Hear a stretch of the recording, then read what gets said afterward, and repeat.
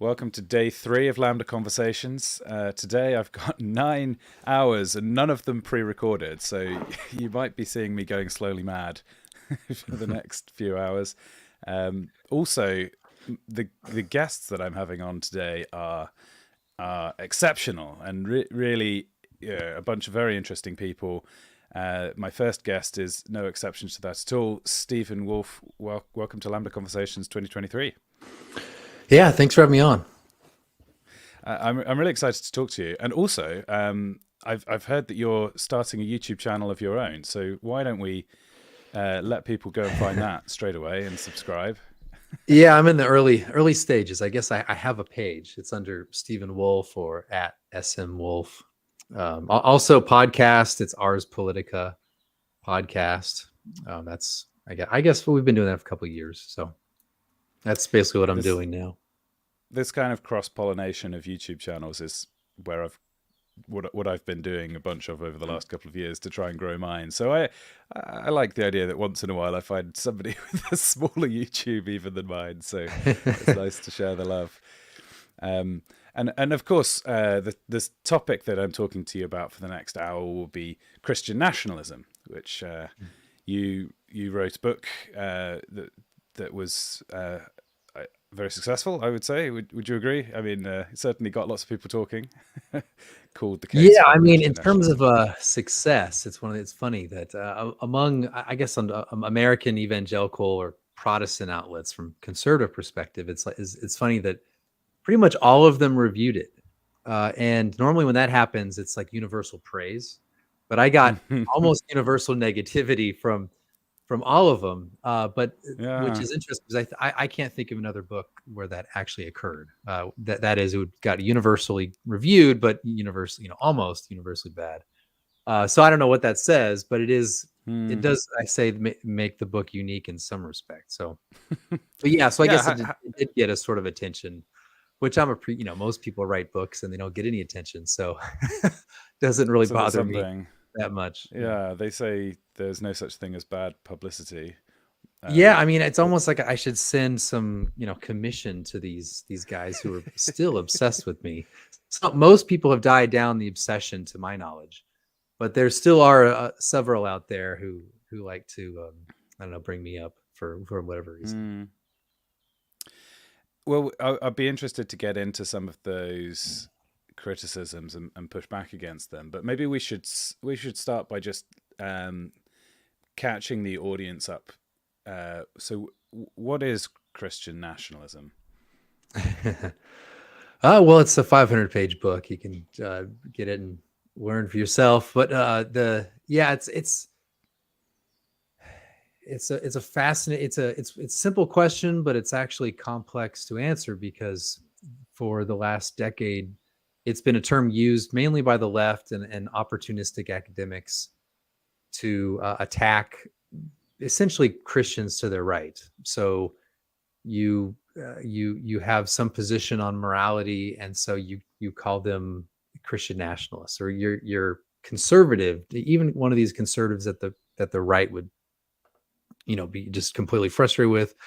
You're a Christian nationalist if you affirm abortion, if you reject abortion, want to outlaw abortion or something to that respect, or you don't affirm homosexuality, and so all these the you're accused of Christian nationalism. It's kind of the term. It sounds bad. Nationalism has a kind of a bad rap, and so is used in that respect. And there's a few academics who tried to make some kind of academic respectability using quantify quantifiable data to say what it is. They define it and then kind of show that, well, there's a spectrum from you're not Christian nationalist to very Christian nationalist.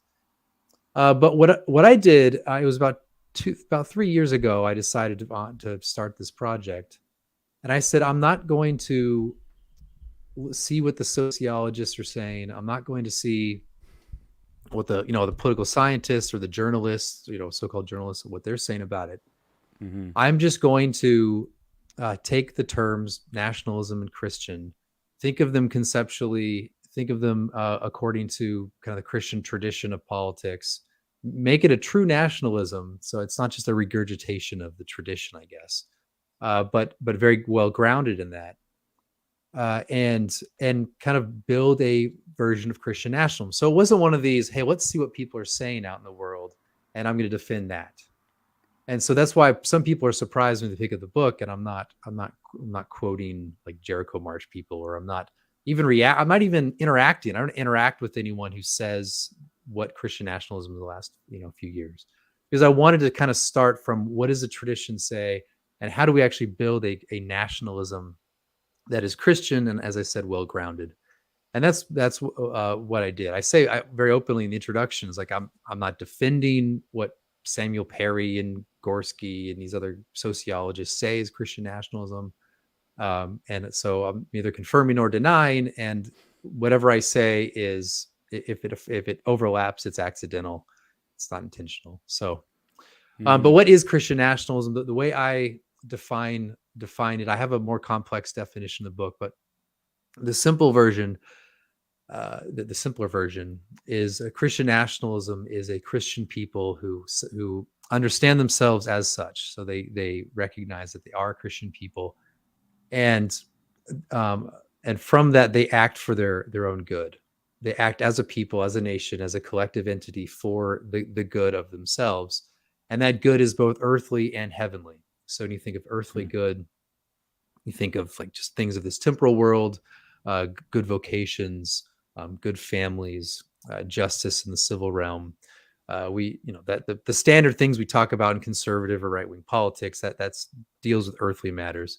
But then there's the highest good, and the highest good is a heavenly good. It's a spiritual good. It's a higher good, and that good is procured principally through the instituted church. And so the people then would arrange themselves such that they can that ministry is supported. The administration of the highest good is supported.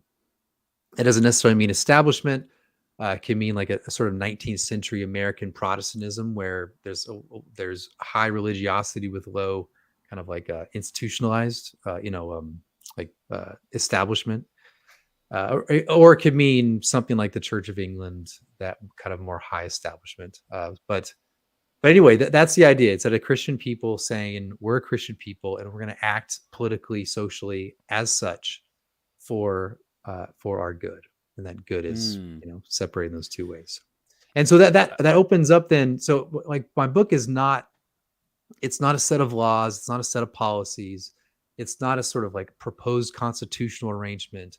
It's that basic principle kind of worked out and kind of explicated, and which then lets different peoples decide for themselves, according to those principles, how they want to arrange themselves. So I think I can imagine Americans would want to arrange themselves differently than Hungarians, and Brits and Canadians and whatever, right? Like Chinese Christian nationalists probably want to think of their nation differently than Americans would.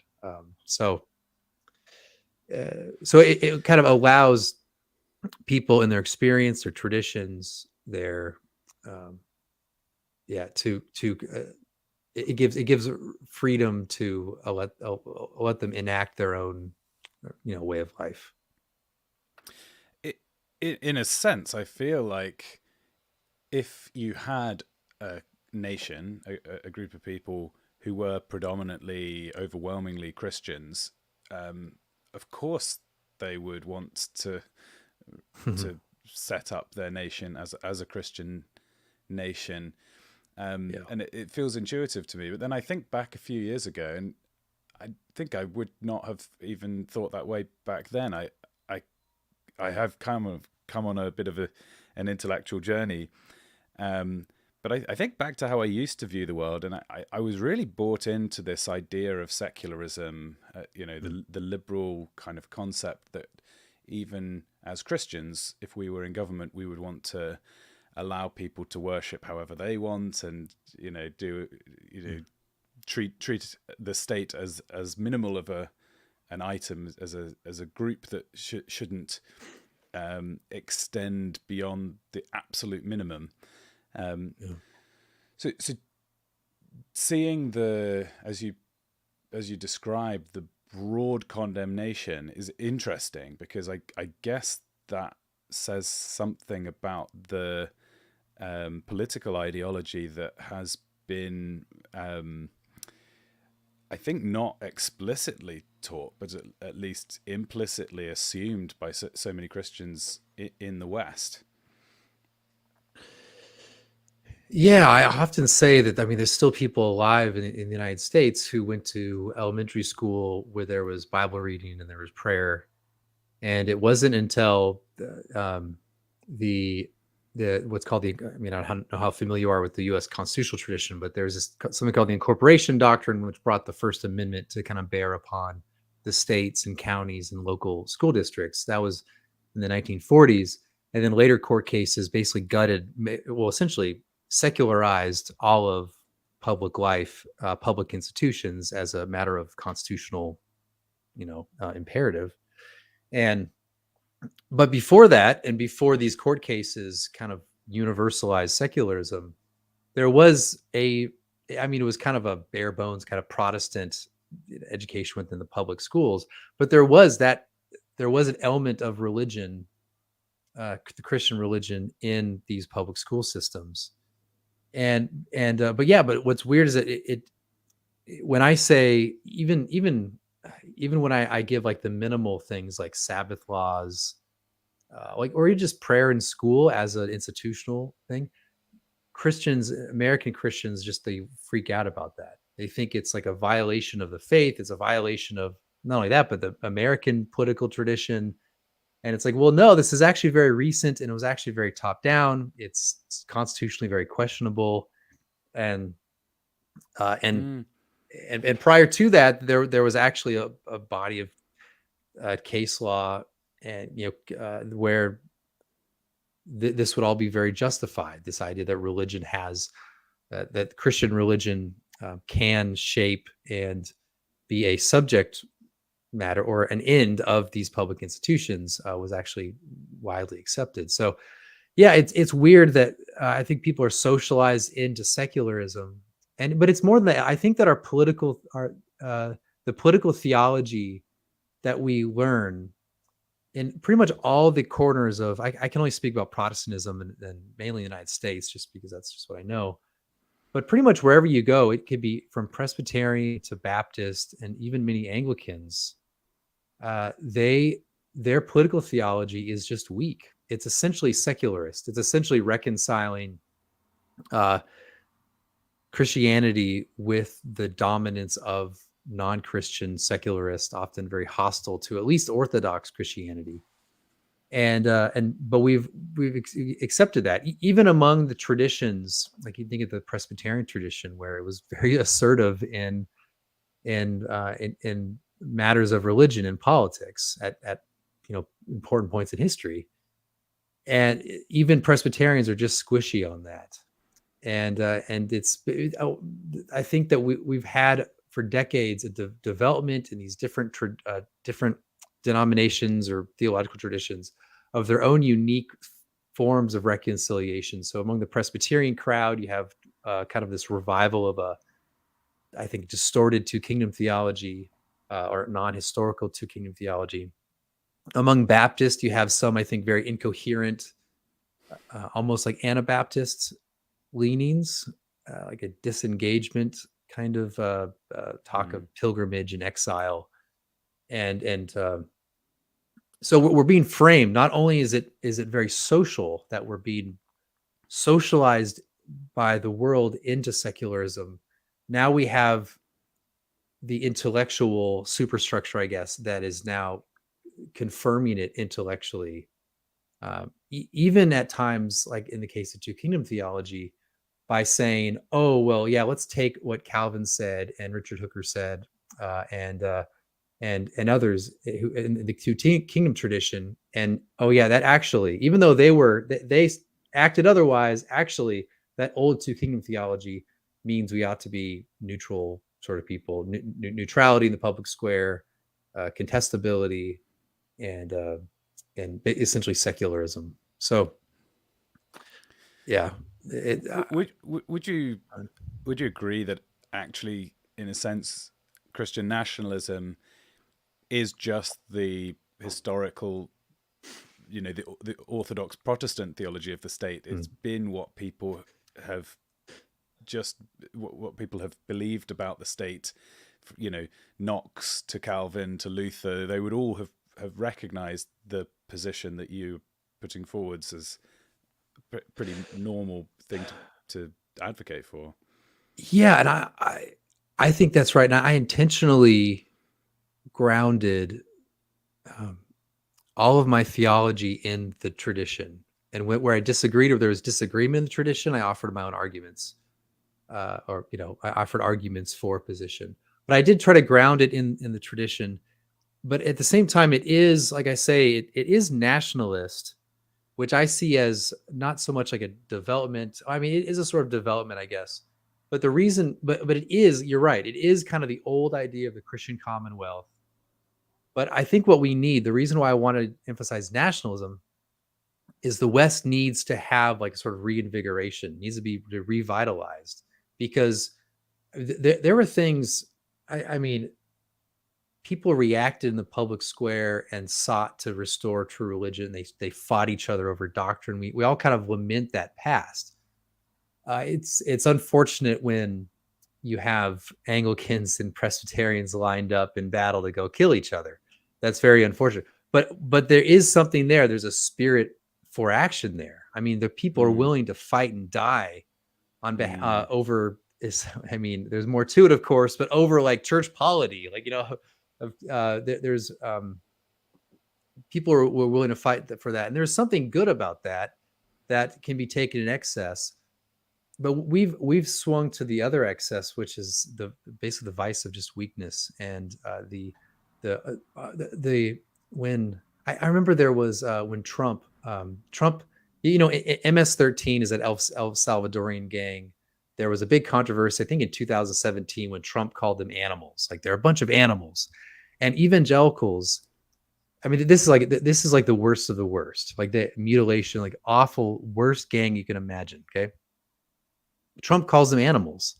The evangelical world erupted and just lost their minds over that. Like, oh, you can't call human beings animals. And it was, and there was, from some corners, there was like this almost called well, why do we care so much about America? America will burn. If they come over here, it'll be an opportunity to evangelize them and to bring them and show them the gospel. And that's just an extreme example of a general sentiment of, I don't care about my nation. It's essentially my nation is a tool that can be destroyed in the service of me having more opportunities to preach the gospel to people.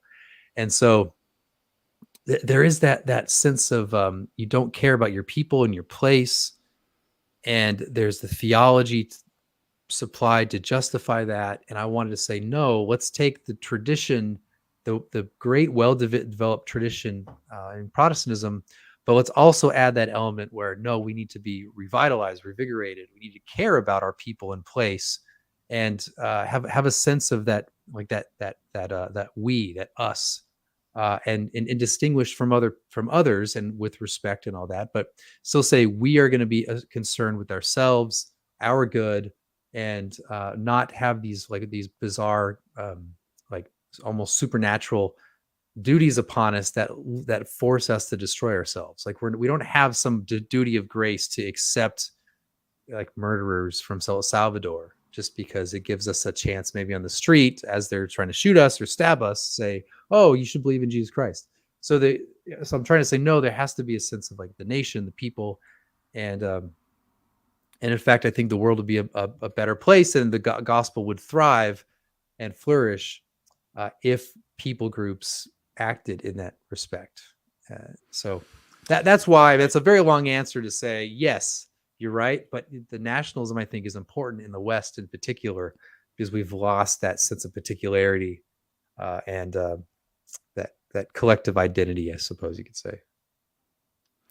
Yeah, I can't help thinking that the description you gave of the two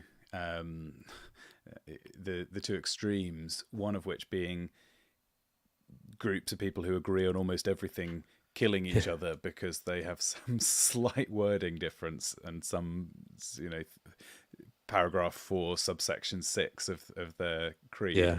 And then on the other extreme being so entirely worried about looking like you have a lack of compassion, that you're not prepared to make any negative comment about anything.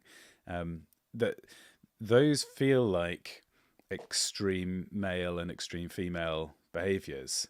Mm. I feel that way both from the pattern matching of men and women who I've known, and it seems pretty universally that groups of male Christians in a space end up debating theology heatedly and loving it, and then likewise in spaces that are female dominated, that the slightest hint of potential disagreement over doctrine is sort of quickly stamped upon, because harmony is raised as the most important virtue. And I guess I would think that in God's wisdom, He has made male and female to be something of a balance together, but that you have to say that the pattern in Scripture is clearly male headship, and that maybe the issues that we're seeing on many levels come from this kind of attempt, the egalitarian push to make men and women have the same roles, and to imply that they have the same, average personalities. Yeah. You're trying to get me in trouble now for. Oh well, No, if this no, isn't no, no. something I'll talk freely. Don't worry. No, yeah, I think that's absolutely right. I think that there is. I write in the book about gynocracy, which was one of these things that people read through, and they got the end, and it has a whole bunch of stuff, like paragraphs on gynocracy. I think that's absolutely the case. There is within femininity, there is a tendency towards inclusiveness, empathy, and that is very good. That is good. It's by God's design, but it's only good within certain spheres. I mean, it's good. It's good everywhere, but it's focused mainly in the home, and I think also out in the world. But I think under, like you said, male headship, because in order to, I think empathy has to be regulated by a strict sort of principles of inclusivity or exclusivity, like who's in and who's out. So empathy can lead to, oh well, he feels like he's a woman, therefore we don't want him to feel bad, and so we need to be empathetic because we all feel bad about this and that about ourselves. And so that's an instance where that I think generally men would say, no, the kid's just confused. He's a boy. He's whatever. He's just a teenager, or whatever it is. And so there is that sort of male leadership that I think can then guide and kind of apply the importance of empathy. But I mean, you see that it is interesting how different, for example, like women will vote when they're single versus married women. There is a clear voting difference in that the unmarried women will vote for Democrats, and the Democrats claim to be extremely inclusive with certain sacred identities, whereas married women tend to vote along the lines of more Republican, who I would say are in some ways more exclusive in a good sense, though not in ways that I wish they'd be more. But anyway, so yeah, I definitely think there is that element of that. Men tend to be interested in kind of this bounded space that they'd say is theirs. So they have more of a sort of dominion oriented, where they say, well, this is ours. And then women come into as your wife kind of comes into that dominion. So they kind of women dwell kind of under the dominion of their man, and not as just a protector, but under, but as kind of under that mission that the man has in that dominion, in his little microcosm.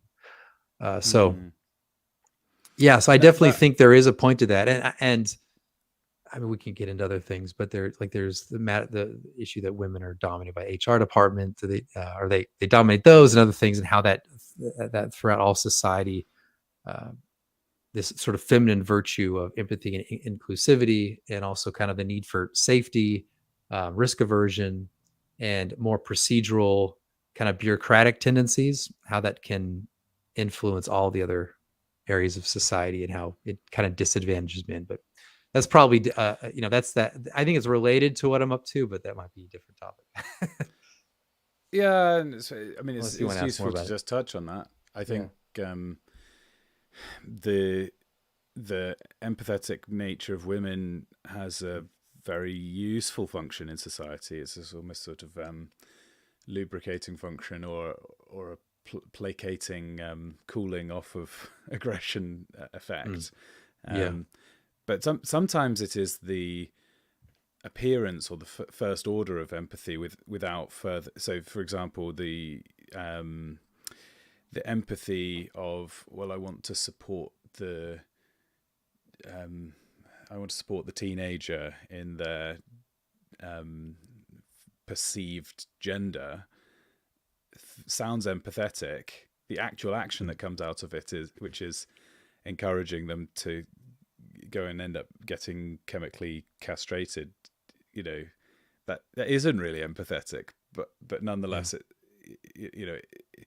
the way that the discussion is framed means that people sense one side or other as being empathetic. So I, and I also feel like there's a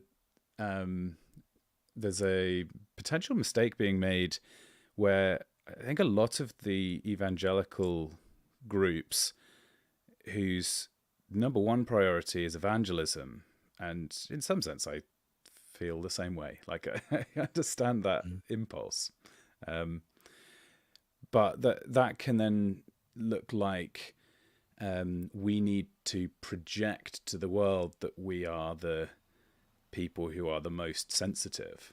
And Mm. actually, there's lots of people who would find the church more attractive if they focused on the clear thinking, strong leadership that they can supply, and different traits that the church has to offer. Yeah. So I can see how nationalism has almost been calculated as that's a poor PR move because it's going to put Yeah. lots of people off. I could also see it the other way, that it could be attractive to a different demographic. Yeah. I think what you're saying, what you're referring to, I think is extremely important. And that is that it's usually captured under the term winsomeness. Yeah. And I think winsomeness can be understood uh, as an attempt to kind of uh, exceed, like you have a set of social dogma that is what is this society, or at least the important people, at least the predominant dogma, social dogma of that society. For us, it's fundamentally it's egalitarianism, but now it's transgender, homosexuality, anti-racism. It's yeah, that sort of thing, right? Hmm. Loving the stranger, all that. Well, the Christian thing, instead of the Christian thinking, uh, maybe we should think beyond that and kind of have our own informed, historically and tradition informed set of social dogma that should be enacted.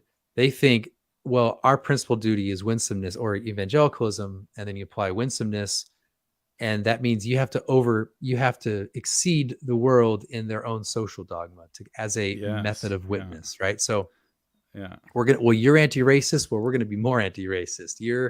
I mean, the Orthodox Christians, I mean, they want to affirm more orthodoxy with homosexuality and transgenderism, but then so they know they can't kind of welcome them as in the same way, but they can overdo like sympathy and affirmation. They can then equalize like moral equalize sins, so that, oh yeah, well, you think like we don't agree with transgenderism, we love the transgender, but just like you, we hate the racist. I mean, they might not put it that way, but they will do whatever they can to destroy the quote racist. So there's a certain kind of engagement style to at best they can be appealing to the powers that be with but so that means someone like me shows up and says, no, I want nationalism, which of course the regime hates. They're going to react negatively to it because that's how they operate. If it's a social dogma that nationalism is bad, then well, we got to condemn nationalism even harder. We have to have a Christian condemnation of it. So I think what you said is absolutely right. I mean, that's just, and that's one of the critiques again I have, and I mentioned already, is that well, instead of us, like if we're going to talk about Christian politics, let's do politics. Let's not make politics a sort of like an instrument of evangelism. I mean, it is in a way, but not as like let's not make the manner we do politics, what we believe about politics, to be that sort of instrument. Let's say what politics be politics? What is justice? What sort of goods ought the state seek to facilitate for its people, and let's define along those lines. Let's not let the world, especially kind of a very secularist, I think deranged, anti-Christian world, establish this dogma, and then we have to somehow orient our entire thinking and action and talk about around that. So if you are a Christian in a Christian nation, maybe this is all quite straightforward, but what about the question of, for example, let's take America. Is it reasonable to think of America as a country that is majority Christian? And if not, then what's the relevance of asking about how the Christians would rule if they were the people in charge? Yeah, this is the big question, right? In America, how do you bring this Christian nationals about? Well, we are, as I understand it, among historically Christian nations, we are the most religious, that is, religious attenders, which is, even with like complete disestablishment, we still are very religious. There are people who are very culturally religious or culturally Christian, which I don't mean that in a negative way in itself, but that the fact that they, if you ask them, they would say they're Christian, they never attend a church, you're going to be baptized, but that's what they identify as. And that being said, yeah, there is that question of how is this relevant to our context as the United States and its 50 states and all that? And that is a very challenging question. And I'm not going to be a propagandist who gives you some absurd, like highly unlikely answer of, oh yeah, next year, next election, or it's just elect Trump or something ridiculous like that, or it's DeSantis will bring it about. Right. But the movements and ideas have to start somewhere. I mean, just take like critical race theory and intersectionality. This stuff started in the 80s and before, and now it's just now it's dominating.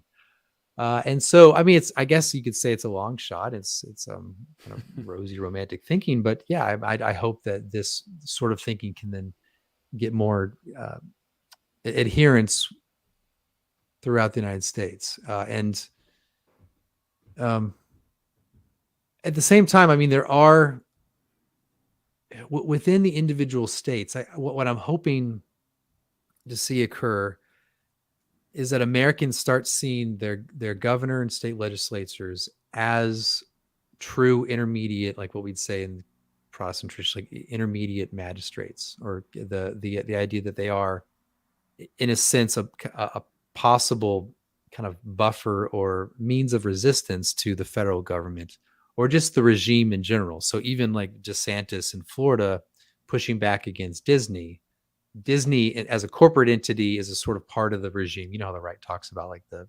regime as corporations and academics and government bureaucrats and corporations. So I'm hoping that instead of having this more sort of Reagan free market conservatism where you want to make the government as small as possible and limit, that we actually start seeing that no, at the state level, there has to be state action to resist the encroachments of the regime in your everyday life. So that means kicking CRT out of schools, um, trying to resist the left wing dominance of academia, corporate insanity, like woke capitalism. And so I'm hoping that that is one way we can then start thinking about how Christian nationalism in its probably more proper form can come about in the United States, actually having the will for that. I think our problem, as I said earlier, is we just don't have the will for these things to happen. I mean, it's especially among kind of the elites. They absolutely, I mean, they essentially manage our weak wills to make sure they're, it seems too strong there. That's you seem like you're idolizing the state there. You're idolizing power, so you got to stand back. Um, that's part of our problem. But um, I'm, yeah, I'm also, I'm also hoping that this can help Christians, particularly Christian men, to kind of restore their own kind of individual sense, their own dignity as well. And there's a reason in my epilogue I mentioned working out and fitness and losing weight, because they're having. I mean, it's even if you don't accomplish your goal now, I think in the process you can restore some of your dignity and see the world for what it is. And so I don't want that. I guess some people might think that sounds like a cope for not being able to accomplish my well, at least individuals can eat right and lose weight and go to the gym. But I think that is another important aspect to it.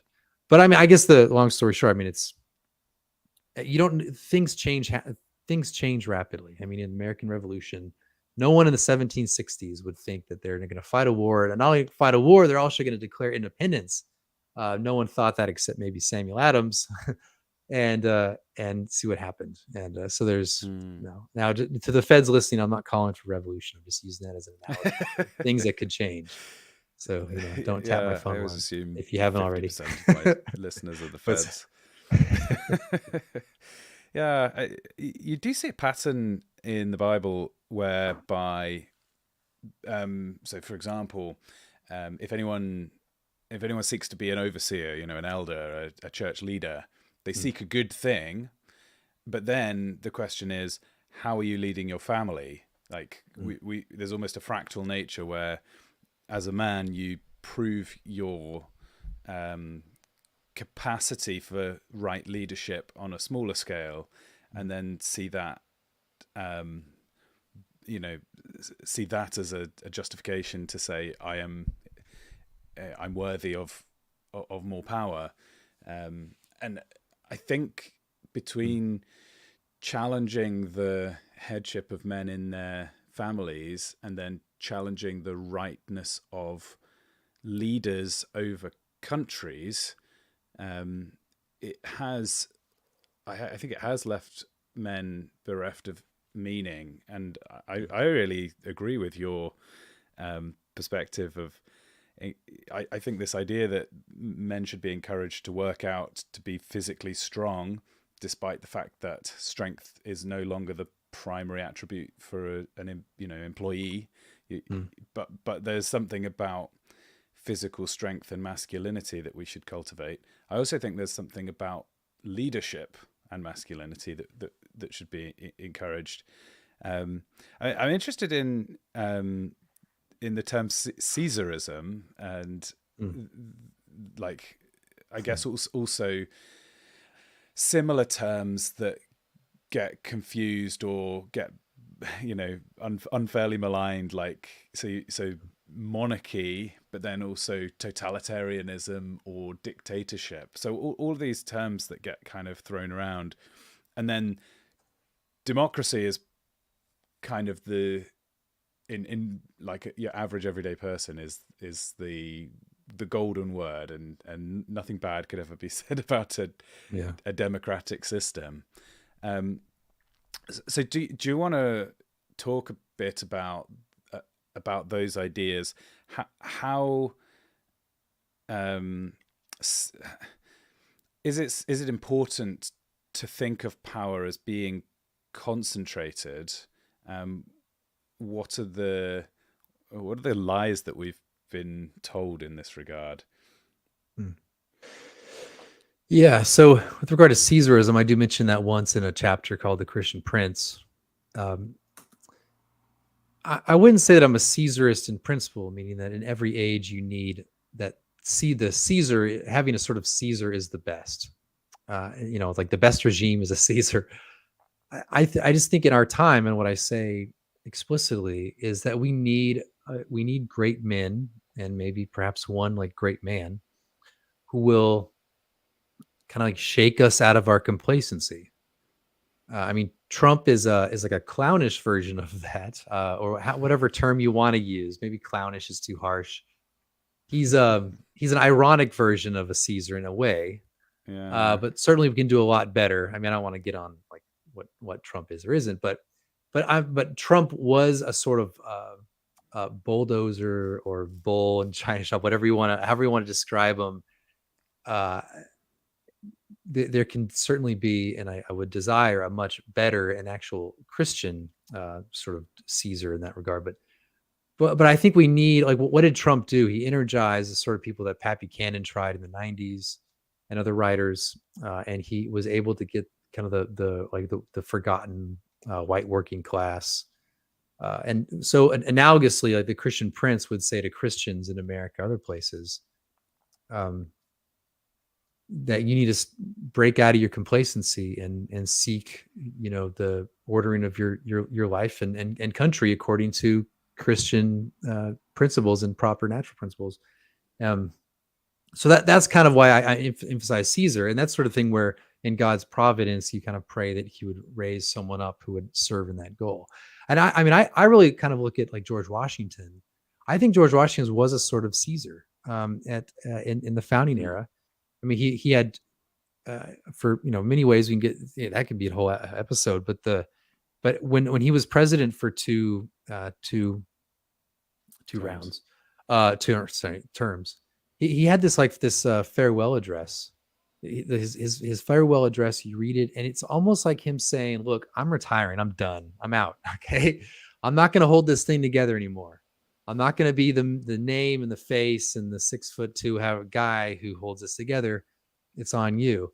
But there was like a recognition that he was a kind of man of the people who held the nation together, who brought it together. I mean, he presided over the federal convention debates that led the Constitution. So I think of George Washington as that sort of great man who also had the wisdom to say, "I'm done. I'm not the monarch. I'm not going to go third term. You guys figure it out for yourselves." And more or less, I guess we did in a way. But like that sort of man who brings people together, he makes a national struggle. There's a sort of new implementation, or whatever happens. So, um, but yeah, I mean, on your other question, when it comes to like democracy and these other terms, they're just kind of like there's no meaning to clear meaning to like terms like democracy, and because it's just used as, well, whatever I like is democracy, whatever I don't like is not democracy. So somehow life, like whenever you talk about Hungary and now Israel, and they're talking about changing the terms of judges, and it should be lifelong or it should be more majority kind of democratically controlled. Well, no, actually, to bring judges under more majoritarian type principles, that's actually anti-democracy. So I mean, there's just absurd, uh, inconsistent ways of we talk about these things. And so it's not even worth, I don't think it's even worth mentioning democracy unless you're going to thoroughly define exactly. Are you talking about the procedure for election? Are we talking about who gets the vote? If it's more about the constitutional arrangement or the regime type, that's fine. But you get into things like democracy is trans rights. I mean, well, no, I mean, that's so anyway. I don't think It's there's just a lot of thing meaning we to it. like is other thing we like at that point. Yeah, it's just silly. It's nonsense talk. It's just, yeah. So I mean, if I would, yeah, as I understand like Christian nationalism in terms of regime type, I mean, I would prefer more republic. I'm American, so I want more like Republican form. I wouldn't. I mean, monarchy's fine, I guess, but it depends on where you. it depends on what the people want. I don't think there is, and this is just thoroughly in the Christian tradition. They would frown upon democracy as a regime type, uh, but they would say you can have a monarchy or a republic or a mixed regime, stuff like that. So whatever you guys want, whatever works I for you. first came across the idea of this great man way of reading the world and reading history from Carlyle, and it was very striking because I'd so much imbibed the idea that the world was the aggregate of decisions of large groups, and the concept that an individual could actually make such a big difference seemed almost childlike. Like we'd spin these narratives, but everything was actually inevitable. I mean, it's notable when you mentioning judges. The Book of Judges has this cycle whereby the there's some oppression to the people of Israel. They cry out to God. God raises a judge, like a person, an individual, and Yeah. that individual then leads Israel to victory or some form of salvation. So to throw out entirely the idea that an individual could be significant is to do your historiography differently than how Scripture does it. Yeah, yeah. I mean, and just you just think of King David himself, and Yeah, sort of. So yeah, I mean, it's and I I mean think it's also significant there that the voice of the people as a group is also, and their repentance before God, which maybe is another key thing if we actually want to save America or we want to save the UK. The repentance on a mass scale and spiritual change, rather than just process and intellectual change, is needed. yeah, and I was just thinking that like in the United States, so we don't have a monarch, so there's no kind of continuity as a sort of personhood, to identify as like we the people are kind of subjects in that sense. But we talk about ourselves as subject to the Constitution, which is of course a document, and there's some kind of, I guess, uniqueness to that. But whenever people talk about the Constitution with reverence, it's always in reference to the founders. So there are these men. You cannot disconnect. At least we haven't been able to, and I hope we don't disconnect that document with the actual framers themselves. And there's usually those key framers. You got people like you got. Well, I mean, in terms of framers, like we just kind of say founding fathers in general. There's some who are not involved with framing, like Thomas Jefferson, but yeah, like we think of like Madison and Ben Franklin and Washington and John Adams and these guys, and so we still have like this. We cannot disconnect the document from the people itself, and so I think there is that, like what you're getting at, like even within our own kind of need to somehow separate our political document from, like, to be under a constitution, but in a sense we're still under the framers themselves who composed and then handed that to us, and we don't separate that. Yeah, so I think it follows the same principle you're saying, which you still need the great men to kind of undergird the sense of people. So we mentioned earlier the raft of negative press that you hopefully have turned to your monetary gain. Yeah. What would you say are some of the top misunderstandings of your book? Maybe misreadings, or maybe it was in bad faith. But what were the most frequent things that you saw written about what you were saying that you think is just wrong? Yeah, I mean, there's several things. Well, yeah, people who have not read the book, they tend to assume that I'm coming from like very 20th century, very American um, type of theology that can fall under the terms like theonomy, postmillennialism, dominionism, Reconstructionism. And so they assume from the outset that that's what I'm doing. It's just kind of I'm quoting Rushdoony and Greg Bonson and some of these other guys. And but I'm not. I don't do any of that. And that's not to say I'm not disparaging that group. I don't agree with a lot of what they say, kind of as their principles and their interpretation. But they tend to think I'm doing that. But I'm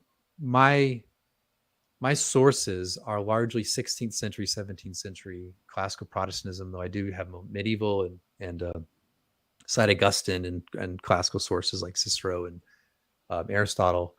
But yeah, so my perspective, I'm kind of part of the sort of revival of classical Protestantism that's happening in the United States. I think also in England and places. But so I think that's one of the disagreements, or not disagreements, one of the misunderstandings, which I think probably to your audience is not that relevant, but it's kind of clarifying what theology I'm coming from a little bit. So more from like Richard Hooker or a Calvin or a Samuel Rutherford. That broadly conceived, of course, those guys disagree with each other, but yeah, I think that's one thing.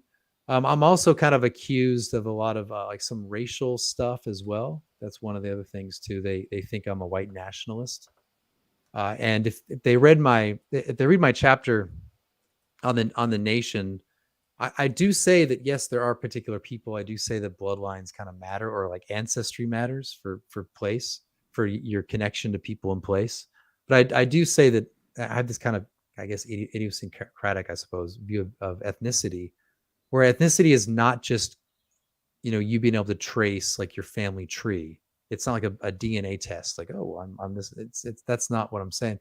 I think ethnicity is more a matter of, I say broadly, you could say sort of like culture, but it's an identification of people in place, that you've been with these people in this place for decades or centuries or generations, that at least in your imagination, I can think of my grandfather fighting with other people's grandfathers in World War II, or Korean War, or something like. You can have that connection that they participated in national events, and you're all connected in that sense. So that's one thing. I'm not advocating a sort of like white nationalism, and I'm not trying to say, oh, I'm not racist or anything like that. But I think that's one of the, yeah, I'm not like disclaiming or denouncing, but I think just in experience, like in our own experience, in our own communities, in our own nations, that if you think of it just in terms of experience, you have unity and connection with people whose, blood ancestry may be in very different parts of the world. So as someone who's been in the military, I can't think that one reason why I don't agree with white nationalists is I can't, like, there's some people that I've been connected, worked with, or trained together, or known as friendships, that I can't say, well, because generations back your people came from China, that somehow my nation's separate from yours. And I'm not saying that as like so much a moral argument, but just as my own experience with that person, it would be utterly arbitrary for me to say, no, you're not like American, you're not white. And so I think there can be different ancestry that can compose one nation. And it's not a matter of like some DNA test that you take to determine who's in and who's out. That is to say, though, there are people who are out. I mean, there are people, like, if you just came here from Mexico in the United States, no, like, you're not part of my nation.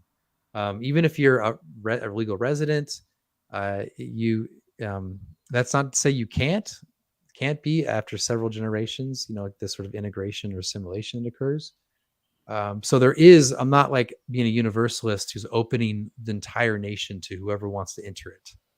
I do think there ought to be strict exclusive boundaries, but I think it's ridiculous to apply like this abstract racial principle to determine who's in and out, when your own basic experience tells you that guy who looks a little bit different than you is, listens to the same music, plays baseball with you, and when you were a teenager, and joined the same military with you, salutes the same flag with you. it would be utterly arbitrary to say, okay, I'm white, you're not, and you're out. So Mm. that's my take on ethnicity. And I think if people just reflected on their own life, that they would have plenty of people that they can think of who are out. Like, we're different. I respect you, but we're not the same in terms of nationality. And also people who look different, and yet you cannot say that they're not part of what you'd say are your people. So It feels like a lot of this is a battle going on in the world of language, where um, certain ideas, you you know, terms are given. I'm trying to think how to describe the tactic. You kind of say, okay, we're going to have this word that has a very potent meaning, a very aggressive, dangerous idea, mm, and it's also going to have a very broad definition. We're going to therefore say, we're going to identify people based on the broad definition and then accuse them based on the specific definition. And mm, therefore everybody's so frightened of coming under the broad umbrella because they will mm, be denounced. And yeah. the fear of it is very extensive. I mean, I talk to people on the, during this week I'll be talking to lots of people who have views that I think are very reasonable, but I know have been attacked online Mm. unfairly. And then I worry, even for myself, about what will people think of me if they Google my guests and then don't research it. So Yeah. it's such an easy thing to fall into the fear of being mislabeled that you end up Mm. never Right. giving your opinion. Yeah, and that's I really don't care. Like, if people call me racist, I mean, you can't cancel me for reasons I'm not going to say. But I don't. So I'm not like, to be clear to people on the right who get annoyed by a guy saying I'm not real racist. I don't care about that. But I think you are right that the reason why people don't want to talk about how you can be exclusive as a nation, how there's people in and how people are out, is they're I call it race brain. Like, something gets tapped, it turns on, and they're like, "Wait, that's racist." They don't. It's very unthinking. It's in a way uncharitable.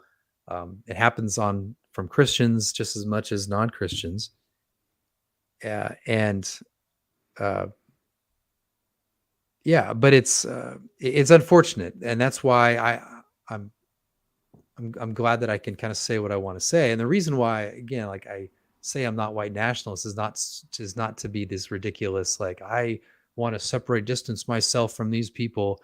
I just don't affirm it. I don't believe it. I don't, Yeah. I'm not a sort of let's create enemies on the right type of guy.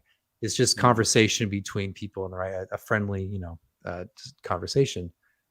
But yeah, I think you're absolutely right. People are so afraid. And one of the things I do say in the book is that you're going to be accused all these names, and just don't deny it. Like, don't start saying, like, oh, like, someone accuses you of being racist, and your instinct is to say I'm not racist, but they haven't actually thought about what it means, and if you fit that definition. They're just using it as a social weapon, as a weapon against you. And the moment you say I'm not this or I'm not that, you're legitimizing the accusation. So the best thing to do is just to say, yeah, whatever. Okay, okay, and move on. And if they want to have a reasonable conversation with you, that's not about weaponizing terms, then have a reasonable conversation with that person. If not, just walk away. So, Mm.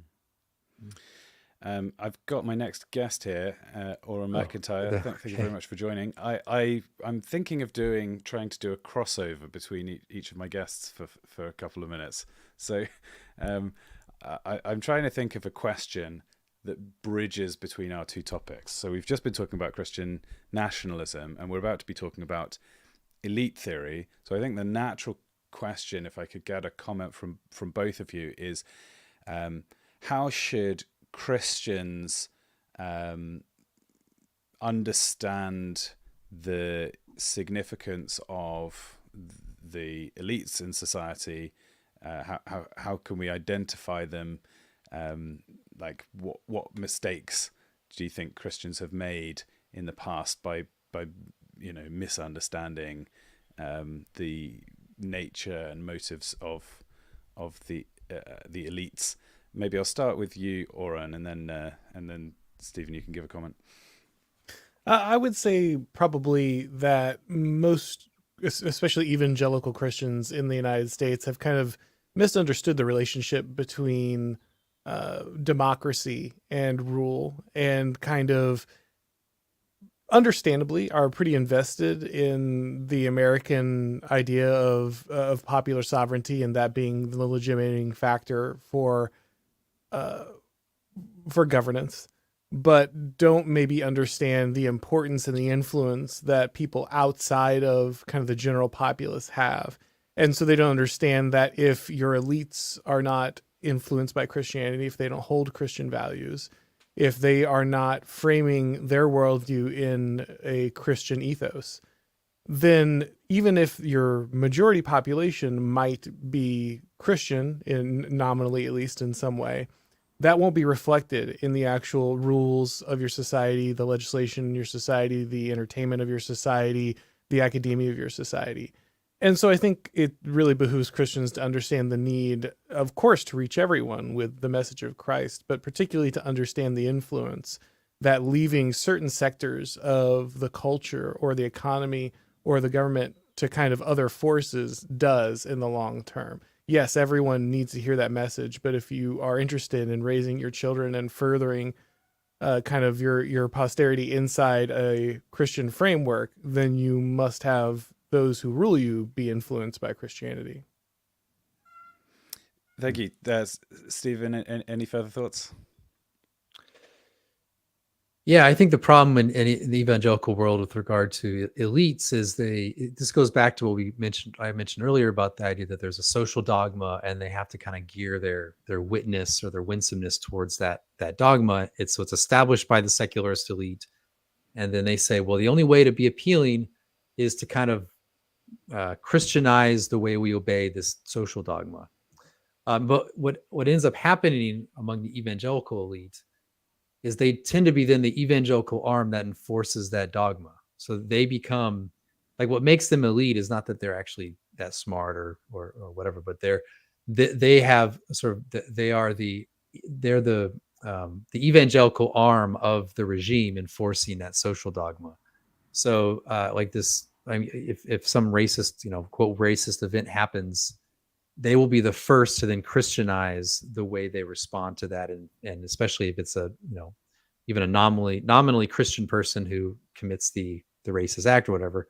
So it's they become like, the way for evangelicals to become elites is actually by them assuming a sort of like assuming that dogma, Christianizing it, and then enforcing it upon their own sort of people. So I think there needs to be more of a counter elite or alternative elite. They should not see themselves as, or they should realize that that's what they're doing, and then instead actually be an alternative rather than a kind of the enforcement wing of the regime.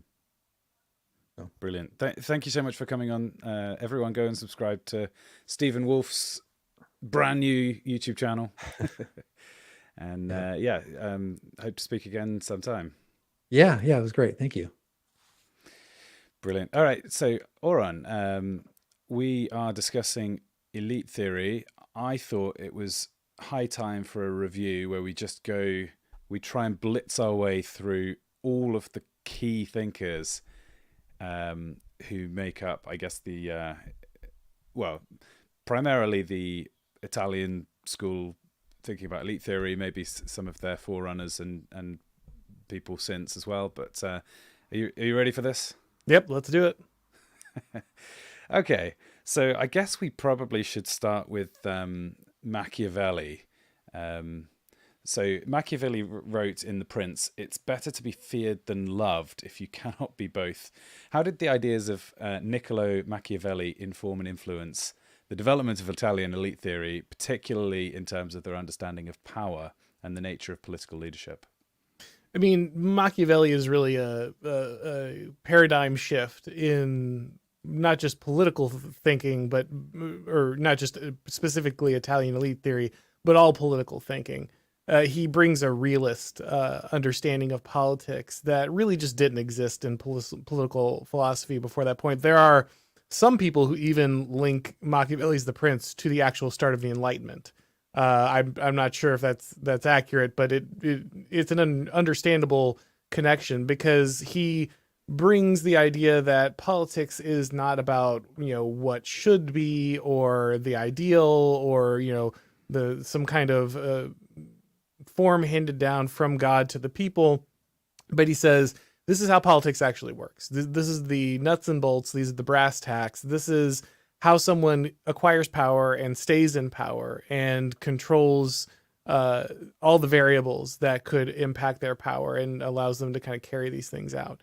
And so he really is, in some ways, the first political scientist, someone who tries to strip away all the kind of idealization or higher-minded philosophy from politics and just say, here, if we study politics and we look at what works and what doesn't, here are the things you should do if you, the prince, would like to stay in power.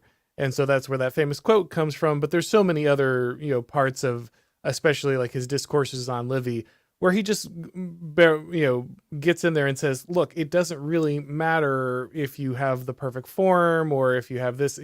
What matters is this is how power is attained. This is how it's kept. And so obviously this is kind of the inspiration for later Italian elite theory, where most of the guys involved are looking to once again kind of throw out all the shoulds, woulds, on high, and kind of say, okay, here's how politics actually works. Let's actually study the mechanics of it. Here, what are some laws we can lay down? What are some very real understandings of how politics is achieved, how power is achieved? Another quote from him: "Men are so simple and so much inclined to obey immediate needs that a deceiver will never lack victims for his deceptions." I feel like the core of a lot of this is a true understanding of human nature. So what are the kind of insights that were gained and the misconceptions that were thrown out by these thinkers? Well, again, of course, it depends a lot on the thinker, but the many of the conceptions that people had, again, about we should engineer the system first and then apply it to the people. Once we've kind of ascertained what kind of divine structure is, or perfectly engineered structure should be applied to governance, then we can go ahead and proceed from there. As where most of these thinkers were very practical. Machiavelli himself, actually, despite what most people think, was a fan of Republican government. But he, made it very clear that no matter what your form of government was, it was going to be a reflection of the people, and you were going to have to work inside its limitations in order to maintain power. So it was never about selecting some ideal form of government and then, figuring out how to, squish your population into that particular form. But it was always about taking a realistic reflection of who the people in your society are, where the power rests, and what you need to kind of do in order to control it. So you have guys like Machiavelli who might prefer Republican government, but is more than happy to write an entire book to a prince on how to practically administer his monarchy. And you also had guys like, say, Robert McKells, who would write volumes on the way democracy actually works. And at the end of it, after he's done everything to talk about how democracy basically always devolves into oligarchy, he kind of says, but we're kind of stuck with democracy, so let's make the best of it. And so a lot of these thinkers may have preferred a different form. They may have thought another form was better, but it was always about, again, that realistic approach of how to obtain and maintain power in those situations. Vilfredo Pareto said, "History is a graveyard of aristocracies." How did Pareto's work contribute to the development of Italian elites theory, particularly his ideas on the circulation of elites and the role of social stratification in society? Yeah, Pareto's probably the most cited. He's probably kind of of the three kind of Italian elite theorists of that time that most people think of. They think of Michels, they think of Pareto, and they think of Mosca. And Pareto's probably the one that people think of the most. He has a giant book of sociology that's like 2,000 pages, but in it he talks about these residues, and the residues reflect different continuing patterns in society. His idea is that much like if anyone's read Jonathan Haidt and his kind of the moral tastes, the elephant and the rider, that we basically create these things and then we come up with logical post hoc justifications for what we've already kind of intuitively embraced. And so Pareto had a very similar idea about societies. We could see these residues in every society that are continuous. That's what a sociology is based off of. But they're going to manifest themselves differently, derivations, in each given society. But I believe, the 6 residues that he identifies, the 2 that are most important for kind of the political function with elites are the lions and the foxes. He doesn't call them that. He calls them residues 1 and 2. But Machiavelli basically identified very similar tendencies in rulers, and he called them foxes and lions, and that's way easy for most people to remember. So we usually just stick with foxes and lions. But what Pareto said was that every society is ruled by elites, that every society is really a reflection of the elites, the culture of a society, the art of a society. The things we remember about societies tend not to be the habits of kind of their peasants. It tends to be, when you think of ancient Rome, you're probably thinking about the Caesars. You're probably thinking about people who had a very high impact on their society because of their elite status. Same with the Greeks. Same with all these ancient societies. You're probably not thinking about the average Greek slave or the average Roman farmer. And so he said, when we're really looking at what moves these societies, it is these elites. And in every elite, you kind of have 2 major residues, which are our lions and the foxes. And lions are, you're very patriotic, you're very martial, you're very physically capable. They're the ones who are interested in identity and maintaining and perpetuating that identity. They safeguard ideas like religion. They safeguard ideas like in America, it would just be something like popular sovereignty, or meritocracy. They perpetuate those ideas. And so then you have your foxes, and your foxes are the more devious and crafty. They're the people who are about combining ideas. That's the main part of that residue, is the combination of ideas. And that means they're willing to experiment. It means they're willing to mix things together. They're willing to look for alternatives. And they're not very interested in necessarily maintaining the form of the society, that kind of thing. And so, sorry, do you? No, finish your thought. So for the circulation of elites, the reason you get a circulation of elites is usually because you build up a preponderance of one or the other residue. So your society becomes too lion heavy or too fox heavy. And when that happens, that means that the elites are not able to properly circulate. You want, ideally, your elites to constantly be allowing new talented people to rise to the top. And so you always want to have some way for new people to move into the elite if they're capable, if they're able to bring something powerful to the table. But if it becomes an elite that's all lions or all foxes, and they're kind of excluding anyone from the new elite, then your elite becomes very sclerotic, it becomes very inept, and eventually it decays, it becomes decadent. And this is where you end up getting a rise of a counter elite, people who would otherwise have risen to the level of an elite, but they are denied access to the ruling class. And this is where you can see, rather than the casual, regular flow of elites, a hard circulation of elites, where your society goes through some kind of soft cultural or hard militant revolution in which the elites are replaced and a new elite is shaken up. The other idea that Pareto seems to have become synonymous with is this principle whereby the way I've heard it phrased is that in any group, half of the productive work is done by the square root of the number of individuals in the group. How does that idea fit into Pareto's broader thinking?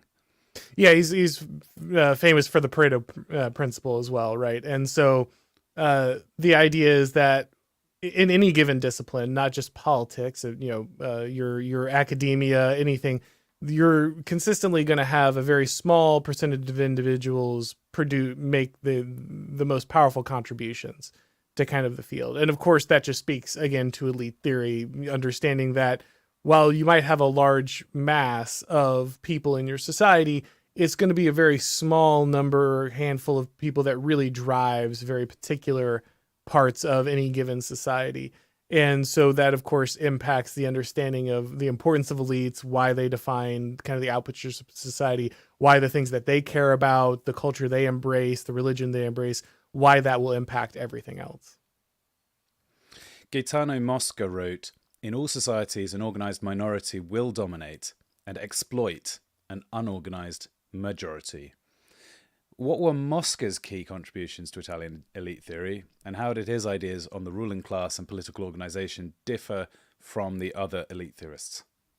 So Mosca comes up with the idea of the political formula, which is something that I think is really important. And he understands, like Pareto, in fact, I believe he cites Pareto, and it's been a little while since I've read Mosca. But he I believe cites Pareto on the fact that these elites are being ruled. I know McKell's cites both of them, so they're all kind of in dialogue with each other. But Mosca says that all elites, the way he differs a little bit from Pareto is Pareto thinks it's all just power. It's power all the way down. These people want to be in power, and so they take power and then they justify their rule kind of after the fact. Mosca thinks that the elites are a little more genuine. He doesn't believe in that they're all just nakedly Machiavellian, and that really for there to be a long-term and stable form of rule, there has to be a political formula that the populace buys into and the elites buy into as well. He says you can generate a political formula that just says we're in charge because we say so, but then you're just hard totalitarian and you're always ruling through power. And yeah, that works for a while, but it tends to get very brittle, right? And it tends to not create very productive societies over the long term. And so you really, if you want a good equilibrium society and you want a society that can be productive, you want a political formula that both the elites and the common people buy into. Maybe that's the divine right of kings. Maybe that's popular sovereignty. Maybe that's the good of the people through the Communist Party. But there's a story that, at least at some level, everyone kind of believes that that justifies the elites' rule and tells why they benefit from it. And so he brings that aspect to it that's really important. I think one of his other really big contributions is explaining why the separation of powers didn't work the way that Americans wanted it to. And he goes into a good bit about why the United States became an oligarchy. And he explains that Montesquieu's separation of powers isn't necessarily wrong. Some people in elite theory would say it's wrong. But he says it's not wrong, that opposing powers can limit each other. So this is, again, something that him and other elite theorists might disagree on. But he says opposing powers can limit each other. But the magic of Montesquieu is not the number of branches of government. It's not like, oh, well, we set up this tripod of government and each one checks each other. And, the judicial branch can stop the legislative branch, can stop the executive branch. And that's what actually restricts government. Instead, he said that the key is opposing social spheres, different forces inside a society that can draw upon different interests. And if you have multiple powers that all require different interests to be served, then they can never unify their power behind like one justifying theme, because they constantly have to go back to the people who are granting them power and ask them for kind of the next bit they need to make the thing happen.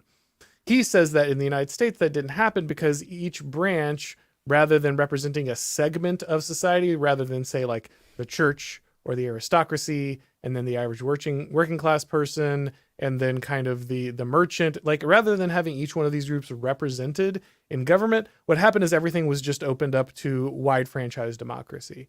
And in wide franchise democracy, like so many elite theorists, Mosca points out that just controlling the press, controlling popular opinion is really the key. If you can control popular opinion in a democracy, and popular sovereignty is legitimating power for all of your branches of government, then you only have to do that one thing. You only have to control that one lever, and then you control everything. And so the limiting powers of the branches don't work because they're all, at the end of the day, subject to popular sovereignty. Does that then result naturally in the social segmentation of the powers that control the press? If the press becomes the only resource of significance, do you still end up with battling elites to try to get that one lever under their control?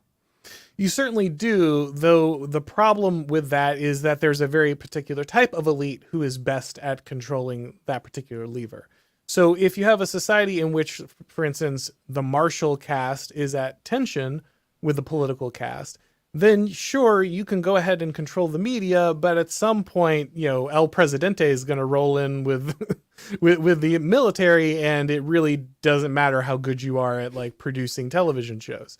But if you're in a society in which, say, the military is not understood as a separate force in the society, but is strictly under civilian control, and civilian opinion is directly under control of the media, then there's a particular type of elite that continually wins the battle every time. And so you will have people contesting for control of the media, but they will all pretty much be the same type of people who will have very similar goals, even if the individual who happens to be in control of the media at any given time, or group of individuals, it's not one in particular, but even if there's a particular group that is in control, they won't, they will have very similar opinions. And so you're not gonna see a significant change usually from one group to another. So it's not the case that the elite theorists are saying that the system doesn't matter. They're more saying that the system can determine which sort of elite will have more impact. And in a sense, the fact that so much of the world has ended up under these broad franchise systems implies that there is a certain type of elite that has just gained broad control over large parts of the planet. Yeah, and this is what we see from many. This is kind of where, while not elite theory proper, not Italian elite theory, this is where we see the continuation of elite theory through guys like James Burnham and Sam Francis as very powerful, because both of them taking the lessons of the Italian elite theorists, then apply it to kind of the modern function of government. And what they see is that our elites have kind of transitioned away from, earlier martial caste elites to maybe mercantile elites to now managerial elites. And these managerial elites really benefit from the centralization of power. And the centralization of power is a phenomenon that we can observe over and over again. And again, another, while not officially part of the Italian elite school, someone who should be a part of every elite theory canon, Bertrand de Juvenal. Bertrand de Juvenal kind of shows us that power will always centralize. And in our kind of continuously centralizing system, the managerial elite structure has become the dominant structure. It's kind of won the game when it comes to controlling these large bureaucratic entities that are selected through popular sovereignty. And so we can really see that the when people talk about the end of history and the victory of liberalism, in many ways, what they're talking about is the victory of the managerial structure and its ubiquity across pretty much every form of government that people identify as the wider Western world. I'll come back to Burnham in a second, but let's finish off the trio. You briefly mentioned Robert McKell's earlier. He said, "Who says organization says oligarchy?" How did McKell's iron law of oligarchy contribute to this body of thought? What implications does this have for understanding the dynamics of power within political organizations? Yeah, again, McKell's, who himself said we're kind of stuck with democracy. So again, another one of those guys who's describing the mechanics of the system, even if he doesn't think that you're going to see a particular change, even if he might not, think there's a way to escape it. He says in any democratic system, and he mainly studying socialist parties, workers' parties and unions. But he says, even in these socialist parties, which are supposed to be, obviously everyone's pulling together and everyone's equal, and there's this, the great leveler that's gonna, bring us all to the same level. He says even in these socialist parties, it's very clear that over time they select for people who have the ability to organize those parties. The parties that are successful are the ones that organize, and the people who rise to leadership inside the parties are the ones who are able to best manage it. And what he noticed was not only do you consistently produce managers inside this this political party structure, even a socialist structure, but also that these managers start taking on particular class interests, even though they might have started as a shop foreman or a day laborer, because they've been selected for very particular types of skills, say oratory or organizational. They no longer need to work as a day laborer. Their interests start to separate away from the people they represent. And as their interests separate away from the people they represent, they start to move the organization more in the direction of fulfilling the needs of the managers of the Socialist Party than the actual members or the mission that the Socialist Party was supposed to serve. So in many ways, this is kind of predicting the bureaucratic managerial drift that guys like Burnham would later identify. And he says, basically, anytime you have a political, this kind of popular sovereignty, this democratic political dynamic, what will happen is that the more organized people will always defeat the less organized people. And when they do, they will always form a kind of a managerial structure that will operate in their interest. They will create an oligarchy that will serve the interest of the class that is now operating the parties before it serves the interests of the people that they were supposed to be working for. So he's basically saying no matter how democratic or socialist your political structure is supposed to be, it will always inevitably produce a ruling class, an oligarchy, who will serve its own interests before it will serve the interest of the people. Maybe a good example of the power of an organized minority is the Bolsheviks versus the Mensheviks, where, of course, the Bolsheviks were a much smaller organization, but they had amazing organization and people who were doing it professionally, versus this much larger group, the Mensheviks. When the Russian Revolution happened, then it was the Bolsheviks who took power. So it's kind of a worked example there of what Moscow was talking about, what McKell's was talking about. Are you familiar with C. Wright Mills? I've heard of C. Wright Mills. I can't pull anything about it to mind. Okay, I'll give a quick quote from him, and then we can skip past Mills. The power elite is composed of men whose positions enable them to transcend the ordinary environments of ordinary men and women. That from C. Wright Mills. Let's talk about the managerial revolution. So James Burnham wrote, "The theory of the managerial revolution is not a prophecy, it is an analysis." How did Italian elite theory inform Burnham's work on the rise of the managerial class? I mean, you've already talked a little bit about managerialism, but what were the factors that led to this change that you described from maybe the mercantile class to the managerial class being ascendant. Yeah, of course. Burnham also wrote probably the seminal work of collecting elite theory, which is the Machiavellians. So he's very versed in this, of course, when he's then talking about the managerial revolution. And what he notices is that initially we kind of have the bourgeoisie class as the ruling class approaching the industrial revolution. Moneyed capitalists are the ones driving the industrial revolution and controlling most of the levers of power. But as they kind of construct these new, far more complicated systems out of the industrial revolution, they need a class of people who can step in and operate these large organizations. It becomes too much for one capitalist, one owner, or even a handful of people to really control anymore. And you need a very specialized group of people who have a specialized set of techniques that are able to replicate things over and over again. If you want to mass produce things and you want to set people up for mass consumption, then you really need conformity. You need regularity and conformity on a very regular basis. And this, he says, this is kind of where the managerial class is born. And so he's, while we think of, he's writing this book in, I believe, the late 1930s, early 1940s. And while we think of that period as the clash between communism and fascism and liberalism, he sees it as the competition between just three versions of managerialism. And the contest is more, he says, all of these, these might have very different societies. Some of them might use hard force to impose their managerialism. Some might use soft manipulation through things like propaganda.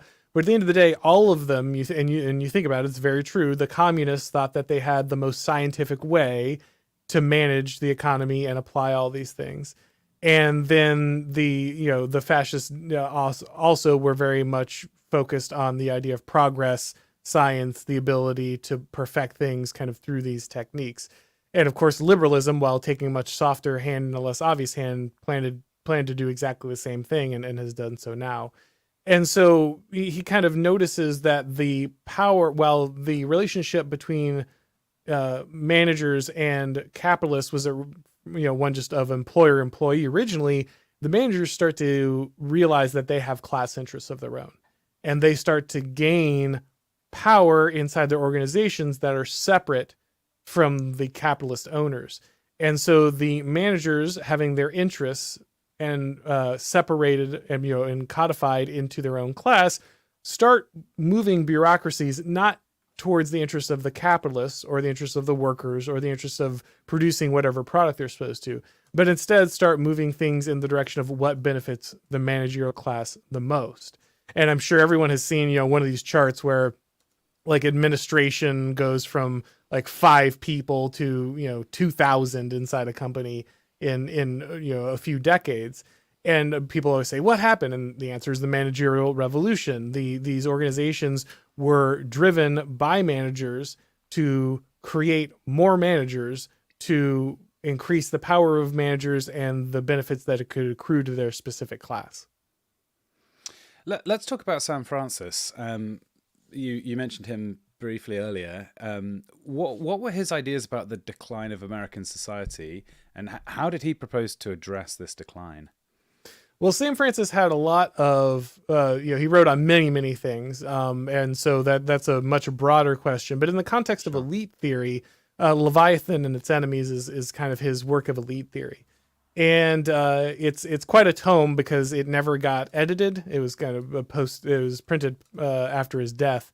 And so it's about 200 pages longer than it needs to be for anyone looking to tackle that particular text.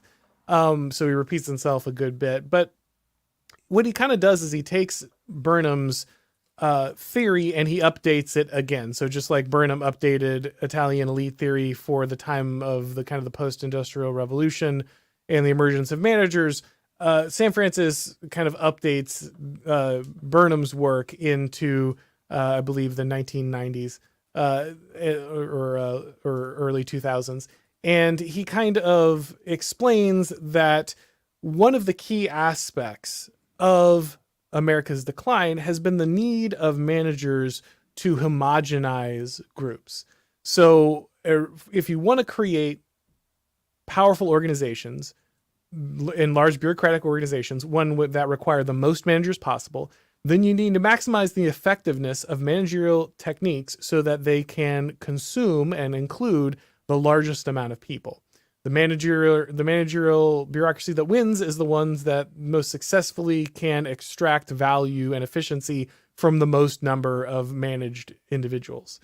And so Francis says, in order to kind of maximize the power of managerial techniques, you need to homogenize everyone. You need to get rid of, problems like religious belief. You need to get rid of things like moral prejudices, cultural particulars, anything from, taste in food to things you won't do because it violates your moral beliefs, to customs that you require the company to respect because they relate to your religion. All of these things are problems for the managerial elite. They need to go. And so Francis recognizes that enforcing a kind of a unitary hedonism across the population is the best way to make sure that people are basically docile and programmable. You can get rid of all those ugly prejudices and moral particulars, and instead you can kind of force feed people a very uniform kind of minimum functional morality in order to kind of keep them aligned and allow them to then be properly imprinted and managed kind of with the techniques of the bureaucratic organization. And so Francis kind of points out that until this stranglehold of managers and their desire to kind of liquefy culture into gray goo in order to reap the largest benefits from managing the most amount of people is gotten rid of, you'll continually see the degradation of all societies, America included. Did he see the rise of globalism and multiculturalism as a threat to the kind of the traditional elite of America? Sure. He said it was actually a key part of the managerial elite. So just like the bourgeoisie had secured their power through ideas like rule of law, right? Where they took away divine right and particular powers held by aristocracies or kings by saying, okay, we have these human rights. Everyone is equal. Everyone has a say through government. And so that's how kind of the power transferred from an aristocracy to the moneyed capitalist class. And in the same way, managers sought to arrest power from the capitalist class by introducing by putting managerial procedure as the key for any function. So, for instance, as where originally you had rule of law in a capitalist class society, instead you would still technically have trials and things, but court proceedings would become more and more reliant on, say, expert witnesses who are part of the managerial class, or extra court adjudication through things like mediation that would allow, again, kind of this more therapeutic managerial strategy applied to matters of law rather than the more traditional idea of rule of law. And so by continually pulling the power away from the capitalists, they would also be pulling it away from kind of the regional aspects of capitalism, because like a very big part of what kept capitalists in power over the managers was that they still had like regional loyalties and regional ties that kept them able to kind of leverage power over the managerial class. So managers wanted things to be more and more centralized and more globalized in order not only to increase their power, because again, larger, more complicated systems require more managers, which increases the power of the managerial class, but also because the more things globalize, the less the regional bourgeois powers would have pull on the managerial class. And so Francis said that the action of globalization was an absolutely necessary part of the managerial revolution, and it was also a key aspect of taking power from those who had originally held it in places like America. Let's talk a little bit about de Juvenel. So, what was de Juvenel's view of the ruling elite in modern Western societies, and what did he say about how they were able to maintain their power and influence? So de Juvenal is, his famous work is On Power, and On Power is kind of tracing the flow of how society, how power rises, how political power is assembled, how it grows. He starts all the way down to the very tribal level. Chieftains rise up and out of kind of the very paternal or patriarchal structure of kind of early societies, and the best chieftain eventually wins control of other tribes, and they start forming into regional kingdoms and these kind of things. And kind of as he traces this power, he shows that power always wants to centralize. Every time a ruling elite, and he just kind of, because he starts from the very beginning, he shows that there's always a ruling elite, there's always a chieftain, there's always a king, there's always an oligarchy, there's always a group of people who are gaining power and driving power. But he says that those groups are always wanting to centralize that power, and that every time a rival group that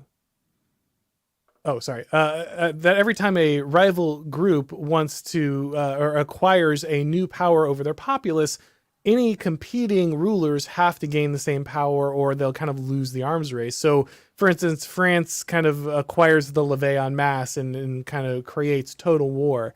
And very quickly it becomes clear that if you want to compete in modern society, knights on horses aren't going to get this done. Like, you really need to have the ability to mass produce firearms and distribute them to basically your entire male population of your country, and just kind of apply them as a force.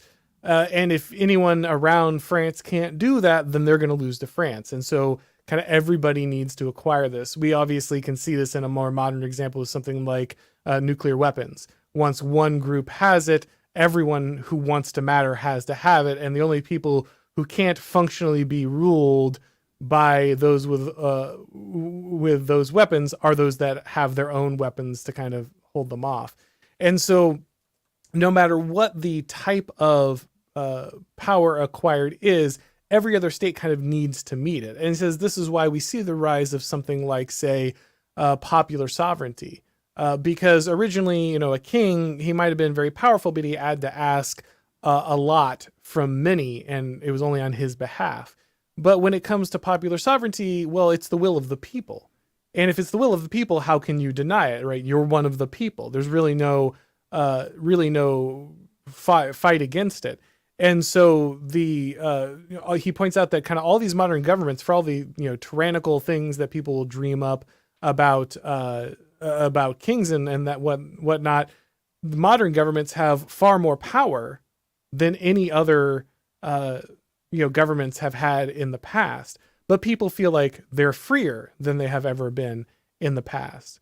And he says this is because governments have kind of grown to the point at which they can kind of supplant all these previous social bonds and social organizations like church and family, community, tribe, and take over the roles that they used to handle. And because they've done that, they've been able to grow in power continuously, which means that, again, there's an arms race, not just for, say, military production, but even an arms race in things like social services that will allow you to control more and more of the personal lives of your populace so that you can generate more power and match the power of your geopolitical adversary.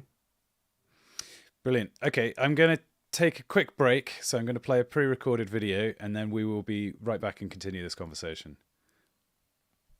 Lambda Conversations 2023. I guess if I'm going to play this every single hour over the course of the week, some of you will end up watching this section 40 times. Okay, so first of all, are you subscribed to this channel? Should be quick and easy to check. And if not, why not? I basically only use this channel once a year, so there's no need to fear notification spam. Imagine the travesty that it would be if in a year from now you missed Lambda Conversations 2024. Also click the bell button And the bell button will give you a push notification a year from now, and you will think back and thank yourself for the foresight that you showed. I have another channel. The other channel is called Lambda Bible Studies. Every episode, every stream, we pick a chapter of the Bible and I have a guest and we talk over it. Just type in Lambda Bible Studies into the YouTube search box and it'll be the top result. Subscribe there, check it out, try it, see what good it does you to have an injection of the Bible, of Scripture, almost like into your veins. Although maybe that's actually a dangerous analogy to use right now. Byline for the channel should be try injecting something that's good for you this year. There's also a Discord associated with that channel, a lively community that's ranges from wise veterans of the faith through to seekers who are trying to figure out more. Maybe they're on a faith journey of their own. I also have a Twitter. Go and check me out at I am Lambda, all one word. If you're anything like me, and I suspect that you are, you spend too much time online as it is in this weird, cursed half-life that we all have to endure. The thing that I'm most excited to tell you about is called Lambda Weekend Retreat. And actually, we did one of these last year. It was a massive success. From Friday the 21st to Sunday the 23rd of July, a group of us will be staying on the beautiful south coast of England, 10 minutes walk from the beach. If you're interested, send me an email, lambda.retreats@gmail.com. But it's more than just an opportunity to hang out with each other. It's a big opportunity to clear time in your calendar, clear time in your life to draw closer to God. Last year, about half the people who came weren't Christians. We sang hymns, we did Bible studies, we prayed, we talked about faith, and I don't believe there was a single person who regretted coming in the slightest. It was a really genuinely joyful, amazing time, a chance to take faith a little bit more seriously. Jesus said, "Behold, I send you out as sheep in the midst of wolves. So be wise as serpents and innocent as doves." My mission is to foster a community of Christians who are indeed wise as serpents, who see through the lies we're surrounded by. If you're interested in this, send me an email, lambda.retreats@gmail.com. Check your diary, the weekend of the 22nd of July. I anticipate that it's going to be overbooked pretty quickly, so I will have to do first come, first served. If enough people get in touch, I might look into doing a second retreat, maybe the following weekend. Let's have a look at some footage from last year's weekend retreat.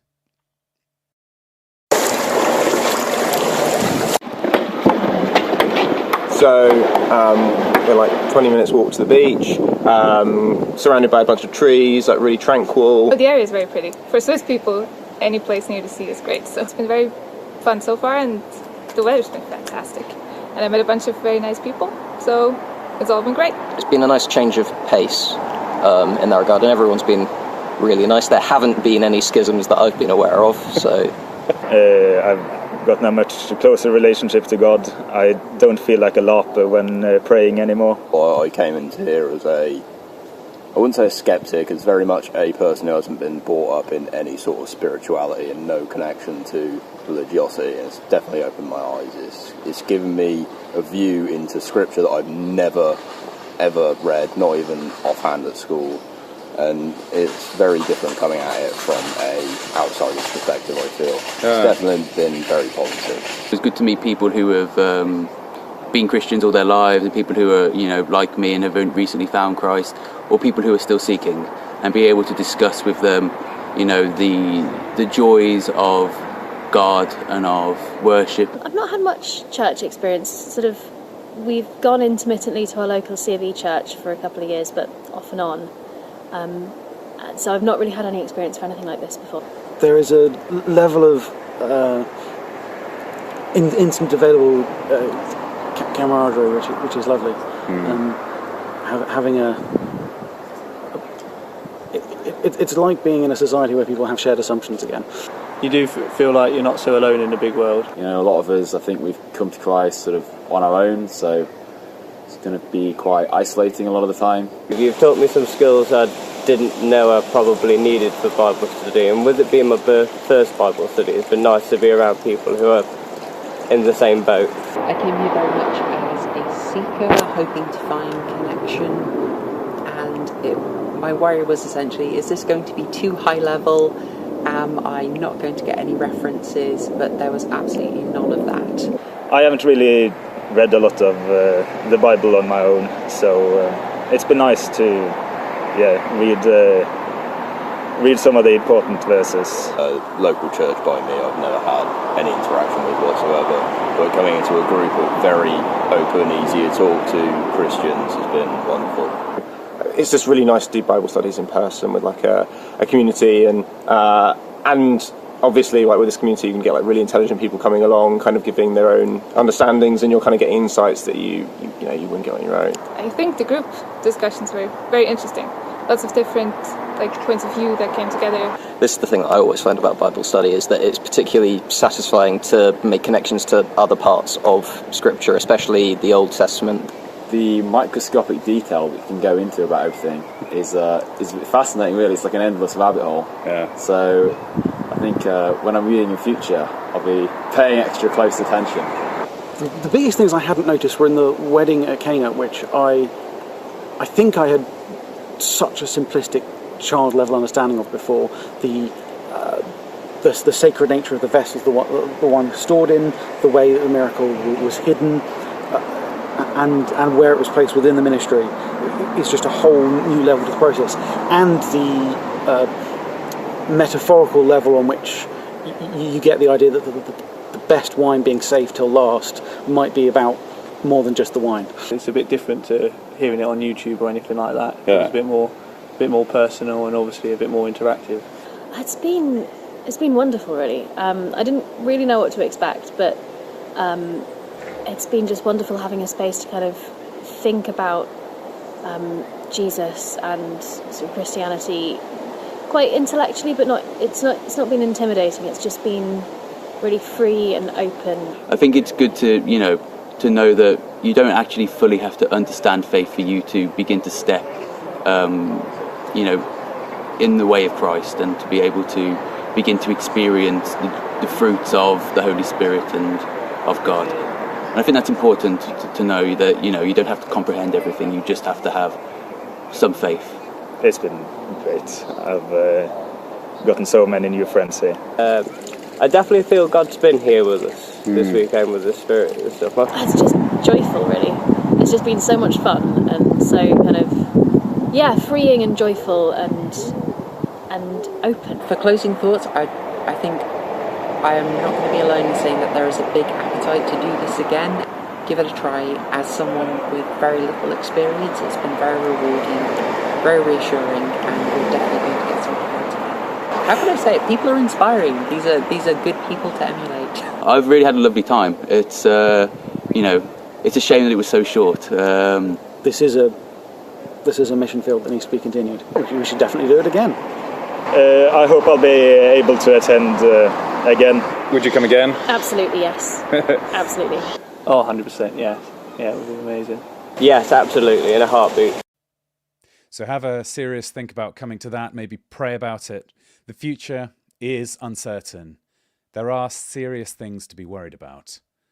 There's many ways that we could respond to this, but I really believe that the difference between disaster and renewal, both individually, as a community, and nationally, is how we respond spiritually. And perhaps part of the way that you can act towards that end is to come and join with people who feel the same way as you do. The Lambda Weekend Retreat starts on Friday, the 21st of July. Email lambda.retreats@gmail.com. Do it now to secure a place. This is the end of the pre-recorded section. Let's get back to my guest. All right. So what do you think of that? An interstitial advert. That's pretty professional, right? Absolutely. Were I back in the UK, I would most certainly attend. Oh, well, that's nice. At least your spirit will be with us. People in comments are pointing out the concentration of people with ginger hair in the video, which I hadn't noticed before. They're in search of a soul. That's understandable. Exactly, they need it more than Yes. any of us. All right, so I guess the final thing I wanted to talk about is what's the significance of all of these ideas to us. How can we, for example, avoid wasting our time now that we've understood these insights? Well, I think the key thing for a lot of people who come into contact with these ideas and to end up exploring the spheres that both of us have kind of been a part of is that they tend to be people who are burnt out on politics as it's been described to them. They're people who have, often followed politics pretty closely and have been told that there's a certain amount of, convincing the wider masses, and you just get the right bit of legislation and the right bit of popular lobbying, and all of a sudden you can turn the whole thing around. And they've kind of seen that fail over and over again, and they want to understand why, and they want to understand what should be done instead, if anything can be done instead. And so I think the power of these ideas are that they more accurately explain to people how politics really works, how power really works. And if you are interested in involving yourself in changing those things, what is actually useful? And the answer might be you're not the answer might be maybe it's best, and you understand that there's only so much that can be done in your particular position, and it's best to kind of focus on the personal or the professional. But if you are interested in pursuing those political avenues, it gives you a way to understand them that is far more productive than kind of the mouse wheel that most people have been placed in inside of liberal democracy. AA is here. Have you recovered from your run-in with Jordan Peterson? Yeah, I'm fine. I've had a bit of Pepsi Max here, and I'm here to do the what is it? The Sean Hannity Tucker crossover. Is that right? Or is it the Tucker to Sean? Exactly. Is this where we create snarky comebacks to each other, like veiled digs at each other's segments? Well, AA, you've been a little bit grumpy about not being given the topic of elite theory. So I mean, I did write a bloody book on it, but it's all right. You're in able hands with Aaron. He knows his stuff. So. He does know his stuff, but I thought I'd give you at least a 5-minute segment of talking about your favorite topic. So what do you think? What's the actual practical benefit for normal, everyday people for understanding elite theory? I think that it basically is like. I mean, I hate to be so cliche, but there's that film where They Live with Rowdy Roddy Piper, and he's got those special glasses that show the truth as it really is, and he takes them off, and it shows the kind of. I feel like elite theory really does do that. It's a cliche in our circles to talk about the red pill and all of that sort of stuff. But I feel like elite theory gives you a frame where you actually cut through all of the nonsense and see what's really going on and what needs to be done, right? And I think that I do think that even though we're not hugely famous people. Our maybe on Twitter it is maybe, but I think it has had an impact. I mean, I got a book called Populist Delusion. I know Aaron has a book coming out called The Total State, and I think that the ideas have filtered through. People are taking notice, and slowly but surely, at least the intellectual right, I guess you'd call it, is starting to recognize the importance of the friend-enemy distinction. Is starting to see that, I see more and more people talk in terms of political kayfabe, which is not actually something that comes out of elite theory, strictly speaking, but it's it's what the public sees versus what is actually happening. And so, yeah, I do think that slowly but surely these ideas are getting through. And of course, why do we want the ideas to get through?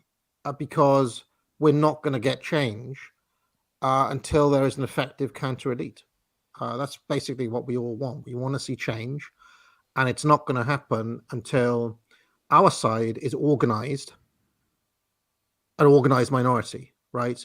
As opposed to the dream that is sold of, oh, if we can only get enough people red pilled, if we can only get enough people watching, Crowder or something, or enough people watching our live streams, or enough people protesting out in the streets, or there'll come a tipping point. Well, we know all that's nonsense. And real American politics has seen the results of genuine organized activity, right? Take the abortion thing. It doesn't matter where you stand on that debate, okay? The payoff of repealing Roe v. Wade was the result of years and years of concerted counter-elite organization, right? It didn't come from protests out in the street. It didn't come from pussy hats. It didn't come from any of that. It came from the fact that there was an organized elite behind the scenes who got literally in the case of the Supreme Court, literally their people in positions of power. And that's how we have to think more and more. And I think Elon Musk actually is a figure. I mean, again, we can always argue he's not perfect. He doesn't believe all the things that we do, right? But he has also shown what happens when you get a genuine counter elite to the woke lot, for example. Whatever you say about Elon Musk, he's not a wokester, right? He's closer to being one of us. So and DeSantis, to a certain degree, has imbibed some of he's demonstrated some of the principles that people like myself and Aaron have talked about. So these are positive. It doesn't, everybody thinks, I think, that elite theory is blackpilling, right, Aaron? But actually it shows the path of what you need to do, right? Although the blackpilling part is when you then realize, oh my gosh, we're up against the entire Death Star, the entire empire. The amount of resources our enemies have is just overwhelming sometimes. So the Rebel Alliance was a good example of an organized minority, though, and they did blow up the Death Star, so it's not that blackpilling. Well, it is for me because I'm pro Palpatine, but we'll get to that. One more quick question for both of you. Do you think it's the case that the modern man is actually the human who understands elite theory the least? Have people historically had a better intuition about these things that has been deliberately subverted? Have we been educated out of understanding some of this stuff? Yeah, absolutely. I think that's a really critical part again of the transition to the total state, to the total bureaucratized, centralized state. You couldn't have achieved this if you didn't explain to people that they have achieved some level of individual autonomy through their input into the government. The idea of self-government has robbed people of the ability to understand how power works. And that was a really key part of severing the connection between consequences of rule and the actual power of rule. Yeah, I think James Burnham, who was one of the elite theorists, he has moments where he really comes at a problem in a different way. And I think it's in Suicide of the West. So don't quote me on that. But there's this one moment where he's talking about the consequences of teaching everybody. Your kind of liberal assumption is well, it's probably good that people can read and write, and mass education is a great thing. And he's just this made it easier to propagandize people. So it's just the actual consequence of mass education.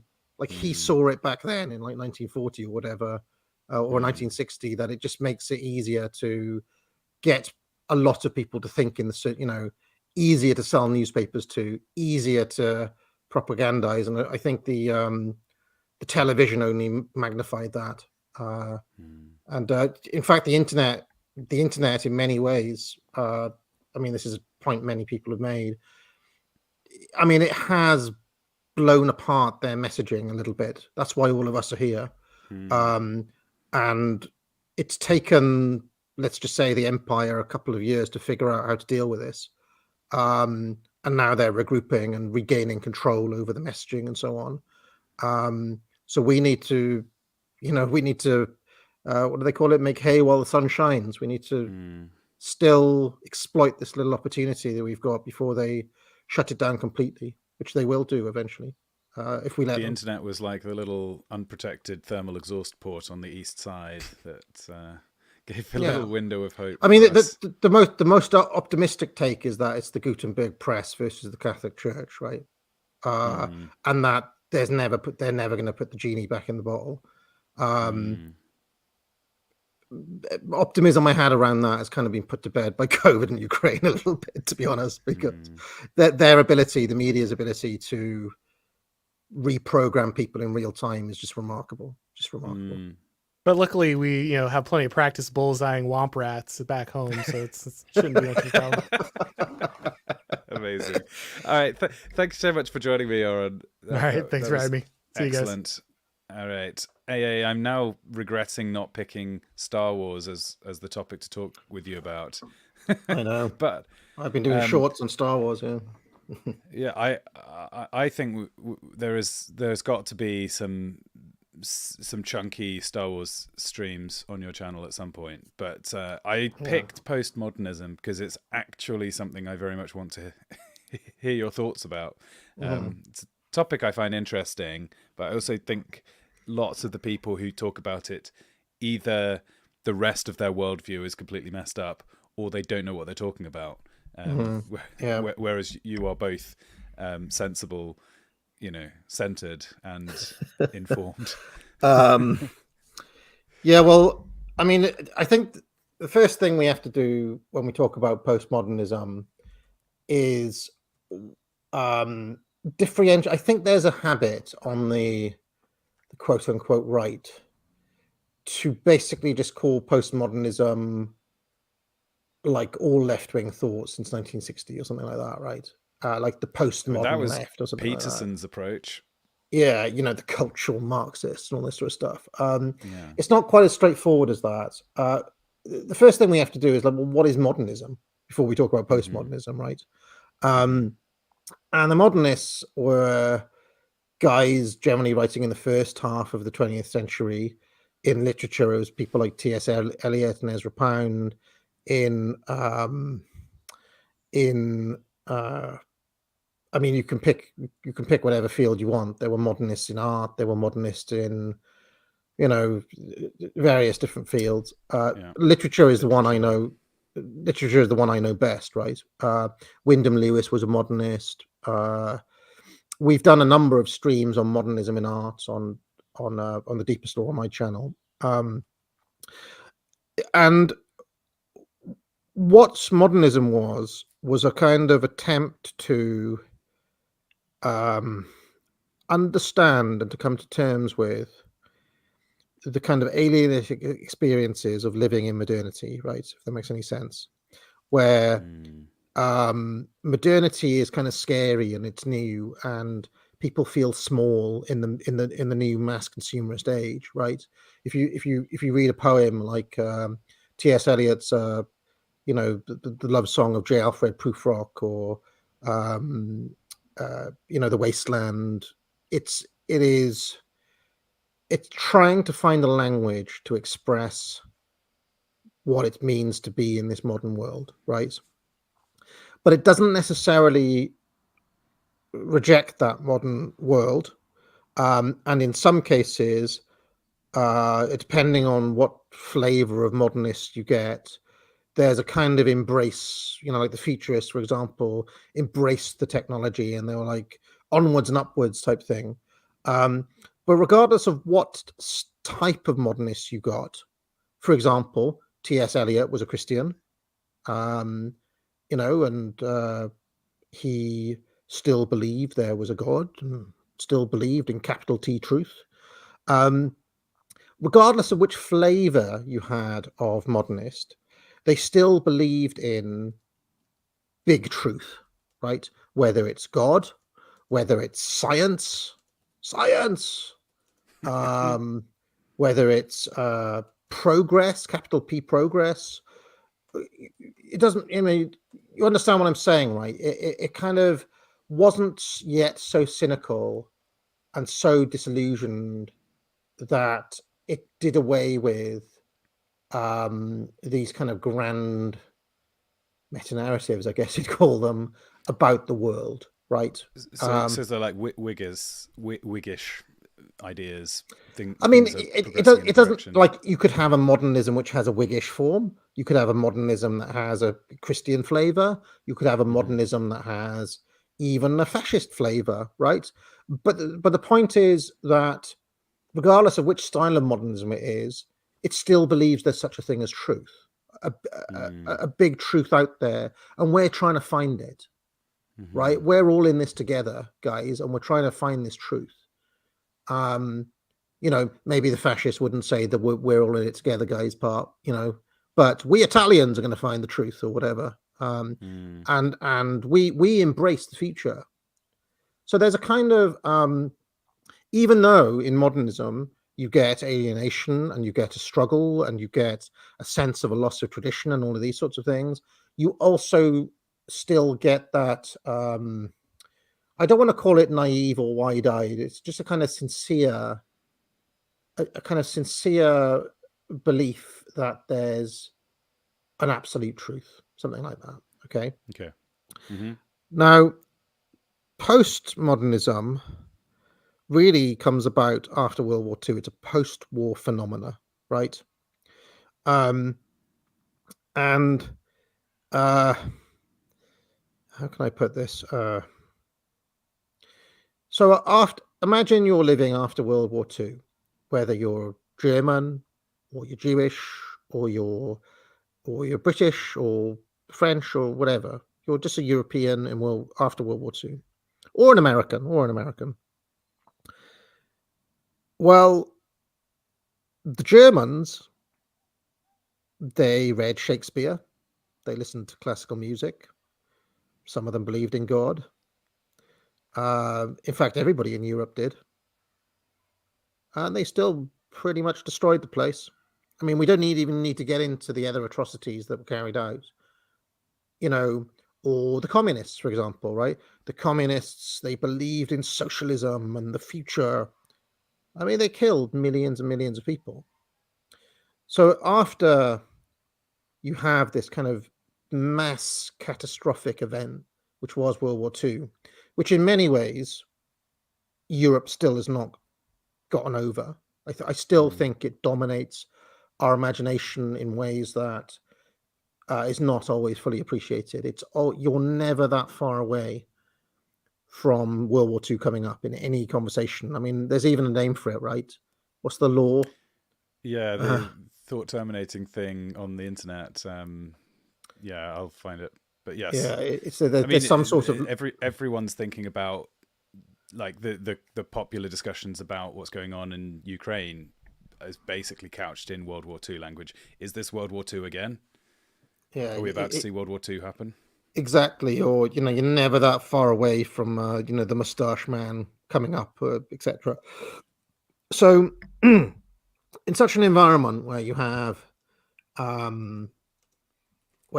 this catastrophic event that happened that destroyed Europe, you know, in the case of Germany and France, whole cities just bombed, lost, right?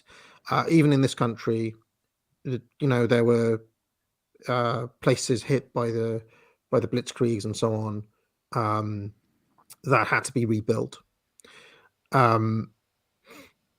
can Europeans, after such atrocities have been carried out, after such devastation, after such destruction, possibly go back to believing in the old truths? Whether the old truths is the capital G, God, religion, Christianity, whether it's a belief in science and progress, whether it's a belief in whatever the flavor of modernism happened to be, how can you go back to that? Because look at where it led, right? So there was some thinkers who started to abandon the idea that we should have these what they called grand meta narratives a big story that explains all the other stories, right? Like the Bible, for example, is a grand meta-narrative. It's a big story that explains all the other stories. Or I don't know, the kind of progressive view of capital S science. It's a grand story that explains all the other stories. And so you got certain people who then wanted to start to deconstruct and pull apart these grand meta-narratives. One of the most famous of them is called Jean-Francois Lyotard.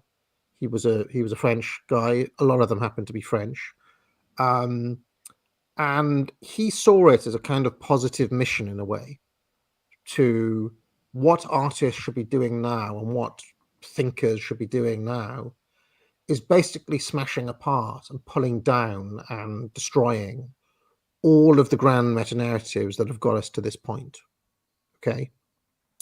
Whether it is the grand meta-narrative of religion, whether it is the grand meta-narrative of science, whether it is the grand meta-narrative of Whiggish history, for example, every single one of these was now grounds to be deconstructed, pulled apart, shown up, etc.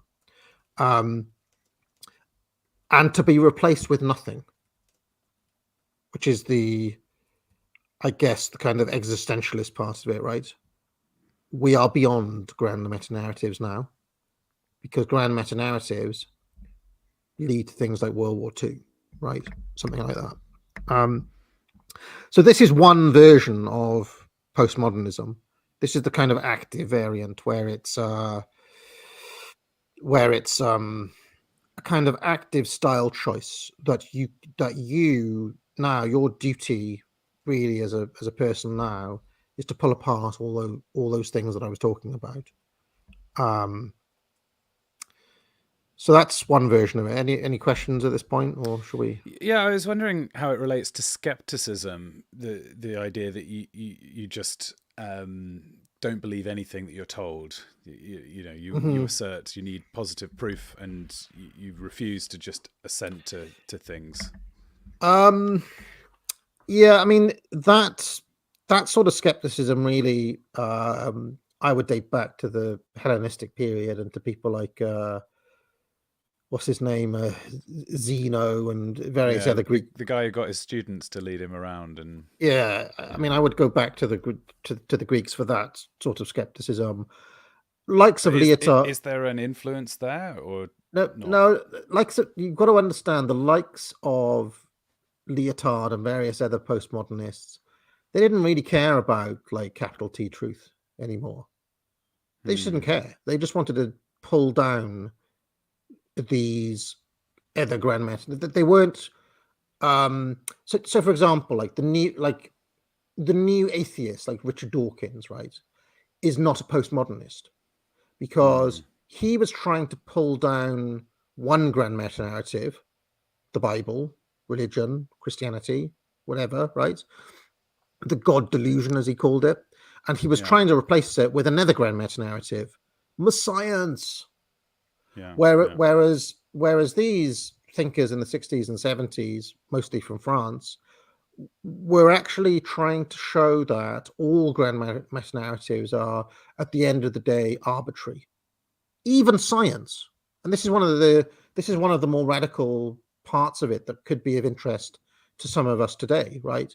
Is that somebody like, I mean, Michel Foucault is somebody I would include in this. He was, I mean, he tends to be called a post-structuralist, but he's recognizably postmodern as a thinker, I think. I mean, he has a lot of critiques of psychiatry and the way that science is used by power, or Lyotard. He ends up in a position where he's kind of, it's not that he's anti-science. He just kind of shows up what we would recognize today as scientism, right? He shows up that as being just another type of religion in a way, which is just as arbitrary as all of the other grand meta narratives that he's breaking apart. Another grand meta narrative might be, I don't know, a Whiggish history would be another one, right? Or any big story that explains all the other stories. Even communism, right? Socialism is something that a true postmodernist couldn't be a socialist because Marx is yet another grand meta-narrative that tries to explain everything, and they don't want that. So it's kind of a I don't want to say it's nihilistic, but it's a kind of a destructive thing, that style of postmodernism. But there's another style which I'll tell you about in a minute. Okay, just one follow-up quickly on that then. Is there any of this thinking in the kook sphere or amongst conspiracy theorists?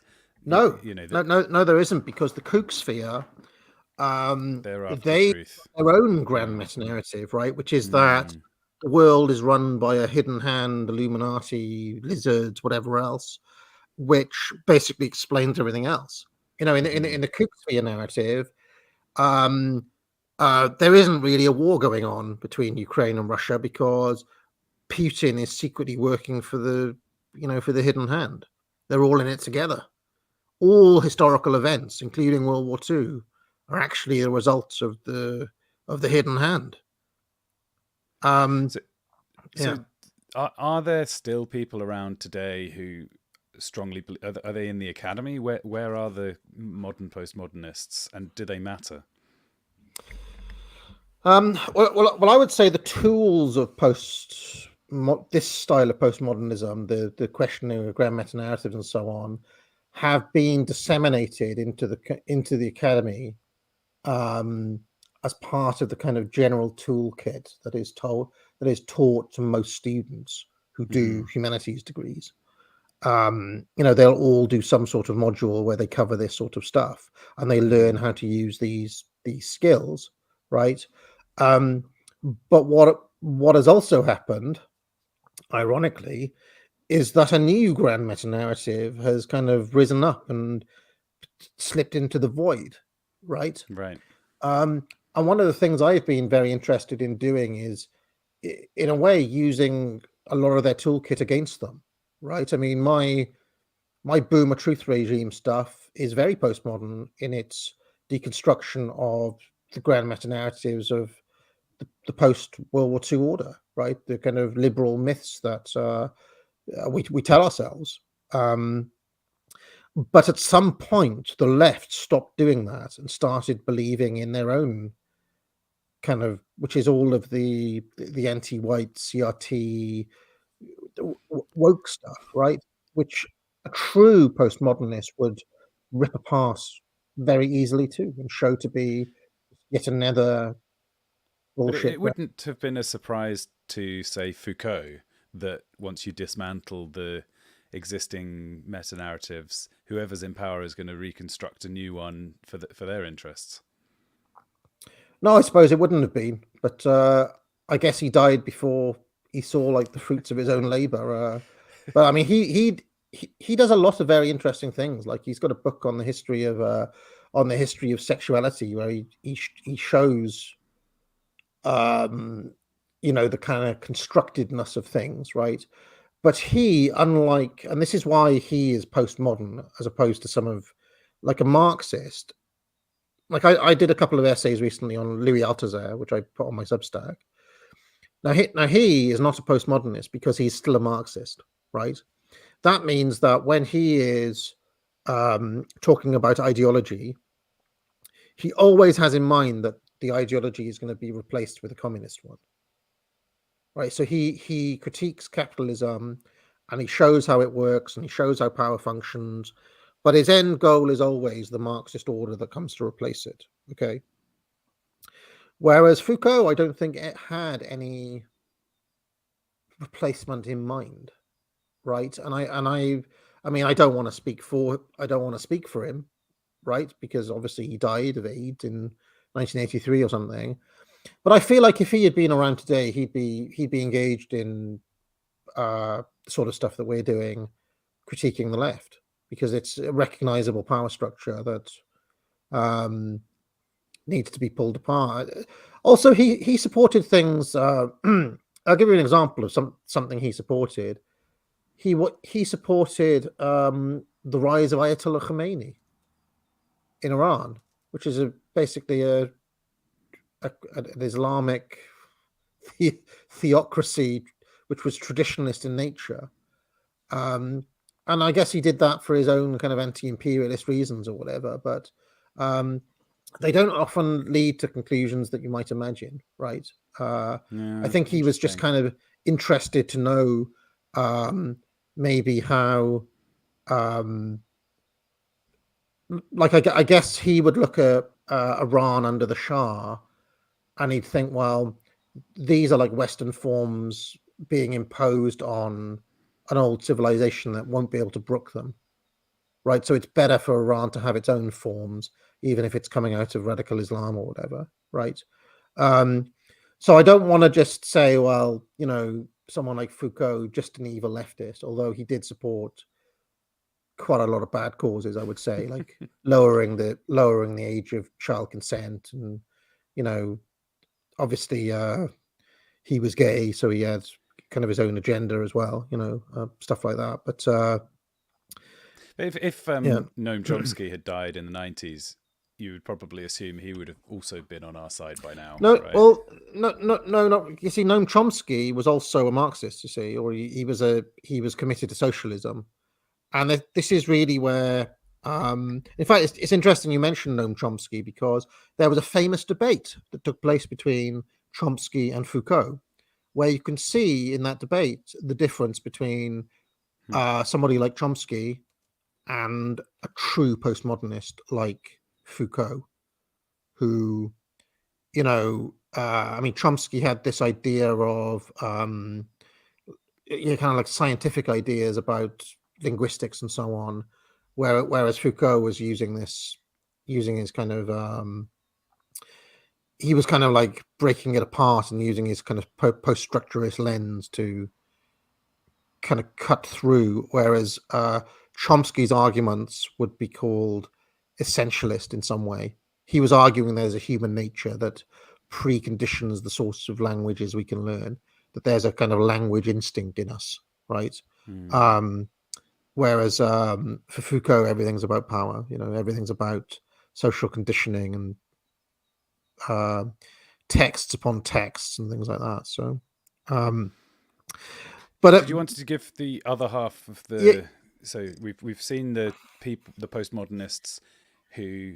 Do you want to just quickly give a summary of who we've seen so far, and then who are the other half? Yeah. So broadly speaking, the definition I've given so far would be. I've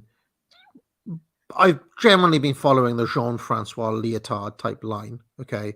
Although we've talked about Foucault a bit as well, okay? I want to put Foucault to one side a little bit, though, because he is very much a thinker in his own right, who's kind of unique, and he doesn't neatly fit into these sorts of boxes. So if I was to say, like, look at one thinker to define postmodernism, it would be Lyotard in this first sense, okay? Okay.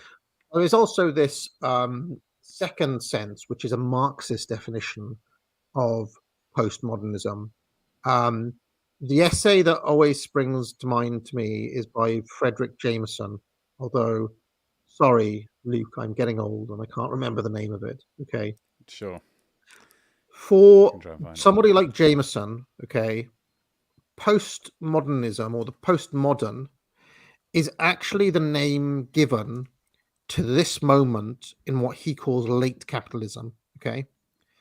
It is a kind of I'm trying to find the words here. Postmodernism, or the cultural logic of late capitalism, is probably exactly. That's right. That's right, Luke. That is the book indeed. As he talks about how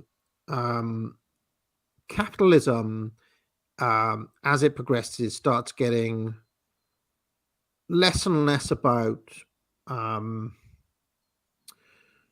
of like industrial manufacturing and stuff like that, are much more about the kind of endless mass reproduction of various forms and of its own ideas, if that makes any sense, right? And it's probably easier to talk in terms of actual examples, okay, of what Jameson is talking about. Have you ever watched X Factor? Yes. Right. I remember watching an X Factor once, where the contestant was doing a rendition of a song by a previous winner of X Factor. Right? It was like Gareth Gates or something, and they were doing their version of Gareth Gates. Yeah. And on the panel, there was another former winner sitting on the panel, right? And I don't know if you know anything about Cheryl Cole, but Cheryl Cole at one point was on Pop Idol, so she is also right. She was part of that group, wasn't she? Yeah. Yeah, she was part of some group that was originally on one of those shows. Well, the thing is that even in the first place, Pop Idol and X Factor and whatever, right? Mm-hmm. But for Frederick Jameson, even ABBA or Michael Jackson or the Beatles in themselves were pastiches of previous forms sold back to the masses, right? So there's this kind of loss of authenticity in capitalism, whereby you just get the endless pastiche version that gets further and further removed from the thing itself. Why is this unique to capitalism? Wouldn't this also have happened in folk traditions? Well, I mean, you see that there is this, how can I say, like a kind of Marxist kind of snobbery, I guess, about mass culture. So, I mean, even the Frankfurt School has an element of this. So, like, the true authentic object is something like, William Blake making his own books and giving them to his friends or something, right? Okay. It's a unique art object that can't be reproduced. Or to answer your question about the folk tradition, they could say, well, that's a living, real folk tradition. That's authentic in and of itself, right? But the Beatles, or let's say the Sex Pistols, the Sex Pistols are a very good example, right? Because Johnny Rotten and friends had to audition for their parts in the band. A capitalist is now thinking, how can we create a commodity out of this art form? How can we take those ideas that came out of original folk forms or these authentic, real, living traditions, and how can we turn them into product? And it is this commodification that produces the inauthenticity, the pastiche. And in one of his more famous essays, again, I can't remember the name, I'm afraid. Maybe it's in that book that you mentioned somewhere. He says, think about going to Las Vegas. The experience of being in Las Vegas, right? I don't know if you've ever been, Luke, or you've seen it on TV or whatever, right? But in Las Vegas, you could be like, oh, there's Paris. There's the Eiffel Tower. There's the Statue of Liberty. Oh, look, we're in Venice now. But of course, it's all fake. It's all fake, right? It's all a pastiche of those things. It's a plastic version, a plastic replica reproduction of the original object, okay? So there you can say, there you can very easily see what he means by pastiche, right? That Las Vegas is not real. It's a fake version of all of those things. But what Jameson then says is that actually what capitalism does is that even the real Paris and the real London and the real Venice, okay, are pastiches. Are commodified pastiches of themselves. And I don't know if you've ever been to the real Paris, but the Eiffel Tower could almost be like the pastiche of the Eiffel Tower. You've already seen the Eiffel Tower a million times on television, on postcards. It's memed to death, right? You've lived the meme version of the thing. So the authenticity of whatever the real Eiffel Tower was is now commodified out of itself. Does that make sense? Reminds me of you're walking in nature and saying, "Oh, it feels like I'm in Skyrim." Exactly. That was a very postmodern comment, right? and this is I guess the kicker of Jameson, right? So for Jameson and for Marxist types of postmoderns, right, it's not an active choice. You're stuck in it. I don't know if you've ever read Paradise Lost or Faustus by Christopher Marlowe. In Paradise Lost, Satan says at one point, listen, it doesn't matter if I go here or I go there. I'm in hell wherever I go because it's a state of mind. You can't escape being in hell by physically removing yourself or going into nature or going to a nice part of the world or something. Where I am, where I stand is hell, right? And what Jameson ultimately is saying is that being in the condition of postmodernity, as we all are in quote unquote late capitalism, is basically like that. You can't escape it. It doesn't really matter if you go to the Tibetan mountain and you meet the authentic monk. You are a postmodern subject, and therefore you will process it in a postmodern way. And longtime watchers of mine will recognize some aspect of this idea in my idea that we're children of the ashes, who basically, because we're children of the winter or children of the ashes, basically can't escape the taint of those ashes. This is really a rearticulation of Marxist postmodernism without the bit about the late capitalism, which I think we can do away with, because you can get there a different way through Spengler and Vico and various other thinkers, right? But this is the term late capitalism betrays the Marxist roots because it's a prediction. It implies that the current era will end. Exactly, and I feel like you don't need to take all the Marxist crap with it. You can just, like for example, Michel Foucault, who we mentioned, talked about truth regimes or epistemes, right? In Spengler and in Vico, you can't ever get, I've talked about this before. With the best will in the world, right? You, Luke, cannot embody the 10th century monk. Right? You just can't do it. Yes. It's absurd to think that anybody can, right? Because you just can't recreate every aspect of those conditions, right? And likewise, you take the 10th century monk and you magically transport him here.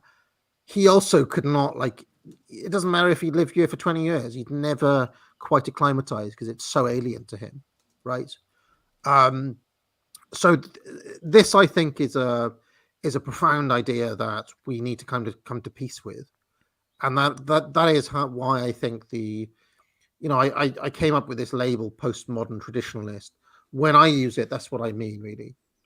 You're in the Jameson camp. Well, I think I'm closer to being in that Jameson camp, although I do think that the tools of deconstruction and so on can be useful to us, because I also see it as our mission to destroy the boomer truth regime, as I've talked about. So I'm a bit of both. I wield, with my right hook, I've got one, but it doesn't really matter how you box; you're still stuck in it. This is why I think that it will take, to do what is truly necessary, right? Eventually, will take a different generation who have been born and brought up in very different conditions from the ones that we're used to. I've said it so many times. I grew up watching He-Man and Thundercats and WWF wrestling and eating Chinese takeaways. And okay, all right, I may have had a few trials and tribulations, but I have not experienced the sort of suffering necessary to create the sort of man that is required to do what is necessary and has been historically. Right. And I think that the image I would point people towards, millions upon millions of people out in the streets of Rio and of Brasilia and all around Brazil, crying out for a leader. And while those people were out on the street, Bolsonaro was sitting in Florida eating a KFC. Right? Yeah. I mean, it's just, he is a product of his time. We're all product of our time to one degree or another that is inescapable. And it will, to not have that mindset, to not be in that kind of thinking first of, your own stomach rather than your duty to history and your nation.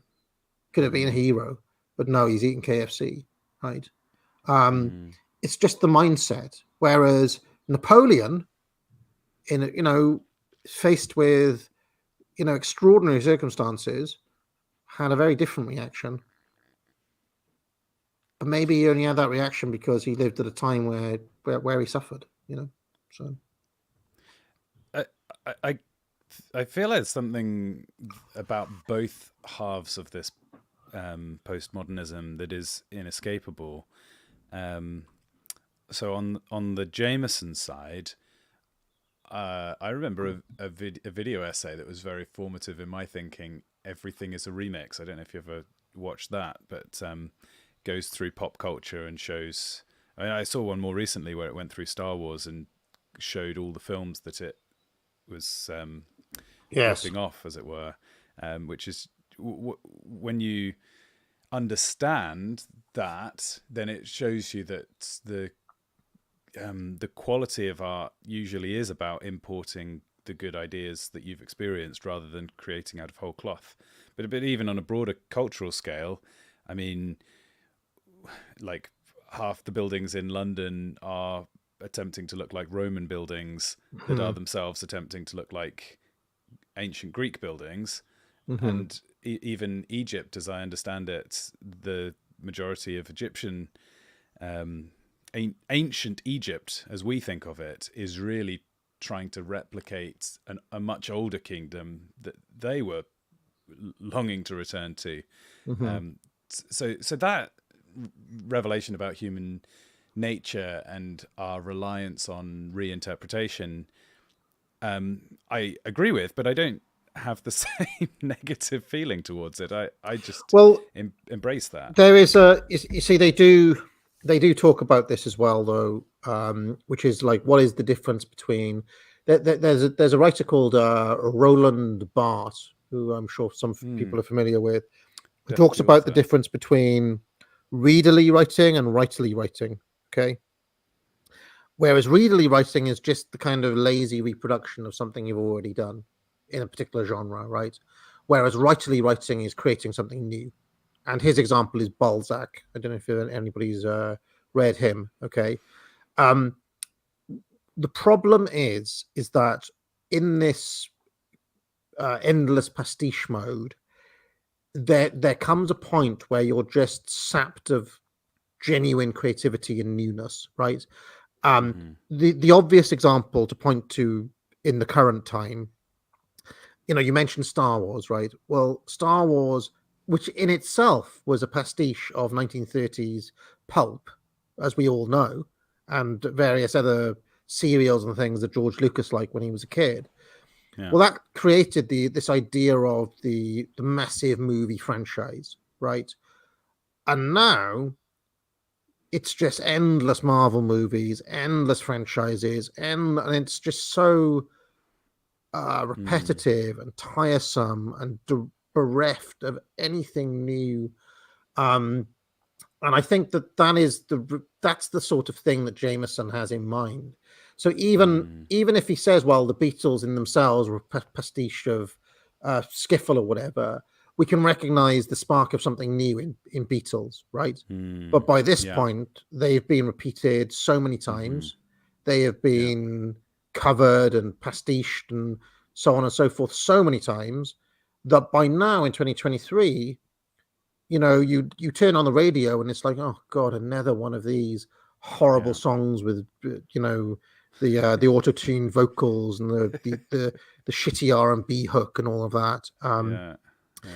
So this is really what both Jameson talks about this and even Oswald Spengler talks about it, where it's like it's like a kind of death. You're circling the drain.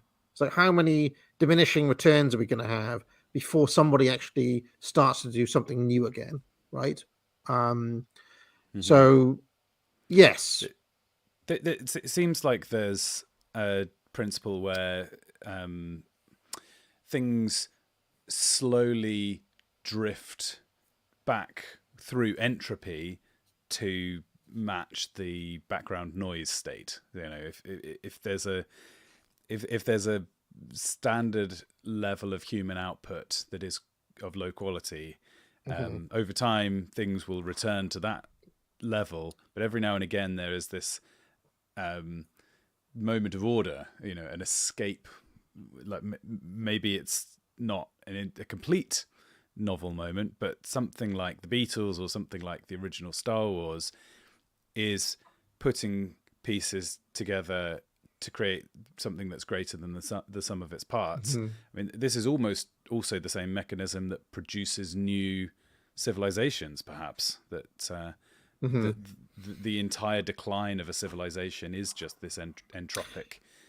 Yeah, there's a guy on YouTube called John David Abert, right?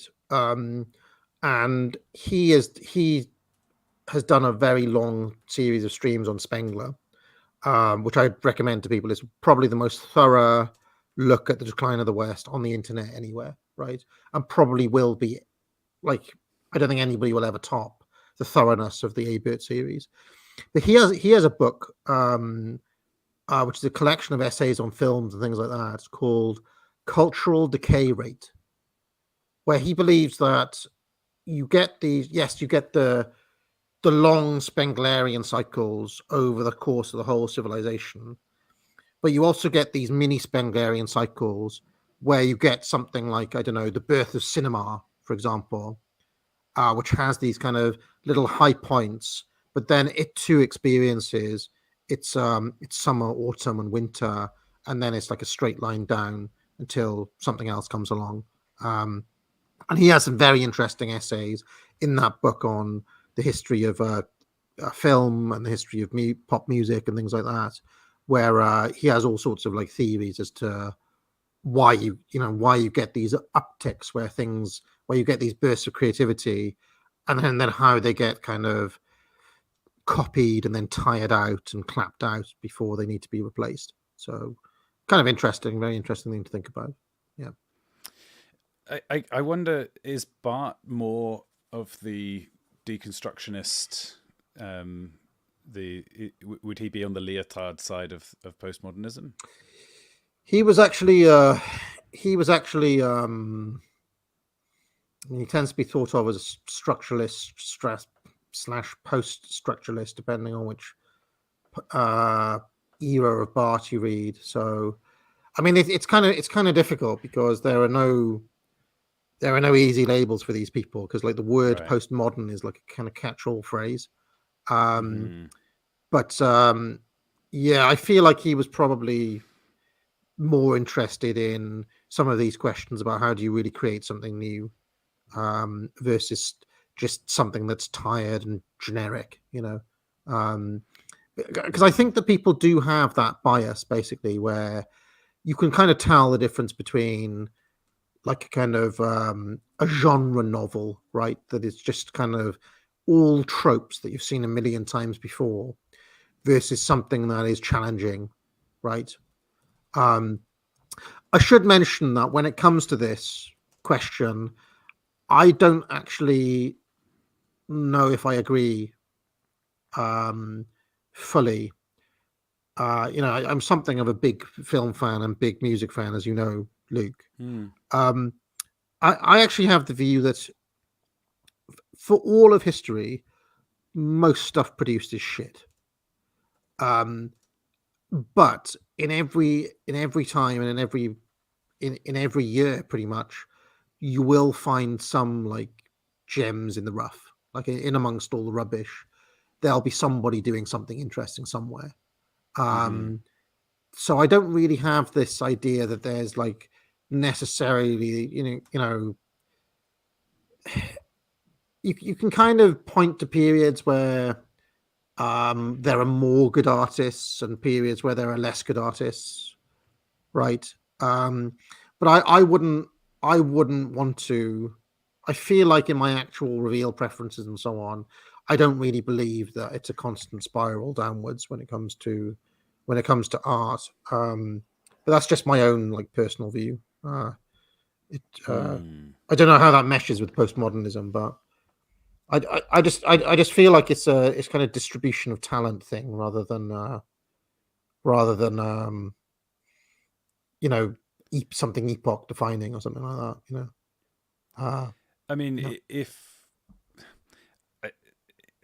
the concept that there is this downward spiral from the second group seems like it's in conflict with the disbelief in meta narratives, because that is a meta narrative, isn't it? The inevitable spiraling of culture over time. Yeah, well, I mean, don't forget this is why I distinguish between the Marxists and the Marxist postmodern and the first type. But did the two groups consider themselves to be at loggerheads at the time?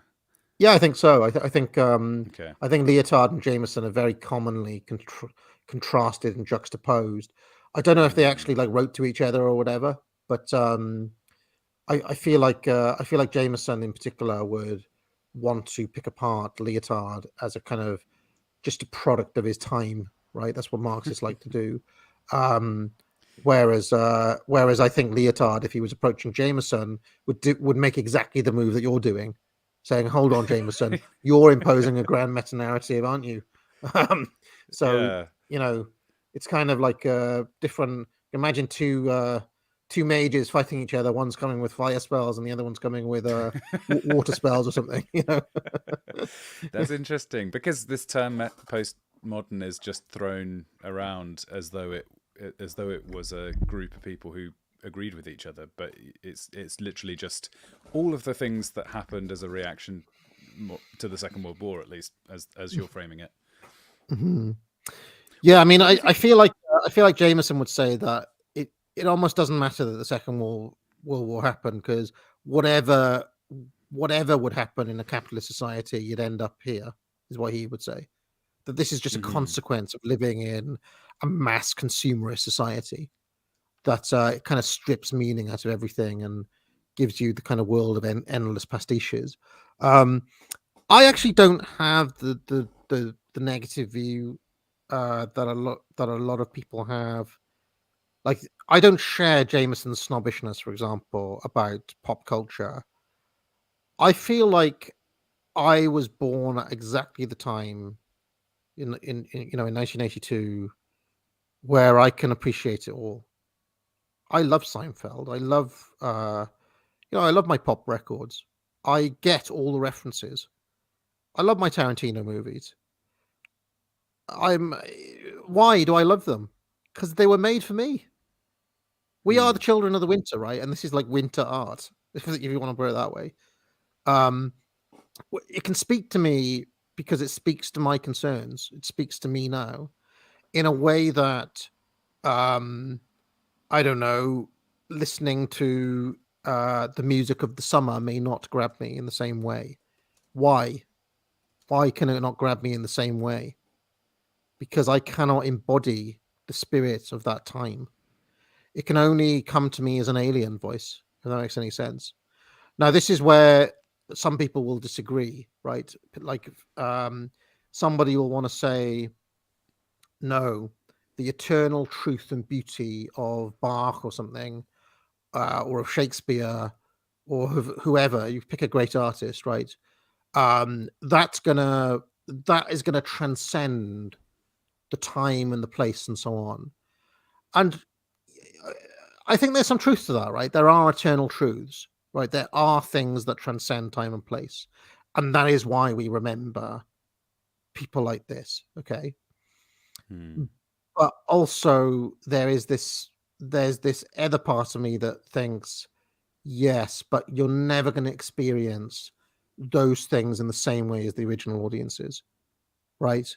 I mean, in Shakespeare's plays, there are tons of contemporary references that will just be lost on us. They're just lost. We're just never going to get them, right? People he's making fun of, little political jokes that he makes, like we can't recover those original contexts, and they were there, right? And it's the same with anything. The original context is never, you can never reproduce it. So in a strange way, it's always the past speaking to us, right? And I always think, like, well, if you approach somebody like that, like Shakespeare, in a humble way, you can let the past speak to you, and maybe you can learn something from it, right? You can never fully embody it because of what I said earlier on, Children of Winter and so on. And in much the same way, I reckon if you got a child of the summer, right? But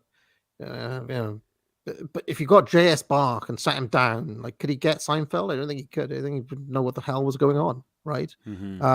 Or if you played him, I don't know, Philip Glass or something, like, is he really going to get it? I don't know. I feel like he wouldn't. I feel like it wouldn't speak to him. So, you know, I don't want to be absolutist. I'm not saying like there's no appreciation of old art possible, but there's always going to be some barrier between us and them. Whereas when you look at the art of our own time, there is no barrier there because we are the original context. Does that make sense? And even in my own lifetime, I feel that's been lost. Like I feel like Zoomers just cannot experience those things in the same way that I do, because they just don't get the, you know, vast number of references that are required to truly get them. You know, ones that you could never catch up on because we were just surrounded by this stuff. It was just stuff like you'd walk in and it was just be on TV or something, you know, or it was just like on a billboard, or like you can't recreate all of that for someone who was born in like the year 2004. You know, it's just not possible. So anyway, I saw a YouTube short format the other day where the person was being a Zoomer, like dancing to their favorite song and saying how great the beat was, and then a millennial would come along and say, would say, actually, that's our song, and the music would change a little bit, and it would be the song that the Zoomers' song was sampling, and then the millennial would then be bashed out of frame by somebody who was a Zennial or a Gen X or whoever, or even a boomer, and they would play then the beat in its original context.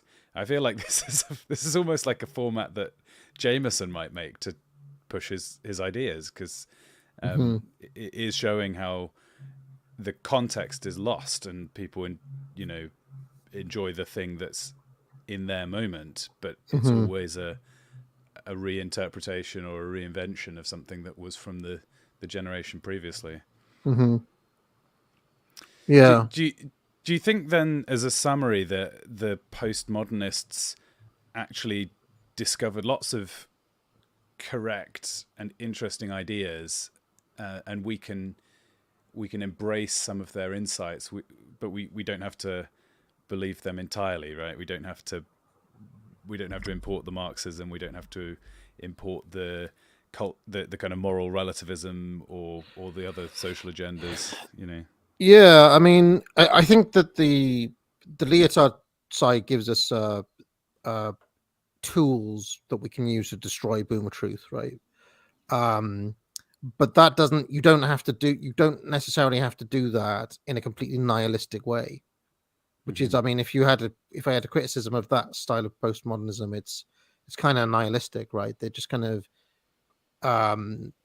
there's a thrill of destruction in it and nothing else, right? They're not replacing it with anything. Whereas if you were doing that, obviously, you know, you've still got your God and Bible at the back of your mind or whatever. Okay, let me. But on the other side, on the Jameson side, I mean, I do think that it's useful to just know that you cannot embody another time, no matter how much you want to. and that will put an end to a lot of LARPing that we see around the place. You have to at some point come to terms with the fact that we're here in 2023, and I see a lot of people who want to take this attitude of, oh, I just want to, I'm not going to watch any films, I'm not going to listen to any music, I'm just going to reject the entirety of the culture because, like, it's a little bit paused or something. That's not possible. You can't live your life that way. You have to just be realistic about where you are. So that's why I think it's kind of useful to just embrace that, just to come to terms with it. Anyway, Hi Frody, you're right. Yeah, hey Freddie. We're going to be Oh, talking am about I on? masculinity. Hey there. You're on now. How you doing? Hey. Good to see you guys. Yeah, AA, as I understand it, your AAA is very based on gender roles. Yeah, she is. Well, at the moment, she's going. I have a 3-year-old daughter, and she is very insistent on knowing that she is a girl and that I'm a boy, and she refuses to. It creates a bit of difficulty because if we're out and she needs to go to the loo or whatever, she will not go into the men's toilet. She's like, oh, they're men's. And she was like, I'm a girl, I go in there. She wants to go in the girls' toilet. I was like, I can't go in the girls' toilet. So we have this negotiation every single time, and I end up like going to the disabled loo and trying to like. She was like, oh, this isn't the girls. So yeah, but yeah, toddlers go through a phase where they're very big on their gender role. Well, quite right. All right, AA, thanks so much for joining me. And yeah, I feel like I'm much enlightened. I had no idea about this split in postmodernism. That's really useful information. Cheers, Luke. See ya. Take care. Hey Freddie. Hey there. By the way, last time we spoke, I was clean shaven, and in preparation for this discussion on masculinity, I have grown a beard. So I hope you appreciate the. I do. I appreciate the effort. Yeah, it's very good. You almost have a better beard than I do. Well, feel a bit look, mogged. we're not here to compare. I'll let chat decide. This is my chat though, so they might be biased. Yeah. All right, so I thought maybe I've got some quotes that can be springboards for this discussion. Okay. Robert Baden-Powell. No, let me do Ernest Hemingway, right? There is nothing noble in being superior to your fellow man. True nobility is being superior to your former self. Theodore Roosevelt. We need the iron qualities that go with true manhood. So what do you think about traditional masculine traits such as strength, courage, resilience? Are these the correct lens for us to understand masculinity? Absolutely. Yeah, no, I don't think there is such a thing really as traditional masculinity versus some other kind of masculinity. There is masculinity, and then there's the lack of masculinity. And I think that's really what the modern world is defined by a lack of masculinity. It's almost as if masculinity is seen as, it's not almost, it is as masculinity is seen as something bad and something ugly, something negative. And the versions of masculinity that we see are sort of a parody of masculinity. And we can get into more details about that, but absolutely there is only masculinity and the lack of masculinity. There is no modern version of masculinity that is sort of something else. Yeah, what do you think of this phrase toxic masculinity as well? I mean, I kind of like that phrase because we can sort of appropriate it, and we have already appropriated it. I mean, it's I mean, I often hear if or see other people say that if someone posts something or says something or does something, they say that that's a very sort of that's toxic masculinity in a positive way, of course. You think that should be the new replacement for based? Like, yeah. What do you think's led to this situation? Because I agree with you that many of the woes of our modern society could be attributed to a de-emphasized or a rejection of masculinity and men, and an embrace and centering of femininity and women. So how has this come about? Well, I think that there are obviously there's not one factor. I mean, there are many different factors, and I haven't really found one answer to why this has happened. Of course, we can always apply a sort of Spenglerian explanation or lens where civilizations go through hardship, and then when you reach the top, you don't need any of the sort of tough qualities anymore, and you become lazy and complacent and so on, and testosterone goes down, and and so those values are de-emphasized. That's one explanation. I think some of the explanations are more purely sort of abstract and ideological, that we have sort of a ruling ideology that says that those qualities are not appropriate. Because I don't entirely embrace this the sort of the Spenglerian view, because that would suggest that all cultures and all civilizations go through the same thing.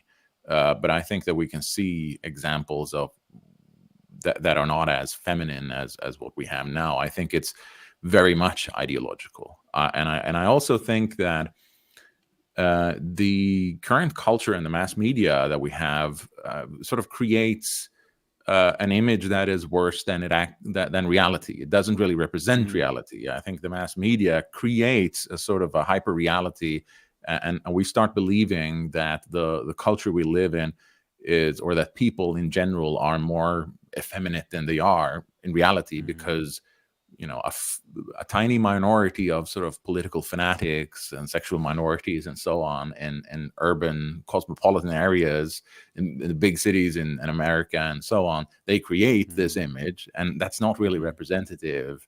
It doesn't really represent what's actually going on in the West. So I also think that it's exaggerated because of that, because it's sort of a wishful thinking as well from these producers of the mass media that sort of portray things as actually worse than they are. But we are definitely in a decline in terms of masculinity, and I think it's Codriano, he famously said that we're not suffering because of lack of theory or ideology. We're suffering because of lack of men, simply on the assumption that men would not accept their society and their nation being debased as they are currently. And I think there's a lot to that, because I think we tend to sort of overanalyze what's wrong with everything that's going on in our society, when quite often the answer is quite simple.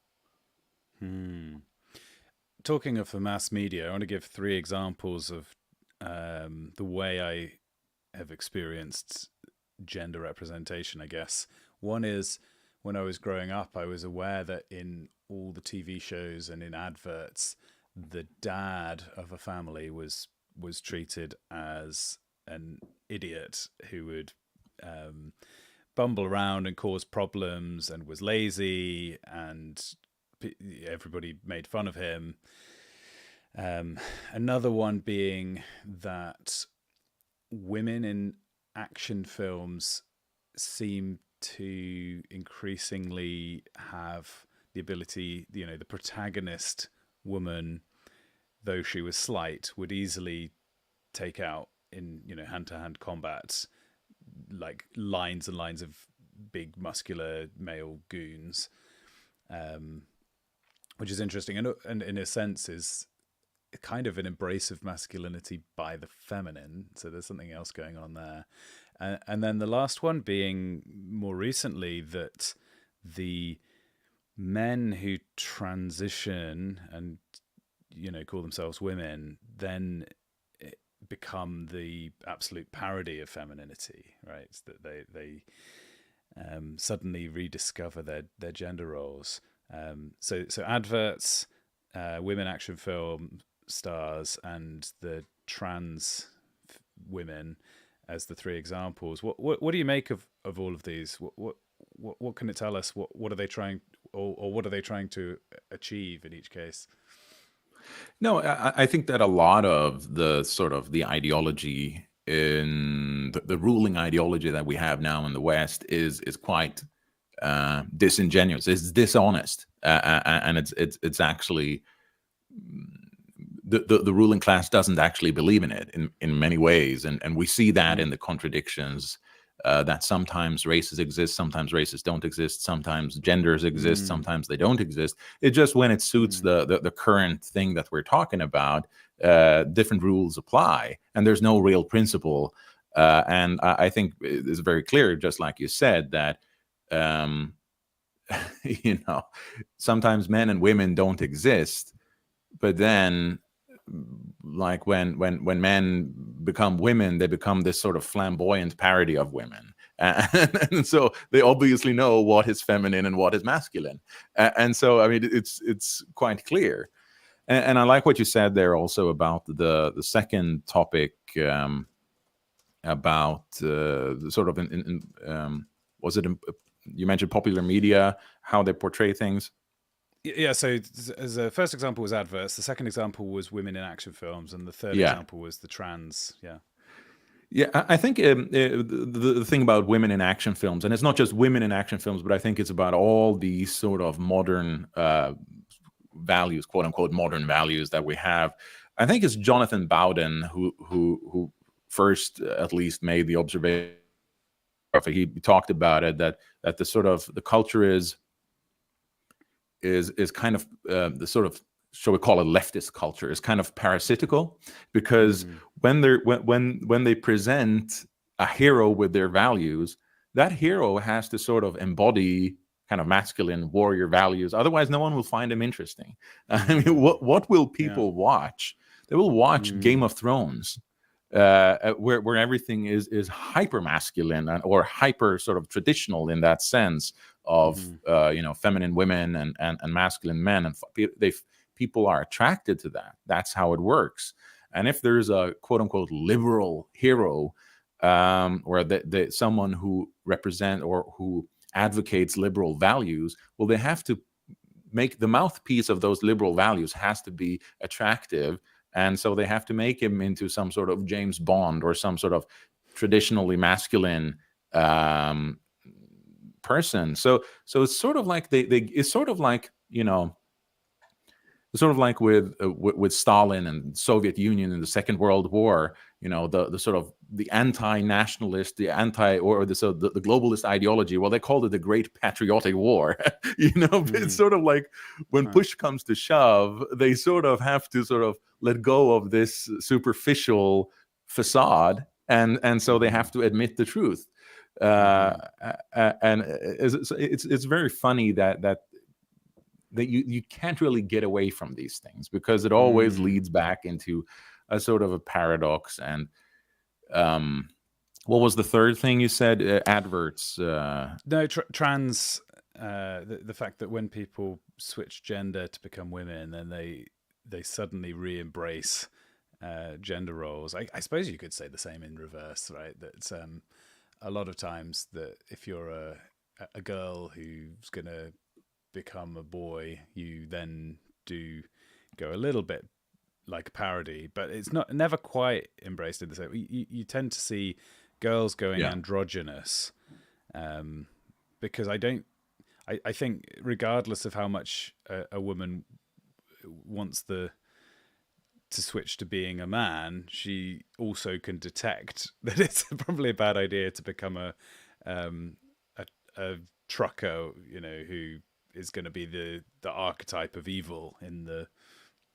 I guess my theory here is that if you are becoming trans partly because that's the victim group that's going to give you social brownie points, then you're also not going to embrace masculinity, toxic masculinity, right? So you end up with a much more androgynous representation, versus when a man is escaping from his oppressor status, he runs as far as he can. Yeah, no, I think that's true. Someone said, I don't want to out the person, but I think someone made a correct observation that when men become homosexuals, they sort of go up in social class. They go to the opera and they're kind of fancy. When women become when women are lesbians, they sort of become like these sort of butch working class That's men. interesting. Yeah. Huh. I hadn't thought about that, but yes. Yeah. That's at least the traditional move.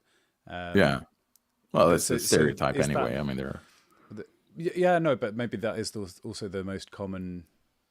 So is that saying, therefore, that women are just an elevated class? Is that, can we make as simple of a conclusion as that?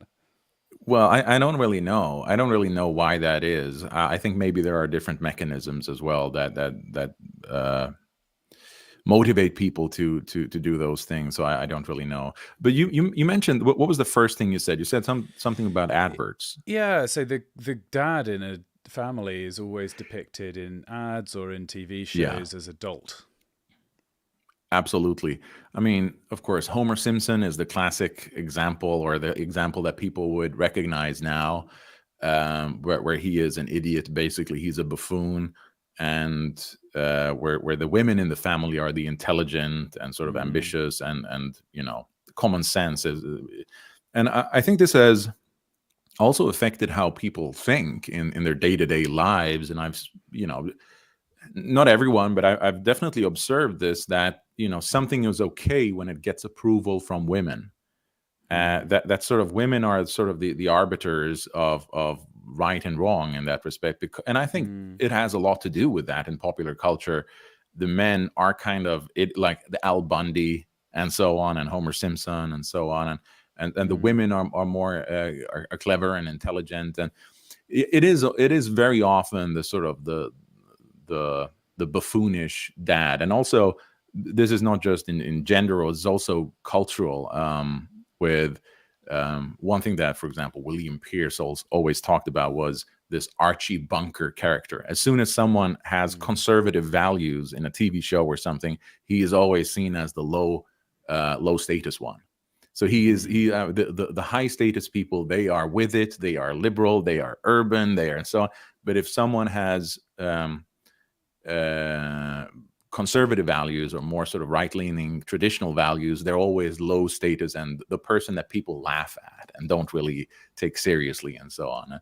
And that has been in the media for a very long time. And one example is that's very often used is Archie Bunker. He's this I forget what the show is called, an old American sitcom. Yes. So then, is this maybe this calls for speculation, but is this the writers having imbibed an ideology and doing it unconsciously, or is the media being used deliberately as a tool for changing people's minds? Yeah, I definitely think that too. There's a bit of both, of course. You can't really say that it's a sort of a coincidence when there's so much of it and it's everywhere. Then surely it's no coincidence. But of course, it's a sort of a chicken and egg kind of thing. Where does it come from to begin with? And of course, one of the things is that that the sort of more urban environments breed kind of more bourgeois values, and the sort of traditional masculine values become sort of devalued. They're not as important to make it in the sort of the film industry and in the sort of the cultural industry and so on, and so that perhaps that the people who are more successful in the modern bourgeois world, they more embody the qualities that make a person sort of successful in that environment. And of course, physical strength, and I mean there are many of these qualities that you're not going to benefit much from them. I mean, and we also see that in academia. I believe that women are vastly overrepresented in universities and so on. because it's sort of an environment that they're better adapted to. So men go to sort of lower paying jobs, and that has all kinds of sort of secondary consequences where, because women want to marry up and so on. And so if women start making more money in general than the men, then there'll be a problem with attraction, right? Because women are sort of hardwired for hypergamy, marrying up and getting someone who's more successful, the sort of the classical nurse with the doctor, right?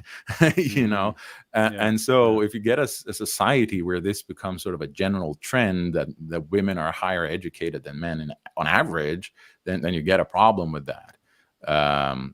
So I don't really know where I was going with that, but the point is that maybe this sort of urban environment has sort of a selective pressure for promoting that personality type, and that goes along with the sort of the sort of the Spenglerian explanation that civilizations have these cycles where you get to a certain point, then society will automatically promote people who have these sort of bourgeois qualities, because that's what you need to be successful in that kind of environment. And the sort of the masculine qualities are not really attractive and so on in the job market or whatever, right?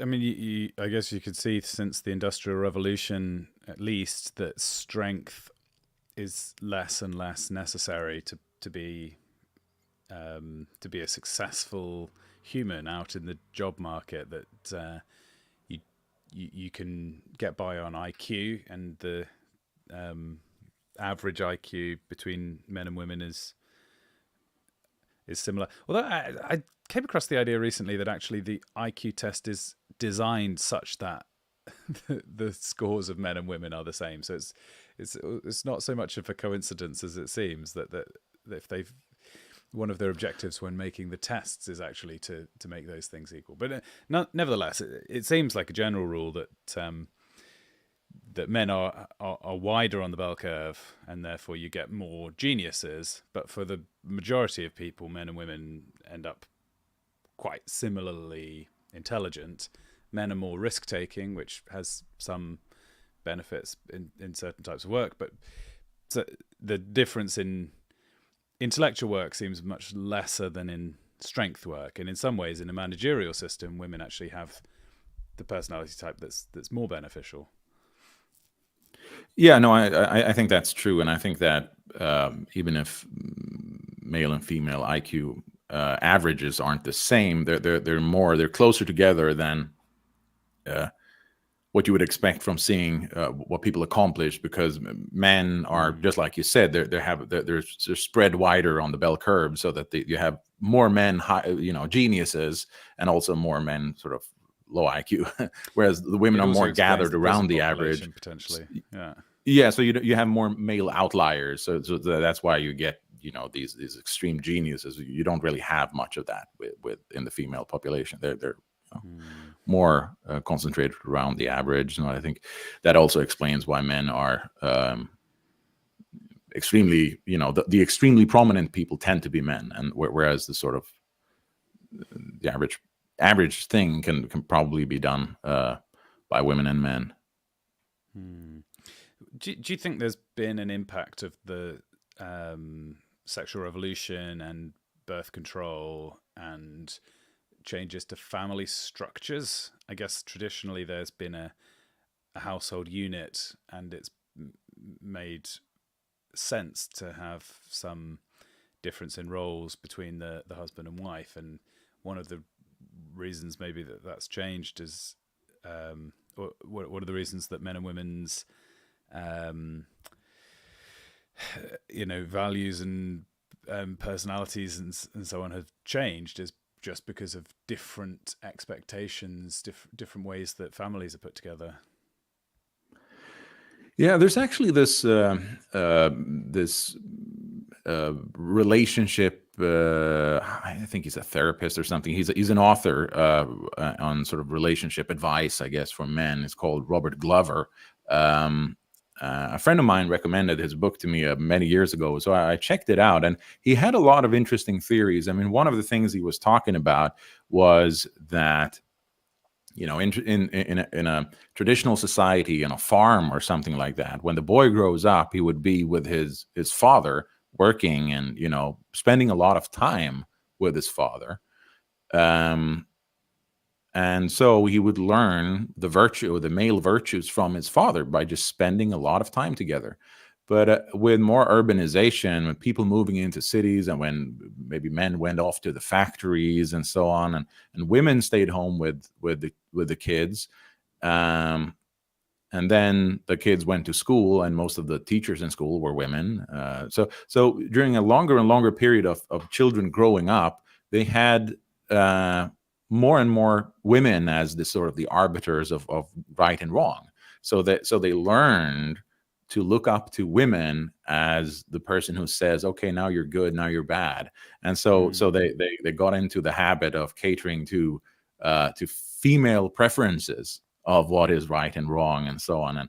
And so with more sort of urbanization in the modern society, the sort of the men are less and less present in their child's life growing up. And so we have this sort of downward spiral, or whatever you want to call it, where women have a bigger role in teaching children growing up, you know, boys growing up, okay, this is right, this is wrong. And from his perspective, in relationships, that's terrible advice for boys who are men or grown men, because if you are a grown man and you cater to a woman's, you know, approval, like you would your mother when you're a child, then that woman will not respect you. And he says, according to his theory, this kind of women's the big role of women in teaching children what's right or wrong has had a huge impact on why sort of a lot of relationships fail and so on, because men don't really learn how to behave like men toward women, because they're sort of, they sort of behave like children toward their mothers, where the mother is superior. And if you do that to a grown woman in a romantic relationship, then that romantic relationship will fail. So you have to sort of learn how to become more assertive. And I guess since you don't get that automatically through growing up, you sort of have to learn that afterwards as an adult. Yeah, what do you think of this idea that women like as you were saying, the bad guy, but lots of guys are mistaught and told that they ought to treat women in a way that women don't find attractive? There's a small number of men who buck the trend and ignore the programming, and they obviously then end up having the pick of all the women, because the women are stuck with such a small percentage of the men that they actually find attractive. And you know, is it, or I guess, has this just always been the way, and there is fundamentally just a small number of men who have what it takes to show that masculine energy? Well, it's always been like that, but I think we've definitely gotten much more of that now. I think that the differences have become quite extreme. And F. Roger Devlin, he wrote the book Sexual Utopia in Power. And one of the things he brings up there is this idea that with sexual liberation, there was this theory that, well, with sexual liberation, everyone will just, you know, people will have more sex, and there will be more relationships because people are freer to do that. But what the argument that he makes is that no, because in a more traditional society, there were norms that forced one woman to one man. And the thing is that if you let go of that and you allow women to choose, because women will choose, then all the women will want the top dog. And so essentially, there's this, you know, there's this evolutionary historical analysis. I forget there's this sociobiological book there that I read 15 years ago or something, called Sexual Inequality and Differential Reproduction or something like that. I forget. But the point is basically that, Genghis Khan essentially has like 16 million descendants today. And there is like, they've made these sort of DNA analyses of some old Bronze Age king who basically a third of Europe is like descended from that person, and so on. So basically, the top dog would have his pick of women, and he wouldn't pick one. And so, what the argument that Devlin makes in his book, and I think it's a sound argument, is that when you allow women to choose completely freely, women will prefer to I wouldn't say share a guy, but basically they would prefer to get part of the attention from one quote unquote alpha male. I don't like that expression, rather than the full attention of someone who they don't really find particularly attractive.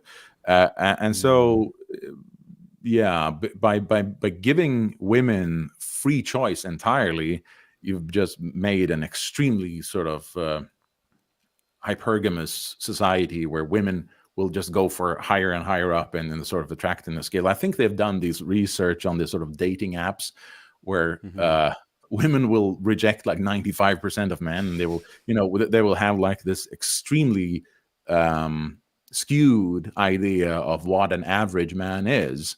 And so they will sort of be extremely picky, because they will think that a guy who is maybe top 10%, that's an average guy, and so they don't even see the other guys, and so on. So I guess the point, I mean, these are theories that I guess are pretty difficult to prove, but I think the theory is sound, that the women will be more selective in terms of, because you have to understand that one man can impregnate, just through biology, one man can impregnate thousands and thousands of women, whereas a woman can only be pregnant once, and then she has to raise a child for years. So she has to be very picky about a man can impregnate, just biologically, a man can impregnate a woman and then say next, and he doesn't lose anything with impregnating a woman. Now, there are other constraints that are cultural, which more advanced societies need a more sort of parent investment in their children, because of course, in a very sort of primitive, simple society, you don't have to teach your children anything. But if you have a very advanced society, it takes a long time for them to be prepared to be successful, and so on. So there are other cultural sort of demands, but I think that there is definitely just a biological difference between men and women in how they pick someone to have sex with or have offspring with, just biologically speaking. I've sometimes had the thought that there's quite a large number of single mothers who are obviously they're receiving through various means lots of support from the state. And in a sense, you could consider this group to be in one giant, single family, whereby they are married, as it were, to the state. That they're receiving the same protection and provision that they would, previously have expected from a husband. So they're kind of getting what they need that way. And then a single guy who then is working and paying substantial amounts of tax is like the other half of the equation, where he's got the financial outgoings as if he was married to the state, but he doesn't get any access to the children. So do you think that is part of the picture, that in modern life we've kind of enabled an alternative path through life, where women can avoid the reliance on a man, so a man really is socially less necessary than a woman? I think that's a huge part. Just like you said, it's like the state is the sultan, and all the single mothers are like the harem, basically, and the state gets to call the shot.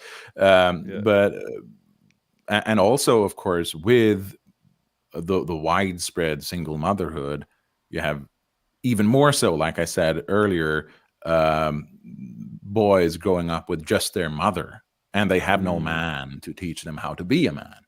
And of course, as everyone probably knows, taking advice from your mother on how to deal with women is probably not the best idea.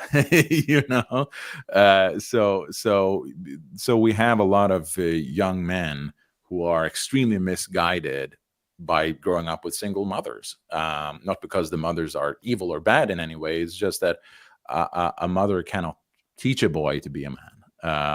He has to have a man to do that. And since that has been devalued and not prioritized it's not a priority in modern society. And also since more and more we have this split, just like you mentioned, it's just a lot of boys grow up without a chance.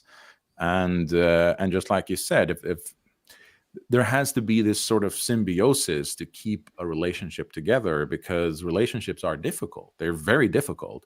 And if you have an easy way out, traditionally speaking, in our evolutionary history, you would just die. A woman would just die if she was abandoned. I mean, especially in Northern Europe, where it's cold and it's just very difficult, right?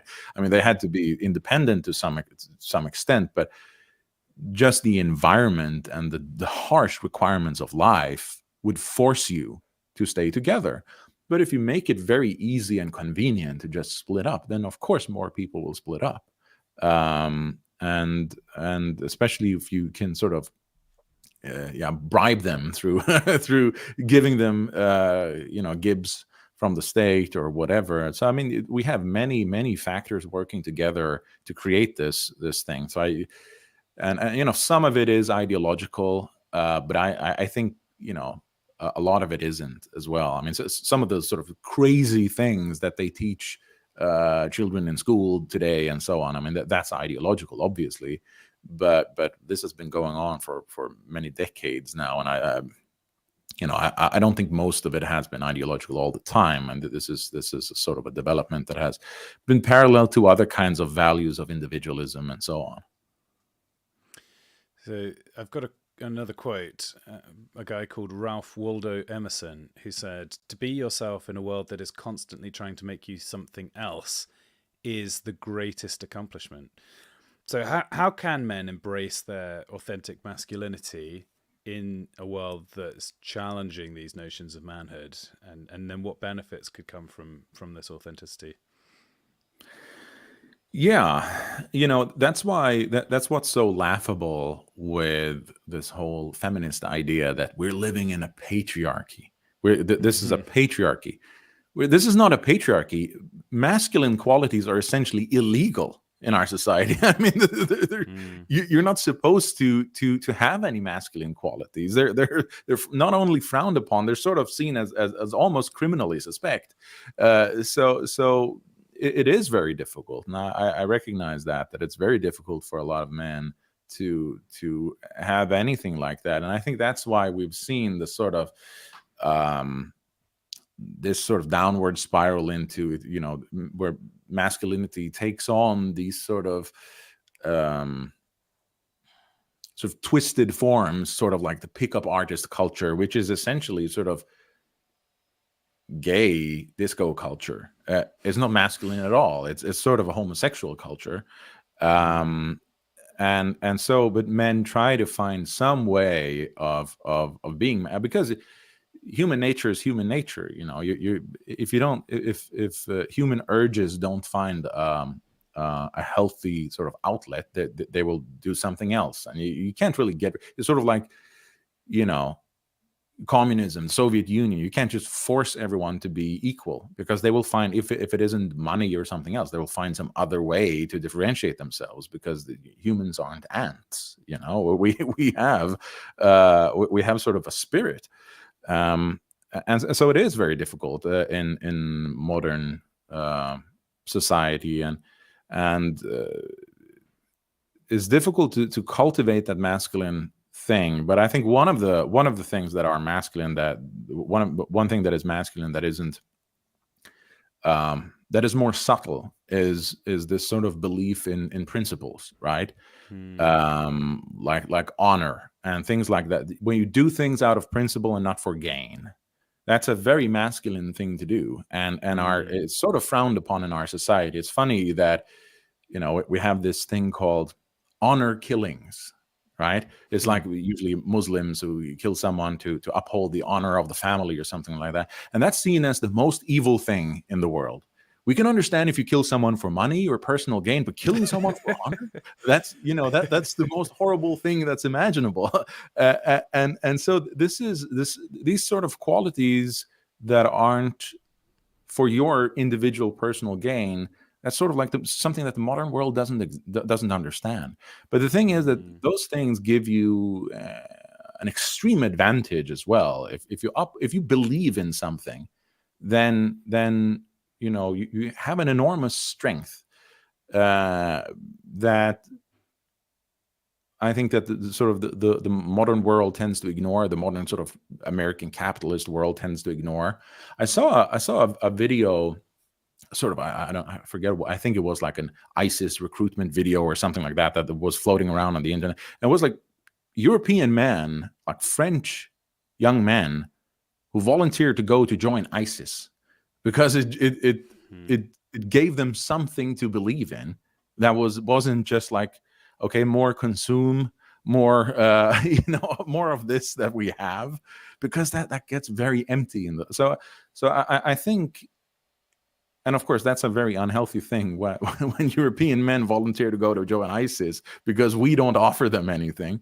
But I think that's sort of that's one way that you can cultivate masculinity, is actually believing in principles, not being a sort of a pushover. And I think Ezra Pound had a quote where he said that the temple is sacred because it doesn't have a price, because it can't be bought. And essentially, if you believe in something, that means you can't be bribed. That means it gives you an enormous advantage, an enormous strength.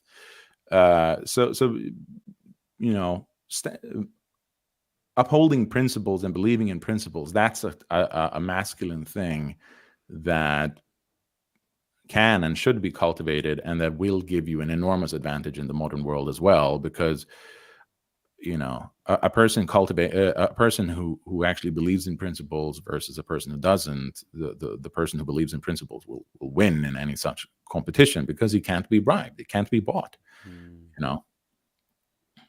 It's interesting that you mention the pickup artists, and that it's not as masculine of a world as they might like to portray. In a sense, they are. There's a glimmer of truth in the fact that a strong man will be attractive to women. So you can use the opinion of women as a barometer for your masculinity, but it is only one potential way to measure it, and it seems significant that that's the measure that people fixate on, because once again it is the opinion of women, as you mentioned earlier in the stream, that becomes the only thing of value in the world. Actually, I think there are different archetypes of masculinity, and to strive to be the great patriarch who has a vast family beneath him, who he has supported and wisely led and provided for, that's a much richer picture to strive for. And if you're setting your objective to become something, pick the most extravagant, rich form of that archetype, rather than just a sort of philandering, lecherous but successful a man who is led by his lust, and his whole life is simply about is defined by women. In fact, it should be the other way around, that your life is defined by some other mission, and that women are attracted to you as you go about the thing that gives your life meaning. Absolutely, women should cater to you, not the other way around. This is, you know, you know the story about the Hatfields and the McCoys in America. It's sort of a big family feud. So there's this, there's a TV show about it as well. That's pretty cool. But essentially, it's a family feud between two sort of clans or families in right after the American Civil War. I think it's in Kentucky or something like that. And there's this picture, the family picture in the 1860s or thereabouts, where you just see the patriarch and his children and grandchildren and their spouses and everyone with guns on the on the family property. It's just that image of a patriarch. That's the sort of the archetype of masculinity in my eyes. So that's something to strive for. That's the patriarch who protects, guards his family's interests, and so on. And I just love that photo, the family photo. But anyway, compared with, I love that. That's masculinity. Compared to the sort of pickup artists who live a sort of I don't know, San Francisco gay nightclub lifestyle, metrosexual, it's very strange, and it's not very masculine. You know, one of the things with sort of modern masculinity is that it is very much based on homosexuality. A lot of young men, they see sort of popular culture that has been created by homosexuals. For example, like Bret Easton Ellis, he wrote American Psycho. And a lot of young guys look up to that and think that, well, Patrick Bateman is pretty cool. Well, Patrick Bateman is a sort of a parody. He is that's a sort of a mockery. Patrick Bateman is essentially a sort of a homosexual man in that book and film, because he is very vain. He's a yuppie. He a yuppie in New York, and he talks all the time about how he wants to fit in, and he sits there with his other sort of colleagues on Wall Street. And they have this sort of petty bickering between them, sort of bitching between them, sort of catty comments, which is sort of what women do. This sort of catty comments. That's not that's the opposite of masculinity. And he is sort of driven by this materialist super consumerism with the sort of his morning routine and all these products and this vanity and thinking about his looks and so on. And everything is vanity. Everything is his vanity, and he wants validation. That's his main driving force is validation, and that's extremely unmasculine. But a lot of young men today have not seen any masculinity because it's been on the decline for so long that perhaps even their parents' generations were kind of in the wrong end of the spectrum. So they see these sort of parodies of masculinity, the sort of the mockery of masculinity, and then they look up to that and think, well, that's pretty cool.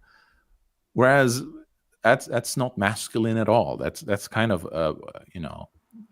Patrick Bateman is kind of a ridiculous figure. But I see these young guys looking up to it, and it's also other figures in the sort of modern social media popular culture, like Andrew Tate and so on, who is like a completely ridiculous, pathetic, weak, sort of insecure figure who just like throwing around money. Like I mean, it's insecurity when a man shouldn't need validation. That's a woman needs validation. Women, they need men to look at them all the time and give them validation. They look, out for their guidance. They seek guidance and approval outside. A man has an inner compass, and he's guided by principles, and he doesn't. I'm not going to say he doesn't care at all what anyone else thinks. He cares what some people think, what people he respects, and so on. But a man doesn't have that need for approval, the constant need for approval, that's a feminine quality. And a lot of guys who follow these sort of masculine, quote unquote masculine role models, they get sort of the opposite. What they learn from those guys is the opposite of masculine. It's a parody and a mockery of masculinity. And that's sort of what makes it kind of pathetic as well. But it's unfortunate because a lot of young guys don't really have anything else to look up to, so they're stuck with that.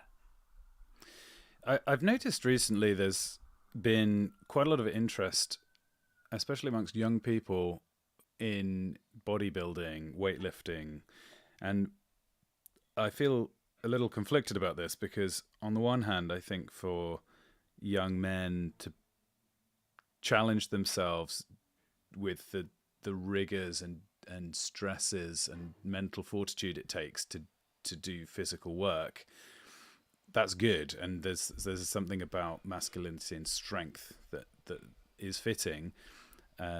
But on the other hand, it seems to be directed towards and promoting aesthetics as the end point. And in fact, the observation that's often made is that nobody cares about looking at other men's physiques more than bodybuilders. That there's actually what's masculine, what ought to be masculine, is an interest in women's bodies. But if you get too far into the bodybuilding world, then you've almost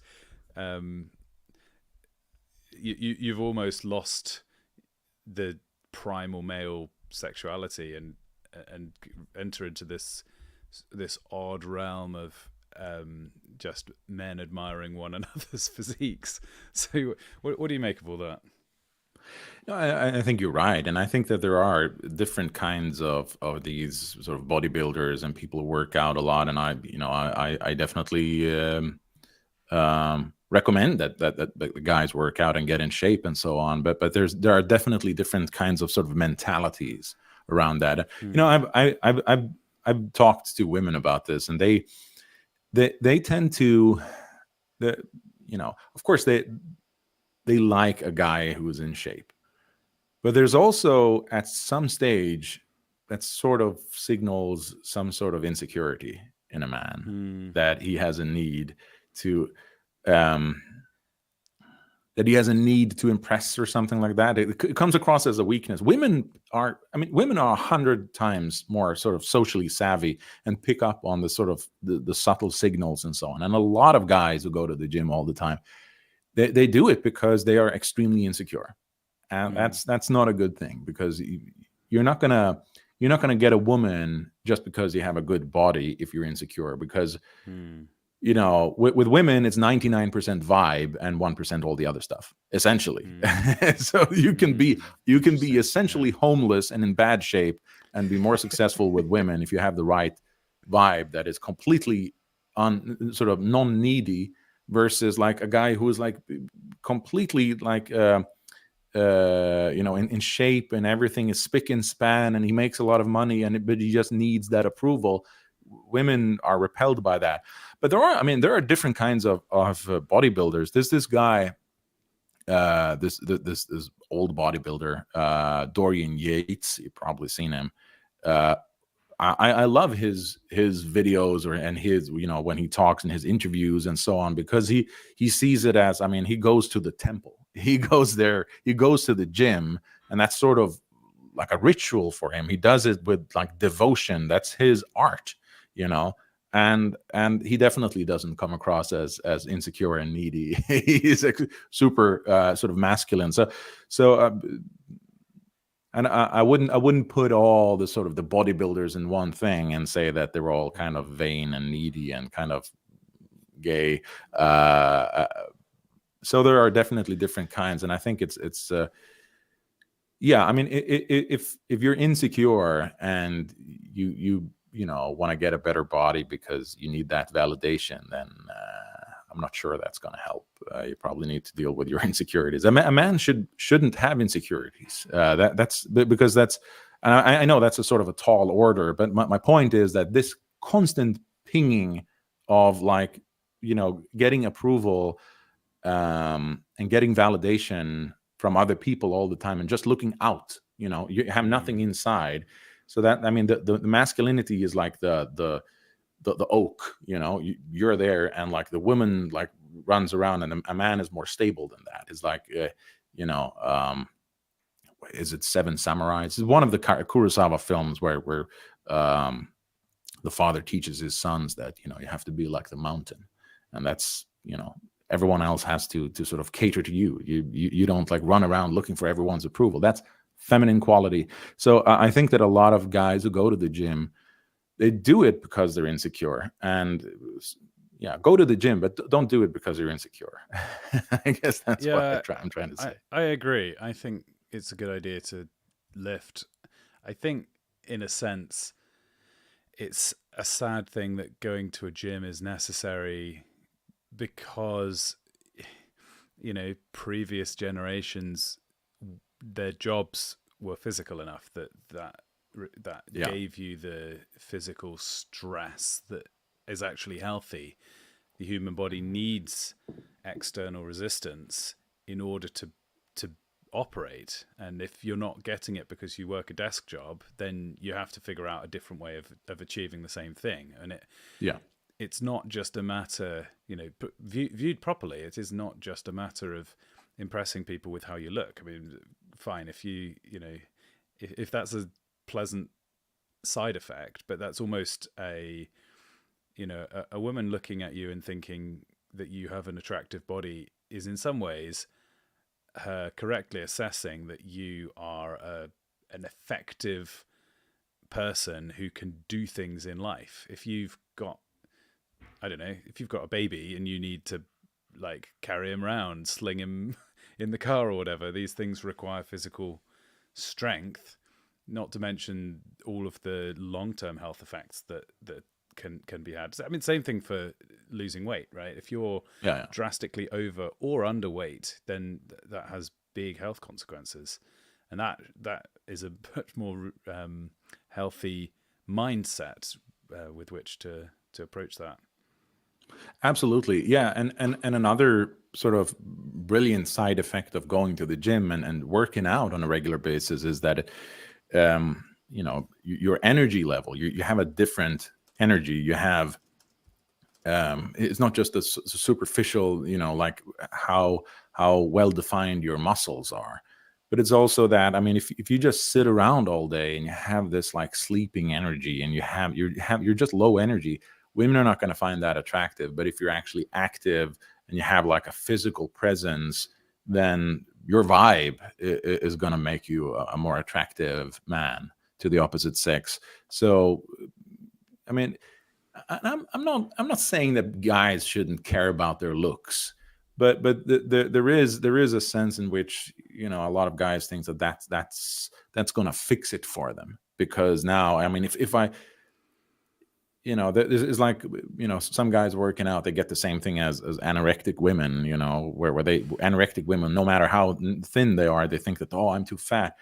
It creates a sort of messes with your mind, right? And the reason you're not getting a girl is not because, oh, this particular muscle isn't defined enough.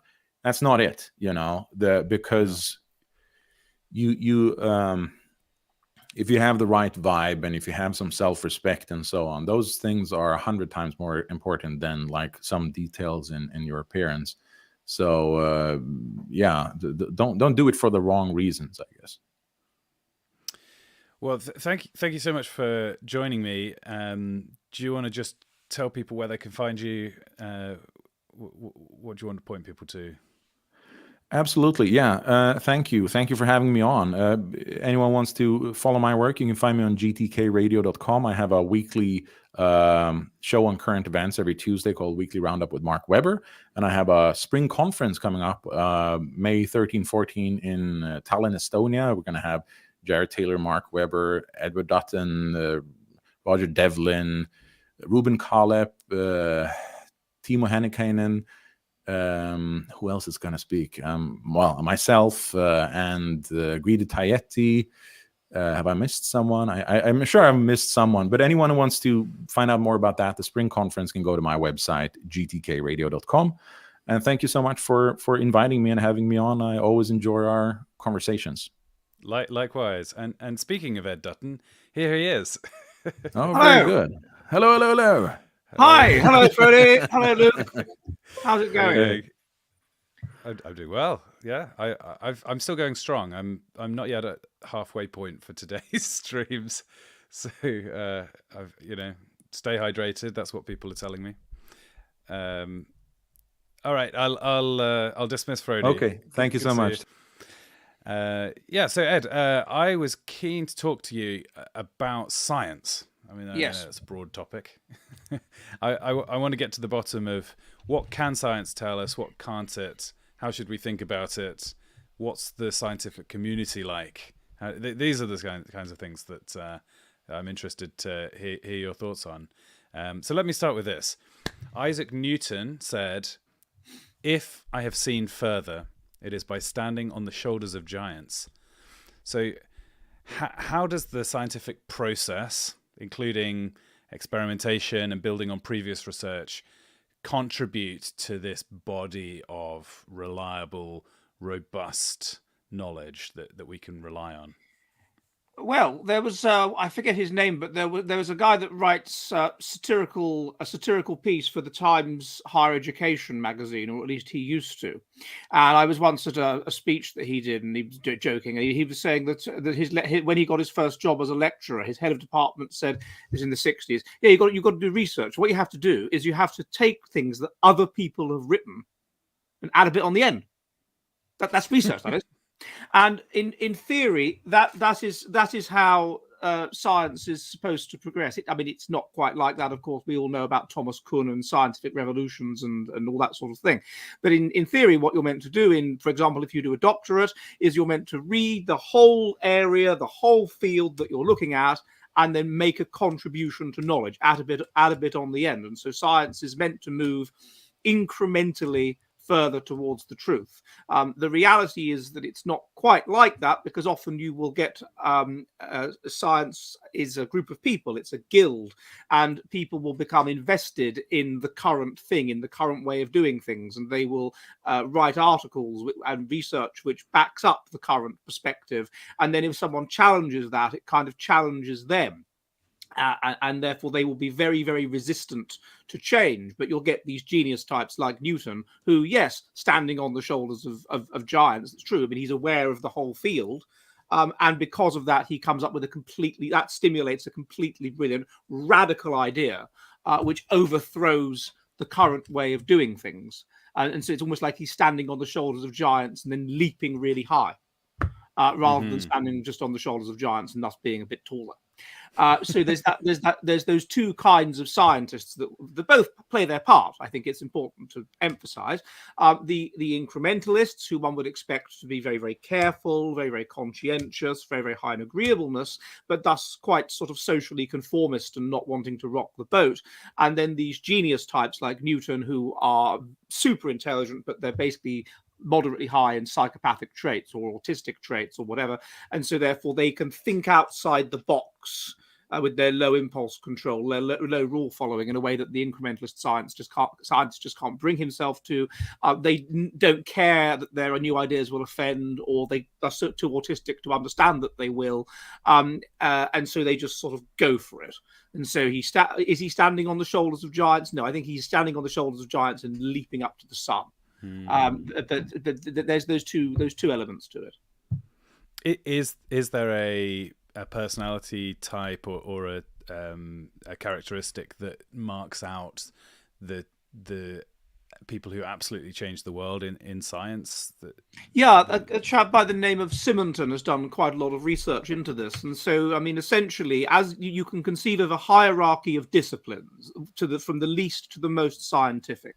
And the least scientific, it's like art or poetry. And those people are very low in agreeableness, very low in conscientiousness, and highly mentally unstable. and they feel negative feelings really strongly, and they want to express them, and this makes them feel them more deeply, and so on. And then as you move up towards basically mathematics, the modal personality becomes more agreeable, more conscientious, and less mentally unstable. Except that the nuance is that the people who innovate who are the big genius innovators in a given area, let's say the big genius innovators in physics, will have a personality that is more similar to the incrementalists in a much lower a subject in the hierarchy. Let's say they'll have a personality that's similar to the incrementalists in psychology, but they'll have way higher intelligence. Okay. And so what you often get is this quite interesting phenomenon where the person that, well, first of all, that the genius type will be quite different and quite difficult to work with, quite arrogant, often quite unpleasant. You get that, but what you also get is a tendency that a person who is the genius type, because of his lower rule following and whatever, he will make connections to areas outside of that in which he is trained. And so often you find that the big innovators in a given subject were not formally trained in that subject. They're formally trained in something else, and then they notice these connections, and they're not rule bound, and they just sort of go for it. So if you think about who are some of the biggest, let's say, cultural anthropologists, well, that's quite far down the hierarchy of disciplines. But the two major figures you can think of, Boas and Malinowski, were both trained in physics. Or J. Philippe Rushton, he made fascinating innovations in biology with life history theory or whatever, but he was trained in psychology. So you often get this relationship, because there's the incrementalist person. His attitude towards life is you follow the rules. You want to be a psychologist, you go and get your degree in psychology, and your master's degree in psychology, and your doctorate in psychology, and your postdoc in psychology, and you get a job, you do the experiments, and that's that. And then there's the very different kind of person, the very different kind of individual, like Rushton or whatever, completely different from that. Drops out of school at 15, goes and gets a job as a bus driver, fathers various illegitimate children, goes into academia late, completely different personality type, but combined with much higher intelligence. And he's the one which makes fascinating innovations. Are both types necessary, or could you theoretically, if human history just contained the geniuses, the disagreeable ones who make all the difference, is their work reliant on this broad base of incrementalist research, or could you just I think crew? So first of all, let's be clear that the incrementalists, although they will tend to be jealous of the geniuses, the genius types, and denigrate them and get terribly upset, and then eventually be won over for financial or social reasons or whatever in the kind of Kuhnian scientific revolution system, it's not to say that those people don't have a contribution to make. Of course they do. I mean, I was reading some very interesting research yesterday by the most contemptible midwit woke psychologist called Rebecca Sear. But it was actually an interesting piece of research. I was like, that's interesting. That's an interesting thing she's found there. Interesting little add on the end, little footnote to history that she's done. So, and also, as myself and Bruce Charlton looked at in our book, The Genius Famine, the genius, he when you get to very high levels of intelligence, the positive manifold between the different components of intelligence breaks down.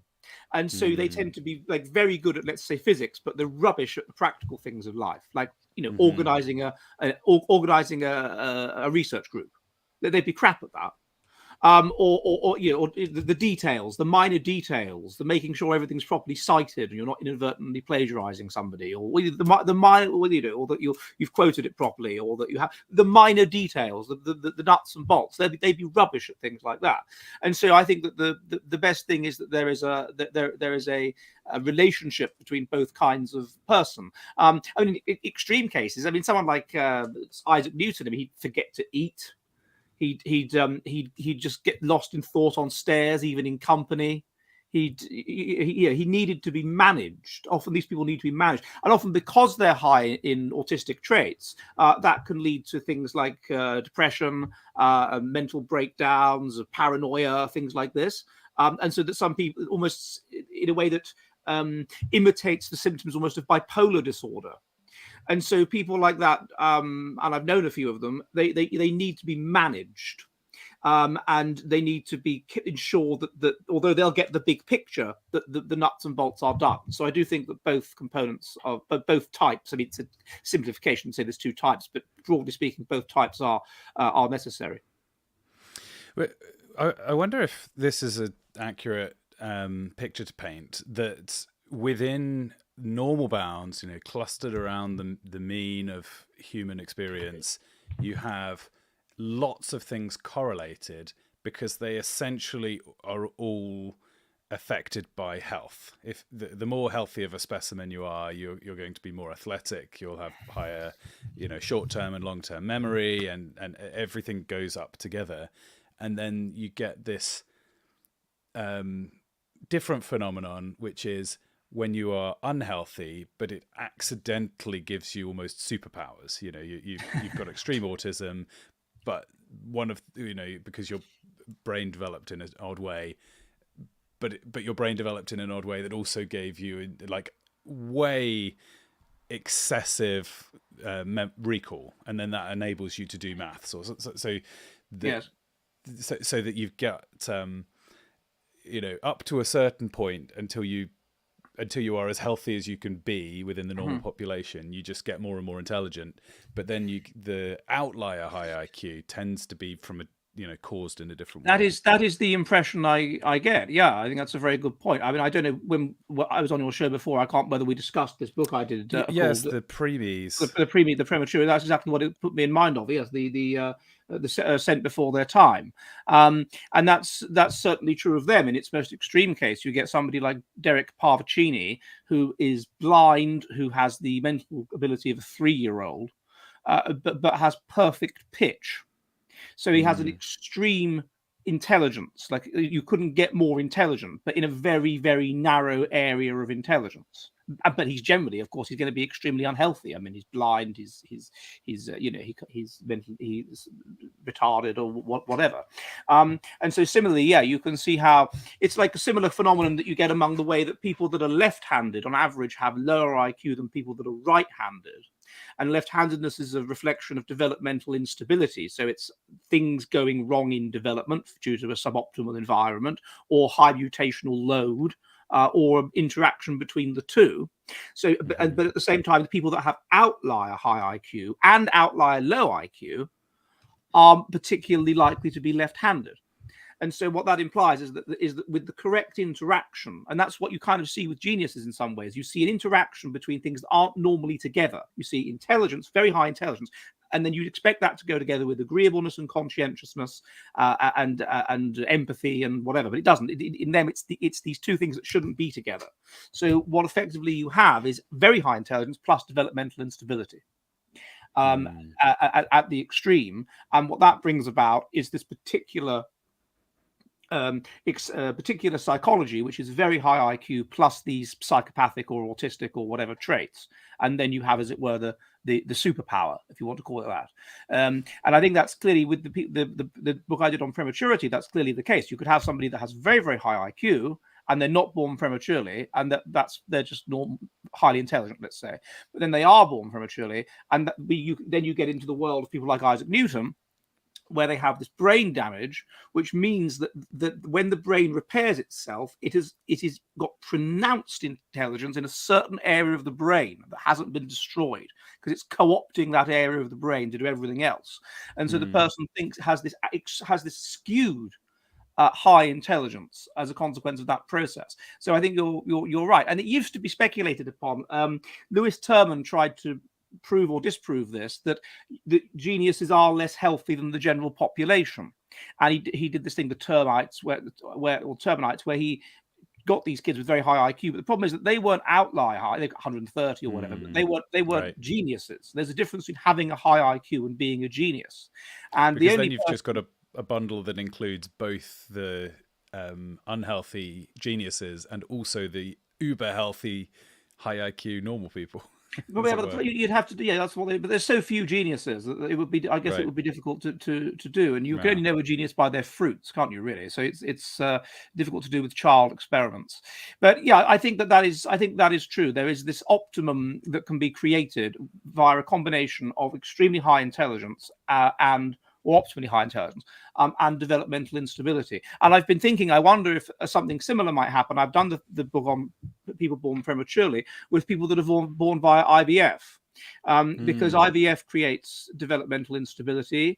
Often it's not going to be the absolute best semen that's selected. It's just going to be one that's moving about.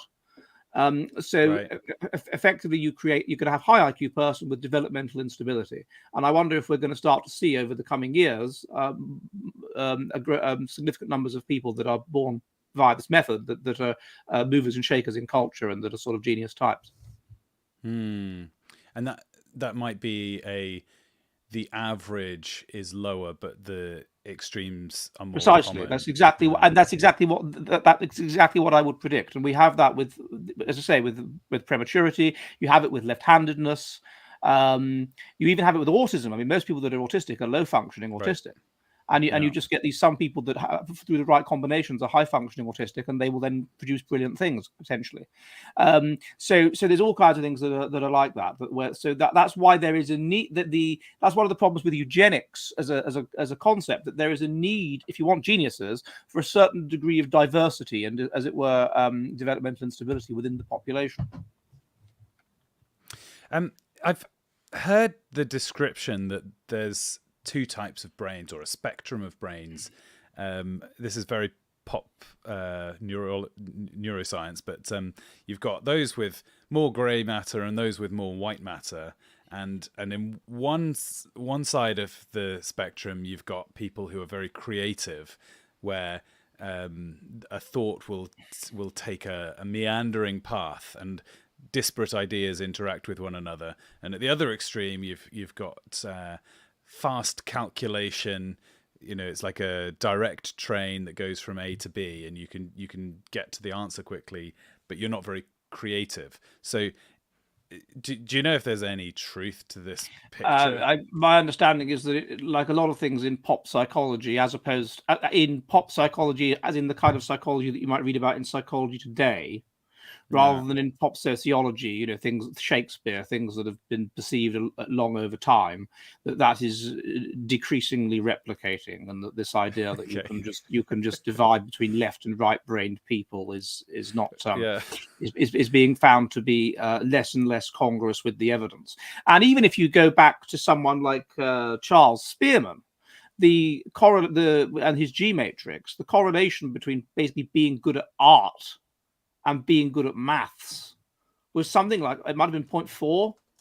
It's something because there is a general factor of intelligence, and there is a significant degree to which being good at art, the ability to correctly represent the world, is adaptive. And so you would expect it to correlate with something else which is adaptive, which is intelligence. And so why wouldn't people that were good at art generally be more intelligent? Indeed, one of the ways in which you test intelligence among non-literate peoples is the Draw a Man test. And you find these clear differences, that the non-literate peoples that you would expect to be more intelligent due to Cold Winter's theory, or the fact they've taken up farming or whatever, draw more realistic and accurate people, in the mud, than do people that are hunter-gatherers and that you would expect to not be that intelligent. And this correlates with the differences in their average brain size as well. So no, I don't think that. I think there's a general factor. I think that you do get variation. I mean, you get, for example, with the personality type particularly, you get people that are good at art. Artistic people will tend to be much more mentally unstable. That's true. That's found again and again and again. But it doesn't. I don't know about the different kinds of brain matter. You mentioned that geniuses maybe are only known by their fruits, but so possibly there's no way to find this out. But do you have any sense that if somebody has the type of personality that would make them a potential genius, world-changing scientist, and they go into the sciences, if they will in fact produce the results, is it inevitable? I mean, I guess you see, as Isaac Newton as an example, seemed to be able to revolutionize 12 or 13 different topics in a short space of time. Well, a big part of it with Newton was there was the plague. So he had to get away from Cambridge because Cambridge was a city and there was the possibility of getting the plague. And so he went back to Northamptonshire where he was from to protect himself from the plague. So he could finally, be left alone on his own to just do whatever he wanted. And it was that period when he was in his early 20s that he managed to discover a huge amount of stuff. So I think that left alone is what's needed for. Yeah, I think there is an environmental component, and I think it's a significant problem. Again, we looked at this in the genius famine, that geniuses need a kind of safe space where they can do their genius work. And they don't want much. They're not materialistic. They just want a basic level of income and safety and whatever. And then they can and as long as they've got that and the access to the resources they need, then they can, and someone's to kind of maybe help them manage the bit, do the practical things like cooking and cleaning and stuff. Then they can just get on with it. And the danger is not just that we would have a decreasing amount of genius because our IQ is going down, but because we are taking away their safe spaces. They used to have the two key safe spaces. One was the vicarage, so you'd get a job as a vicar and it would just be a sinecure. You didn't have to do much work. Now, most of those people would just waste their time, whatever, doing. But some of those people did brilliant things. Some of the people that were behind the Industrial Revolution were country parsons in England because they just had all this and they could just do what they wanted. Or the gentleman, the person like Charles Darwin didn't have to work. His income's sorted out, and he can just do his experiments. He can get on with it, or Francis Galton as well, or that they have some kind of patron that discovers them and encourages them. I'm thinking here someone like Thomas Edward, the Aberdeenshire shoemaker, who made huge contributions to the study of mollusks, with which he was obsessed. He was obviously autistic. And then there was later on when the university stopped being so religious after about 1870 or something. Then there was the universities, and they were a safe space for genius. And the problem is that at the moment, those safe spaces, the vicarage has gone. Obviously, the university is basically gone. And so the ability to be a gentleman, you're taxed to the hilt, that's gone. So the only possibility is kind of patrons. And so, yeah, I think the environment is important. And we should have a system where we try and track down these geniuses and nurture them and help them to reach all these potential geniuses and help them to reach their full potential. Thomas Huxley wrote, "The great tragedy of science, the slaying of a beautiful hypothesis by an ugly fact." So how can confirmation bias and cognitive dissonance affect the scientific process? Well, yeah, hugely. You see this with, for example, research into stereotype threat, that you get this situation where there was a meta-analysis that was done on this, where research that disproves it in, let's say, undergraduate theses or whatever, just research that disproves it is not published. It's sat on. And research which weakly seems to prove it is published. And then because people love the idea that stereotypes are produced by belief in the stereotype, and they love the idea that we can explain away differences that we don't like by the fact that people have internalized certain stereotypes. And so that it has a huge publication bias problem and a huge problem with sort of confirmation bias and things like that. But yet, once you actually dig deep into it and meta-analyze it, it's basically nonsense. And the other with cognitive dissonance, yeah, it's a huge problem. Of course it is. I mean, not just in science, but in every aspect of life. If you create your identity, I mean, one of the things that correlates weakly with doing well in academia is actually neuroticism, is feeling negative feelings strongly. Only weakly, but it does, because neuroticism acts as a motivator. If you're anxious, you will revise more. If you so it acts to make you get on with it and so on. And so you would expect academics perhaps to be slightly above averagely neurotic compared to other and so they're going to have negative feelings and they're going to be a bit insecure and they're going to create a sense of identity based around being an academic and based around being intelligent and based around I'm cleverer than everybody else, and then if that is challenged by clear evidence that they're wrong, and that they've advocated with certainty something and they've been proven to be wrong, then you are going to get cognitive dissonance, and it's always going to be a problem, and you're going to get cognitive dissonance amongst the peer reviewers as well, and so that can of course then corrupt the system because they will reject it as a consequence of cognitive dissonance. And I've seen this again and again reviews that I've had or others have had of things that eventually they get published because the evidence for their veracity is so overwhelming.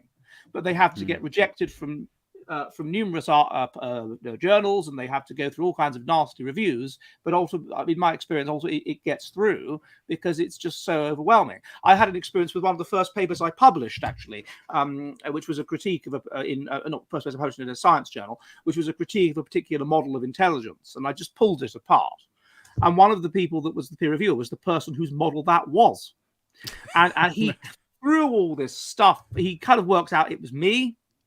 And his counter arguments were things like, oh, this person doesn't even have a psychology degree. How can he know what he's talking about? Even though, of course, in theory, he shouldn't have known who it was. But I corresponded with him, so he knew it was me. And all these just ridiculous arguments. And eventually, the editor of the journal, Doug Detterman, just said, just ignore him. Ignore reviewer 3. Just look at what reviewer 1 and 2 have to say.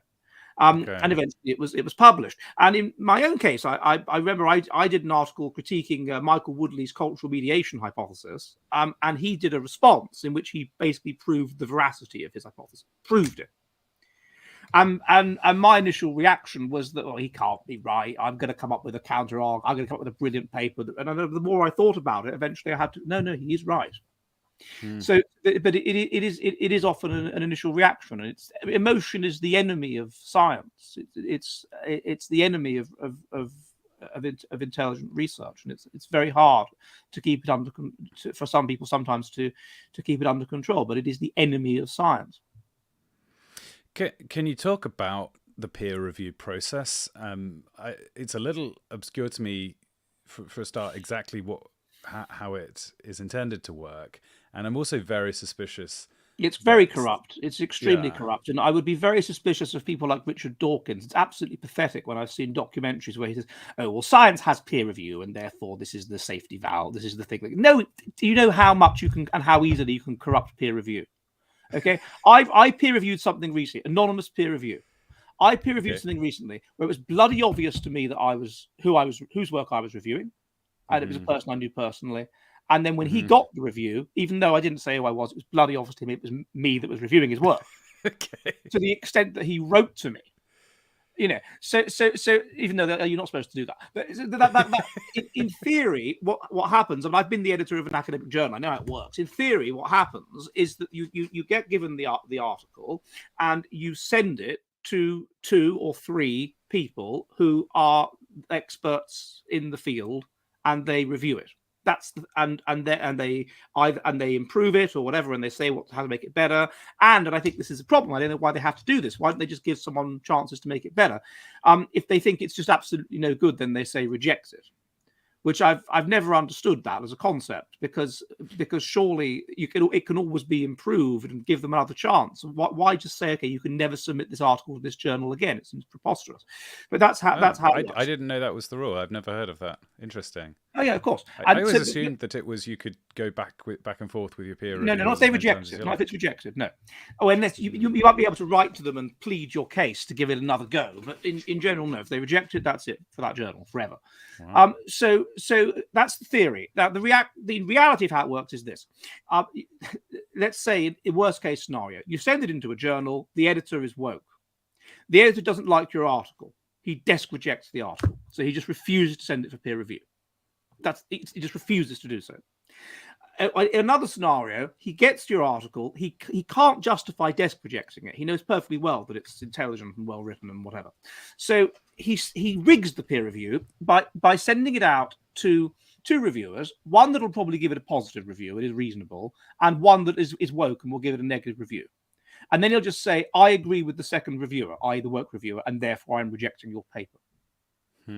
What he could do is send it out to 2 woke reviewers or 3 woke reviewers and just say, okay, this is what the reviewers have said. I'm rejecting your paper. Nothing to do with me. I don't agree with them necessarily, but look, they're if he's a coward, but that's what the reviewers are saying. I'm rejecting your paper.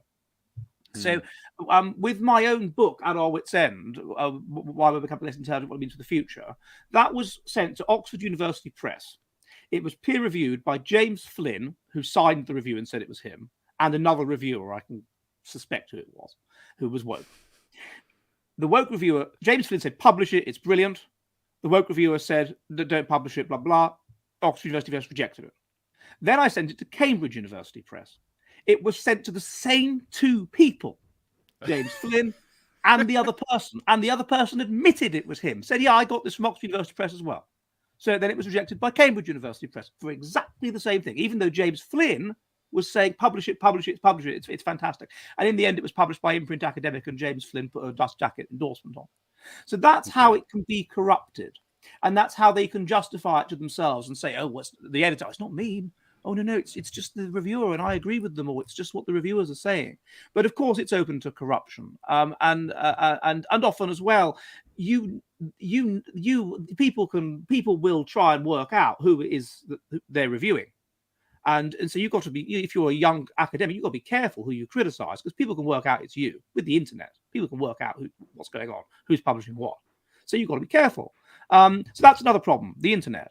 And I think in general it's a problem because it's just a gatekeeping mechanism to knowledge, and then you'll get idiots who will say, "Oh, well, it hasn't been peer reviewed, so no. So what? It hasn't been peer reviewed. So what? It's either objectively correct or it isn't." So peer review is not some safeguard against nonsense. Nonsense will get published anyway. It is a means of control, I think, on the part of the whoever is controlling academia at a given time. Do you think it provides value as a system at all? Yes, in some respects. So I can say that when I was an early career academic, as an anthropologist, you get lots of nasty reviews, which I think is outrageous, because why be nasty to people just because you're anonymous? But you do benefit from it. You're learning. It's kind of like having other tutors who are teaching you stuff, and who are directing you to literature that you probably should have read, or that you should read, or whatever. So it's useful as an early career academic. And then similarly, when I made the move over into intelligence research, likewise, I was being directed by some very useful reviewers who have since got to know personally and have become colleagues of mine, towards, you should read this, you should read this, you should read this, you should read the helpful reviews, really helpful stuff. So when it works, it can really work. You've got a person who can really hugely improve a paper, make it a lot better, really make it really good and tight and well argued. That's when it works, there are benefits to it. Yeah, for sure. But I find that once you become a more senior academic, and you frankly, know your stuff, and you're coming up with more original, groundbreaking ideas, then it's just a gatekeeping method to the current dominant ideology, I think, more so. But at an earlier stage in your career, then I think it can be very, very useful. Not to say it can't be useful at any stage in your career. It can, of course. But it's just I will always send any book I write to, even if the publisher doesn't send it out for review, I will send it to colleagues to read, to review. So it's inherently useful, but unfortunately, it is the nature of it that it is very open to corruption. And I think this is particularly the case when it comes to ideas which are fundamentally or not are to any substantial degree challenging orthodoxy. So you could, in a sense, you could improve it just by getting rid of the reject option. Just have the suggestions. Yeah, when there are some innovative journals like Emil's Open Psych, and there's one called The Winnower, and there was one that I peer reviewed for recently where that's exactly what they've done. And the peer review is just ongoing, and anybody can be asked to do it or can volunteer to do it, and then eventually you publish it. So there is that possibility, but those journals have very low status, and not many people read them. So it's a bit like, I don't know, the difference between publishing with a publisher like Imprint Academic or whatever, where you can get the stuff in the bookshops, and publishing with some just really obscure. That's the problem. You want your stuff to be read. The brilliance with things like ResearchGate is that it can, and Twitter and so forth, is that it allows that process to be bypassed. So there was a paper that me and Emil did on the relationship between having unnatural coloured hair and mental illness.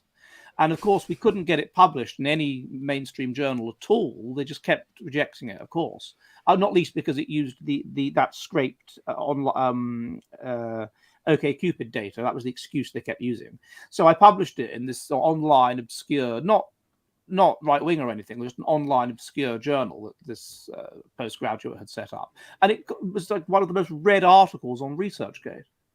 So there are now increasingly with the internet ways of getting around peer review, and we shouldn't forget that when he talks, people like Dawkins talk about peer review being this safeguard. It's quite new, peer review. There essentially was no peer review until really the 50s. It was only the advent of photocopying that allowed you to copy it and send it out and whatever. Before that, the editor would just read it and make his decisions. That's how all of Einstein's stuff would have been published. On that topic, question from chat: does Ed agree with Eric Weinstein that the peer review process is the cause or the consequence of the stagnation since the 70s? Well, the peer review process can't be the consequence of the stagnation since the 70s because the peer review process has been going on since the 50s.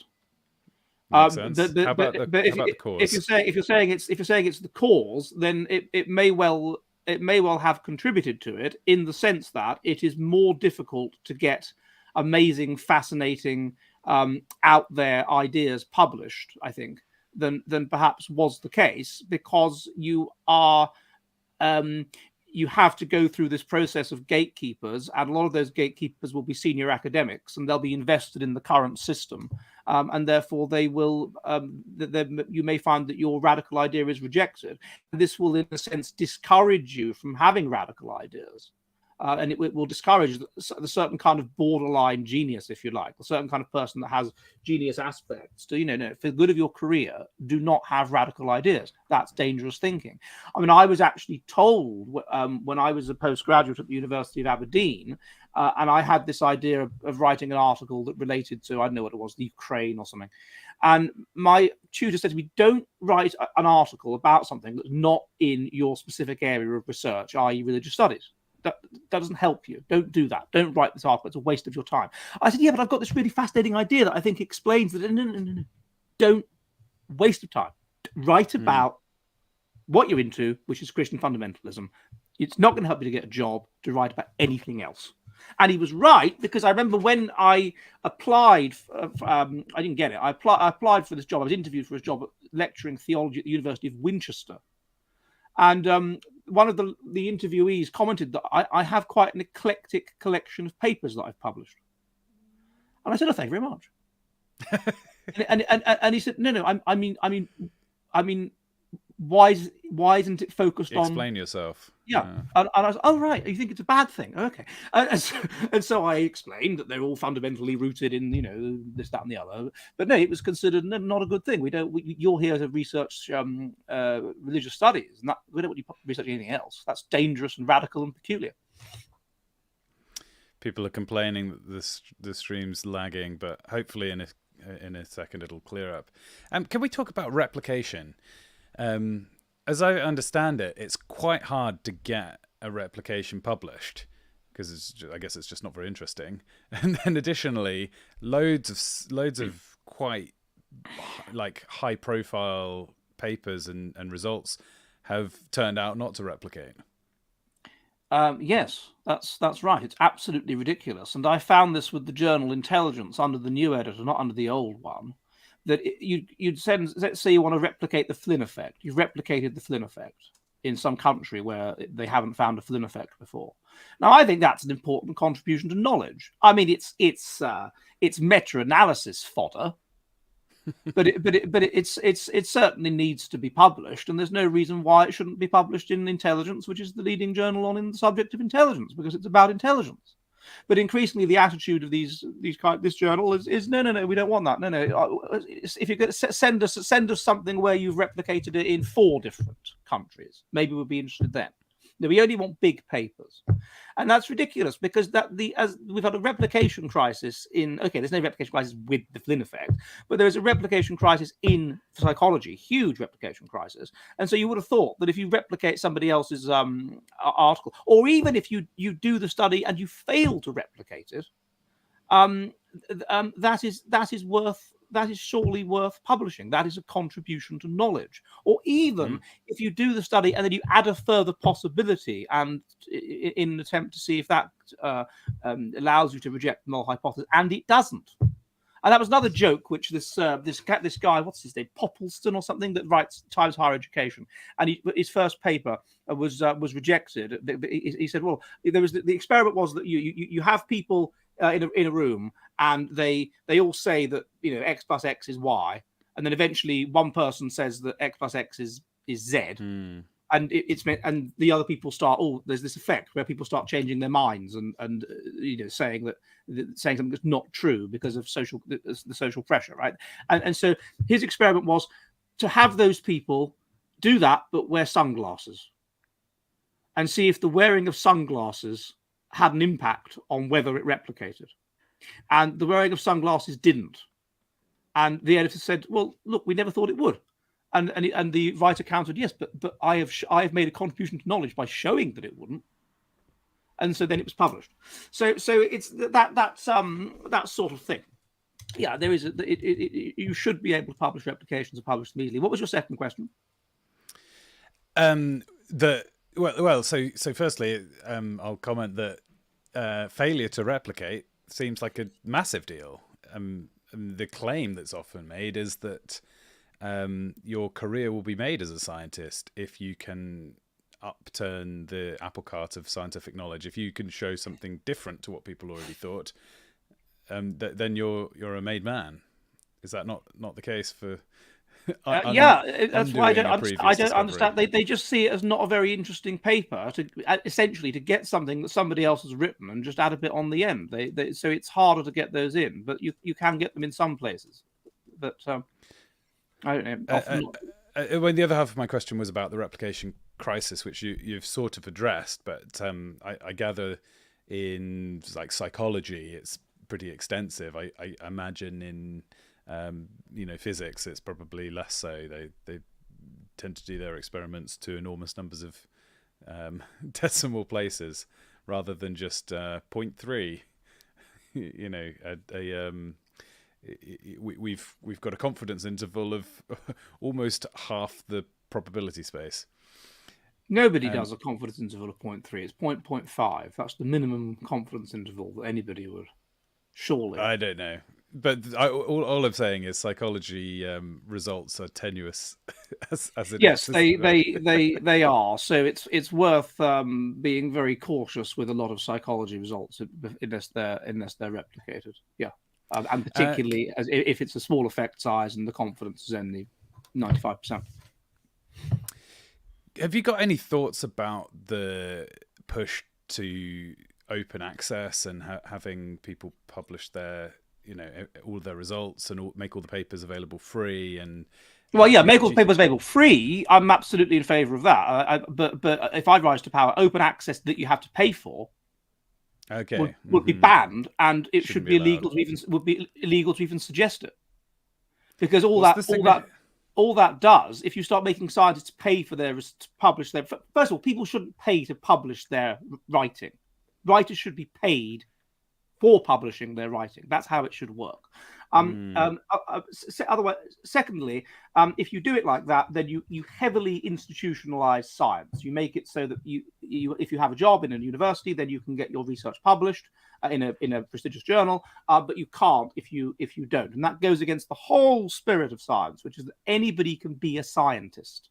Science is a guild, but it shouldn't be a guild. In theory, anybody, Thomas Edward, the Aberdeenshire shoemaker, anybody can practice science. So it's absolutely outrageous to say that you charge these high fees, and they're high fees that realistically people who haven't got the backing of an institution that will pay them will not be able to pay. So that's just outrageous, and I'd ban it. But as for them being open access and it's free, then yeah, absolutely it should be.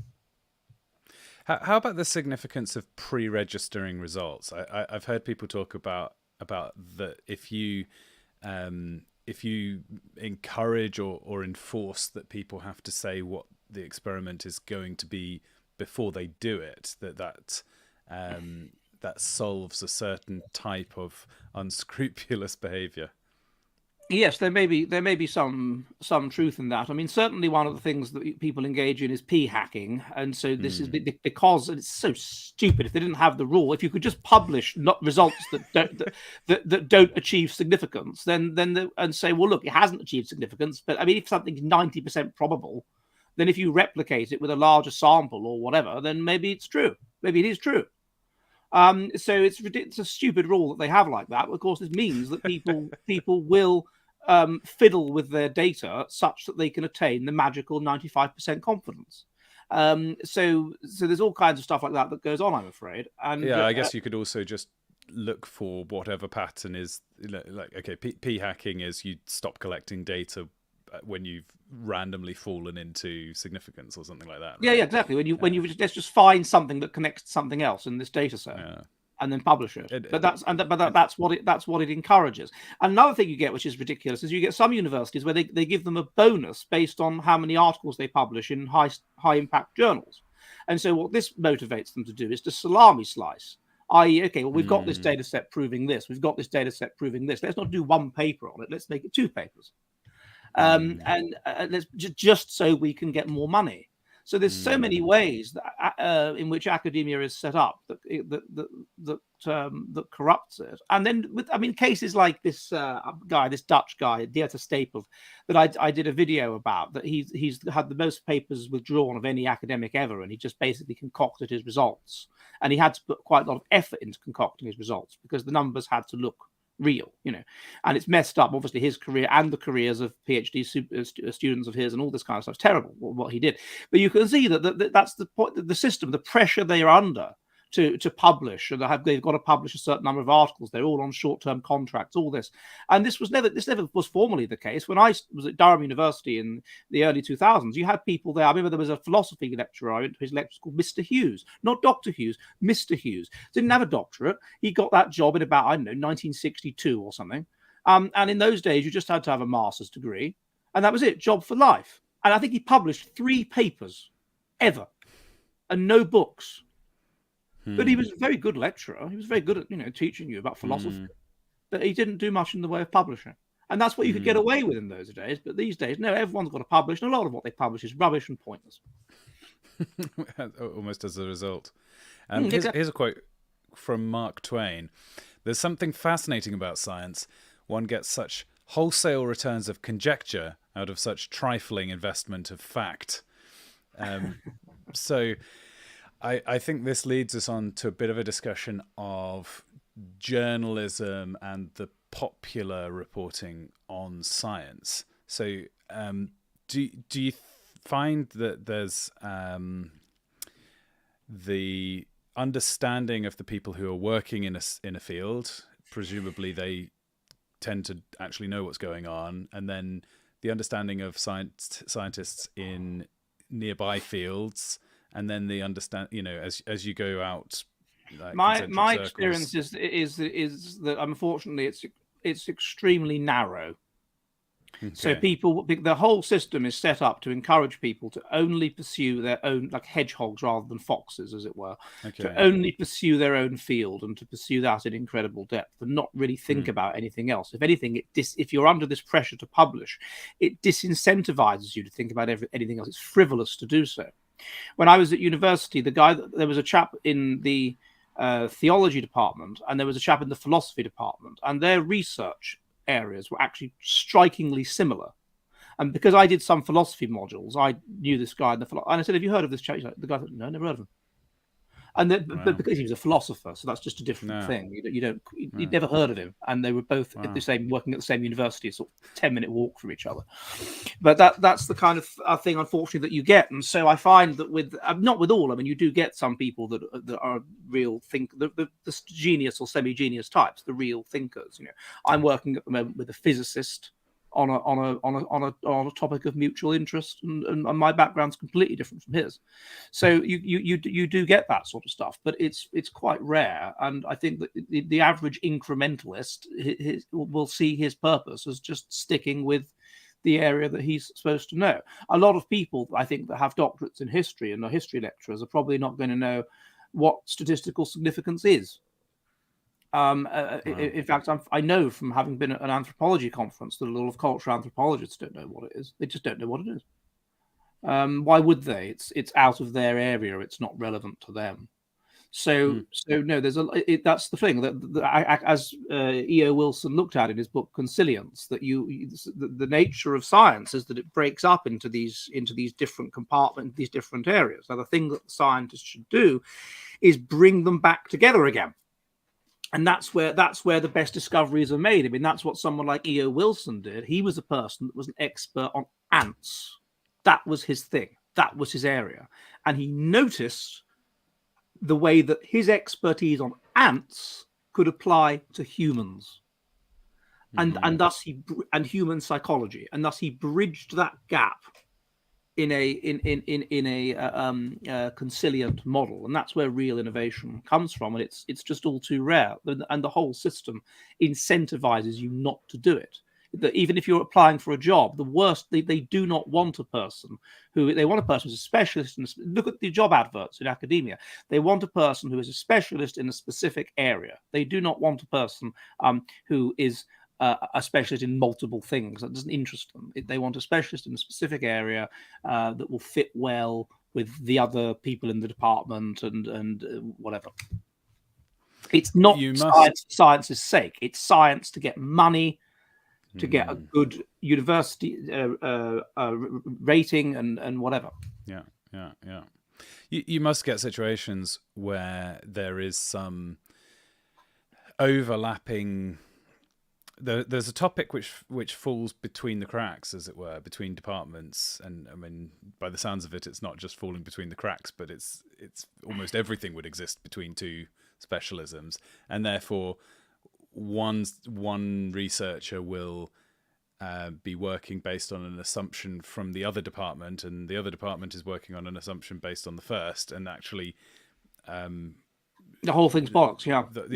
It's just been completely this is what you got. This is what you got when you do I did a theology degree, and you have religious studies as a sub area, and religious studies is to a certain extent based on the assumptions of sociology and cultural anthropology, i.e., environmental determinism.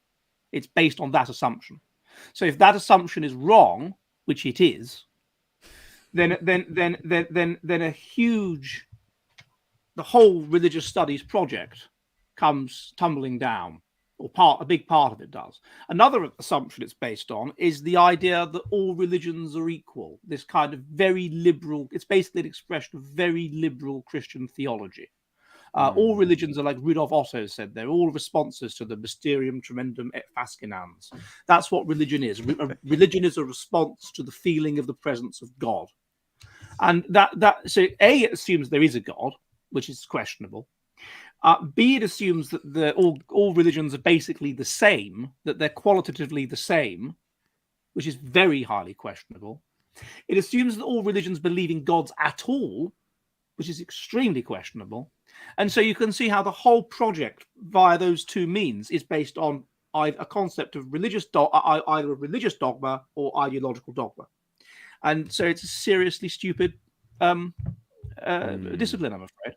And I only, when I got into science, realized that the research I've been doing on these fundamentalist Christians, which was totally to environmental theories, it finally makes sense if you realize that this part of this is just hereditary. It's just genes. That's why some people are more religious than others. I couldn't think of why is it that people at Oxford University are more religious than people at Aberdeen University? Why? Well, no, it must be to do with the nature of the environment at Oxford, and it makes you more stressed, and that makes you more religious or something. But it didn't occur to me to think that, well, no, how do you get into Oxford? High agreeableness, high conscientiousness. Do they correlate with being religious? Yes. Are they genetic in part? Yes. And that might be relevant. And also a certain degree of neuroticism, and that correlates with fundamentalism. So that actually would probably make more sense of it. But no, you don't look at those things in religious studies. They don't exist. They're not. That's outside your field. I've got another quote from Upton Sinclair. It's difficult to get a man to understand something when his salary depends on his not understanding it. Yeah. So how often is it the case that some deep subconscious level, the researchers and scientists are aware, which side their bread is buttered, as it were, and they The best thing to do. The best thing to do is basically go to a cultural anthropology a cultural anthropology conference, and watch them talk about how there's no such thing as truth, and intelligence is a very Western concept, and there's no such thing as this, that, and the other. Right? Do all that, and then get them pissed. get them severely refreshed. And they'll all be girls. It's a cultural anthropology contest, and they'll be very interested in you because you'll be one of the only men there. Okay. And then they start to come out with a slightly more robust and honest manifesto. Wow. Because their level of self-control, their inhibition goes down, and you start to understand what they really think. And they are pretending, and they know they are all the time. They are lying all the time, and they're doing so because they want to look good, and they want to look nice, and they want to get work. And it's very interesting when you get them smashed, and then their inherent racism towards the Chinese housemate they have or whatever starts to come to the fore. So this from Bertrand Russell: the whole problem with the world is that fools and fanatics are always so certain of themselves, and wiser people so full of doubts. And perhaps this speaks to some degree to the midwit phenomenon. So what we really need is more polymaths and more actual, geniuses who are prepared to admit their own lack of understanding and to neurotically to admit it genuinely, because but if you have that and you say that, then what you're going to get is midwits who will status signal by talking about how little they understand. And that's kind of what postmodernists who are basically midwits. That's what postmodernists do. Postmodernists, it's just so deep and profound, and there's so many areas to this that it's intelligence. It's such a complicated subject. I'm not sure. What do we mean by intelligence? Can we even define it? Oh, I'm so profound that I'm not sure. I'm not sure. I'm not as certain as you are. Right? No, they're just making it worse. It's like there's that sketch by Lee and Herring in the 90s. Lee and Herring, and there's this this vicar. It says, the vicar goes, the wise man says, the Bible says that the wise man spareth his words. I have nothing to add to that. Do you see what I've been plugged by my sons? Great wisdom. Being silent precisely because the wise man spareth his words. So yeah, it would just create that sort of thing. So I don't think it's a very good idea. No, it's and also a lot of geniuses, I'm afraid, they do have a part of the motivation is almost a sense of mission. They do have perhaps a certainty on a certain level. That's the thing. So if you think about the Thomists, then they had a burning certainty of the existence of God. And their idea was that our purpose is to reveal the nature of God's creation. And therefore to lie is blasphemous. We can't do that. And you have the same thing with the Neo-Thomists. They have a kind of certainty that motivates them, a certainty in the importance of truth. And that's something the postmodernists will question. They'll say, "Oh, truth is a very subjective concept. It's a very Western concept, or whatever." No, that's what the postmodern, and the postmodernists may be right about that actually. But no, the attitude of we know truth. It's the truth. That's it. I almost have like a mission from the gods to get to the truth. So there is it's what you're certain about. And if you're certain that there's an objective reality and it's your duty to understand it, then you will do so. If you're not certain about that, then what is there other than power and fighting and material possessions? So I guess it's not so much not being certain; it's what you're certain about. Well, we're joined by Carl Benjamin of lotuseaters.com. Thank you for coming. How do you do? It's nice to meet you, Ed. How are you doing? Hello. I hear YouTube have been messing around with you as well. Yeah, we got a strike today as well. Oh, did you? Yeah, for a video that we put up at the beginning of February. Wow. So 2 months later, they were like, "Oh, this video is harassment." And so we looked at the content of the video, and it's Dominique Samuels and Connor talking about the Grammy Awards. Wow. So we harassed the Grammys, according to YouTube. So we won't be uploading for a week. But so yeah, breaking news. Oh, wow. Yeah. Yeah. Right. But I guess when That's you're the Eye of intense. Sauron's on you, the Eye of Sauron's on you, right? Yes. When the midwit moves in for the kill, you've got to use your wits. Yeah. Well, okay, chaps. We'll tally ho and all that. And thank you very much, Ed. Thank you Pleasure much. talking to you. Bye bye. Bye bye. Well, yes, my commiserations on your loss of Oh, monetization and strikes and such. Yeah, don't worry. We expected the Eye of Sauron to get us eventually, so Yeah, I we're got not entirely helpless. Okay, good. Well, you're fighting the good fight in my eyes. Doing our best. Yeah. So, actually, just had a mention of Richard Dawkins by Ed Dutton, and that makes a nice segue because we're going to be talking about the new atheists. Maybe a good place to start is your own first encounters with I guess the four horsemen of the apocalypse, as they called themselves: Hitchens, Dawkins, Dennett, and Harris, or any other of those guys. You know, I don't really remember when I first became introduced to these things. It must have been when I first started using YouTube in probably about 2010, 2009, and I was just watching clips of them debating. And because they were charismatic, I think I was won over by that rather, and because I was an atheist, so I had a natural affinity for the side. I say was an atheist. I am an atheist. Yeah. But so I had a sort of natural affinity for what they were saying, and they were being charismatic. And the people they were debating with were broadly incompetent, it seemed. And even now, when I'm a lot more sympathetic to Christianity, I still think those people were incompetent because they should have been able to reframe the entire discussion and win that way. But apparently they couldn't.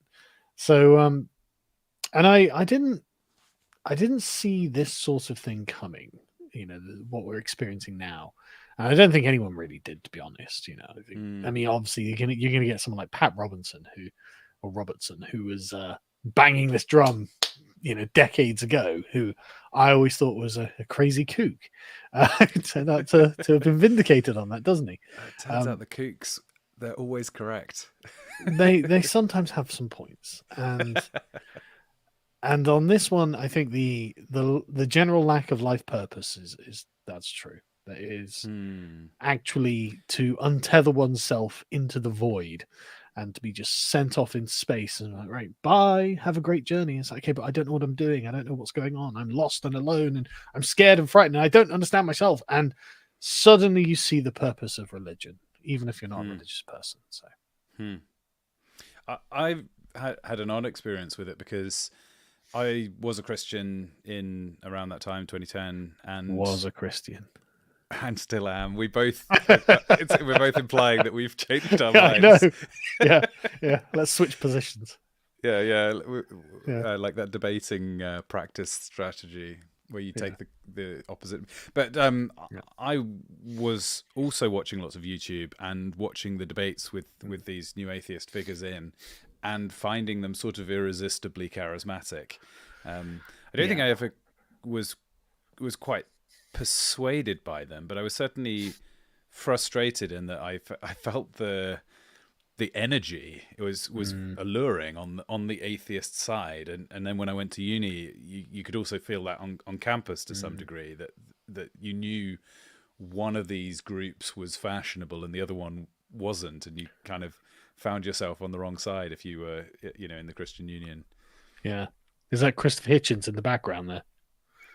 It's not. It's just an AI generated image. So I think I'll see if I can figure out. Well, I got Cringewalker to make it. See if I can find a button that hides us. I can't figure out how to do that. I mean, it was the same picture that was on Twitter. So I didn't see it. I think it might be you, but yeah, that's what I'm worried about. As I say, I'm putting the blame on Cringewalker because you are looking tame and svelte in real life. But well, yeah, that's this character is AI. Damn there we it, go. AI. Yeah, it's you. I've been working hard. Damn it. Well, I have to think say, you it's should. been- You'd rather Sorry. it this way round, wouldn't you? I mean, I always Yeah, think it's no, that's embarrassing true. when Yeah, people yeah, have yeah, a yeah, cartoon avatar of themselves looking more Yeah, presentable uber and buff, fit. and it's just yeah. To be fair, okay, yeah, I prefer this way around. Although I've got to say, I've got about a stone I want to get rid of. And man, that last stone has just been a nightmare. I can't seem to shift it. I'm gonna have to I mean, I think it's genuine inspiration that you have, over the course of your time in the public eye, become a fitter, healthier human, and I hope people follow you in that regard. I think it's great. I just felt it really needed to be done.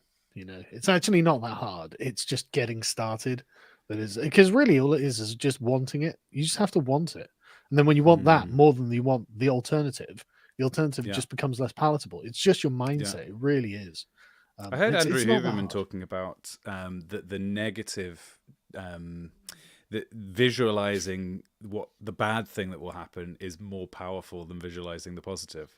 You can maybe get started on the journey by thinking about the life you want to have, but it's the fear of, I guess, dying from coronary failure and being massively overweight and just visualizing that. I was never afraid of that. I'm quite lucky. I've always been blessed with quite good health either way. For me, it was just annoyance that I was fat, really fat, and I just needed to change it. I was just annoyed about it, and I just wanted it to not be the case. And I'm not super slim, but I'm a lot slimmer than I was, so I'm much happier with that.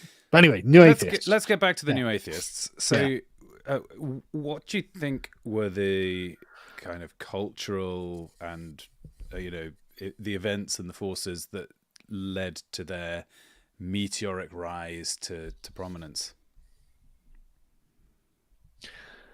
I think the problem was that the Christians had been resting on their laurels for a long time and hadn't been significantly challenged.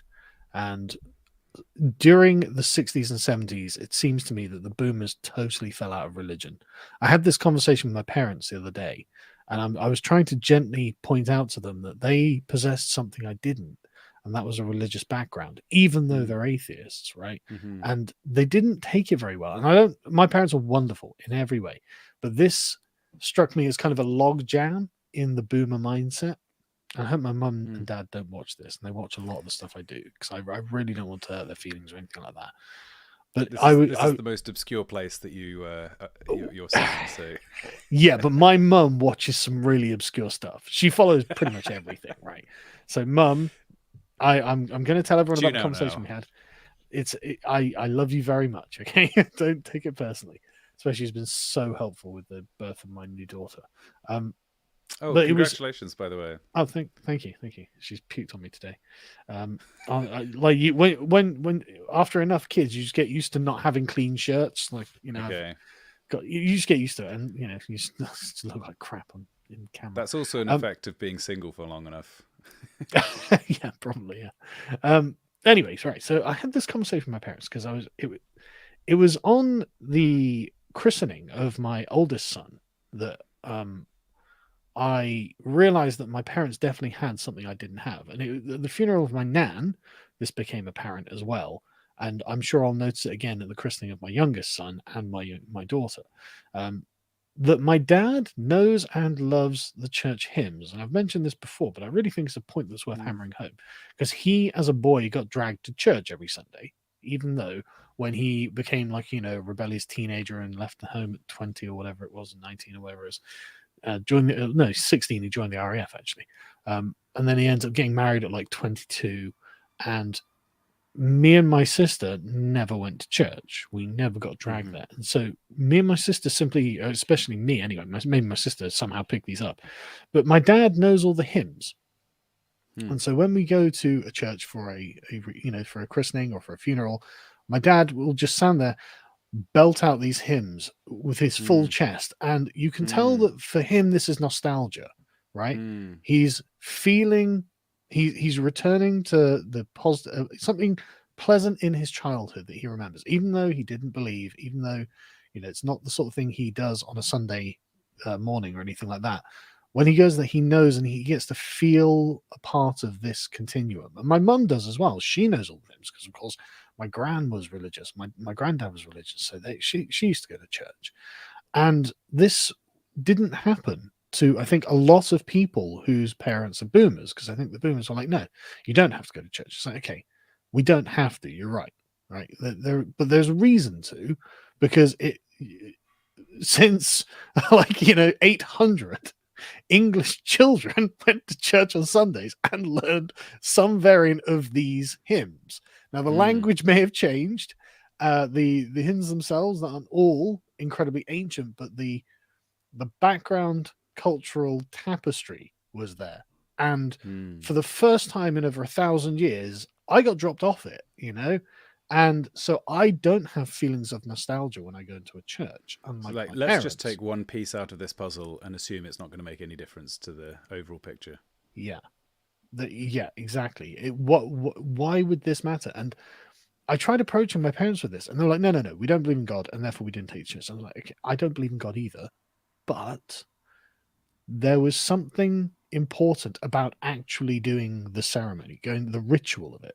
There was something that you gained that actually, and it's not, my parents, they couldn't have known, why would they have thought this? Because it's not like, my parents aren't like, scientists and professors or anything like that. My parents are just regular people, right? And so, of course, it's not their fault, because this was the general cultural milieu they lived in. All of their peers were like, yeah, no, we're atheists, actually. We don't need to go to church. We don't need to do this. And the culture around them was telling them, no, of course you don't have to. You're free. You can do anything you want. The Nazis have been defeated. We're fully in the boomer truth and everything's fine. You can just live your lives. It's the end of history, right? And so I don't blame them or anything like that. And I have no resentment towards them, but I can see it. I can see that there's something that I don't have a nostalgia going to a church. I just feel like a stranger. I just feel like I'm kind of lost. And I pick up the hymn sheet and I can read the words, but I don't know how the tune goes. And so I just kind of I don't even dare mouth along because I feel like I'm an imposter, Whereas my dad, he's singing with a full chest, he's my mum is as well, and my mum's doing it reluctantly, to be honest, but like my dad's enjoying himself and my mum's she knows what to do because she's done it so many times, right? And I just think about this and think, right, there's something important about the depth of the culture there. It doesn't matter if you believe. And this is why when my wife was like, oh, I think I want to get I think I want to get Daniel christened, I'm like, yes. Yes, we will get our children christened because that's what Englishmen do. That's the English tradition. And I'm having it. I'm not having the opposite. And again, it's not my parents' fault or anything like that, but like this was something that was done to us in the 60s and 70s and 80s. This was something that was done to us, and I don't think it's right. I actually like the idea that, like I've said this before, that my son is constantly arguing that he believes in God, and my stepdaughter, she's 13, and they were arguing in the back of the car the other day about whether we were Christians or not. And so she was like, Carl, are we Christians? I was like, yes, we're Christians. And my son was just like, I told you. But I'm just not having it. It's just, yeah, okay, we are. I don't care. I'm not religious. So I'm not going to go to church. But if someone asks, yes, we're Christians. I'm obviously Protestants. So just, don't ask again. Don't clip this. But when my children ask, we're Christians, okay? And so I don't want to deny them this. I want them to feel that they can have a cultural background that includes this rich history. And I don't think it's wrong to do that either. And I say that as an atheist. I always assume that is the majority of people on the census who call themselves Christians are in that kind of boat, so. At least these days, where they don't attend church, possibly with the exception of Christmas, possibly Easter. Those seems to be the two. It's kind of a cultural thing at this point to go along for like 2 services a year, and you then, I remember when I was at uni and I took my housemates along for a carol service, and they were disappointed because there was electric guitars and there was projected lyrics, and What they Why? wanted was a feeling of connection to a historic event that has been going back, and they wanted it to be candlelit and an organ, and it was almost like they wanted a LARP situation where they could transport themselves back in time and imagine that they were their, ancestors. And so I don't begrudge the church from modernizing like that. I don't see that as being a problem. I think my issue with the church is that I can see that it's not speaking to people in a way that they need to be spoken to or they want to be spoken to. And I know we're supposed to be talking about New Atheists, but I've got another story, right? So recently in Swindon, with the influx of immigrants, has come an influx of English preachers, which is really weird because who's ever seen an English preacher? Right? Who's ever seen an Englishman preaching on the street? Like, I've never seen this before in my life. I've lived around a lot of different places, actually, many more than the average person. And I've never seen an English person on the street saying, "You need Jesus, your Lord and Savior." Right? I've never seen this. And it falls flat. Right, it falls flat. It's not speaking to people on their level that they can understand, and so it's not connecting with them. And I actually, there's multiple ones. There's multiple different ones. I walked past one the other day, and he was saying about the God of the universe is going to judge you for your sins on Judgment Day, and therefore, you're going to want to worry about your immortal soul. And I'm like, you have started with the highest-minded Christian preaching, and you're speaking to people who have no idea what you're talking about. You haven't established your metaphysics at all, and so these people they're just like, okay, well, you're talking about magic or mystic. They don't know what you're saying, right? And so it's not persuasive to them at all. And there was another guy who was doing this a few months ago, and I walked past him, and he's saying all this stuff, and I literally turned around and said, "Mate, you need to work on your messaging, right? It's not that I want you to succeed, but you need to work on your messaging." And I said this to him in the street. And I said, it is not connecting with people. Look, like you've got to figure out, meet people where they are, basically, is what I was saying to him. And I don't think he took it on board, and he carried on doing his preaching spiel. And that's all well and good, but it's just empty air. It's just going in one ear and out the other. No one cares. And so you're not speaking to them about the real problems that they have. This is the thing. The Christians need to be speaking to them. Look, are you lonely? Are you on your own? Do you have trouble finding people who you can really connect with? Well, there's an example here I can give you of this particular parable or whatever, and actually there's a way you can start to think about this so that you can draw them in. But they start at the very top and expect people to be like overawed by it. It's like, no one's overawed by it these days. You need to start at the I think bottom. you're right. I even think there's kind of a biblical principle there that like in Acts, Paul stands up in the what is it, Areopagus, and says, "People of Athens, I see that in every way you are very religious. For as I walked around and looked carefully at your objects of worship, I even found an altar with this inscription, 'To an unknown God.' Yeah. So you are ignorant of the very thing you worship, and this is what I am going to proclaim to you." So he's doing exactly what you're describing. He's finding something that the people believe and feel, and starting there and saying, okay, here's how what I'm bringing will meet you where you're at. Versus the street preachers, it often feels like they are using a script that was, they inherited from their Victorian ancestors. Yeah, it feels like something that was in the 1500s, Right. Yeah, exactly. And it's just like, look, nobody understands the metaphysics you're trying to describe when you say these things. So you just, they're just whatever, and it's just rather frustrating that I'm sat here as an atheist thinking, I think I could do a better job of this. And ironically, I think I would start with the personal experiences of Jesus. Spend a year as a street preacher and just be like, look how many people I've converted.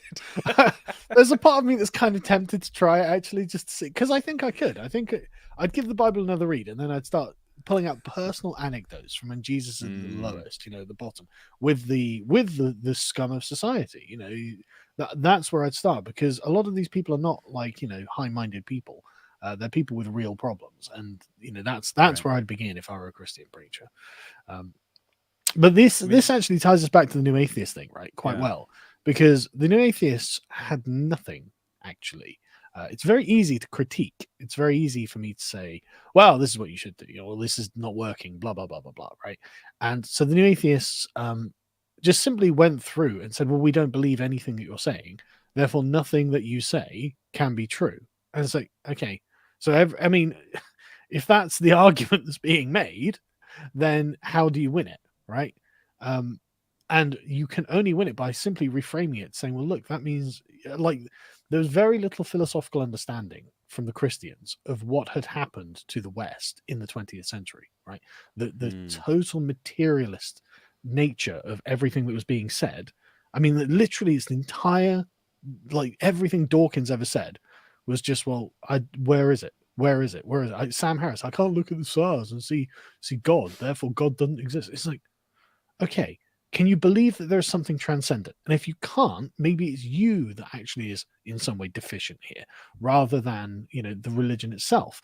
There are much stronger ways that Christians could have argued back against the new atheists.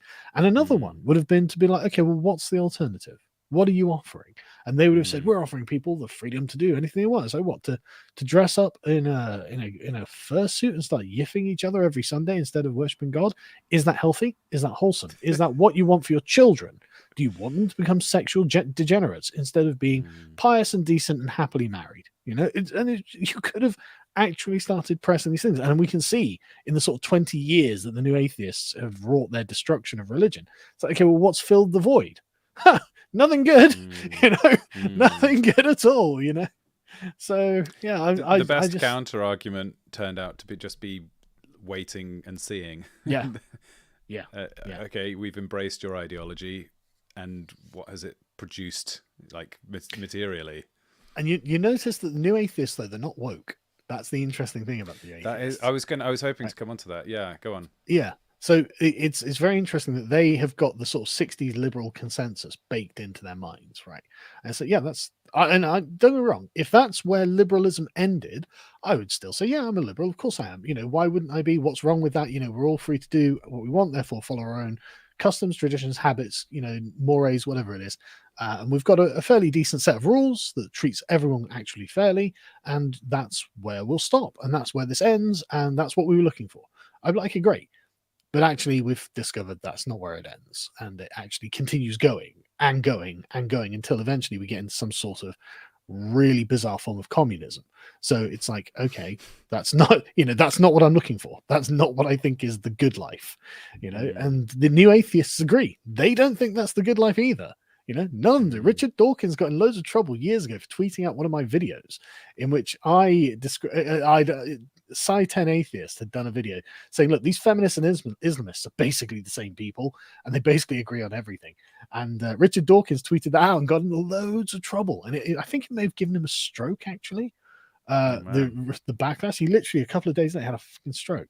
But you can see the new atheists, they're not woke, but they are not philosophically informed enough or inclined to be able to properly critique liberalism and the false assumptions it's based on and the extremities it ends up in, and the lack of restrictive principle in order to prevent it from getting to that place.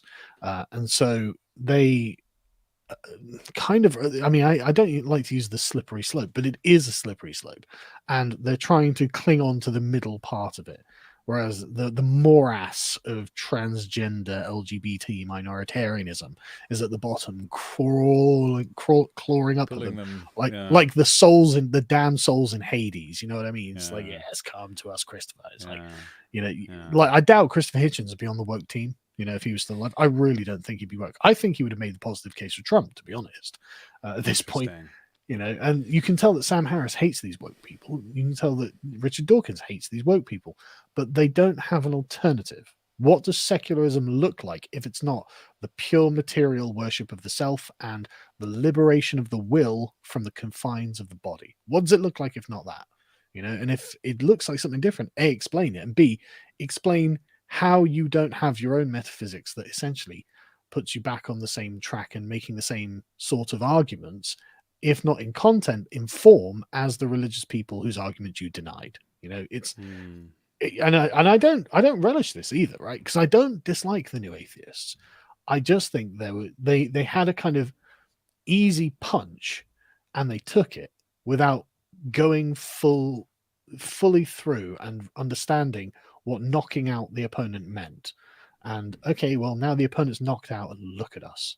It's not. I would have preferred if that hadn't happened. In retrospect,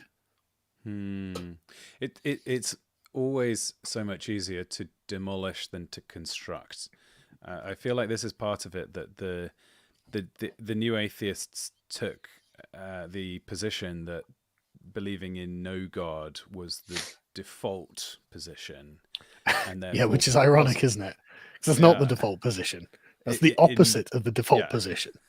That's a really novel position, actually. Yeah, it's a really unusual position. I mean, that was just as far as I can see, basically an unchallenged axiom in most of the debates. The Christians didn't go after that; they just kind of picked other routes. But one of the things was that the atheists would say we're starting philosophically with no beliefs, and that includes no belief in God. Yeah, and you're going to try and construct a belief in God, and we're going to knock it down, and then we're going to win. Yeah. And the problem is that they were culturally riding on the coattails of a successful civilization that had Christian values, and so then when somebody said to them, your morality is based on Christian values, they'd say, well, that's insulting. Are you saying if I didn't believe in God, I would just go and kill somebody? And the answer is, well, yeah, but no, you I am have saying Christian values. They still exist in your brain. But yes, if you theoretically didn't have those, you probably would, right? Yeah, no, I'm literally saying that this is exactly Nietzsche's point. It's like, look, the Christian morality is embedded in Europe, right? In the European mindset. Now, I think that's got some wonderful advantages. It means that we find slavery abhorrent, which is a great start. We care about our fellow human. We actually don't think the Roman Empire going around and enslaving everyone was wise. And yet that's the sort of thing that happened before Christianity for a reason, right? When morality is entirely parochial, actually it gets kind of gross, and it gets kind of, well, brutal and, barbarian. And the idea that the new atheists and atheism generally think that they are created ex nihilo from, like, this is the ultimate liberal conceit. It's like, no, I'm a new man, spontaneously generated out of the ether with no prior beliefs. It's like, bullshit, are you? Bullshit. You think your civilizational beliefs that you grew up with didn't inform the beliefs that you hold about, I don't know, the sanctity of human life, universal rights, things like this? Of course they did. Of course they did, which is why the new atheists came out of Western Christian civilization and not somewhere else. It is just such a conceit that is not true. It's such a false conceit. And the thing is, like, Daniel Dennett was a philosopher. He should have been able to identify this. There are plenty of religious scholars who should have been able to just pin this down to the table and go, no, absolutely not. There is no way that you can say any of the, and many of them, most of them, in fact, most of the liberal philosophers that these people are calling on, and I've seen plenty of, this is, there are speeches that Christopher Hitchens gives, and these are amazing speeches where he's literally he's saying, look, John Milton, John Locke, John Stuart Mill, a lot of Johns actually.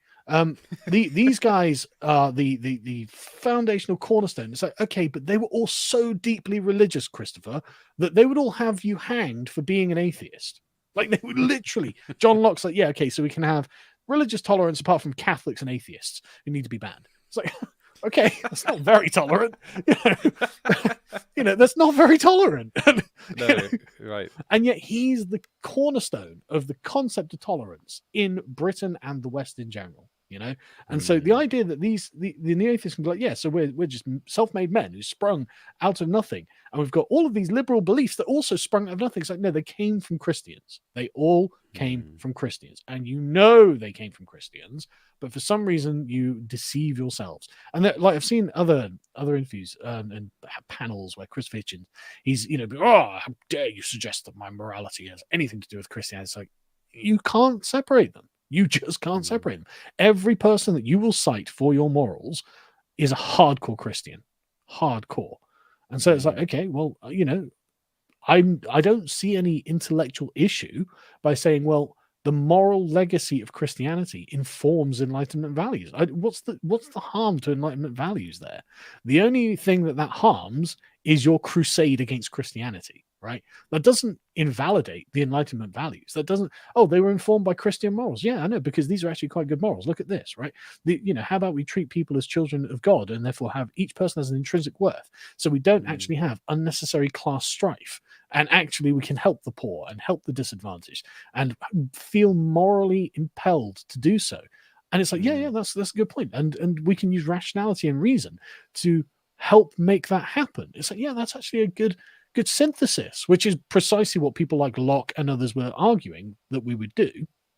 And for some reason, I can only assume it's resentment against religion. And again, as someone who wasn't forced to go to church, I don't feel any resentment against religion. I just don't feel it. And so I'm just like, okay, as someone who's coming to this with actually less of an emotional animus than you guys, I'm telling you now, you're lying when you say these things aren't connected. Okay, they're obviously directly connected. I've gone through, I've read all the primary sources, and it's so blatantly obvious. And in fact, there's a chap called Berkeley who wrote a book in response to Locke saying, listen, right, if you create like this self-automated universe that doesn't require God to be pulling all the strings, then you will create a massive swathe and it will destroy Christianity. It will overturn everything and everyone will become an atheist. And Locke was just like, no, they won't. Shut up. Well, he was wrong. He was wrong. He was just wrong. When you have a mechanical universe that's not underpinned by God, it turns everyone into an atheist. Okay, well, there we go. I know because I'm a product of it, right?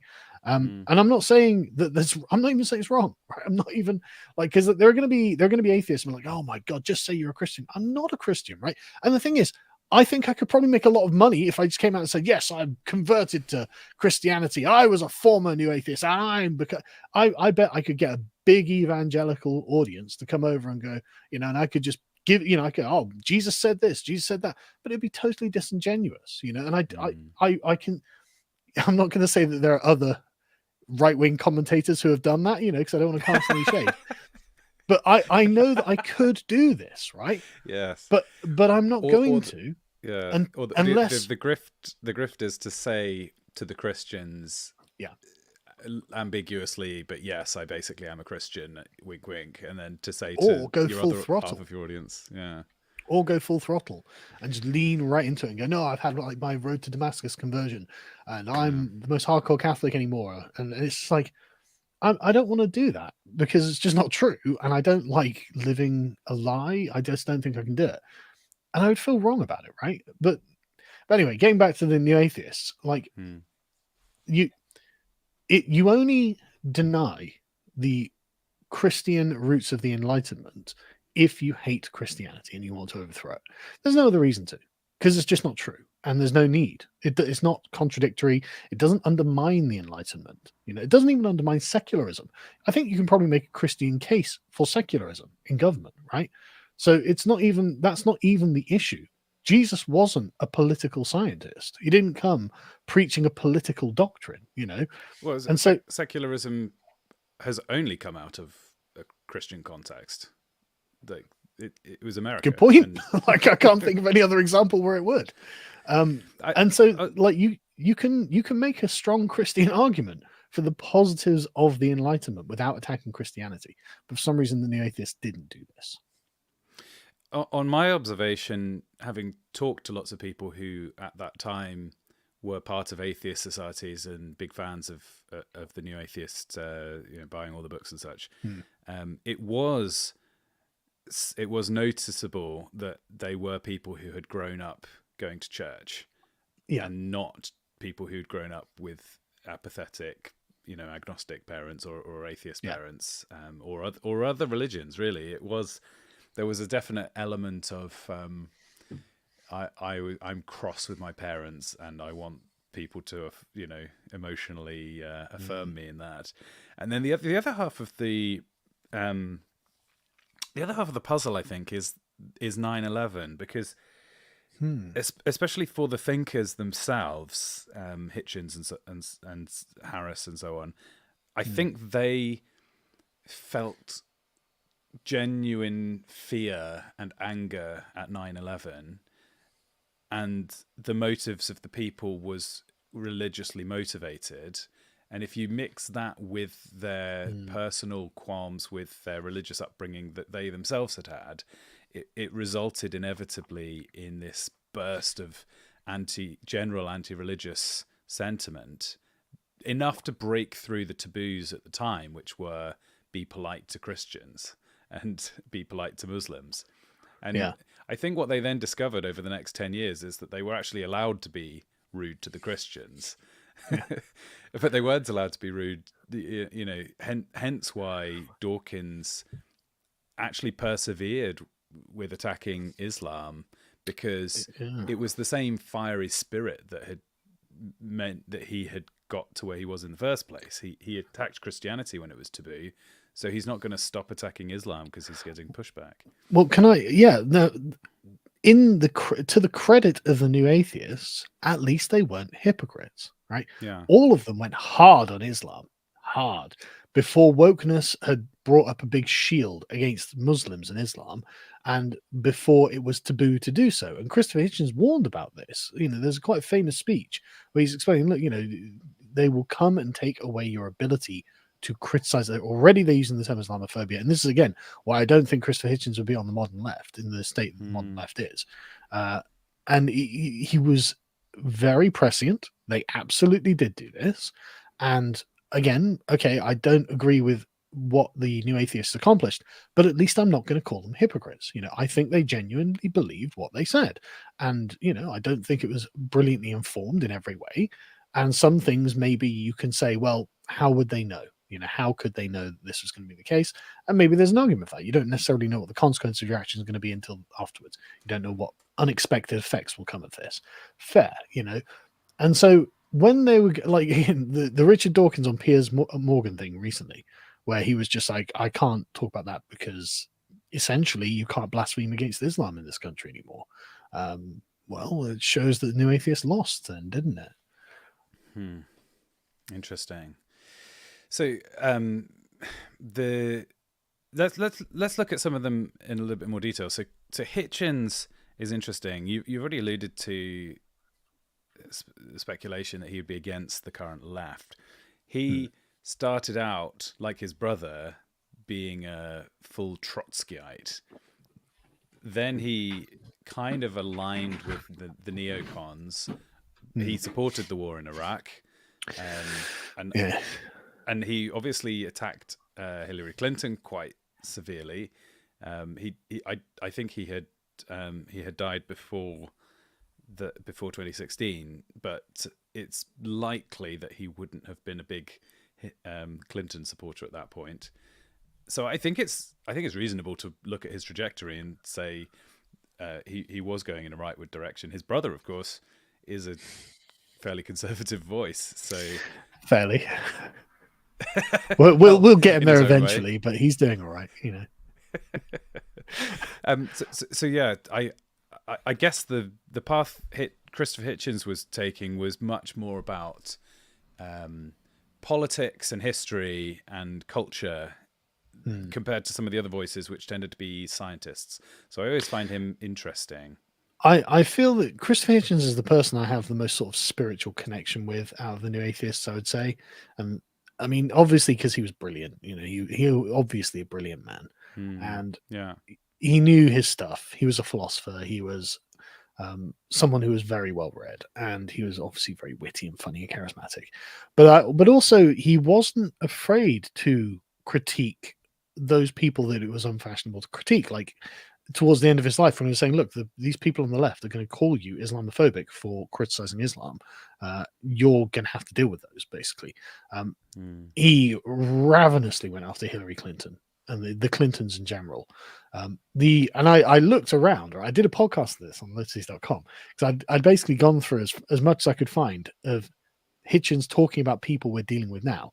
And he'd said very little about Donald Trump, actually. The only thing I could find of Donald Trump that he had commented on was just like, well, I think it's impressive that he covered 90% of his head with 30% of his hair. And it's like, okay, well, that's funny, but it's not a giant it's not a giant like, oh, I'm not going to write a thick book on how evil this person is. Now, it's entirely possible that he would have gone the Sam Harris route and had Trump derangement syndrome. But there's a part of me that thinks he's enough of a contrarian to have been like, nah, actually, I think Donald Trump's not so bad, and he might have been having an argument with Sam Harris on Twitter or something, right? And been like, nah, Trump 20, MAGA or something. There's an alternate reality where I think that may have been a possibility, but it's entirely possible he got Trump derangement syndrome, got high and mighty about it, and was just now, became a screaming shitlib. There's entirely possible that he would have gone that direction. Like Sam Harris. It is interesting to speculate. I remember Harris and Hitchens having arguments where it always seemed like Hitchens was the sensible person with his head actually screwed on. I would assume that Hitchens would have been refusing to support either candidate, and I suspect, push comes to shove, he probably would have said that the election in 2020 was legit, and I mean, who knows what would happen over the lockdown? Hitchens wasn't much of a fence sitter. No. So true. I would be surprised if he found himself. Yeah, I think he could have rationalized. To imagine him. I just find it hard to imagine him supporting Trump. But imagine 5 years of screeching leftists calling him Islamophobes and protesting him and stuff like this, right? I think it could have been a possible future. He may have come round to Clinton is intolerable, and so you have. He was definitely on that page. He was definitely on that page. I mean, he wrote a book about the Clintons and their corruption called "No One Left to Lie to."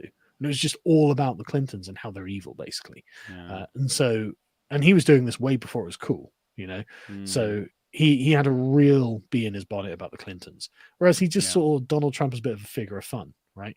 Yeah. So it's just interesting. But anyway, it's all speculation. Who knows? I'm sure Pete Hitchens would be like, my brother would never have done that. He would have been like Sam Harris and got on Trump derangement syndrome, and that's entirely possible as well. Because look at Sam Harris, I like Sam Harris. Speaking of Sam Harris, what do you make of his recent, turn to complete derangement?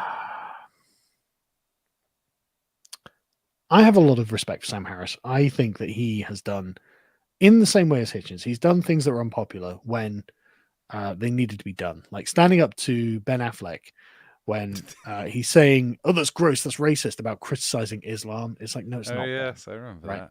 Yeah. And Sam was very much the reasonable person in that conversation, and he has personally stood in support of me when I got deplatformed from Patreon. He shut down his Patreon. It's like, and so I have a lot of respect for his moral integrity. I think he does have it. But I think that Sam has found himself in a position where he has set out a particular kind of argument. And if all of the premises of this argument are true, then okay, this is logically justified. But I'm not sure that all of the premises of the argument are actually true. That Trump is an existential threat to the Republic. I think that if anything, 2020 proved he wasn't. And much to the chagrin of many people, he wasn't prepared to take the Caesarean approach to politics. And so I think that should change Sam's mind somewhat. He should look at it and go, okay, I was wrong. I thought Trump was going to lead an angry mob to overthrow democracy, and actually that didn't happen. And actually they kind of got stewarded through the House of Representatives or whatever it was. And actually the whole thing was a bit of a farce, and I was over egging the pudding somewhat. So, but I think there's something like with Ben Shapiro. I think there's something personally about Trump that he just really dislikes, and it's like, okay, well, you're a very refined neuroscientist and academic. Trump is not those things, right? And so you can see that Trump represents genuinely the irrational love of America, of patriotism, of rah rah rah. This is everything that Sam Harris has fought against his whole life, right? I can see why Sam Harris does not like Trump. And so he essentially has to commit to this position because the alternative is to admit essentially that rationality isn't the sum total of human wisdom. And that's a difficult ask for someone whose career is as Sam Harris's career is. So Do you remember he wrote that book, The Moral Landscape? Yeah, I read it. He was arguing essentially that you could end up in a local maxima, right? If you imagine you're trying to do a hill climb where you're iteratively moving around different moral positions in the universe, and I think quite in its own way, kind of sophisticated, intelligent take on morality. Yep. But fundamentally failing to provide the moral bedrock, I guess, is, or there's no.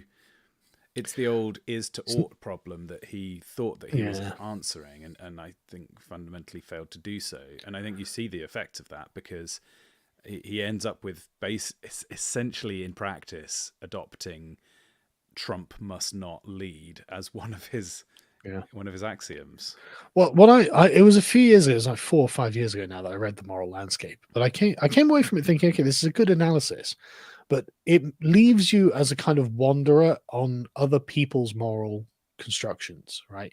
So you've got nothing of your own, and you're just like wandering around other people's edifices. And, you're judging them, and you're wandering away. I'll judge that, but it's like, at what point do you say, well, okay, well, these are my convictions. This is what I believe is right. What did he come out with? The maximize the flourishing of sentient creatures. Brilliant. It was his guiding principle.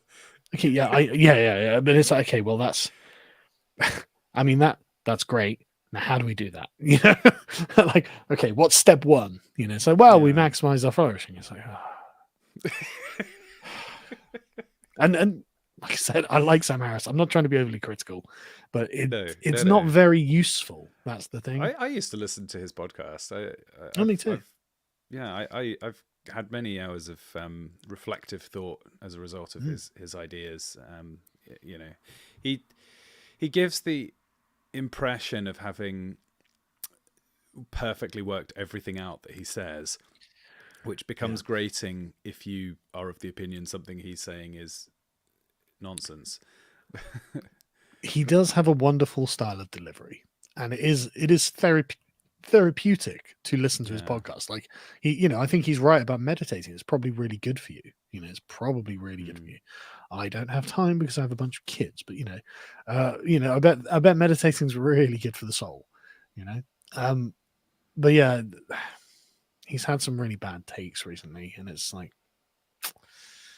I don't know. Should we look at the other two? So Dennett, I was always the least impressed by Dennett.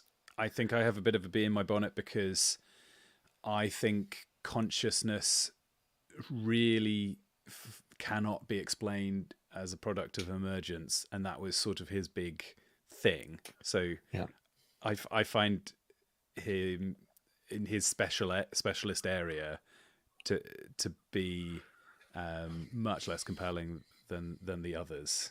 So I never actually paid attention to Daniel Dennett because he was the least charismatic, and I was doing this just for fun, and so I never.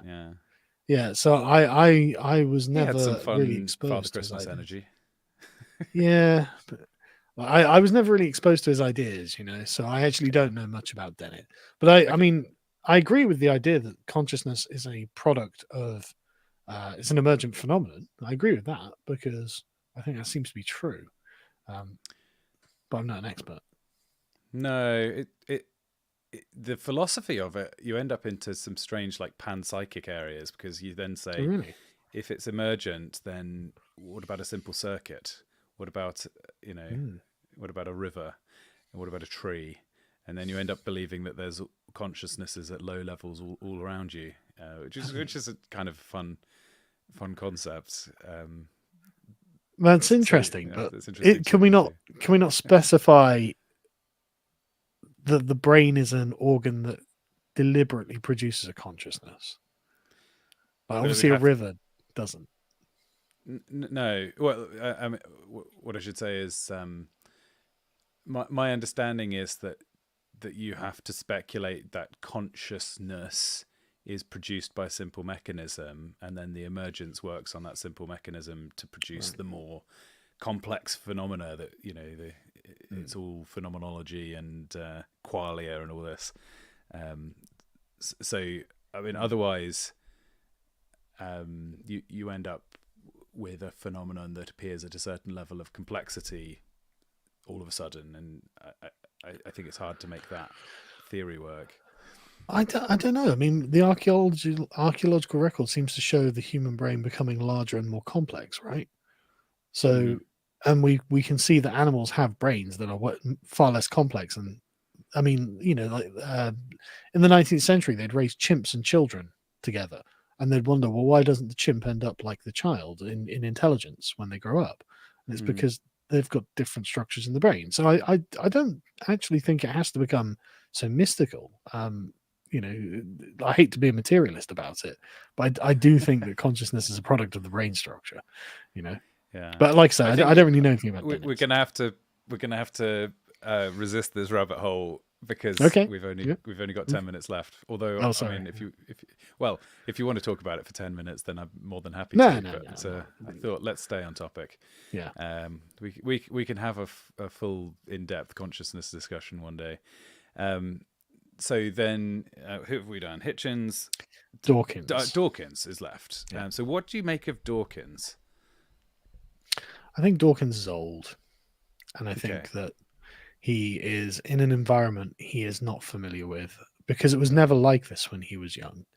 And I think that he is afraid because he's realizing, as Callum pointed out on Twitter earlier, when in response to his interview with Piers Morgan, we live in a civilization that doesn't protect you from blaspheming against Islam, actually, and you'll be considered to be the criminal in that regard. And so Dawkins has realized, I think, that the battle's lost, that the Islamic faith has won the moral argument to its own existence and your right to blaspheme against it. And so that must be rather disappointing for a new atheist who just 10 or 15 years ago felt like he was on top of the world. Yeah. Let's go back 10 or 15 years and think about some of the things he was saying. For example, the God of the Old Testament is arguably the most unpleasant character in all fiction. How did that idea resonate with you at the time? At the time, I didn't know a lot about history. And so, I suppose he said all fiction.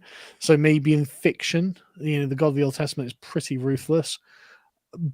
But by comparison, historically, there are just way worse people than the Old Testament God. I mean, the Old Testament God is not a soft God, but he's a Bronze Age God. No Bronze Age God was, he's a parochial Bronze Age God as well.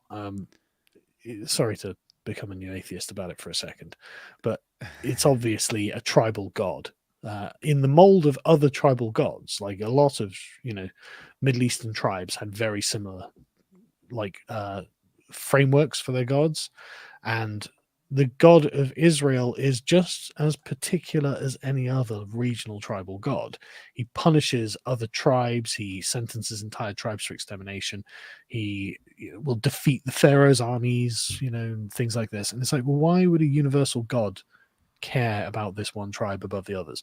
So it makes claims that don't actually make sense until you get to the New Testament, and then you can see that God definitely has had some sort of attitude change, right?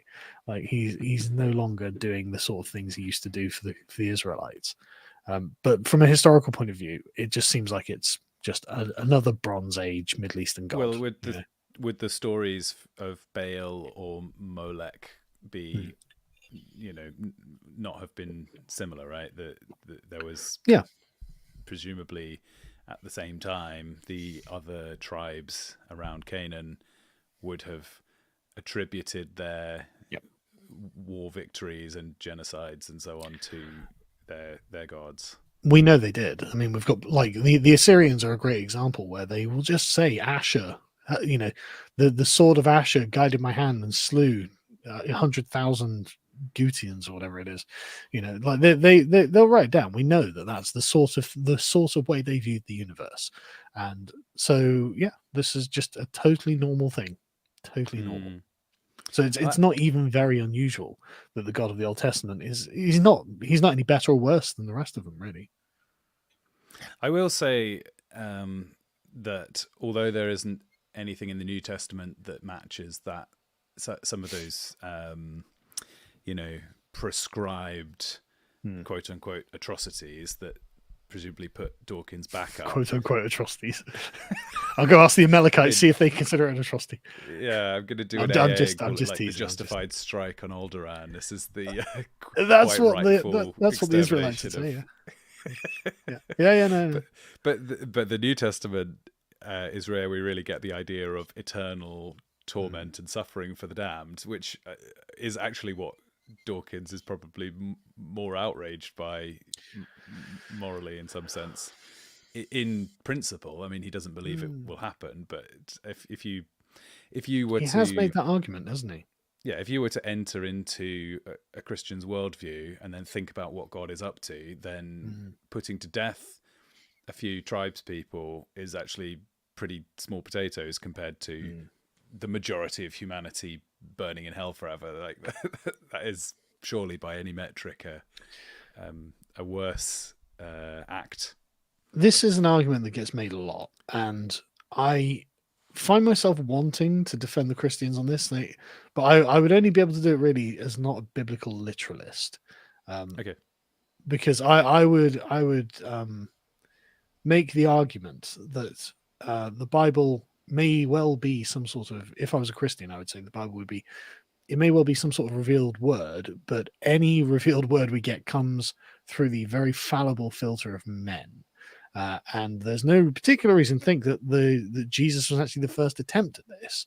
And it could well be that almost all religion was simply the revelation of God being produced in a fallible way until finally something that approaches what Jesus's ministry is meant to be sinks into the general population.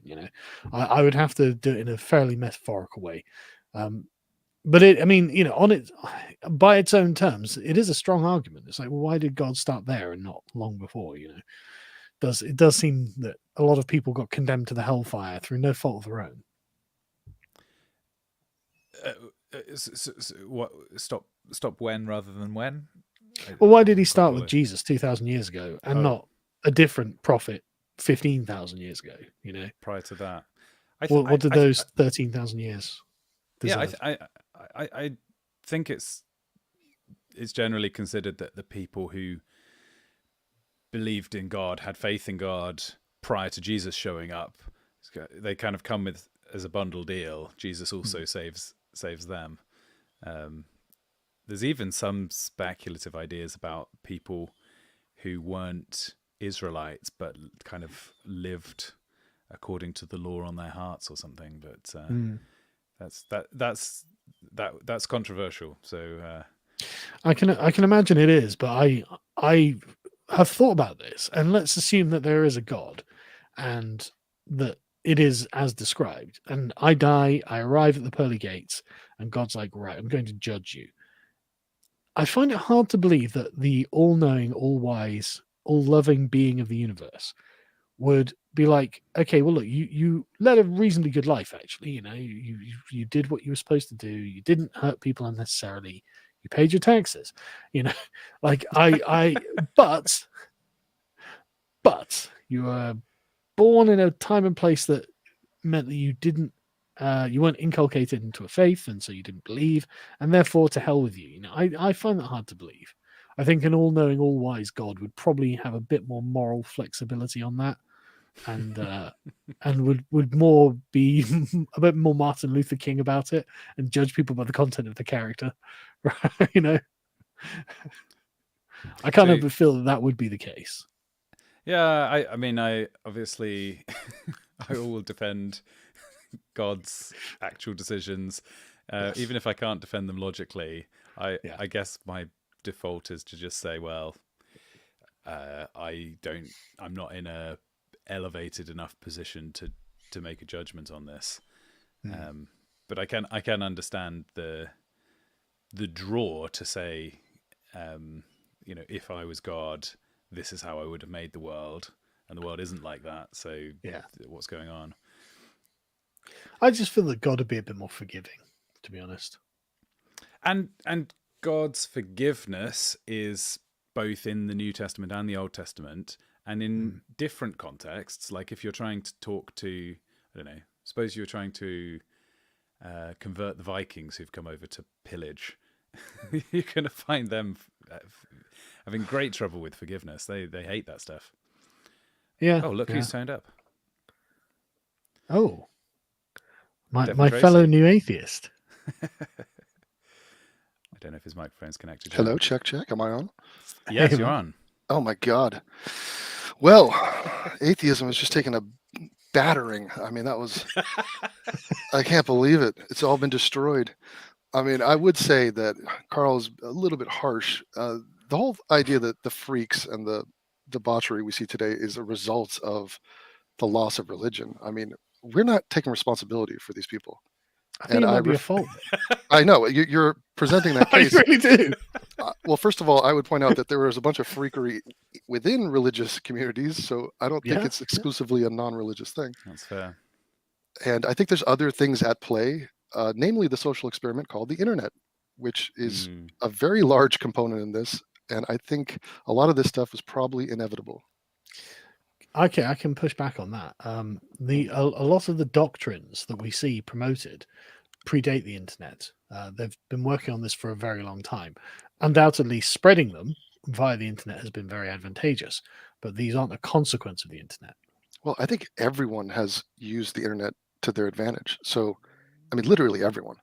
So everyone has a niche, and you can garner support. I don't know if you were loosely referring to transgenderism there. I know it has its roots. Woke leftism, really. Yeah. Things are changing, man. Like, I went and saw a movie in New York the other day, Scream 6, and I'm in there, and there's subtitles. And I'm in America, and the movie's in English, and we have subtitles. And I was going, what the hell? Turns out like 70% of Gen Z uses subtitles because they all are riddled with ADHD, and they have no attention span. Yeah. I'm not saying that's not the worst change in the world. It is rather curious. Yeah, thanks, atheism. Yeah. Well done. If only they were Christians. No, but I mean, the general critique, it's almost not even fair to criticize atheism and say, you guys, you destroyed stuff, but you didn't create anything. I mean, yes, it was never, that was not the job of new atheism, to say, here's the new world order, and you have to all believe this and live your life like this. But So, wasn't it a failure on new atheism's part to provide a constructive alternative?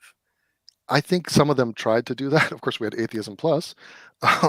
Things well, that's the thing, isn't it? The only thing that could be promoted is Atheism Plus. They're like, okay, well, we don't know what else to do, you know? Well, the phrase "it is easier to destroy than to create" is really true, and you see the negativity just course through the internet. I mean, I've heard people. Who was it? I think Matt Walsh got on and said, "Everything Everywhere All at Once sucked as a movie." Boom, that's the tweet. You know, he didn't say, "Here's why I like Top Gun Maverick way better." It was, it's just so rare to create something with positivity, and I don't know. It's a fair thing to say. I'm not sure how we're supposed to do it, but I also don't think atheism should be blamed for all the ills of society. I'm not saying it's responsible for all the ills of society. Most of Just most of them, yeah. But this is, but you admit though that the critique is accurate, right? If there's one good thing about religion, it is at least providing people a structure to live a life that is at least fairly wholesome and decent. You know, gives them a teleology. Atheism was not scrapping all of the ideas and the values of religion. I mean, they were just saying the shit you're saying is not true. So it doesn't mean there's not a use for it. There's definitely that, but I don't think religion should take necessarily credit for things like the golden rule or human intuition or common sense. I mean, there's certain things that are going to play out in a way that I think we could all agree is healthy and productive for society. And I think religion takes too much credit for that. Okay, so I'll debate you on this. I think that the things we value are a product of Christian moral traditions. Give me an example. And okay, yeah, the example that we shouldn't just oppress our neighbor. You think that's a Christian ethic? Oh yeah, love thy neighbor. It's a Christian ethic. It wasn't a Roman ethic, for example, or an Assyrian ethic, Mhm. or a Babylonian or Egyptian, or any Yeah, but- like pre-Christianity. It was just totally normal to conquer and enslave your neighbors. Well, tell that to the Palestinians. But yeah, it's Are they? Are either of those people Christians? some of them are. But You see what I mean, right? Right. So are the Chinese Christians like it's totally normal. It becomes unusual as Christian. But there's also in-group, out-group stuff. I mean, also there's a practical reason to love thy neighbor, to get along. There's also a practical reason to build fences and But there's a to. really practical reason to enslave him. He'll till your fields. Oh, You well, won't have to do it. Well, what is Christianity's take on slavery? What's the updated version of that? Well, it's always been against slavery. Come on now. No, it has. Was Christianity Christians is the who got rid reason of that the Middle slavery Ages first. wasn't just full of slavery. Give me a chapter or a verse where it's saying slavery is bad. The one people would go to is Philemon, is a letter from Paul that he sent with Philemon back to Philemon's owner. Philemon was a slave, and he's basically asking him to free him.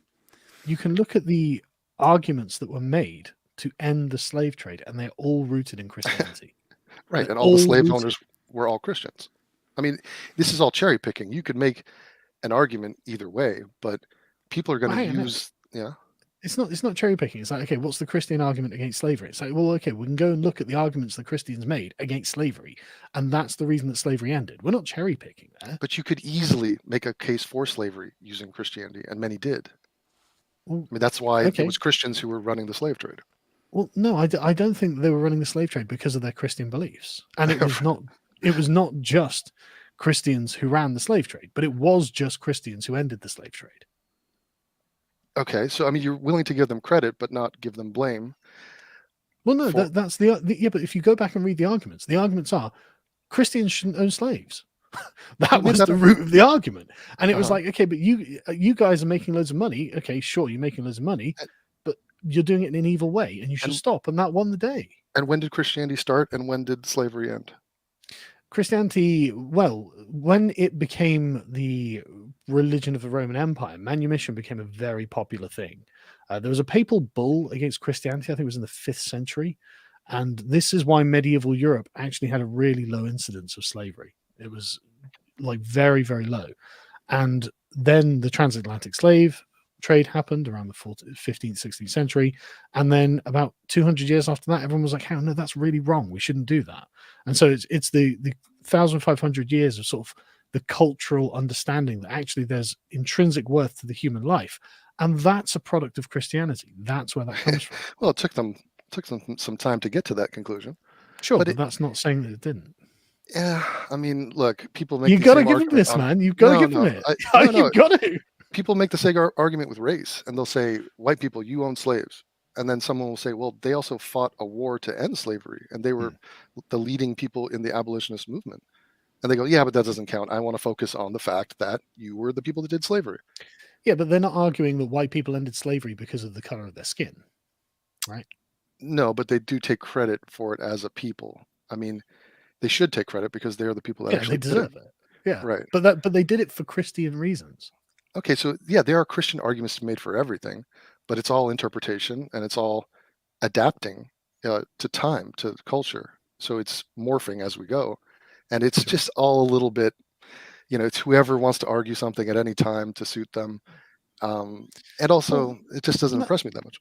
Like you can't really create a Christian argument for slavery, like why Christians should enslave their neighbors. I don't really think you can construct that. But you can make a Christian argument. In fact, there's a deep moral impulsion in Christianity to liberate slaves. Well, are you distancing yourself from the Old Testament? Because they definitely made arguments for slavery there. Lambda, I'll bat that over to you. How does, oh, thanks. How does the Old and New Testament figure in Christianity? Yeah, so I think I'm having a slight internal battle here because I actually am not sure that the abolition of slavery is the strongest defense of Christianity, because I mean there are rules in the Old Testament that God clearly provided for how you should take care of slaves.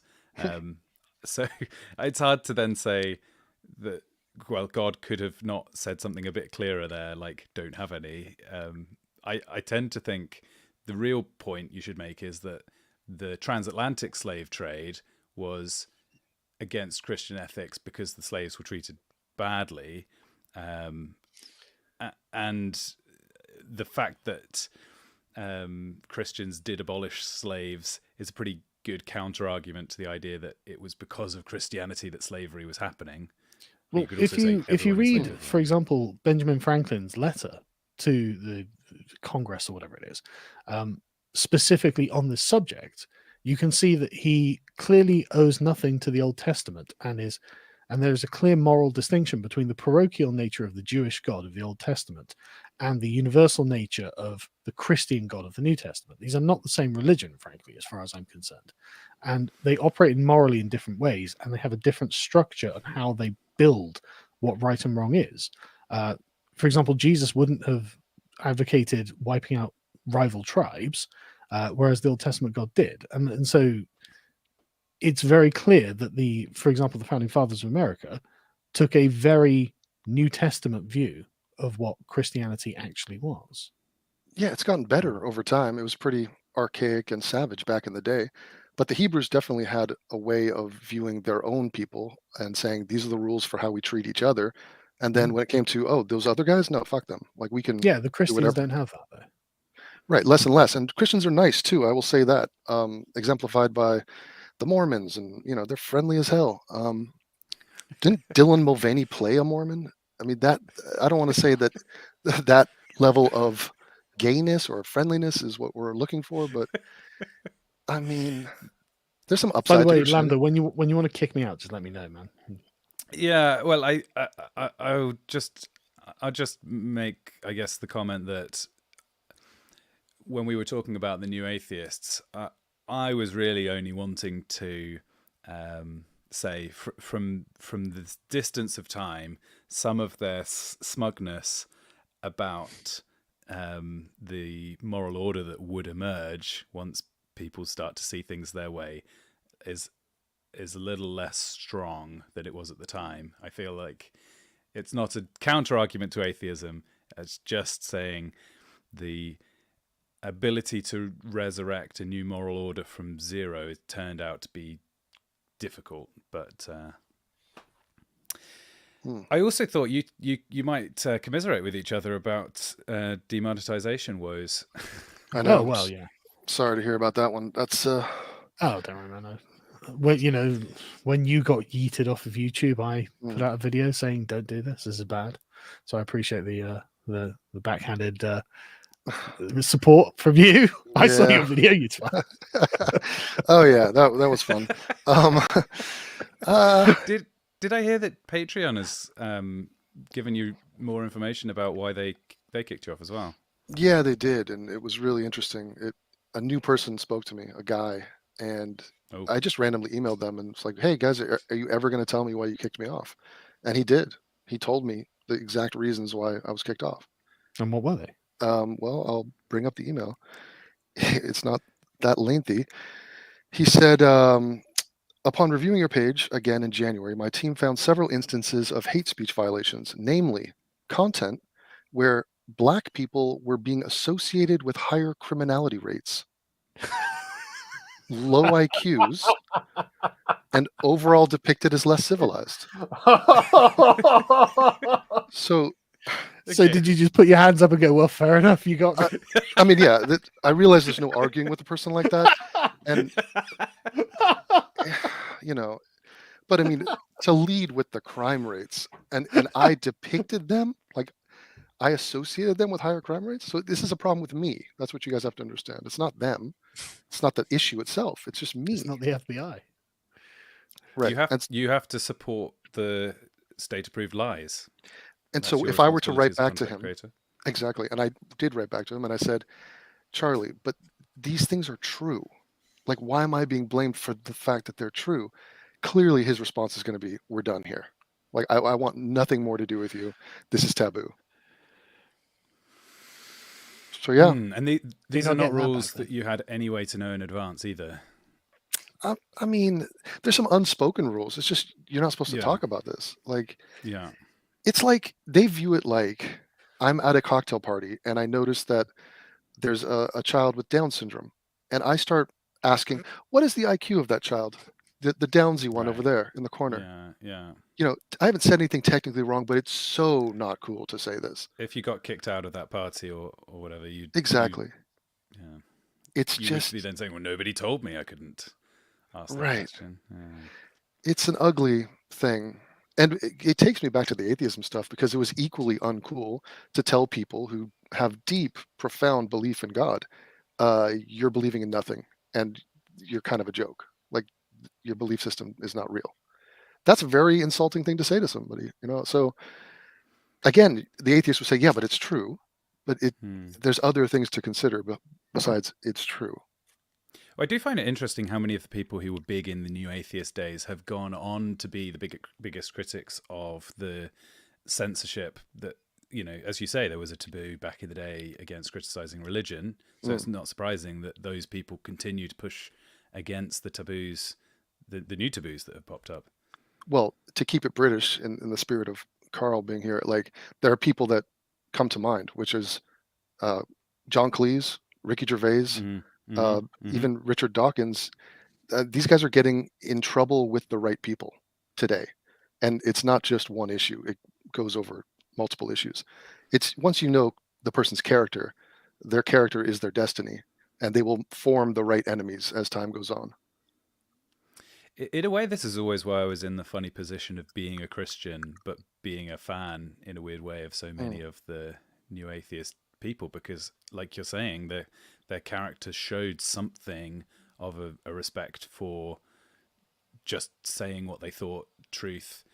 You know, it's an odd position to be in, but back in the days when mostly what you talked about was atheism, I was waiting for every new video you put out because it was so compelling. So it's a strange situation to be in when you enjoy somebody's character and not their actual beliefs, I guess. Yeah, there's more stuff. I mean, first of all, it's fun. There's a lot of comedy in just life, and so you could be on a different side of an issue, but there's something fun about, I don't know, arriving at something that is real, so that is authentically real, and testing it against other people's opinions and entering into that sort of intellectual debate. That's fun.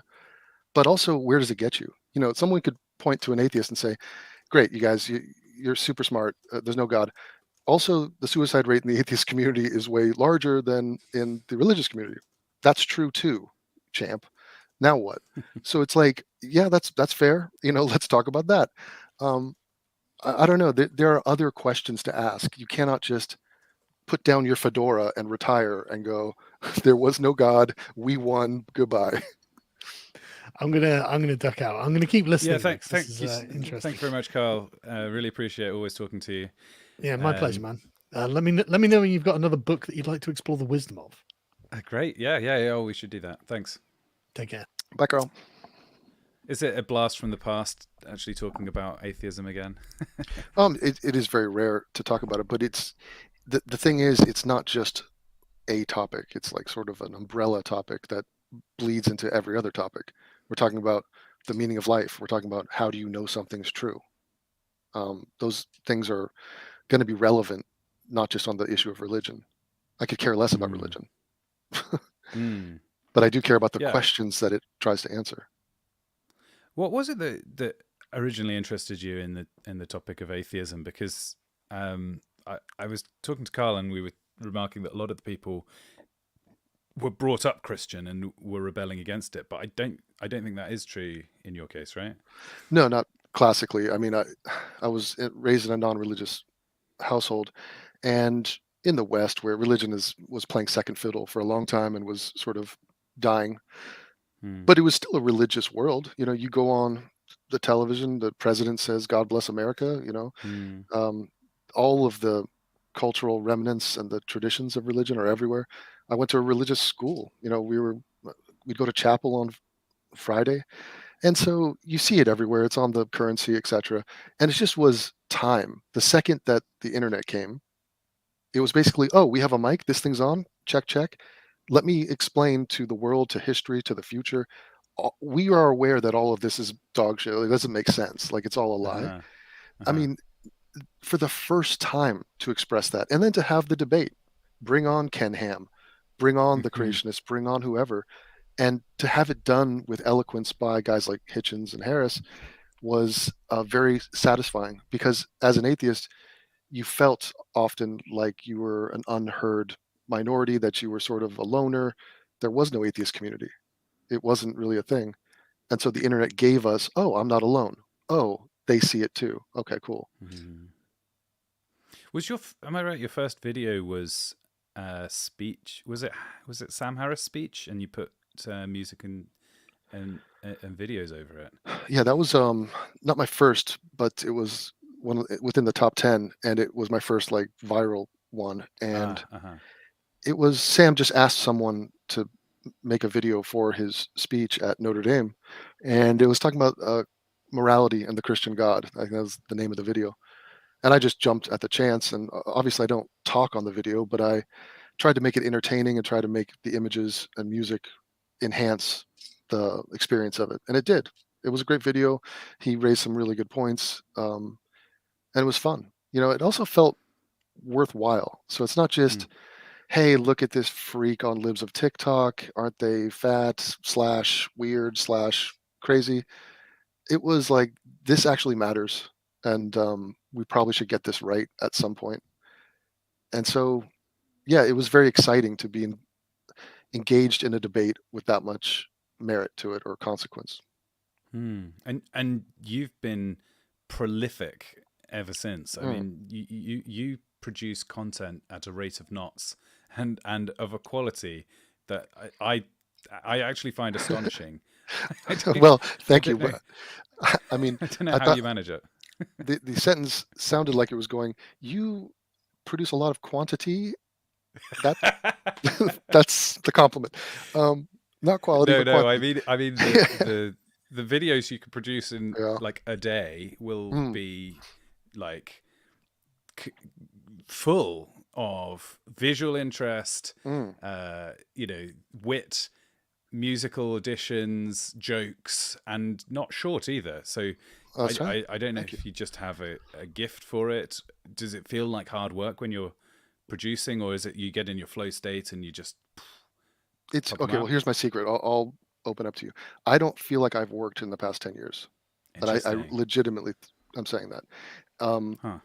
But it sounds like you must be a creator yourself too. Well, yeah, video editing takes forever. Yeah. Right. So, but just the idea, you're someone who has gazed into the abyss of the blank page of I have to make something for how long?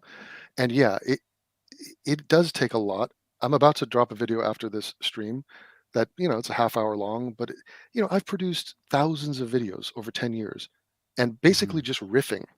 So I was not trained for this. I have no writers. There's no guarantee that, you're only as good as your last video, etc. But I guess I just operate under the principle of make it as good as possible. Make it something that I might be entertained by. Usually when I make a video and I'm inspired to speak on a topic, it's because other people aren't saying the thing that I want to say. If someone had done that already, I would stop. I could specifically remember listening to some podcasts that some atheists were doing, and they were ripping religion and poking fun at it. And I was like, oh, I don't need to do this anymore. Like, there's a lot of other people doing this. And so I try to stay away from the NPC thing where let me listen to my timeline and then absorb the talking points from my timeline and then be totally captured by my audience and then just give them, churn out the bullshit. And I just hate that. So I'm trying to step up away from that, rise above that. And thank you for acknowledging the quantity and quality of my stuff. Well, I honestly, it's not only that. I mean, I think the answer that you gave, that it doesn't feel like work, has to be the answer, because you've been faced with so much pushback and like unfair, unjustifiable collapse of it. Like, you're trying to build House of Cards and you've got a toddler just coming in and smashing it every 5 minutes. Yeah, it's hard. Yeah, I have not gotten boosted by anybody. The Lotus Eaters featured me the other day, which was nice, but yeah, I've been hobbled time after time. I'm kind of like James Caan in Misery, and Kathy Bates is like Susan Wojciechowski or whatever her name is. Yeah, I don't have the audience I should have had in an alternate universe, but I do have strong support, and I have loyal fans who understand what I am sacrificing, which is pretty significant.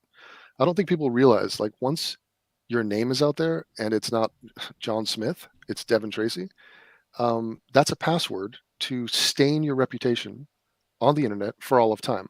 I've lost apartments, I've lost jobs, I've lost dates because people Googled my name, and now I'm associated with any negative thing from any critic ever. And if you're going to address issues, if you're going to address the issue of race, you're going to be called a racist as a white person. Yeah. That's what's going to happen. If you address the issue of Islam or Islamic terrorism when that was in its heyday, you're going to be called an Islamophobe.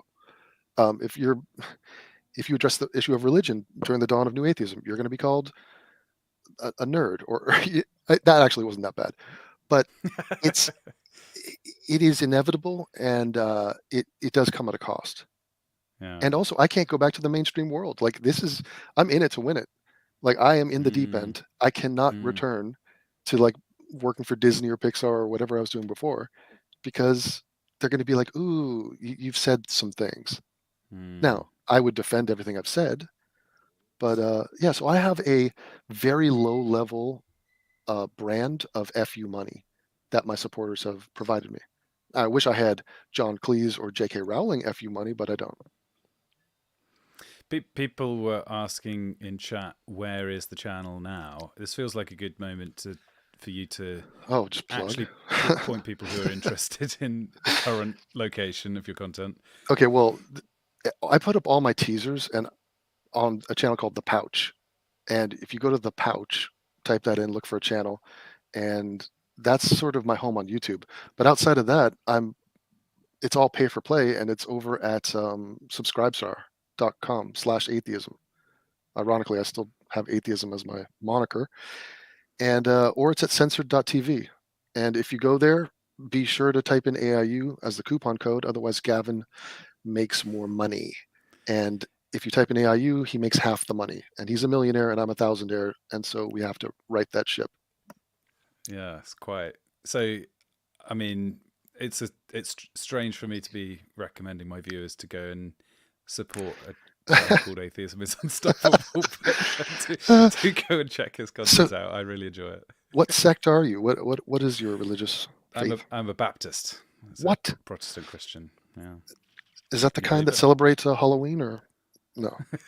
Well, I think Baptists in the UK are a little bit different from Baptists in the US, but I've never quite got to the bottom of the difference. Look, it's fascinating. I mean, look, okay, that's a difference between us, and we could talk about that at length. But as you know, there's so many other categories to team up on that are actually important. So you get strange bedfellows. If you live in this world, like I never intended. I guess I have two missions in a way with my channel. One of which is for the Christians who follow me and have they're interested in my Bible studies or whatever I get up to. I want them to switch their brains on and become aware of some of the other things that I also think is true. And then I kind of have the reverse objective as well, for people who agree with me on politics or whatever it is, that they might end up becoming Christians. So I kind of try and pull people in both directions. Yeah, I think it's good to have a diversity in your the people you associate with. Like me on Censored TV, those guys are all right-wing, Trump-loving dudes. Most of them Christian. Like, most of my fans are Christian, I think. I mean, that's funny. Yeah, it's fine. Do you find yourself? I mean, I know you said you try not to pander to your audience, but do you ever find yourself doing that little calculus? There was one time where it was like in the height of an election, and Trump was being an idiot. I think he was dropping. It was right when he killed that general out in Iran or somewhere, I forget, missiled some dude, and I put a video out like criticizing him, and I just lost like 25% of my Patreon support, and I was like, oh God, I was like, this is not good. So I had a little moment of Darwinism, like me no going to eat if me keep talking bad about Trump. So I decided to shelve that. I mean, everyone knows my stance on Trump, but it's like, do I have to bring it up every day? Sure. And I imagine the people at Patreon would say the same about other topics that you Yeah, exactly. Well, bring up frequently. Ironically, they would love my anti-Trump video. They would. They'd probably reinstate you. They'd be like, talk about crime statistics as much as you like. This anti-Trump stuff is great. And before we legitimize the idea that they have any right to judge everything I say, these are the credit card processors. This is a middleman whose only job is to send out a mass email whenever I make a post and to process credit cards, and they get a percentage of all the money I just brought to them. And I brought it for 10 years, and they just kicked me out because you associated black people with higher criminality rates. Yeah, but that's because they are at a higher criminal rate. I mean, how ridiculous is it that this is the day and age we live in, where that guy could say that to me, he'd write that to me with a straight face, thinking it's a justification to boot me from their platform. It feels like the messaging is becoming less subtle. Like we always felt like there was people getting booted off platforms because of guilt by association. But they just said that was the reason for demonetization of the Lotus Eaters directly. They just admitted Yeah, it. right. And you associated with someone we don't like. Well, I made a video speculating that person might have been me because I was just on their thing 3 weeks ago. I mean, look, I appeared on a stream 5 seconds ago with a dude who said white N-word a couple years back. I mean, oh my God, I got to do an apology tour about that. Yeah, but the apology tour tactic is a complete waste of time because there is no forgiveness. There's no attempt to recoup people. It's always going to be, if you try apologizing and it works briefly, it's the sword of Damocles from that point onwards. The funny thing is that the people that would hate me and call me the worst names possible, I agree with like 90% of things about. So like I'm nowhere near as right wing as most of the people probably listening right now. Like I believe you're probably is it fair to say a kind of moderate Democrat in America? Well, moderate compared to a lot of people, but yeah, I'm not a politically activist type guy, but I believe I have common sense. I'm an Eagle Scout. I'm a independent thinker. I have common sense. I just believe what I believe, and that's going to usually line me up with the Democrats. It used to. This version of the Democrats, them talking about reparations and stuff like that is just absolute deal-breaking stuff for me. And just, it's a gong show on the left, and I really think they've just lost the plot completely. And maybe it's a sign of the times, but I am not a religious guy. I don't believe in the Second Amendment. I'm not really a fan of it. I don't like gun violence. I'm sorry.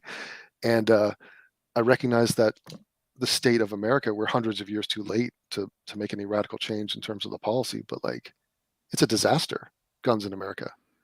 Do you think that there's a religious instinct built to humans, and do you see that people have lost maybe their literal religiosity, so they no longer identify with any of the classical religions, but that instinct can still be harnessed and still applies for a lot of this stuff? I think you could strip it down to people want to be a part of something greater than themselves, and a lot greater. I mean, religious people take it to the next level of like, the universe was created with me in mind and I'm going to live forever. But it's still a concept of, I'm going to be okay. I'm taken care of. My life has a purpose, has a meaning. And if you do strip that away, we see a scramble job where people are latching on to other identities and just creating things out of thin air to try to just engender meaning. And it's all fake and garbage. Right now, there's a fake war between the Daily Wire and right-wingers talking about transgenderism, and they think that there's a genocide happening. And the far left are promoting this idea that they're coming for us and they're going to kill us all. Now, this is all fake. Like Vosh just did a video. He's talking, literally, he brings up the Jews and Nazism every time he talks about trans today.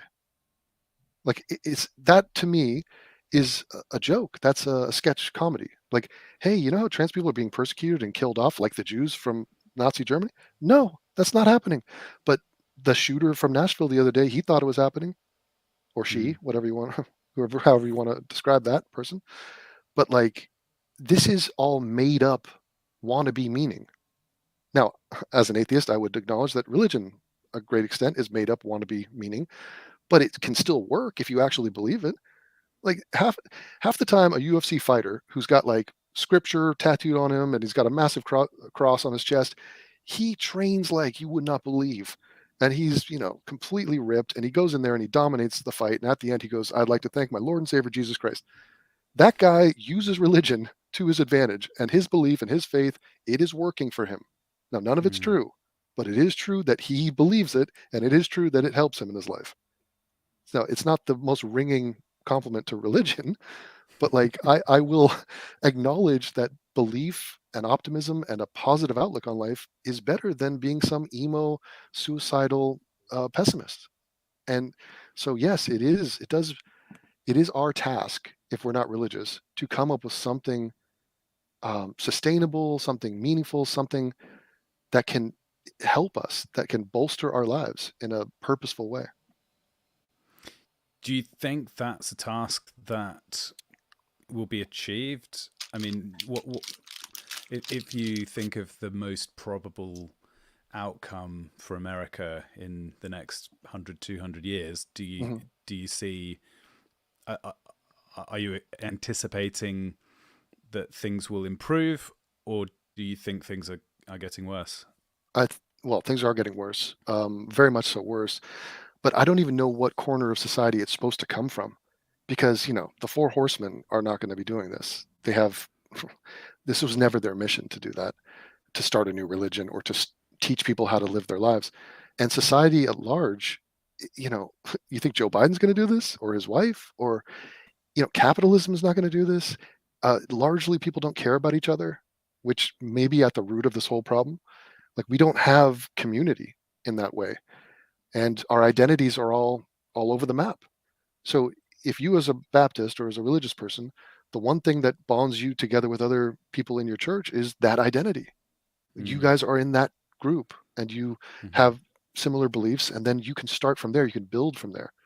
If you're some atheist, you could get sucked into just social media or gaming or drugs or porn, anything. Like, your identity is just a mess, and you don't have the guidance because you're not getting it from maybe your parents or your peer group or just the average life that a young person would live today. It is not really telling you, like, what is the American dream? What is our plan here? What are we trying to achieve? And then you have the right wingers and the trad people going, well, let's go backwards. Let's go back in time and let's all have kids and let's grow beards. And okay, here we go, guys. We get it. I mean, yes, you can do that, and that's fine too. But it's a lot of mistakes being made on the fly. What do you think of the kind of Jordan Peterson take, where he seems to basically believe in religion as a construct, as something that humans need, and you kind of need to believe in it for it to work, even though it's not actually true? Like, a very pragmatic take of, okay, we've accidentally discovered, I guess Nietzsche would think the same way. Oops. Religion turns out to not be true. Let's not tell anybody, because that will spell ruin. There is a practical argument to be made that is superior to some alternatives, but it also strikes me as being very disingenuous, and it would strip me of all integrity and dignity as a human being to live a lie. So can I not take the good elements of religion and recreate them elsewhere, or live by some of those codes? No, I don't want to rape or murder anyone, and I don't think I need Jesus or the Bible or religion to tell me that. You can be very moral and have a sense of right and wrong without religion. This is like, atheism 101 sort of level debate. But I'd say more the community and identity. aspect of it, and the general sense that I'm a part of something larger than me, and that my existence is a good thing. Like my future is going to be bright. I'm here, and people love me, and I'm wanted, and I'm needed. That, I think, has gone the way of the dodo for a lot of non-religious people. And you can look at a lot of metrics that would indicate that. So drug use, antidepressants, all record high. Depression, suicide. Now, they might not pin it directly on this, but the massive trend of losing things that we once had, those things need to be replenished or restored with something. Because if not, I mean, people are just going to lose their way, and they're going to live miserable lives.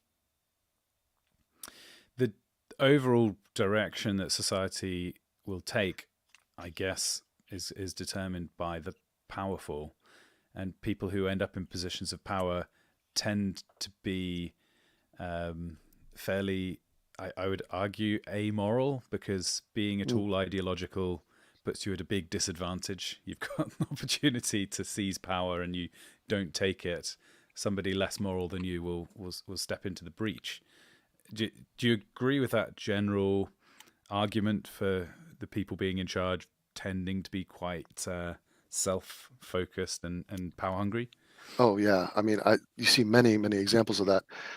I don't know how pessimistic I should admit to being here, but it's not looking good.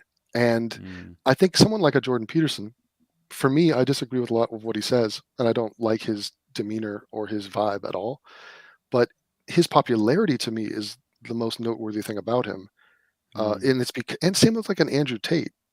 It's because they're addressing an issue that is so in demand. It is just begging to be acknowledged and spoken to. And these guys, they present their answers and they get rewarded for it. But it's the fact that they're even on the topic.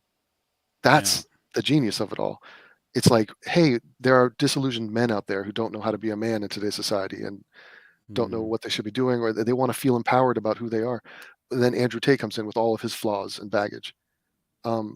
You can even make the case that Trump did this too. And it's like, hey, people are sick of the left and some of the insanity out there and the woke crap. And so Trump comes in with all his baggage and they're like, all right, whatever. It scratches an itch. I mean, he also presents a lot of other problems, but whatever. So I don't know if we have the answers. And I feel like even if we did, it would be drowned out by about 1,000 other bad answers. I don't know if the right answers were going to rise to the top just organically. Do you view it as part of your mission, with your content, to make a difference in the world? Or is it more of a, I can't help but talk about this. This is, this feels important and I'm following an instinct? I'm not delusional enough to think that I make a huge difference in the world, but if I could change the minds of just one person, no. Sometimes I do videos. I'm going to be doing a video on depression and suicide coming up, which, it's not really about suicide and depression. It's about the things we're talking about. It's about life. You could flip the script and say, look, it's about thriving and happiness and meaning. It's just calling the video about depression and suicide is just, these are the guys that need this message the most because they have come to the end of the line and they are just not living a life that they feel is worth living. And, those numbers are astonishing when you look at the suicide rates. And it's my demographic. It's middle-aged white men are the leading numbers when it comes to that. So that to me is probably deserve it, right? Well, yeah, I mean, it's probably God's way of punishing us. Yeah. But, yeah, it's no, but I never really thought that I could. There's certain things that bug me though. That I am bugged by murderers getting free from prison. That doesn't sit well with me. And condemning crime, like giving criminal behavior a pass, regardless of race, it's just it's so sickening. Like I just don't understand it. Speaking of murderers, what's the latest on Adnan Syed? Oh my God! Well, that's the video I'm putting out right now today. Oh, Adnan Syed, exciting. it's not as good as you would have hoped. So Okay.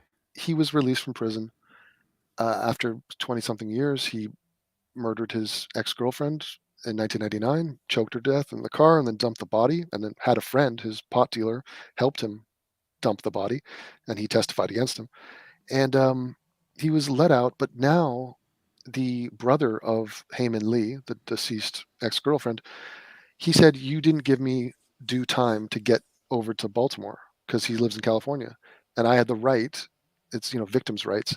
I have the right to be at that hearing where you just marched out there and vacated this murder conviction, a murder conviction that a jury of his peers, our trial system, they found him guilty after a long trial. There was 2 trials. The first one was a mistrial, and then there was multiple appeals, that multiple judges looked at, and it was upheld for years and years.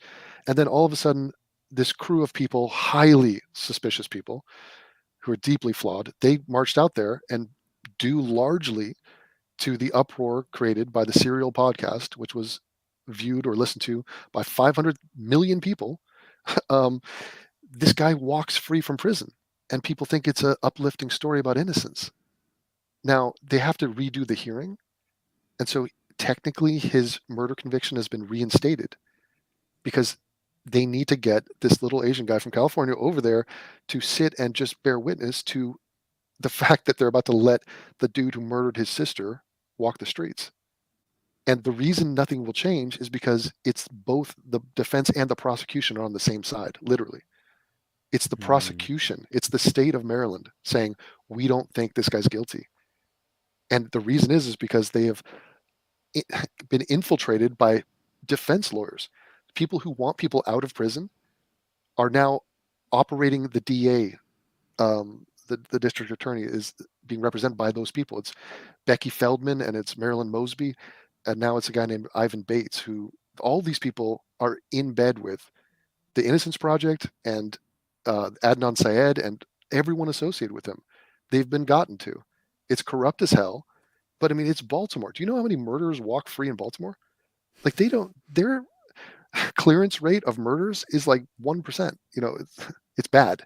So the idea that a murderer is walking the streets of Baltimore is not some like, whoa, what? Right. Can't have that.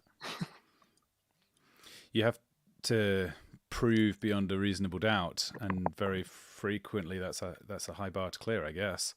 Oh my God, it's so bad. The reasoning that they came out with as to why they're vacating this charge is laughable. They go, the DNA proves he's innocent. How? We tested a shoe in the back seat of Heyman Lee's car. And on the bottom of that shoe, we found DNA that belongs to someone else. We don't know who it belongs to. Okay, so? Well, no, it excludes Adnan. Adnan's DNA is not on the bottom of a shoe in the backseat of her car. Okay, what's your point? And it's like they literally used that argument to set a man free. But the truth of the matter is that, firstly, and I've heard this opinion from lawyers. There's now quite a thriving community of lawyers on YouTube watching these trials live, right? Sure. And they say court of public opinion is more important than the actual court, and Absolutely. money always wins. Now Influence. it's interesting, the court of public opinion, because of course they had Serial, which I guess at the time was the most listened to podcast ever. Everyone was listening to it, and it was being produced or heavily influenced by people who were friends and family of Adnan. Is that right? Oh yeah, Rabia Chowdhury. She writes a book about it, and she takes it to Sarah Koenig over at Serial NPR, and they produce this thing that's wildly successful. They turned it into a murder mystery, even though it's not a mystery. It's a settled case. It's a boring case. The cops and the investigators were like, "There's nothing special about this case. This is a dime a dozen case." But they start raising questions, and all the idiotic cat ladies out there listen to this stuff on true crime, and they're like, you know what? I kind of like the guy. When I heard him being interviewed, and he's sitting there flirting with the host, and she's like crushing on this guy. I mean, you are humanizing this man. You're giving just nonstop defense team talking points. So it's just pure propaganda. And then what do you know? We got reasonable doubt all of a sudden. You have glamorized this dude, and now he's a celebrity. And now he walks the streets free, even though he murdered his girlfriend. And Serial was successful because it was a compelling piece of audio. It was very Mhm. entertainingly produced, well done. You did a series which I would say is equally well produced and persuasive. And Thank so on the theory that anyone can now produce videos online, then Yeah. the court of public opinion is just as fair, except that you're being slapped down Right. left and right. Yeah, so size matters. So it's like, yeah, if you're going to produce propaganda, I can produce propaganda. I mean, that's a harsh way of looking at it. What I'm saying is an opinion, but it's backed up by, like, it happens to be correct, and I'm happy to go over every piece of information. In fact, I take on their case head on, and I present my case, which is counter to theirs. They don't do that the same. Like, they will present the case of Adnan Syed totally biased from the start. I mean, it's like you say, literally produced by a friend of the family. You know, these are all people that want this guy to walk. And I think there's a way. It's like a life hack, or it's a cheat code, where it's a way to harness people's empathy. There's see, the thing about empathy is, if someone's dead, it's very hard to be empathetic towards them. They're dead. You don't know them. They're under the ground. Adnan Syed is alive. He's doing interviews. He claims he's innocent. He loves his mother. His mother loves him. Let's go listen to the mother. Oh my God, here's a picture of him as a kid. All of this is to exploit your desire to do a kindness for the guy. And I think somewhere buried under the levels of our psyche, there's an idea of, hey, Min Lee's dead. Like, she ain't coming back. Maybe we can help this guy. I want to help somehow. And so they get convinced and they buy into the BS narratives. And I think maybe even deeper than that, they know he did it, but part of them doesn't care. And they're like, yeah, but look at him reunited with his mom. Isn't that good? A lot of times they'll say this out loud, these defense attorneys. They'll say, look, everyone deserves a second chance. Okay, so should we apply that to Jeffrey Dahmer and Ted Bundy? I Right. mean, I don't know. Yeah, I once was looking into arguments for and against the death penalty, Mhm. and one of the curious things people argue is actually it's cheaper to keep people alive than to kill them, even though you've got to obviously keep them in a prison cell and feed them and so on, because it costs so much to go through a trial for the death penalty, and that is a weird thing to say, because that means that we're putting people in prison or not for life, but not bothering to do the same level of trial that we would consider necessary to find the truth of the matter. Yeah. You don't want economics to play a part in justice, hopefully, but it Yeah. does. It absolutely does. I don't know where the Baptists stand on the death penalty, but as far as I'm concerned, a life in prison is pretty grim, and I'm pretty open to hearing the argument that having them be alive and awake and suffer is actually a worse punishment than oblivion. So Yeah, um, that's my position actually. I think that the idea of an eye for an eye is meant to be limiting, and a life for a life, you know, it should cap at, you've killed somebody, your life will be taken. And I think it's inhumane to try to go further and create torture. And realistically, life in prison is, I think, worse than death. Yeah, what we find now is it's highly frustrating to witness people who deserve punishment not getting it at all, and instead getting rewarded with fame and with money. Yeah. So, like, Adnan Syed is due to be a multimillionaire. The state of Maryland is going to pay him. If it's deemed to be a wrongful conviction, he will sue the state, and they're going to give him a couple $1 million. That's not even talking about the book deals and his job over at Georgetown. I mean, it is sickening. This guy's teaching a class at Georgetown about wrongful convictions and exonerations. I mean, and the guys who got him out are the Innocence Project, who is founded by Barry Scheck, who is the lawyer for O.J. Simpson. And so this is the darkness. Like, it's like a dark comedic thing happening here. It would be funny if it weren't true, but it is true. So it's kind of sickening. I feel like there is more darkness than most people are willing to contemplate like right around us all the time. I mean, the Epstein Island stuff is a good example of that. Like we found out this completely earth-shattering thing was going on. The authorities over us say it was happening, and what we just carry on like could you changed. Enlighten me to that, because I haven't researched Epstein Island at all. But what was actually happening there? I haven't looked into it enormously, but so yeah, maybe it's not as bad as I'm imagining. But the impression I get is that there was like child sex stuff going on an island, and all of these rich and famous people were involved in some way. Yeah, it's just that to me is like the loose interpretation that I've heard. But when people say child, like it's always that drift of like, was she 17? Was she 12? And how many times did that happen? Like, yeah, interesting. Because it tends to go to the most extreme version of like, it's the island that Pinocchio was taken to, and it's just a bunch of 5-year-old kids turning into donkeys and getting raped. It's like, interesting. Obviously, there was some nefarious stuff going on there, but I would like to be accurate with it, if at all possible. Yeah, I'll plead ignorance at this point. Well, I plead ignorance too, but looked into it either. I kind of don't dare, because you sort of fear what you might find out. I suppose yes, you're right. It's plausible based on what I know that this was just let's get somebody who looks like they're overage but they're not, and frame a bunch of celebrities and extort them for money. Well, pedophilia is one of those issues where people are so emotionally charged by it that the accusation has so much power that people will just fling that out, overuse it. Like other accusations have been overused, like someone's a rapist. It's like people, if you push back on someone's a rapist, then what, are you pro-rape? What where do you stand on rape? Like, what are you talking about? So like a guy, Brock Turner, was accused of rape, and it was ridiculous. He didn't rape anyone. Didn't even have sex with anyone, but he was called a rapist and is known as a rapist. And I made a video defending him, but easily, if left-wingers saw that video, they would attack me as if I am not morally coherent on the issue of rape. It's like, you can offer no skepticism on this. It's just, everything's the worst case scenario, and if you push back at all, we're coming after you.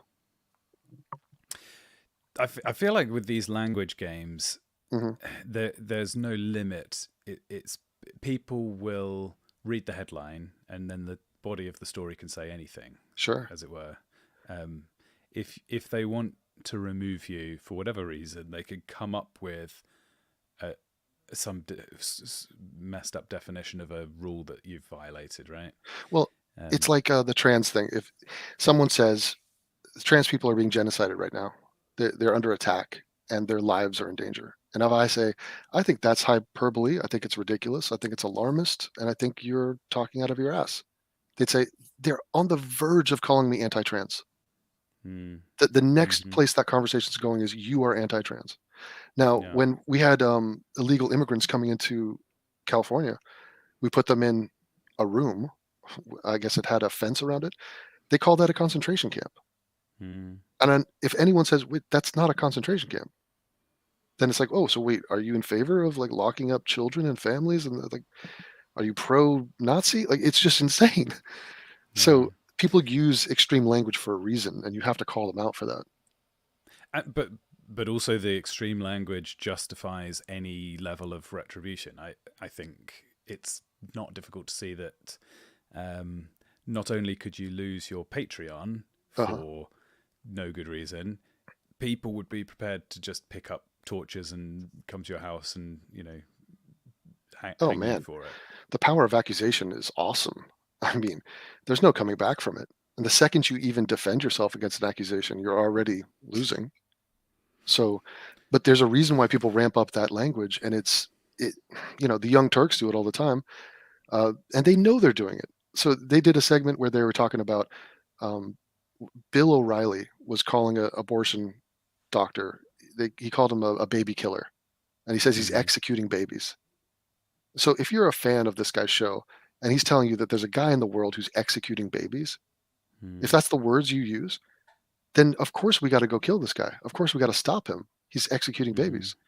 And that is the language Bill O'Reilly used. And Cenk from the Young Turks explained this. He says this is why him using that word, and then the abortionist doctor getting killed. This is why Bill O'Reilly is to blame for that, because it's his language, his fear mongering about this. It was wildly reckless and inaccurate. Then the Young Turks turn around and they say cops are executing black people in the street for no reason. They're just killing black people. They're hunting them. And he uses the exact same language. And then what do you know? One of his fans goes out and kills 4 cops. And they never took accountability for it. This was a diehard fan of TYT, Gavin Long. He killed 4 cops in Louisiana, and the story's gone. And they have never addressed it, never spoken about it, and yet they directly influenced that dude to go out and kill cops with their language. That's why this is not semantics. It leads to actual casualties in the real world. Yeah. This leads me to, I think, an excellent segue to my next guest. Charlemagne is going to be talking about, I think, basically putting forwards an anti-war position. And I think we've seen in the last, couple of years, how long has it been that the Ukraine war has been going on? People have been started to be shifted through language towards like almost a let's get World War III going. So the consequences of language on an individual could be devastating, but ultimately language is a tool that could be used to get people to support a horrific war. Is that a fair statement? I guess I'll start with Devon. Do you agree that the horrors of war are so terrible that we should basically be doing whatever we can just to be stopping war from happening? Well, I mean, yeah, if at all possible, I'd like to live a few more years. I mean, there's a reason why diplomats use diplomacy. There's a reason why you'd have some decorum. That's why Trump sort of flipped the script on a lot of that stuff. But yeah, we've got to be super careful and sensitive to it. We also have to agree what words mean. There's a lot of people that don't even agree on that level. So most definitely, I'm deeply concerned, and I'm actually looking forward to listening to what you guys talk about. Yeah, great. Well, thanks so much for joining me. Everyone go and subscribe. Go and check out censored.tv. Gavin is a multi-thousandaire. Devon is it? What is it? Yeah, you know what to do. AIU coupon code. This has been lovely. Thanks so much, and pleasure. Incredible. Talk to you later. Thank you very much. Charlie, how are you doing? I'm doing very well. Thanks for having me on Lambster again. No problem. And do you want to take a bite at the same question? Do you see language having been used over the last year or so to drive people towards the idea that actually war with Russia would be great? I'm not sure if I would say language exactly, but there's certainly propaganda turning Russia into this sort of cartoon villain, and ignoring all of the past, all the history of the current conflict, and sort of treating it as if Russia just invaded Ukraine out of nowhere, creating this sort of cartoon expansionist villain for the entire West to mobilize against, which is of course very dangerous. It's always dangerous to completely ignore reality, especially when you're talking about diplomacy between nations and the failure of diplomacy, which is war. So it is important for people to actually have some sort of grounding in reality when talking about war and peace. Obviously, our ruling class doesn't, and I think it's important, at least, even if they don't, for the masses that we're a part of to at least understand what's happening and try and push a more anti-war position into our culture, similar as to what you saw from a small segment of the population during the Iraq War, the second Iraq War, I should say.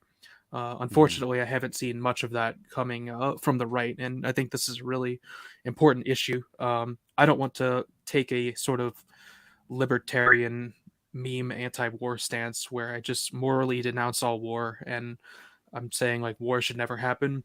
Obviously, war happens.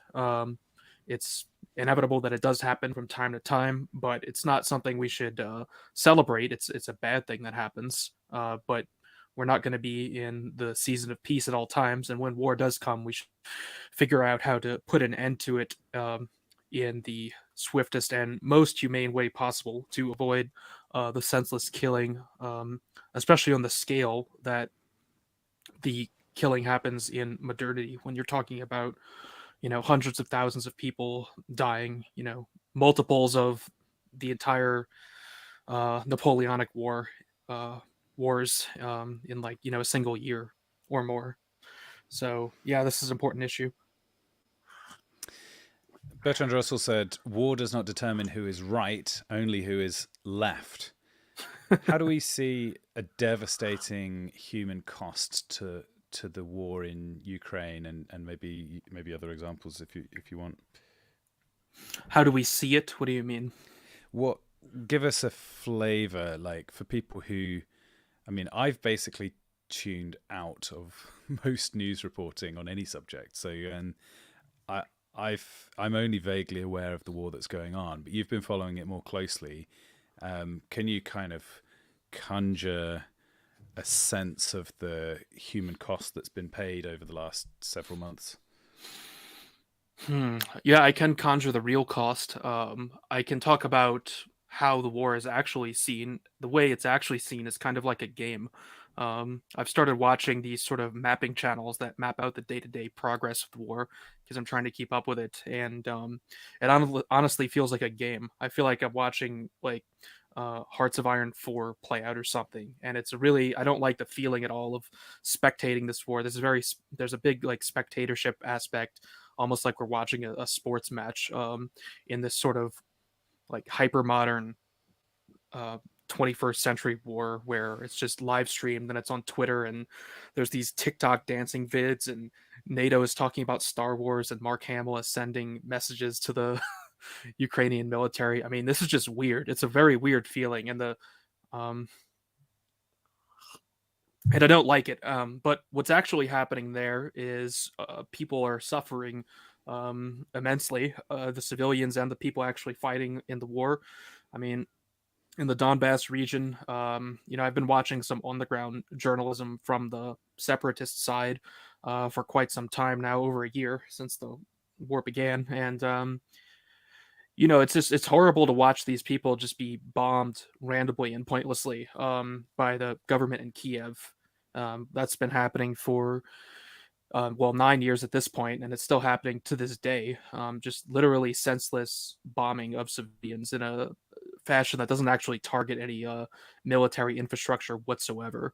And it's just extremely cruel and unnecessary. And this entire war has happened because the Minsk agreements failed to actually resolve the situation peacefully, because the West conducted those quote unquote agreements in bad faith. And now the suffering has been magnified 1,000 times than what it was before. And I mean, yeah, people are dying. I've seen videos of kids in hospitals, just a lot of retirees, their homes blown up, and now they have just nothing left. And this is, all being, this is completely the fault of the United States, in my opinion. And because of that, we should take responsibility for that, especially from the American side, to pressure our government to end the war. Here's a quote from Robert E. Lee. "The war was an unnecessary condition of affairs and might have been avoided if forbearance and wisdom had been practiced on both sides." So can you talk about whether, with a little more forbearance and wisdom, the war in Ukraine could have been avoided? Or do you think it would? I mean, you were blaming the United States. Do you think it was actually malicious and deliberately provoked? I think it's absolutely clear that it was deliberately provoked. The problem with avoiding war is you can't avoid it unless both sides genuinely seek peace. If that's not the case, then there's simply no avoiding an all-out war, which is exactly what happened. I mean, I think it is clear that the West acted in complete bad faith with the agreements that were meant to end the war.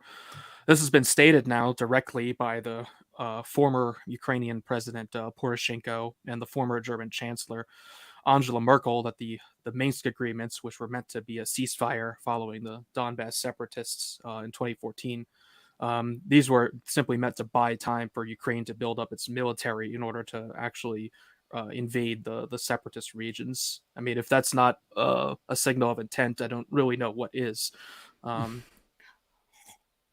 So I don't know how to interpret that other than as malice. I mean, it's clear that if you conduct peace agreements in bad faith simply to cause your opponent to waste their time while you build up your own military, I mean, I don't know any other reasonable way to interpret that, which is kind of one of the reasons I'm so shocked at the sort of lack of reaction to this on the part of Americans, and instead we're understandably, I guess, talking a lot about social issues back at home. But one of my problems I have is, especially on the Christian right, I mean, people cared quite a bit about the injections that happened a few years ago, and one of the main concerns is the amount of people suffering a sort of sudden death. And apparently people purport to care about this abstract notion of people dying from this, but then when you have a similar situation where similar numbers of people are dying in a less abstract manner, in a very direct and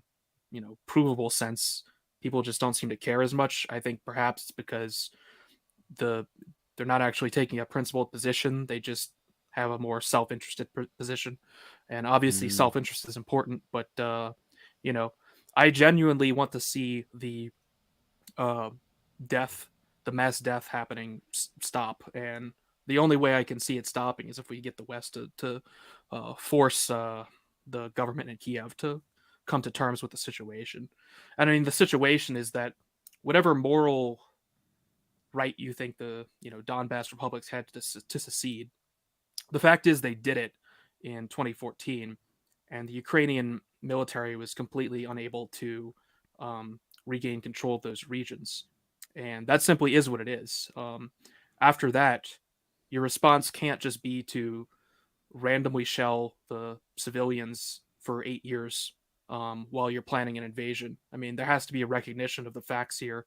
And the fact is, they lost control of that area, and we can't support a government that's just going to randomly shell civilians and kill thousands of them and maim even more in response to that. I don't really see how any right-thinking person could support the government that was doing this to the point where some children have basically grown up and their entire lives have just been they've just known that randomly mortars and missiles and other sorts of bombs randomly fall out of the sky. I mean, what kind of life is that? And that's what the West is has brought upon these people.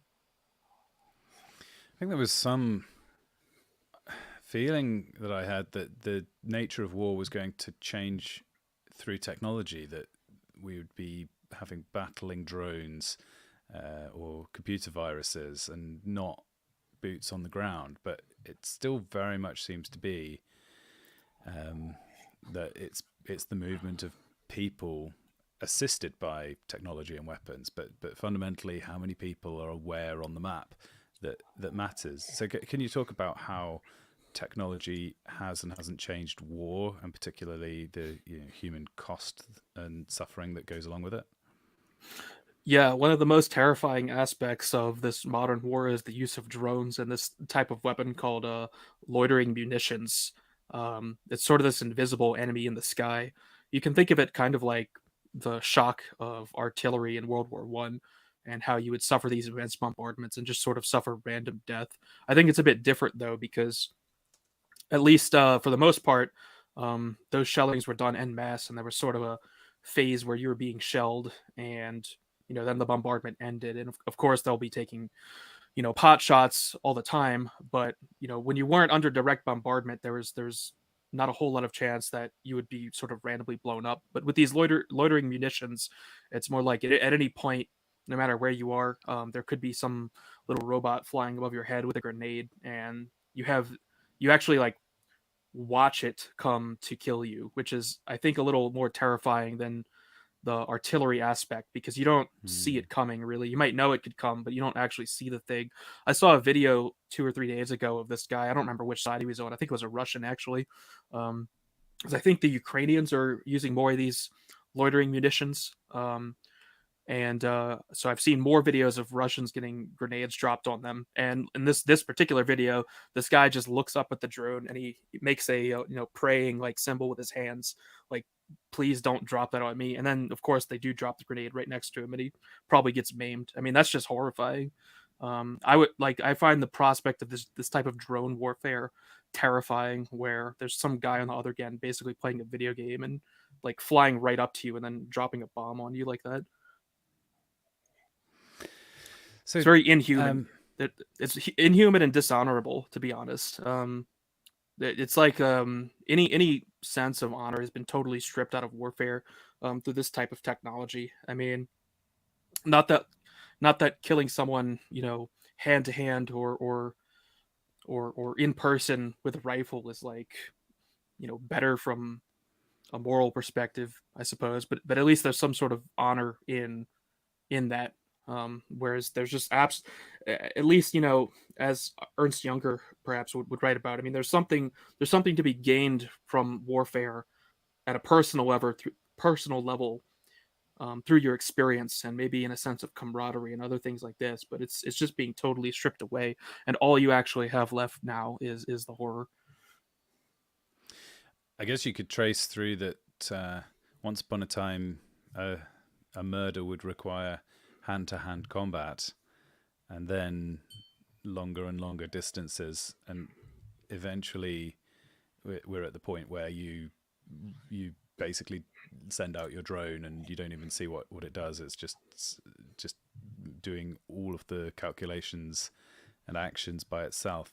But it's interesting to me that it's still the death of a soldier. Like, why would Putin send in a bunch of Russian troops rather than just these loitering munition drones? And likewise, why would Ukraine station a bunch of people at the border rather than, again, just all put the robots in place and back off? Well, the robots are just these tiny little flying objects. I mean, they can't really secure territory. If you want to take over a city, you have to send in your army. And this sort of new type of weapon in the air domain is just another thing you have to deal with. I mean, if it were just drones versus drones, it would be like just little robots floating around trying to blow each other up, but that wouldn't make any sense from the aspect of trying to actually conquer territory, right? That's like, it's basically the same thing Ukraine was doing to the Donbass, where they could shell them for years and years and years, but that won't take back the territory, right? You have to actually send in your army. Now, maybe one day that army might actually be robots, but right now it isn't. Right now they're just they're an addition to the weapons at the disposal of both sides. Well, I was going to say, do you think some combination of Boston Dynamics style robotics plus the new GPT style of artificial intelligence could mean that at some point we do finally dispense with the need for boots on the ground? I mean, we've seen so many sectors grappling with the latest new developments in machine learning. Everyone's talking about how much everything's going to change.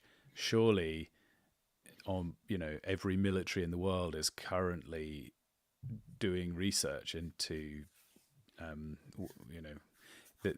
the tide of battle may be about to turn on a dime based on who can get to the finish line first with their research. Yeah, I don't think so, actually, because one thing this war has shown is that war is still conducted in a much more traditional way than we might have imagined. Some people have commented on the World War I type nature of some of the fighting. This is only really true in certain parts of the front that have been very static and where trenches were built up years and years ago on both sides. Okay. So you have this situation sort of set up prior to the outbreak of battle. And then in other areas, you have this more third generation type of warfare with like more movement based warfare. but it does involve human beings. I mean, the fact is with these robots, I think these sort of high technology elements are simply too expensive and not numerous enough to actually replace human beings on the ground. Not to mention there are countermeasures against them, mainly in any type of interference with electronic signals. Or some sort of EMP blast, which can be generated to shut down the electronics. I mean, you could imagine if your opponent deployed a robot army against you, I'm sure they'd be hardened against EMPs, but all you would really have to do is detonate a nuclear warhead above the battlefield, and that ought to shut them down, or at least a good number of them down. And then what? So at the end of the day, you would still have to have human beings left to fight. You can't be in a situation where your whole army can be electronically disabled by a single attack. Or we could talk about signals interference, like hacking. I mean, unless these things are entirely AI controlled, if your enemy is able to gain access to any networked systems controlling them, they could just shut your army down. So I think the risk is just too high. I don't think anything will ever replace real living soldiers on the battlefield as the primary element. But I could be wrong. I mean, I can only see so far into the future as well. I think it's a resource problem too. I mean, there's not really enough. Like, how are they going to store their power in like lithium batteries? I don't think there's enough lithium in the world to make robot armies. You know. Mm-hmm. Interesting. Yeah. Here's another quote. Hyman G. Rickover: "The more you sweat in peace, the less you bleed in war."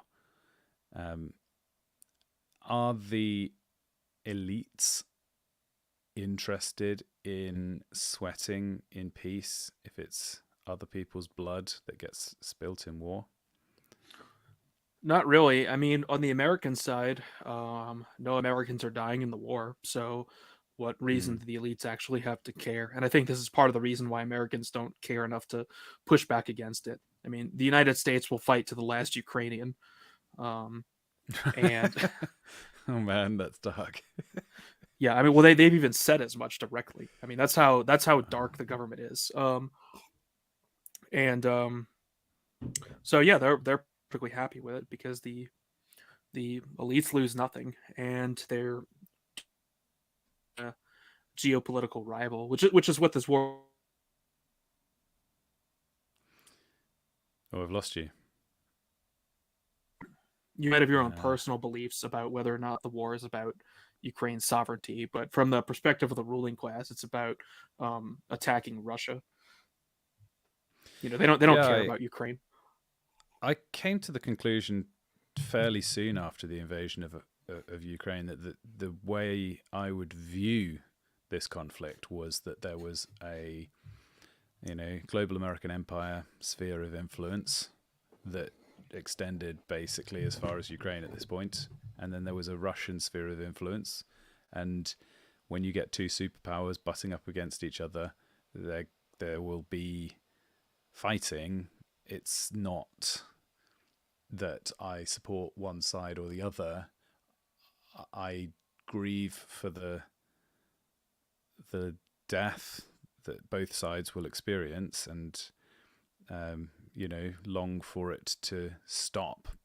But I also don't believe in being able to make persuasive arguments that will make either side listen to me and go, oh, okay, how about not going to war then? It's almost like the inevitability of human behavior will lead to these kinds of tragic catastrophes. Yeah, I mean, as far as trying to convince the Russian side to stop, I mean, obviously that's impossible. As far as, judging President Putin on his decision to actually escalate the conflict, I think it's important to use accurate language here in terms of escalating the conflict, not starting it. He did not start the conflict. But for my opinion, I mean, that's between him and God. I can't really make judgments there, to be honest, because yes, the conflict was escalated and more people are dying now, but the civilians in that area were being bombed in the thousands.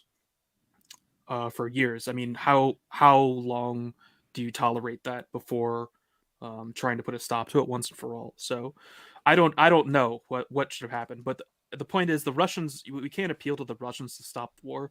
This is an existential war for the Russian state.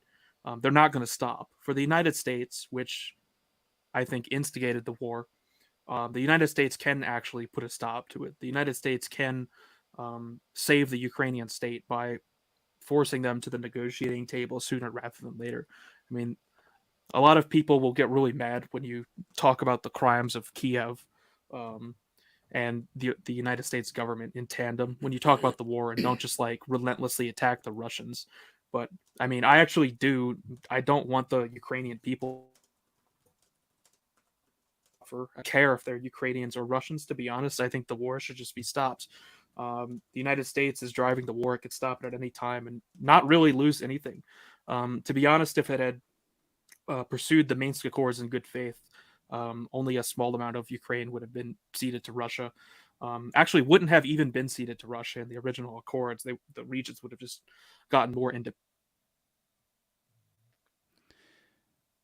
You keep dropping in and out. I don't know if it's my internet or yours, Charlie, but the Ukrainian ethnicity is definitely real, and has a right to a nation if it so chooses, and certainly will have one at the end of this conflict. And they can have a bigger one if it ends sooner rather than later, because Russia's not going to stop.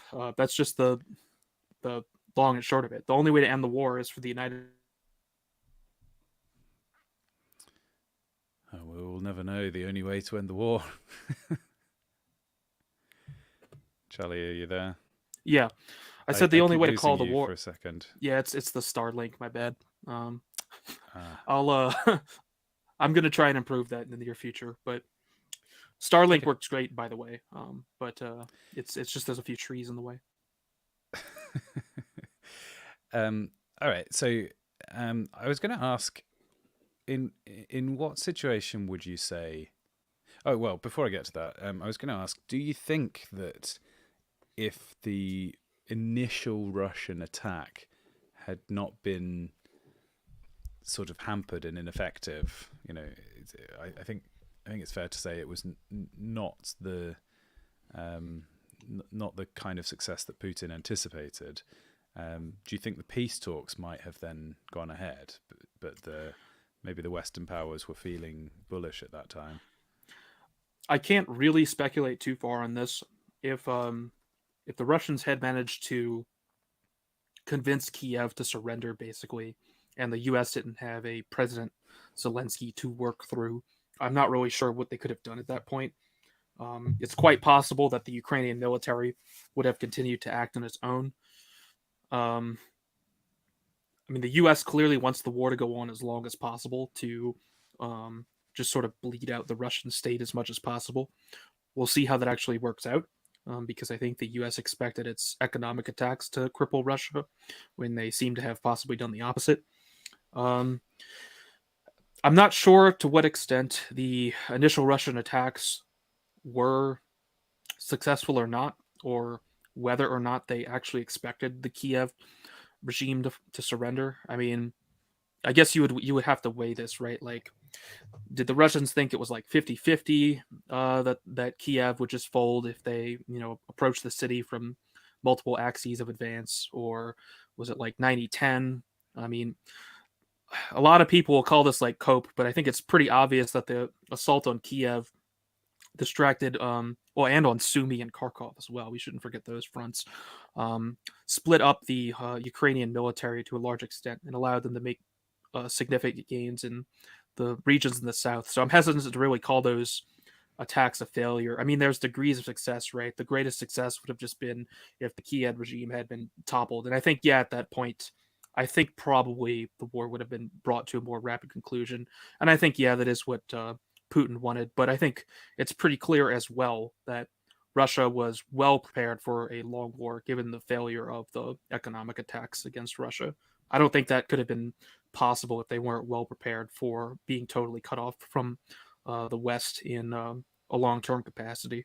So, okay, so the next thing I wanted to ask about was: is there such a thing as a just war? And if so, what are the conditions for it?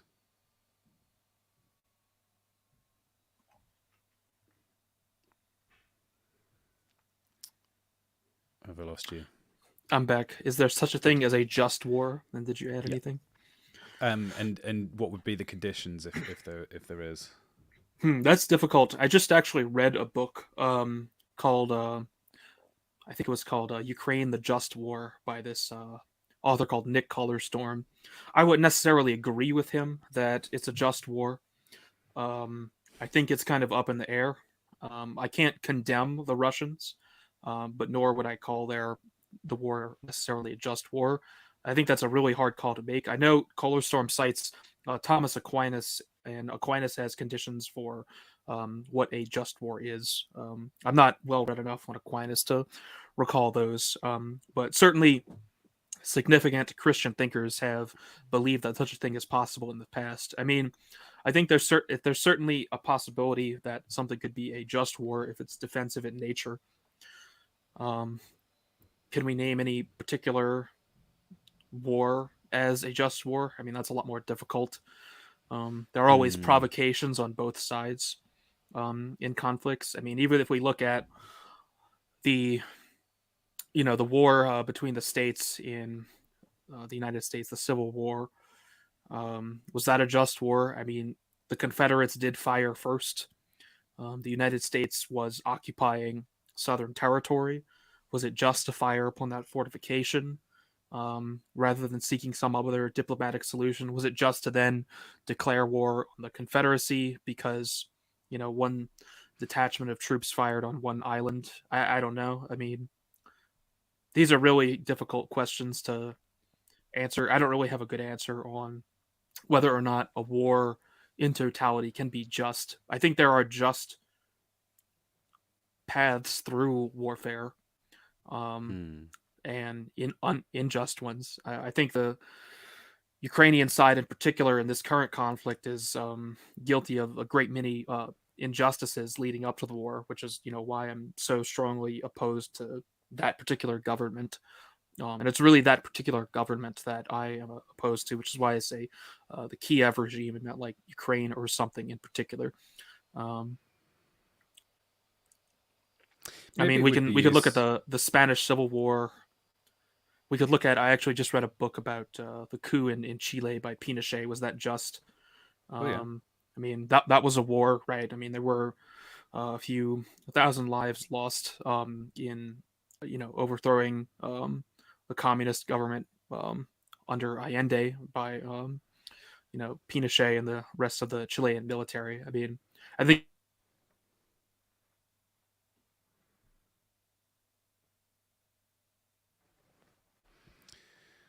I lost you again. You back? Today's video stream sponsored by Starlink. When you want your calls to be interrupted with no warning. Yeah, it's pretty annoying.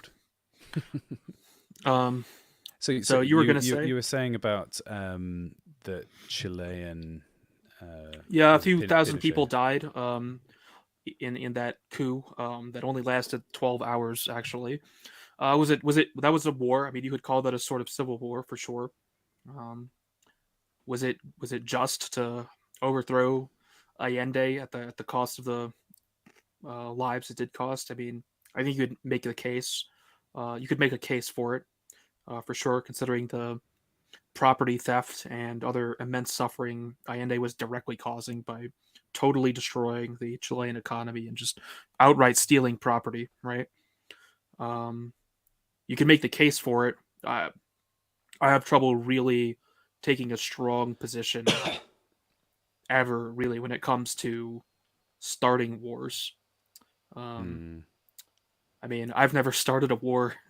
I think it's I'm not sure if one should really comment too directly on that when one is not in the position to make those decisions. And I also thought it was helpful what you said earlier about speaking precisely and escalating conflict. In fact, it's probably almost unheard of that a war begins out of nowhere, and it's always just a series of escalations. So then the only question you can ask is it ever acceptable to escalate a conflict? And then probably the answer is yes, and you have to figure out on a case-by-case basis whether that particular escalation is warranted. Sure. I mean, we could look at the Japanese attack on Pearl Harbor, for example. I mean, that was an escalation. It was a surprise attack, sure, but it was a response to the United States placing a sort of roundabout indirect oil embargo onto Japan. And embargoes are traditionally considered acts of war, right? So one could make the case that the United States had already effectively declared war on Japan. Not that I support the Japanese side in that war or anything like that, but even in like cases like that seem very straightforward are actually also a type of escalation. And you can say the same about, Operation Barbarossa, which was preceded by invasions of Poland, notably, but also every other country in Eastern Europe, Romania, Bulgaria, the Baltic states, which were annexed by the Soviets. I mean, those were all escalations leading up to a greater conflict as well. So it is actually it's very difficult to find like a punctuated beginning of wars in many cases. And you see this in personal conflict as well, right? If you see two people fighting and rewound the tape, what you would probably see was that somebody looked at somebody else a little bit funny, and then the other person stood up, and then they moved towards the other person, and then there was some contact made, and then a shove, and then if you were to ask who's responsible for the fight, you'd have to make a pretty arbitrary decision and say it was the first contact, or it was the first look, or it was you could pick one of those as your definition, but it's arbitrary. Really what happened was the two powers or the two people were on a path towards conflict, probably because, well, I've heard it said that an actual fight or an actual war only happens because the two people or the two powers involved can't correctly estimate which of them is stronger, right? If you were going to square up and fight with somebody and you knew you would lose, you probably wouldn't enter the fight in the first place. So the fact that any conflict ever happens is as a result of a miscalculation on one side or the other. Yeah, I think that's actually a good summation. These international frameworks as well that are sort of designed around preventing war and which really only delay war could be regarded as dangerous to that capacity. When you sort of delay wars for long periods of times and the sides become more and more divided, and there's less idea of what a conflict would actually look like, it can lead to sort of vast overestimations and make the conflicts much worse. Sort of as we saw like in World War I, right? When there hadn't actually been a general war in several decades, or arguably a century. I mean, when neither side can actually estimate very well what will be the outcome, you can get into serious problems. I mean, you can even see this in like the American CIA pushed out these things called, might be the National Security Council. Either way, there are these things called National Intelligence Estimates, NIEs, which are extremely important documents, and they're estimates of the number of ballistic missiles the Soviets have, the state of politics in Chile or Cuba or something like that, and anything. And these are basically the basis for covert action. And very bad national security estimates on Iraq, for example, have led to pretty bad outcomes. And this is basically a result of like not understanding your own capacity. In the Iraq-Afghanistan wars, the U.S. overestimated its ability to simply, take out the regime there and then just remake the society as it wanted. Obviously, the U.S. was capable of defeating Iraq in a head-on war, which it did relatively quickly, but vastly overestimated its ability to like do the type of social engineering it does domestically. I think it probably is worth, just because we've kind of alluded to it a couple of times, but I'd like to just go over this. What were the series of like small aggressions that the US engaged in, pushing the boundary of NATO further and further to the east, and then leading up to and precipitating the current conflict? I mean, they really knew particular countries, NATO, following the end of the Soviet Union, starting with East Germany.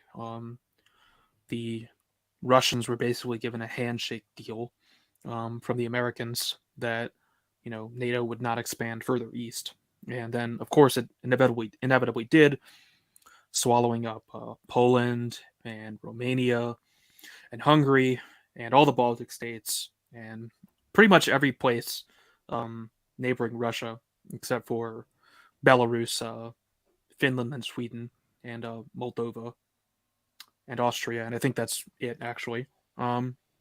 So this military alliance that has the express purpose of existing to combat the Soviet Union, aka Russia, has been expanding eastward for quite some time. And in particular, it's not really the alliance itself that is the problem, but it is the territories in the alliance that have militaries stationed in places that are a threat to Russia. And this is really just countries like Poland and Ukraine. There's an area of Europe that is basically flat plains, mostly flat plains with very few natural barriers leading directly to Moscow. So that's why it's a particular issue for the Russians to have troops posed against it in these particular areas. But the United States put them there. In particular, with the war in Ukraine, I mean, in 2014, there was this thing we call a color revolution.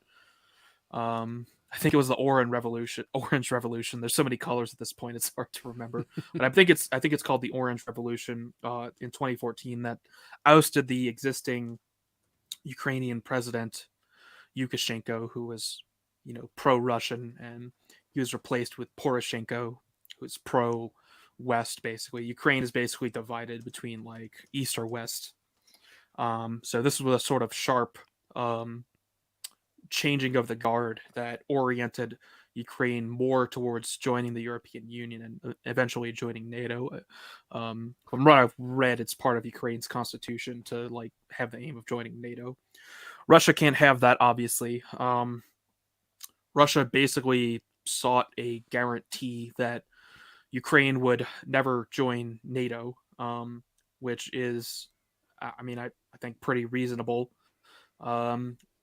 But the U.S. and Ukraine would not agree to that. Very basic like deal. Just keep this country out of the military alliance that's poised against Russia, and we can avoid the conflict. So I mean, just the idea that Ukraine could join NATO, maybe that's an aggression. That's a provocation in of itself, because you're saying I'm not against stationing my armies 500 kilometers south of your capital. I mean, how is Russia supposed to take that when it can't get that basic guarantee? So that's sort of one of the provocations leading into the war. Even weeks and days before the war, this President Putin was asking for, and there was just the Americans in particular were just not willing to budge on this, because of course the Americans are too proud to have the appearance of allowing a foreign power dictate their foreign policy, but because they think they're the king of the world, basically, and you don't get to dictate terms to America. Of course, that's not what's happening. But America won't brook any negotiation anymore in its foreign policy. It won't negotiate. We saw that with the Nord Stream pipeline attack as well. So the NATO issue is sort of the main provocation, and then of course we have actual kinetic provocations going on Ukraine was allowed to shell the Donbass region years with its artillery, and of course the Russians in Donbass responded to this. I mean, it's not like they didn't perform any sort of counter battery fire. But Ukraine should not have been allowed to do that, and the West simply allowed its proxy state to, attack people that Russia clearly views as its own people. And I think we can talk about revealed preference here, just to if we want to disabuse anyone of the notion that these people aren't actually Russians, during the great exodus of people that moved out of these territories following the outbreak of open hostility. We've lost Charlie again briefly. Open hostilities. Something around 1 million people migrated east to Russia. They didn't migrate deeper into Ukraine or the West. They went to Russia. I think that basically demonstrates who these people view themselves as. And the West calls this human trafficking. The West would be like, the Russians have kidnapped 100,000 people. It's like, no, they walked there or drove there because that's where they wanted to go. The war happened in Ukraine, and instead of going further into Ukraine where the war wasn't, they went into Russia. I mean, I think this demonstrates pretty clearly how these people view themselves. And I mean, look, if these people say they're Russian, then they're Russian. Who am I to disagree? They broke away from the Ukrainian state. You have to stop attacking them. Ukraine can't just keep attacking them for the purpose of dominating these people who do not want to be part of this state anymore. I mean, people act like the lines on the map are never allowed to change, especially in this region of the world. I mean, this is the number one place to change the lines on the map. It's not a huge deal. Population shift, identities shift. If these places say they're Russian, I mean, then they're Russian. If places in the west of Ukraine are very insistent that they're Ukrainians, then okay, they're Ukrainians, and those states should be self-governing too. My favorite demonstration of how people are so easily pulled by propaganda is that if you ask, your man on the street in Britain or America, was it acceptable for Putin to ask troops to go onto territory that was over the line, the national border, to go into Ukraine?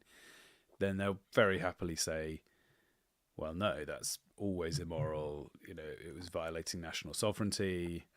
But then if you say, well, now that land is occupied by Russia, what do you think of the fact that Zelensky is saying that he's going to do this counteroffensive and he's never going to stop until all the land is regained? And they'll say, well, that's obviously fair enough. The land isn't part of Russia, it's part of... But that's not how it works. Once you've captured land, you own it by the exact same process by which it originally became part of a different country.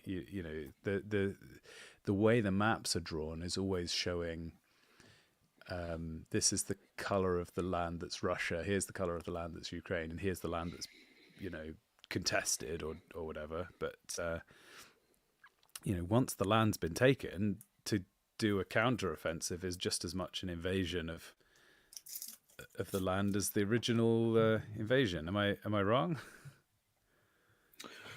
I mean, what are the ethics of a counteroffensive? I mean, you basically have to recognize the realities on the ground. I mean, if this was 2014 and the Ukrainians performed a military operation against the Donbass that succeeded and prevented those regions from actually separated and maintaining control, I mean, okay then, that's fine. And look, if Ukraine could just completely wipe out the Russian army, regain then fair enough as well. But they can't being prolonged for no reason, and it's pretty clear these people do not.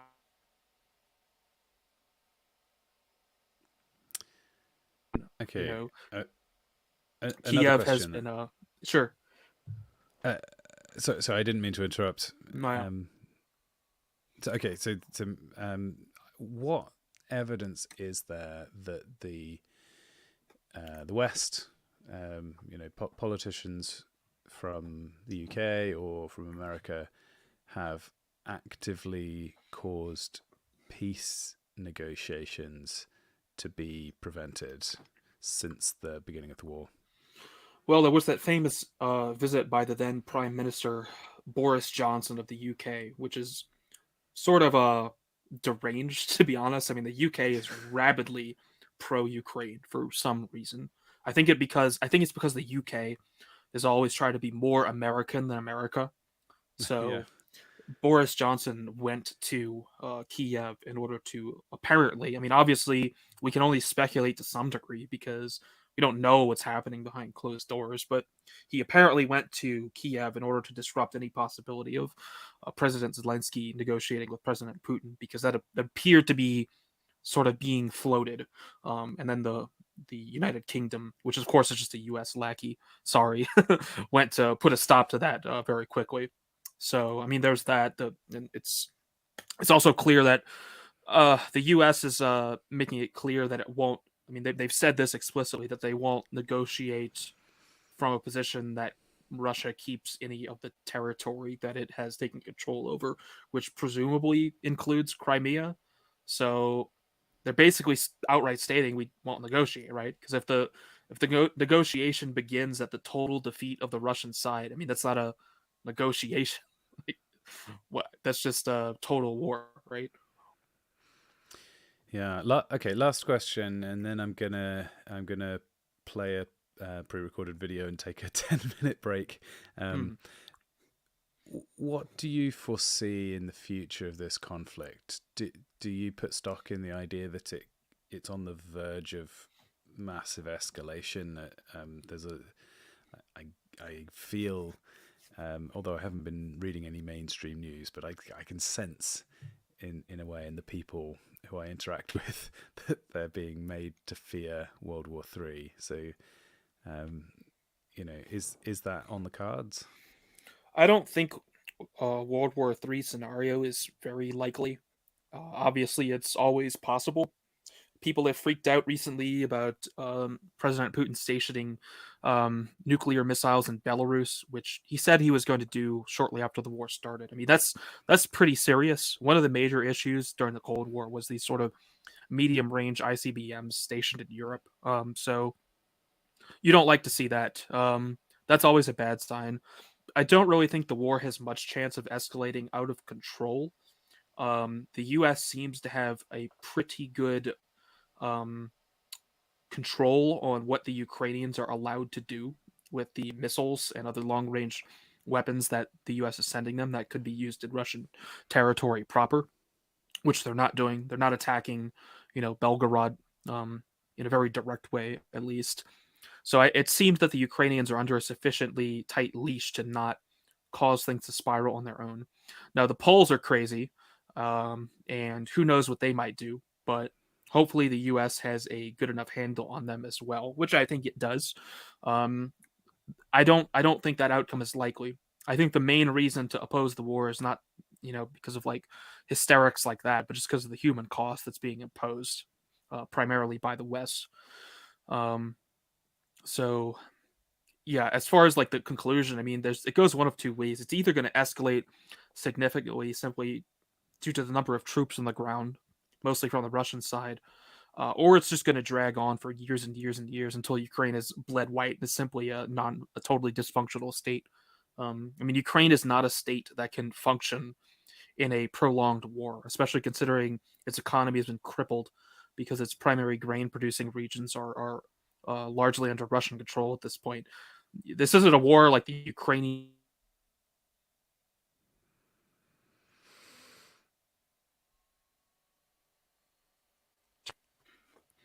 This isn't a war the Ukrainian. Just missed a bit of that sentence there, Charlie.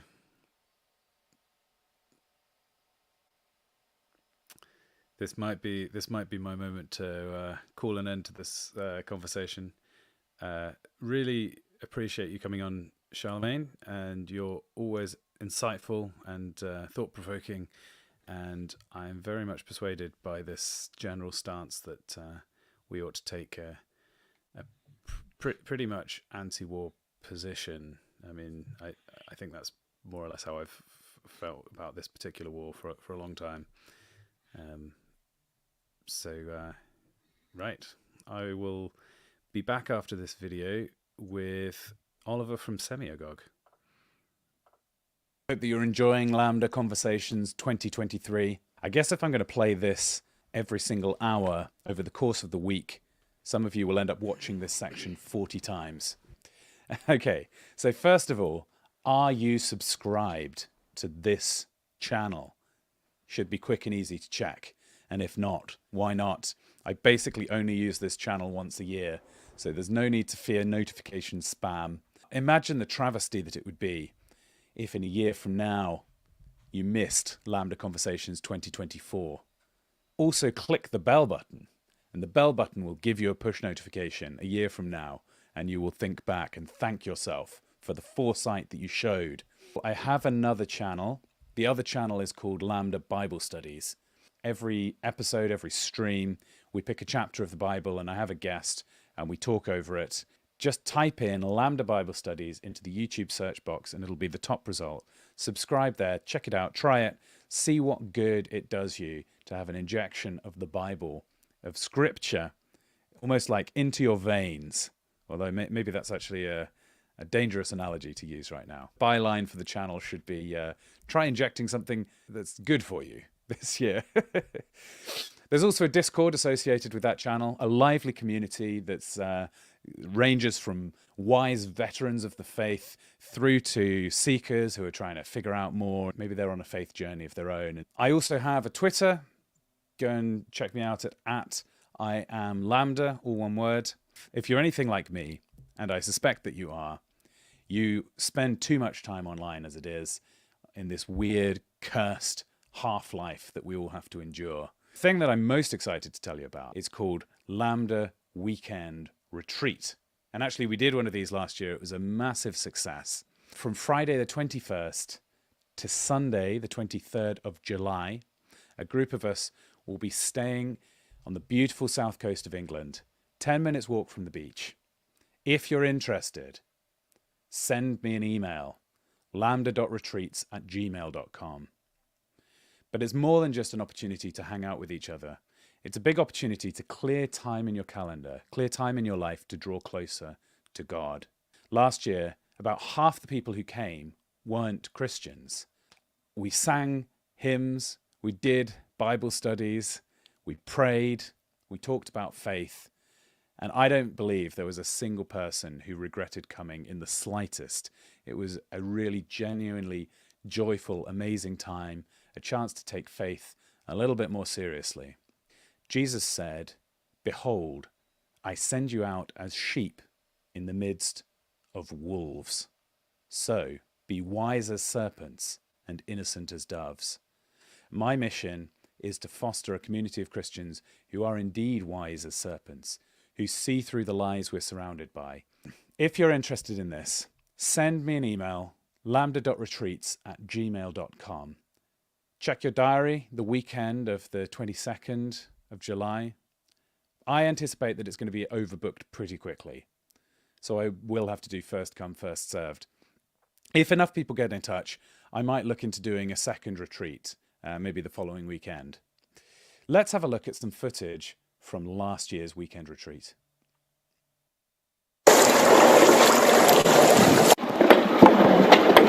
So we're like 20 minutes walk to the beach, surrounded by a bunch of trees, like really tranquil. But the area is very pretty. For Swiss people, any place near the sea is great. So it's been very fun so far, and the weather's been fantastic.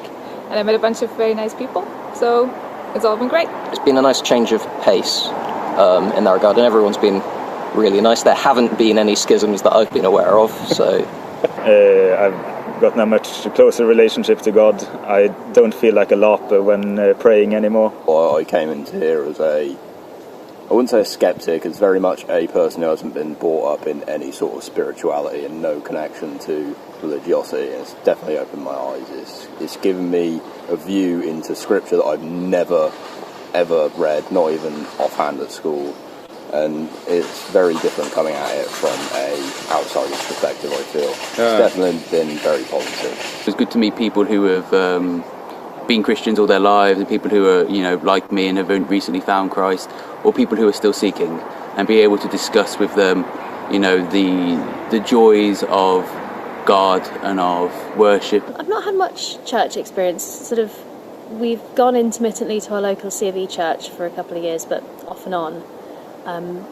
So I've not really had any experience for anything like this before. There is a level of instant available camaraderie, which is lovely. Having it's like being in a society where people have shared assumptions again. You do feel like you're not so alone in the big world. A lot of us, I think we've come to Christ sort of on our own, so it's going to be quite isolating a lot of the time. You've taught me some skills I didn't know I probably needed for Bible study, and with it being my first Bible study, it's been nice to be around people who are in the same boat. I came here very much as a seeker, hoping to find connection, and my worry was essentially, is this going to be too high level? Am I not going to get any references? But there was absolutely none of that. I haven't really read a lot of the Bible on my own, so it's been nice to read some of the important verses. Local church by me I've never had any interaction with whatsoever, but coming into a group of very open, easy to talk to Christians has been wonderful. It's just really nice to do Bible studies in person with like a community, and obviously like with this community you can get like really intelligent people coming along, kind of giving their own understandings, and you're kind of getting insights that you wouldn't get on your own. I think the group discussions were very interesting. Lots of different points of view that came together. This is the thing that I always find about Bible study, is that it's particularly satisfying to make connections to other parts of Scripture, especially the Old Testament. The microscopic detail that you can go into about everything is fascinating, really. It's like an endless rabbit hole. Yeah. So I think when I'm reading in future, I'll be paying extra close attention. The biggest things I hadn't noticed were in the wedding at Cana, which I think I had such a simplistic child level understanding of before. The sacred nature of the vessel, the one stored in, the way that the miracle was hidden, and where it was placed within the ministry. It's just a whole new level to process, and the metaphorical level on which you get the idea that the best wine being saved till last might be about more than just the wine. It's a bit different to hearing it on YouTube or anything like that. Yeah. It's a bit more personal and obviously a bit more interactive. It's been wonderful, really. I didn't really know what to expect, but it's been just wonderful having a space to kind of think about Jesus and sort of Christianity quite intellectually, but it's not been intimidating. It's just been really free and open. I think it's good to know that you don't actually fully have to understand faith for you to begin to step in the way of Christ, and to be able to begin to experience the fruits of the Holy Spirit and of God. And I think that's important to know that you don't have to comprehend everything. You just have to have some faith. It's been great. I've gotten so many new friends here. I definitely feel God's been here with us this weekend with the Spirit and stuff. It's just joyful, really. It's just been so much fun and so kind of, freeing and joyful and open. For closing thoughts, I think I am not going to be alone in saying that there is a big appetite to do this again. Give it a try. As someone with very little experience, it's been very rewarding, very reassuring, and you're definitely going to get something out of it. How can I say it? People are inspiring. These are good people to emulate. I've really had a lovely time. It's it's a shame that it was so short.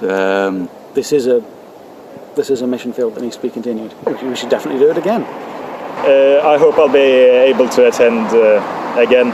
Would you come again? Absolutely, yes. Absolutely. Oh, 100%, yeah. Yeah, it would be amazing. Yes, absolutely, in a heartbeat. So have a serious think about coming to that, maybe pray about it. The future is uncertain. There are serious things to be worried about. There's many ways that we could respond to this.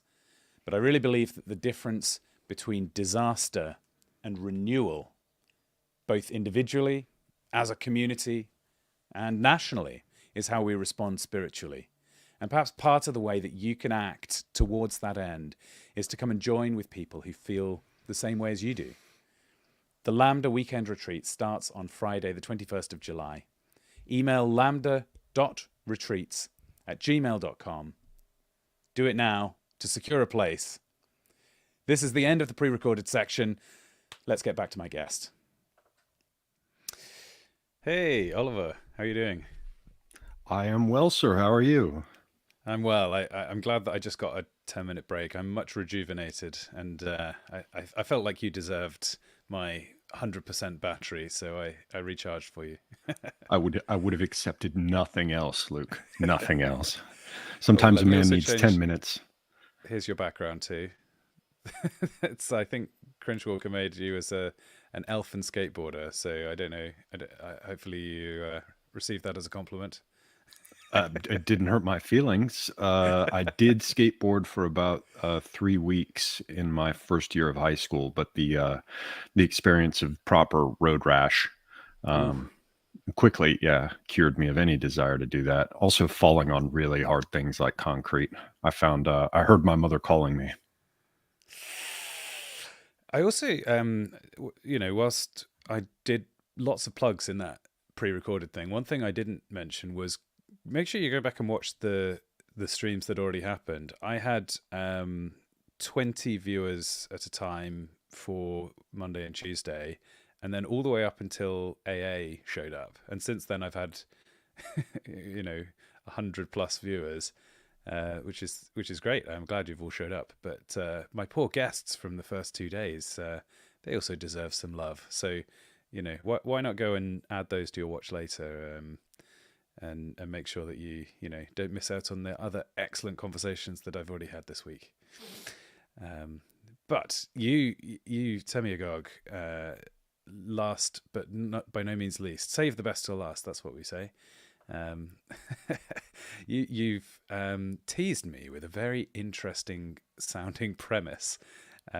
So it's to do with the marking of time and space and various types of buildings around the world. Is that right? Do you want to lay out your theses? Yeah, this is something that relates to my general sort of ongoing personal research, which is into ways that human beings organize themselves outside of spoken language, and in particular ways we organize ourselves that are part of a continuum of animal behavior, going back certainly to other hominids, to mammals in general, and in some particular cases all the way back to species, as far distant from us as insects, who also engage in territorial behavior and mark territory, usually chemically. But so I'm looking at a number of different ways that human beings organize themselves that's outside of the scope, necessarily speaking, of spoken language, because I feel like we've been trapped in some respects in this sort of prison of words. There's a line in my favorite translation of the Tao that says, "The tight the net of words may bind, how surely truth slips out."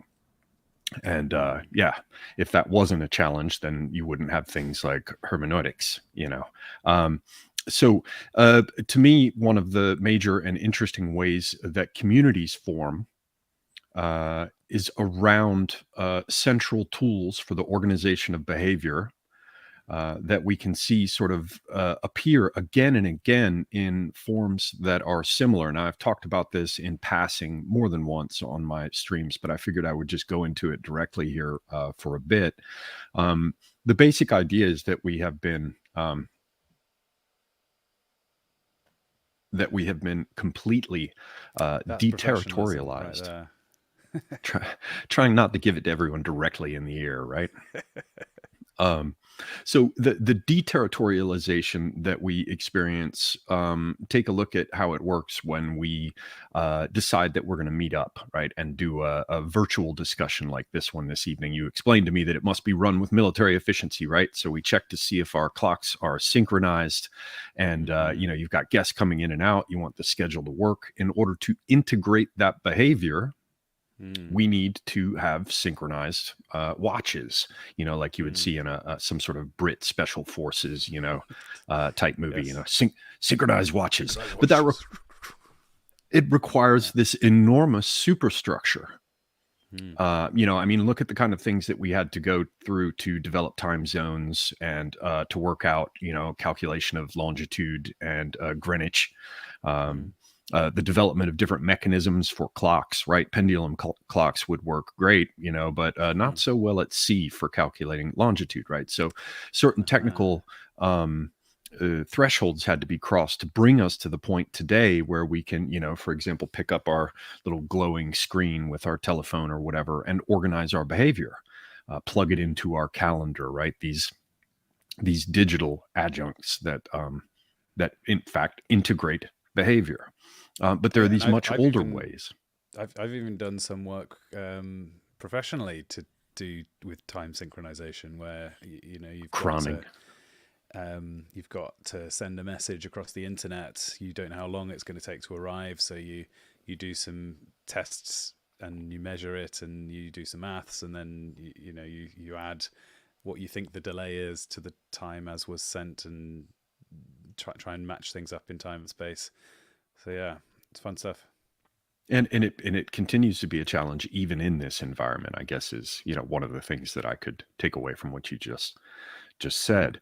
But once upon a time, communities formed around the specific tools that served to integrate their behavior in the same way that this thing we so readily take for granted today does, right? So we have synchronized timekeeping around us.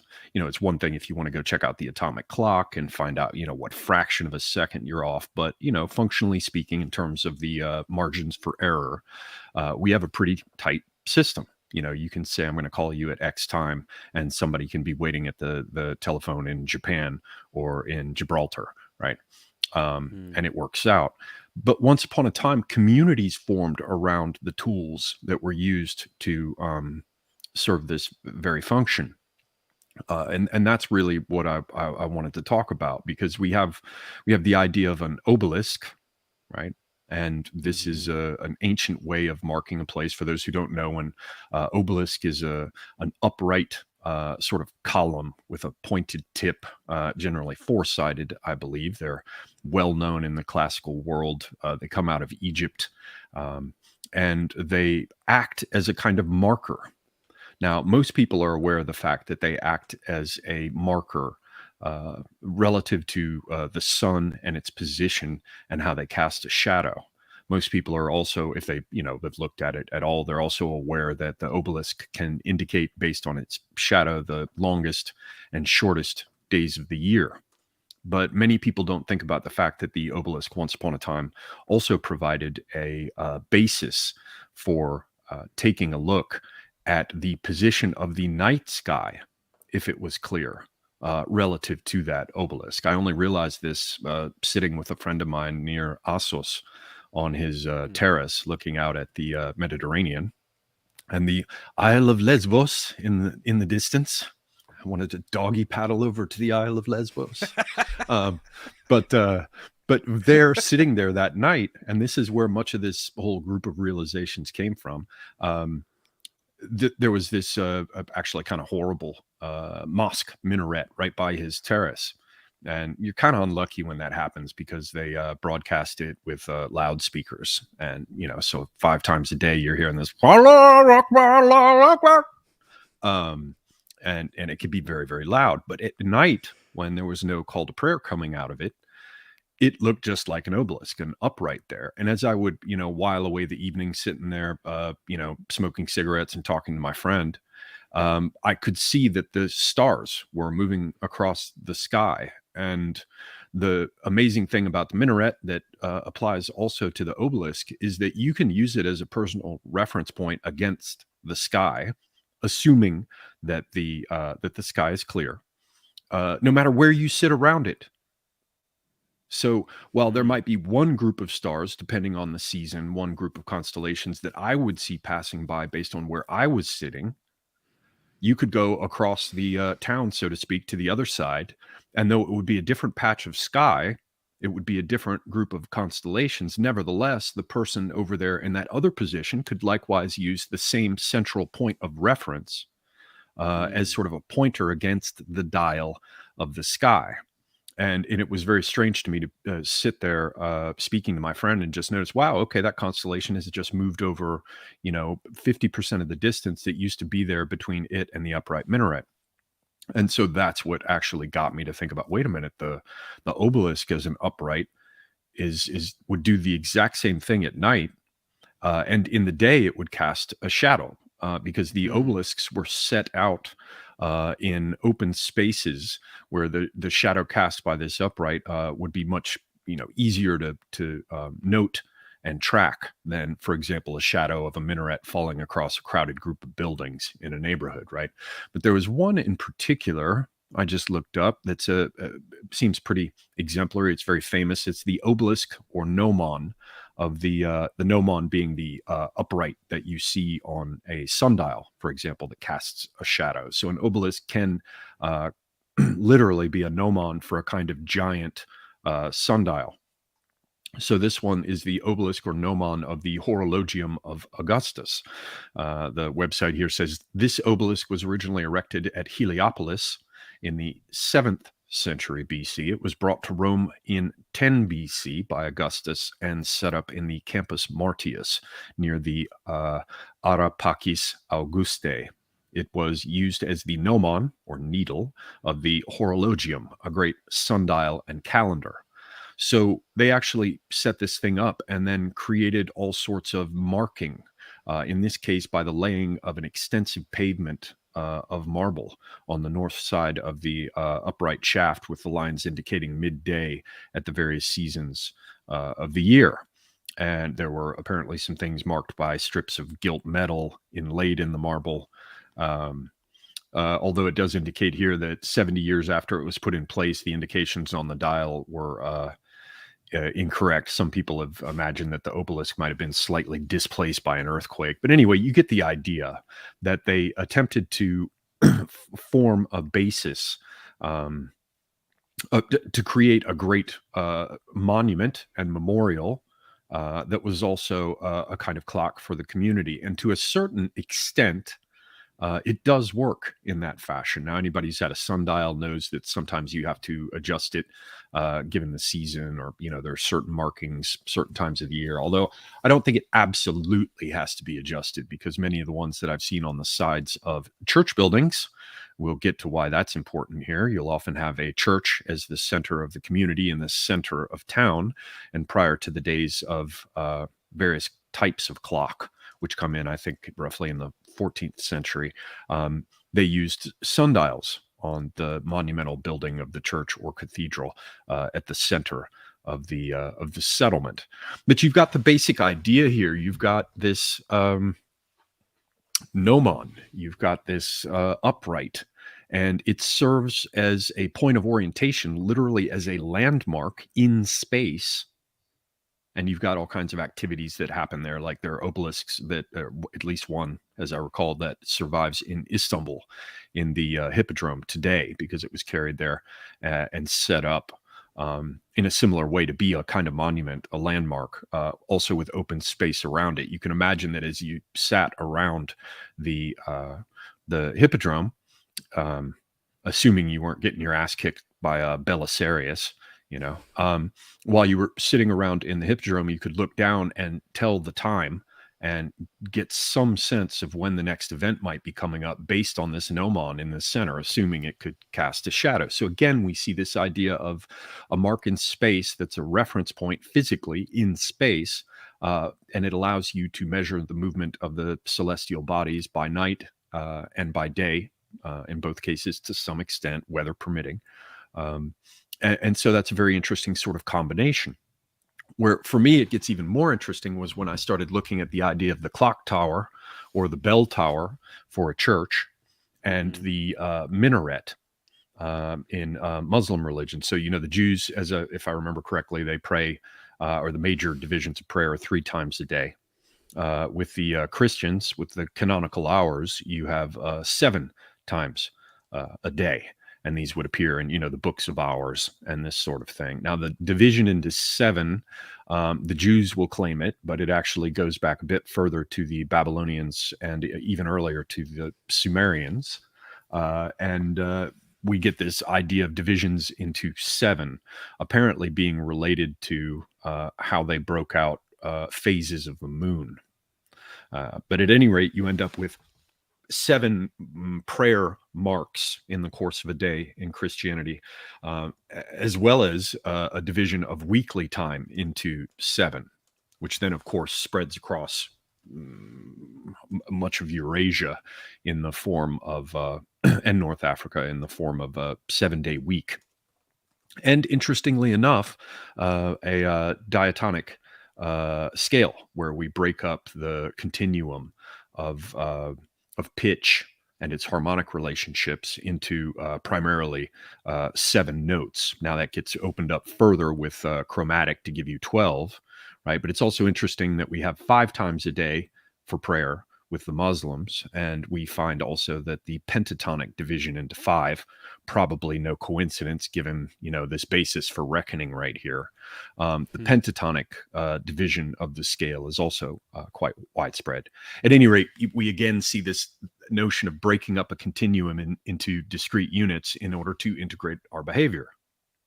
And with the church bells and later the great clocks, these were the times of day that different activities would take place. These were the times of day that you know, you could organize not only your personal life and your ritual schedule of devotion and prayer, but also your business activities. So, you know, I noticed in Istanbul, you know, they have these different prayer times when I was living there. And people would say to me in Turkish, I'd say something in Turkish like, you know, when should we meet? And they would say akşamüstünde, which means, you know, on the evening, right? And I'm like, well, what the heck? I don't have a watch that says akşamüstünde, you know, what the hell time? Well, it's relative to the schedule of prayer. Which marks the divisions of what they do. And I believe it was very much the case in the Christian world, certainly in the time before, you know, clocks were widespread. You know, they had other ways of trying to figure out the time of day. I don't doubt that in many cases they rang the bells based upon what they could read of the clock outside with its shadows on the wall, you know, the sundials and the rest that are distinct for the church. So this church acts as a physical landmark forming the center of the community, this hypothetical church, right? Because in so many cases, you can see this church, cathedral, chapel, whatever. It forms the center of the community in terms of this is where our marriages and our weddings and our funerals and our baptisms happen. But it also serves as a reference point. And where you've got central church towers, or they're rising up high enough, they serve to some extent the same function of giving you something to measure the movement of the sky against, because these buildings back in the day were the largest ones on the horizon.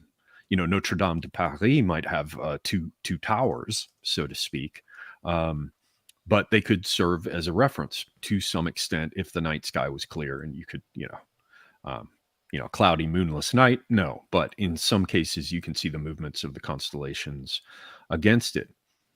And so here we get to another aspect of it that's interesting to me, which is that you have the aspect of that center of the community. In this case, let's leave aside the classical world, right? The hippodrome or the Circus Maximus, in its own way, would have been a center of the community where people came together for rituals, just, maybe more like seeing Christians eaten by lions or massive naval battles in the flooded Colosseum, more like a giant profane television set than, we see with the devotional aspects of a mosque or a church. So let's leave that aside and just look at the minarets of the mosque and the bell towers or clock towers of the church. And what we see there is a certain sonic range. When you actually just ring a set of bells, you don't have radio broadcasting. There's a certain distance that the sound of those bells will carry. And up to a certain point, you can almost say that as long as you can hear the sound of the bells, because that serves to integrate your behavior, you are de facto a member of the community, the center of which is formed by that church with its bells that then serves to integrate your behavior, to serve as a basis for behavioral integration. Likewise, we see the same thing going on with the mosques.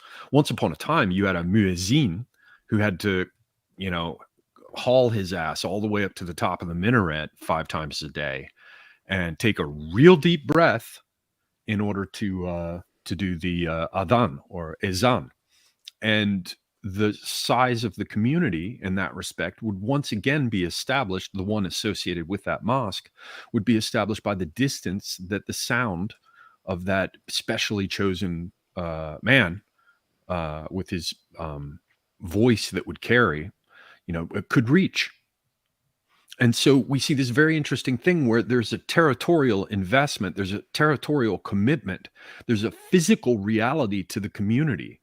It is not deterritorialized in the way that we are with our digital gadgets and whatnots, right? You have a fixed relationship with a point that is unmoving, and that therefore serves as a reference point, relatively speaking, against the, again, relatively speaking, movement of the sky.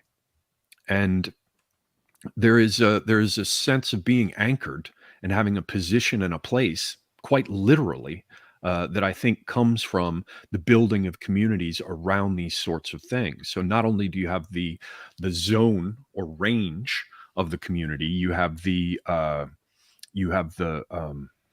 synchronization of activities based on the times and the calls to prayer or the canonical hours, and you you likewise have the fixed point of reference.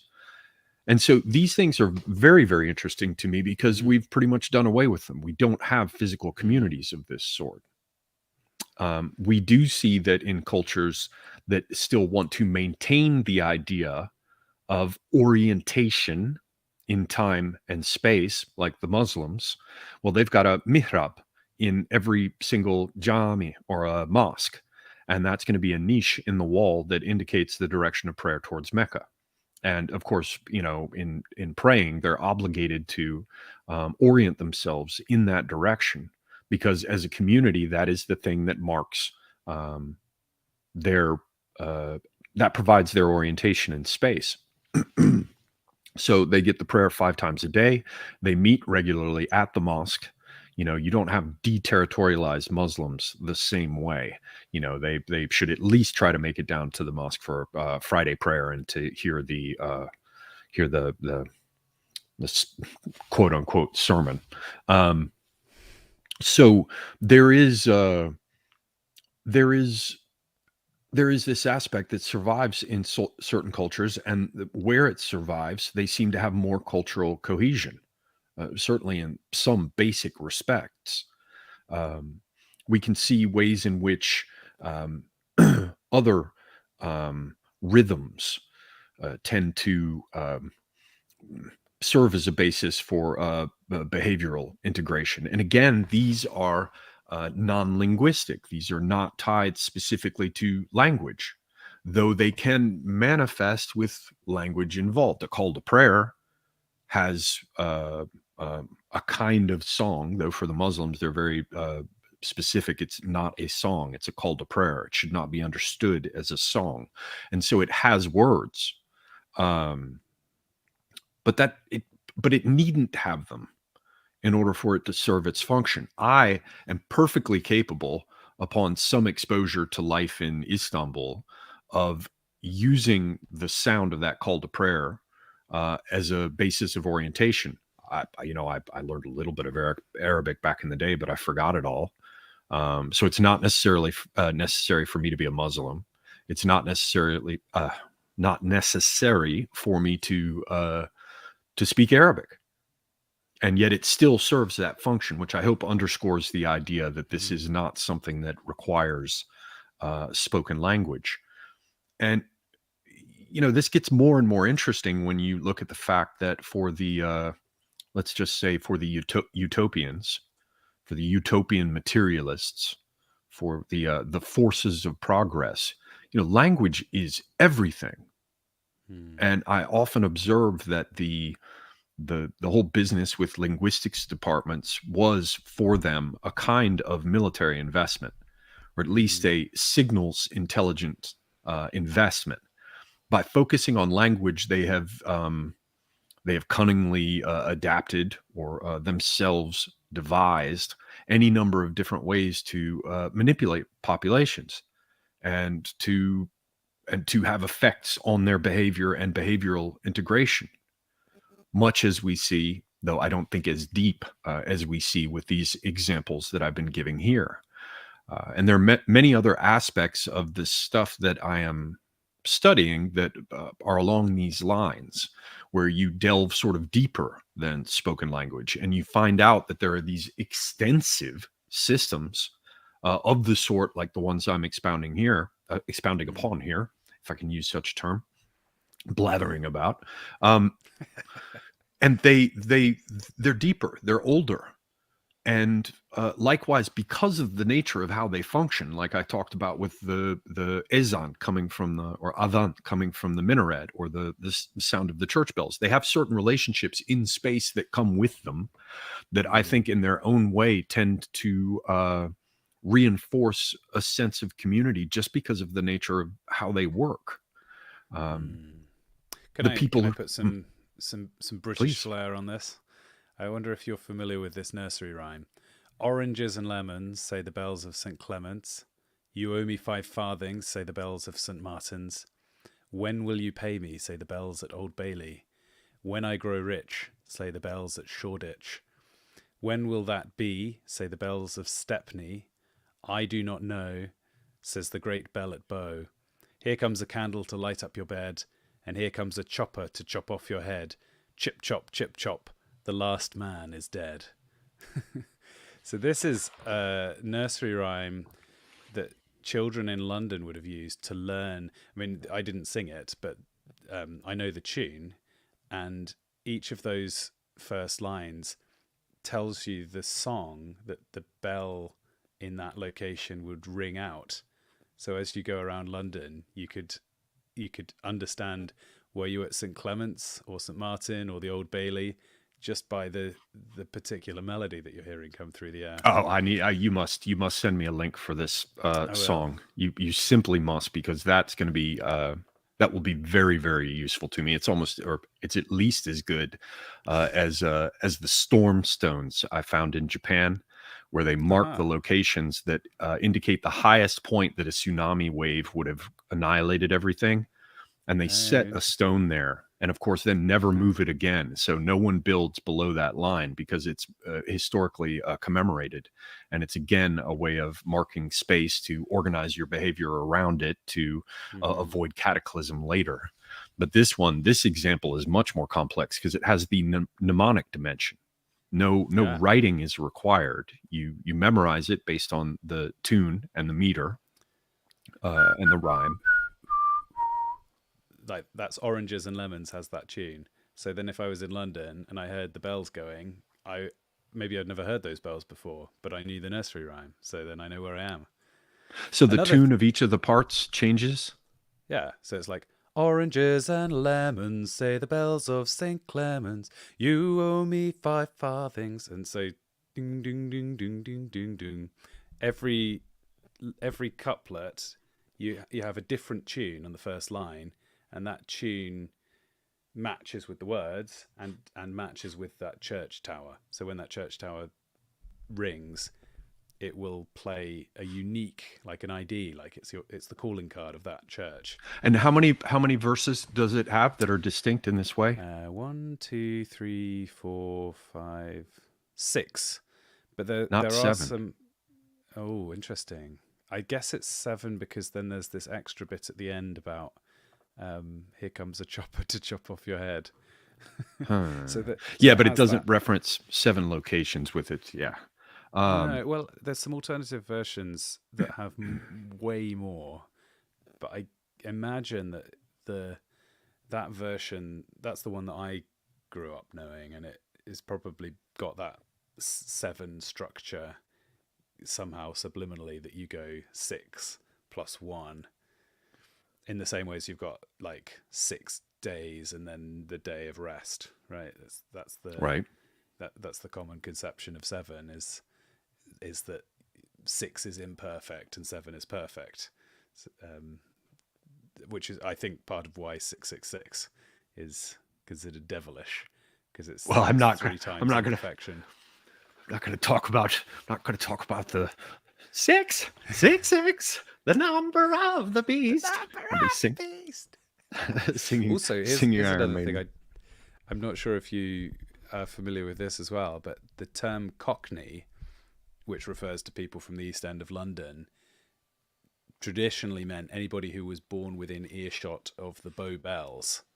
So literally the term Cockney is defined by the auditory, like you were describing, Zone. the zone of that specific bells, the Bow Bells. Yeah, I need hang on. I'm just going to write it down. Everybody's going to have to suffer because I can't let these go. Okay, Cockney. no worries. Range of Bow Bells. Well, there's one and I need that damn nursery rhyme. Yeah, oranges from and lemons is that's the line you need to get the rest of it.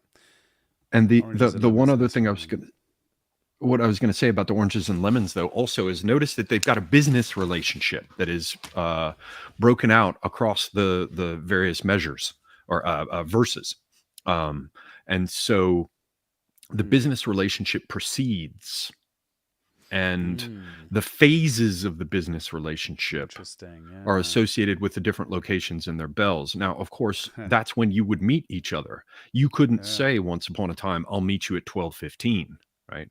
They'd be like, well, I'll meet you at the 3rd bell, or the 10th bell or whatever, and I'll do it in such and such churchyard. And as you know, there were certain areas around churches that were devoted to different kinds of business. I remember reading that with the feud between Thomas Nash and Gabriel Harvey, I think it was, that I want to say St. Paul's maybe is where they had the booksellers and the pamphleteers, but I'm not a Brit. I'm probably misremembering that. And maybe it's not even a churchyard with its own bells, but I guess it might be. Britain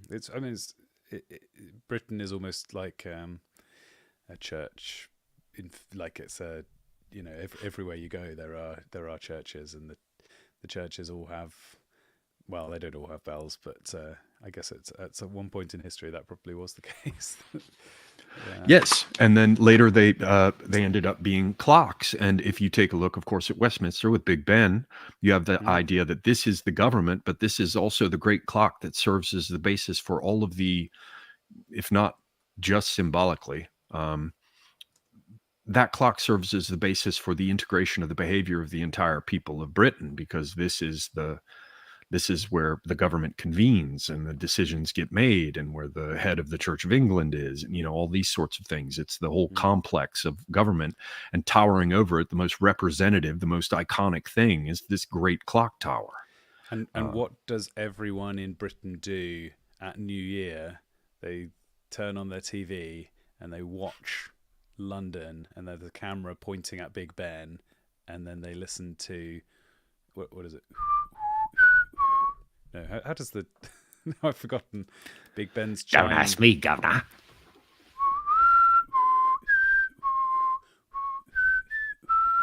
That's the distinctive tune of Big Ben, and it's a moment of everybody listens to the bells once a year, we've made it round the we've made it round the planet again.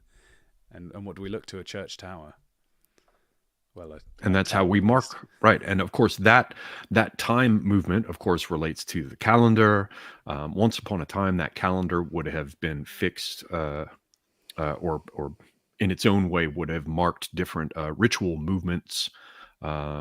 Days of prayer, days of feasting, days of reflection, as well as pilgrimages, which then involve their own movements between places and to places, and going in through certain doors on certain years when they were open for the pilgrims, with the seashells tied to their hat, closed at other days, when they're on their way to Compostela.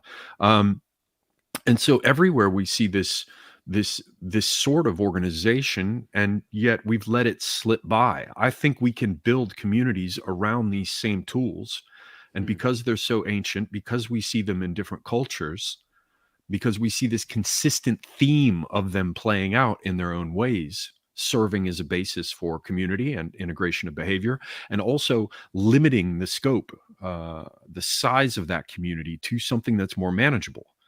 You could, I'm sure, much more conceive of Cockneys as being a kind of clan or family when you consider them as being within this very specific fixed zone. And so in that respect, they would have to see each other as part of a very specific group that would then have an identity and some sense. I know a lot of people like to say collectivization. I prefer cooperation, some sense of cooperation. And what do we have as an alternative that we're presented with? We have clocks and locks in prison. I didn't know until a friend of mine went to prison for a long time, that you're expected to appear. You're asked out to appear at a certain spot at a certain time, over and over again. And it's several times per day. And somebody's literally got to walk up and down the line and count all of you. You've got to be present, clocks and locks. It's all clocks and locks through the door, get the count, move to the new location, prepare for the next count, right? And that's how they track your presence or absence. You see, I guess some things that are less ugly. You've got, to shift gears here, because I realized I forgot them. We don't just have to talk about the deterritorialized kind of hellscape we're dealing with now. A couple of other old examples are the Roman camp or castrum. As soon as the Romans set up a camp, they would create north-south and east-west sort of streets. To the degree it was possible, and perhaps they changed the directions, though I doubt it, because they need that reference in order to know which gate goes in which direction relative to the movement of the sun and all of that, right? But they would first set up their banners as uprights, their flags and their standards in a specific ritual location, and that would form the center of the camp where the commander would be located and the rest, and then the streets would unfold around that investment in space that came with raising up this thing. And we have the idea of raising up a thing as being the basis for an institution, from stet or stand or stay or stead, to raise the column, often marked with law. The place I grew up, and I think this is quite common in the UK, had a road called High Road East and High Road West, kind of then defining a direction. And by the fact that it's called High Road, I don't know what the meaning of that would have been, but again, that would have been, it could be a toll road, and it was set aside for traffic, and you probably had a case where the people in the region, or else in some cases later privately, the high roads, which in America we now call highways, right, are the ones that have fewer intersections. They're mainly a central straight, or not central, but a straight run to whatever it is your destination is. Kind of like a train that doesn't stop as often at all the little stations. That's what those high roads would have been, and they often had a turnpike granting access, which is then came to be called turnpikes. Interesting. I was wondering, another fun thing I thought of was the Burj Khalifa, right? That super tall tower in Dubai. In Ramadan, there is fasting until sunset.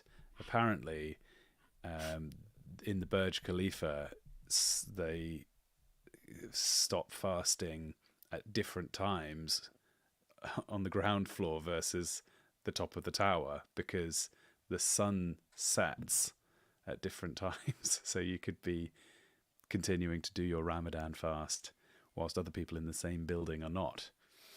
Yeah, and you also just pointed out something that I need to think about, which is that the Burj Khalifa itself acts like a giant obelisk. Oh yeah.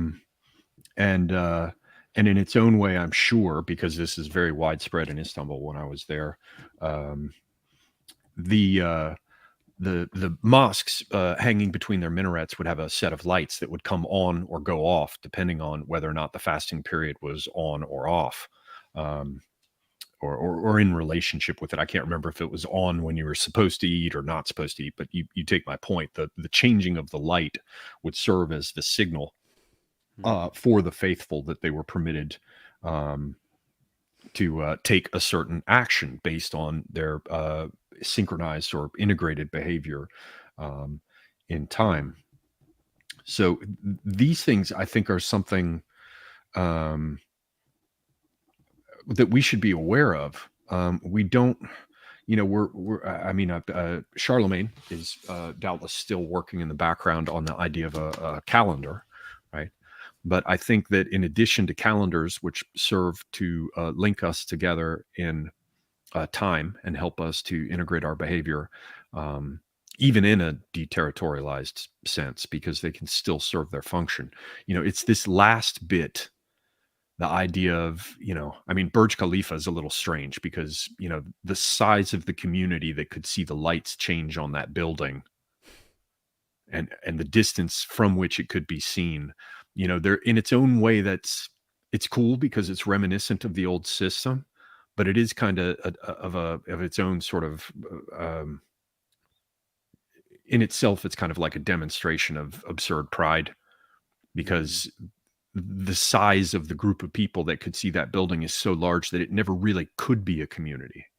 At least not on the basis of just the tower itself. But then when you start adding the other modern things we have, I mean, maybe the joke's on me and the Emiratis, they're seeing a community with a more tight-knit nature because they say that's our building, it's the tallest in the world, and it serves as our mark of identity and orientation. But the thing is that even as a small community, even as a group of people who have 4 farms and everybody's property intersects, could put up a mark at the center that serves as something for them. There are ways in which we could incorporate this into our own activities and our own behavior that I think would be very, very useful. And I think it's also helpful to escape from that binding prison of words and blather and semantics. Not to suggest that words don't have their place. I mean, obviously, sacred scripture is words, but the games that are played by utopians with language are something certainly that I think all of us could, from time to time, enjoy a break from. It's kind of hubristic to think we can escape from the natural divisions, like you're indicating, that there's something about a tower of a reasonable height that lends a reasonable sized community. And with regards to time, I found out recently that if you sleep for 8 hours, let's say, only a certain amount of that time you will be in the deep non-REM sleep that is the most refreshing. And I always assumed that was just the middle portion of whenever you happen to be asleep. I found out recently that's not true. It's only during the night, as in your body detects when it is actually dark and whatever other mechanisms it has for knowing whether it's actually night. Probably the amount of other sound sources, who knows. But yeah, it's only the hours that you spend asleep whilst it's night that give you that deep sleep. So if you fall asleep at 4 a.m. and wake up at midday, guilty. Very little of you. Yeah, exactly. I tend to be a late to bed, late to rise kind of person, and I'm realizing, well, that's because of the artificiality of, we can have, like, I'm using artificial lights right now, and here I am approaching 1 a.m. and my body is probably confused.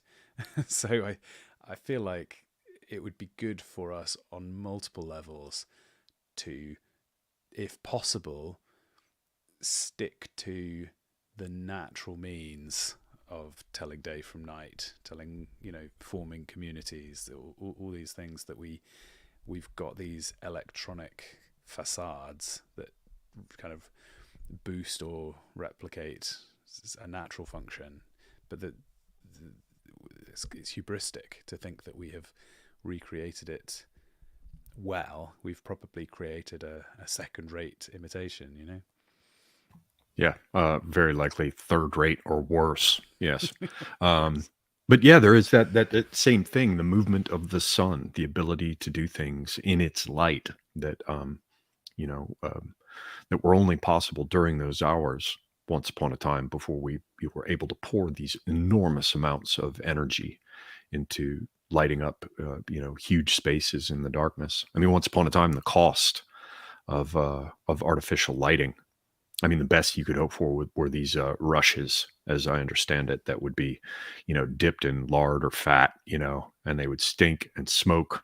Probably smelled a little bit like an old rancid roast, as you lit these tapers. And of course, the people who could afford things like whale oil or olive oil or wax candles, for crying out loud, those were enormously expensive. Only the wealthiest people could afford that kind of light. And once again, I guess because of the great superabundance we enjoy of various things, we're kicked, yet further away from any kind of synchronization with the processes that go on naturally around us. So that's the main thing. If you think about ways of integrating behavior and ways that you build community, everybody's like, we're trying to build a community. Well, why don't you use the actual cultural technology, so to speak, like the obelisk, like the minaret, like the clock tower, like Big Ben. It's very interesting in Mecca now, over some of the central pilgrimage sites, that there's this enormous, huge clock now. I mean, absolutely outrageous. It's almost, garish how big this clock in Mecca is, that serves, again, this kind of behavior integrating function. But we could take that and apply it to our own efforts to create community. Actually try to sit together and, like, sit outside together, raise up some standing thing, not as some idol, you understand me, but as a tool, and raise it up and sit around it in the evening, talking with each other, and see how each different person sees the constellations move in a different way. Look at the way it casts a shadow across time. I'm doing things here in my own spot now since I moved out to the woods, and I've finally closed one season. So now I've seen what happens in spring, fall, winter, summer, what the trees look like, how the moisture changes, how the weather changes, what animals do or don't come around. These kinds of objects can serve as a way to bring people together and have them more sort of explicitly experience what's going on as the shadows lengthen or shorten. And it just ties you to celestial movements as well. And I'll remind everybody that rhythm, whether it's temporal rhythm, whether it is the rhythm of the seasons, or physical rhythm, the integration of behavior, rhythm plays an enormous role in it. Think of sea shanties, or the cadences sung by marching soldiers, or any number of other kinds of work songs. Think about men rowing on a ship to a rhythm. Without that rhythm, their collective effort becomes nothing. And I think these things like clock towers, obelisks, minarets, and the rest, they're ways of marking rhythm and our territorial investment that, have been long forgotten. I think they should be remembered. And that's the general picture I wanted to talk about today. Wow, that's some very deep I mean, rhythm is such a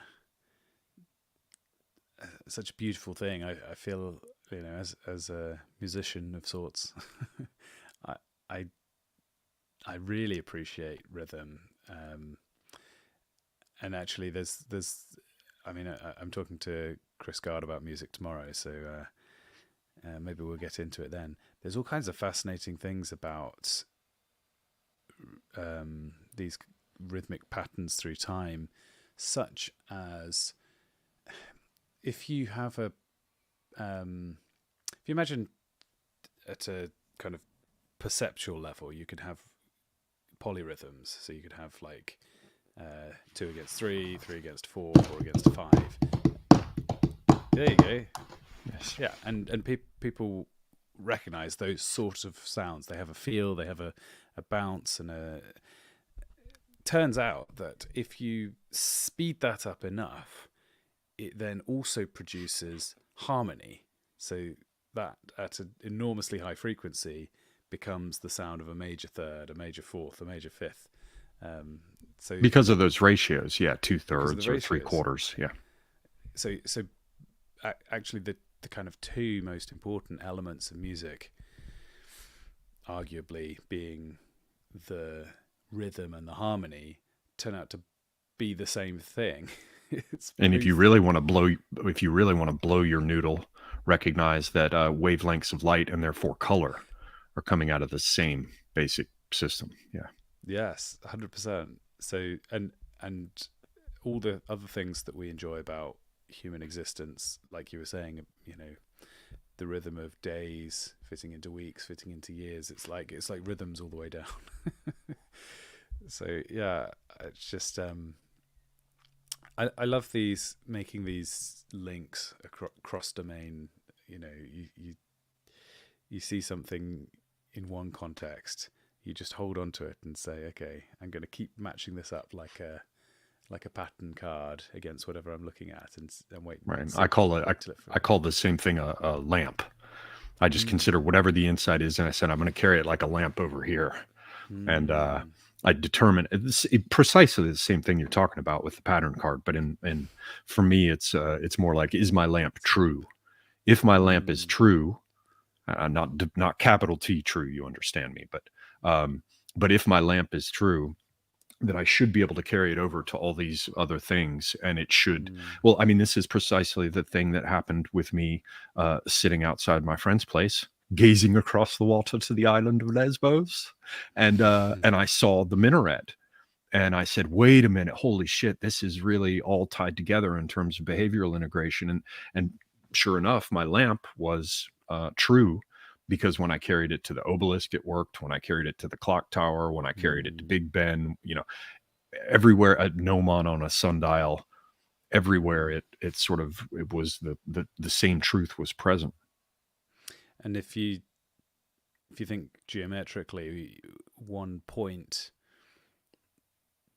doesn't define a line, but 2 points does. And with your example of the lining up the constellations, you're using your location, 3 triangulation, yes, and projecting a line out into it's just like a spear thrust out into the universe. And yeah, it's this it's the strange way you can just translate problems from one domain to another. I mean, your example is fascinating about sound, because I was thinking, with our technology, with our phones, we've got this instant method of communication. Basically instant. We can send a message right across, miles, essentially instantly, and that's how you can calibrate a clock. But then, of course, you bring in sound, and it's like, oh yeah, so sound actually behaved very similar to like Wi-Fi or a radio signal or something. It's like, oh wow, that some of these things that we feel are so modern have actually been in existence in a pretty similar form for all of human history. Yeah, all the way down to the value of having a sonic reference. Troops in a battle line, They can understand whether their line has been hit by the enemy and has folded too much in the face of that. If they hear the shouting of their men and their war cry off to the right, it's ahead of them, and off to the left is ahead of them. Then they get a sense, even through the dust and the din or the black powder smoke or whatever it is, right? Someone going, Lancaster, right? Or whatever. They can hear where they are in space, but they don't have to look. Right. Meaning that they can avoid, ending up being skewered on the end of a spear while as a group referencing their relative positions in space. There's a lot that is like that. And again, we don't think about it because academics, who are the ones these days charged with studying things, all come out of the textual tradition, and they don't have enough of a personal relationship with the things going on around them to really look at these aspects.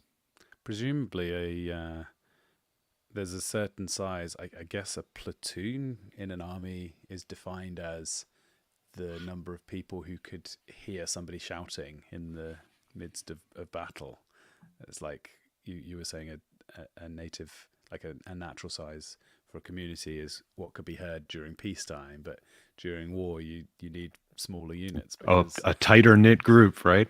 And you want to be able to see over the bodies. You want to be able to see the raised standard, which is why it becomes so important. Everybody's like, it's just for the honor of the regiment that the colors must never touch the ground. No, it's a basis of behavioral integration at a time where it's literally life and death. So the job of keeping it up there, make sure you keep it up. If you've been given the regimental colors, the one thing you have to do is keep it up.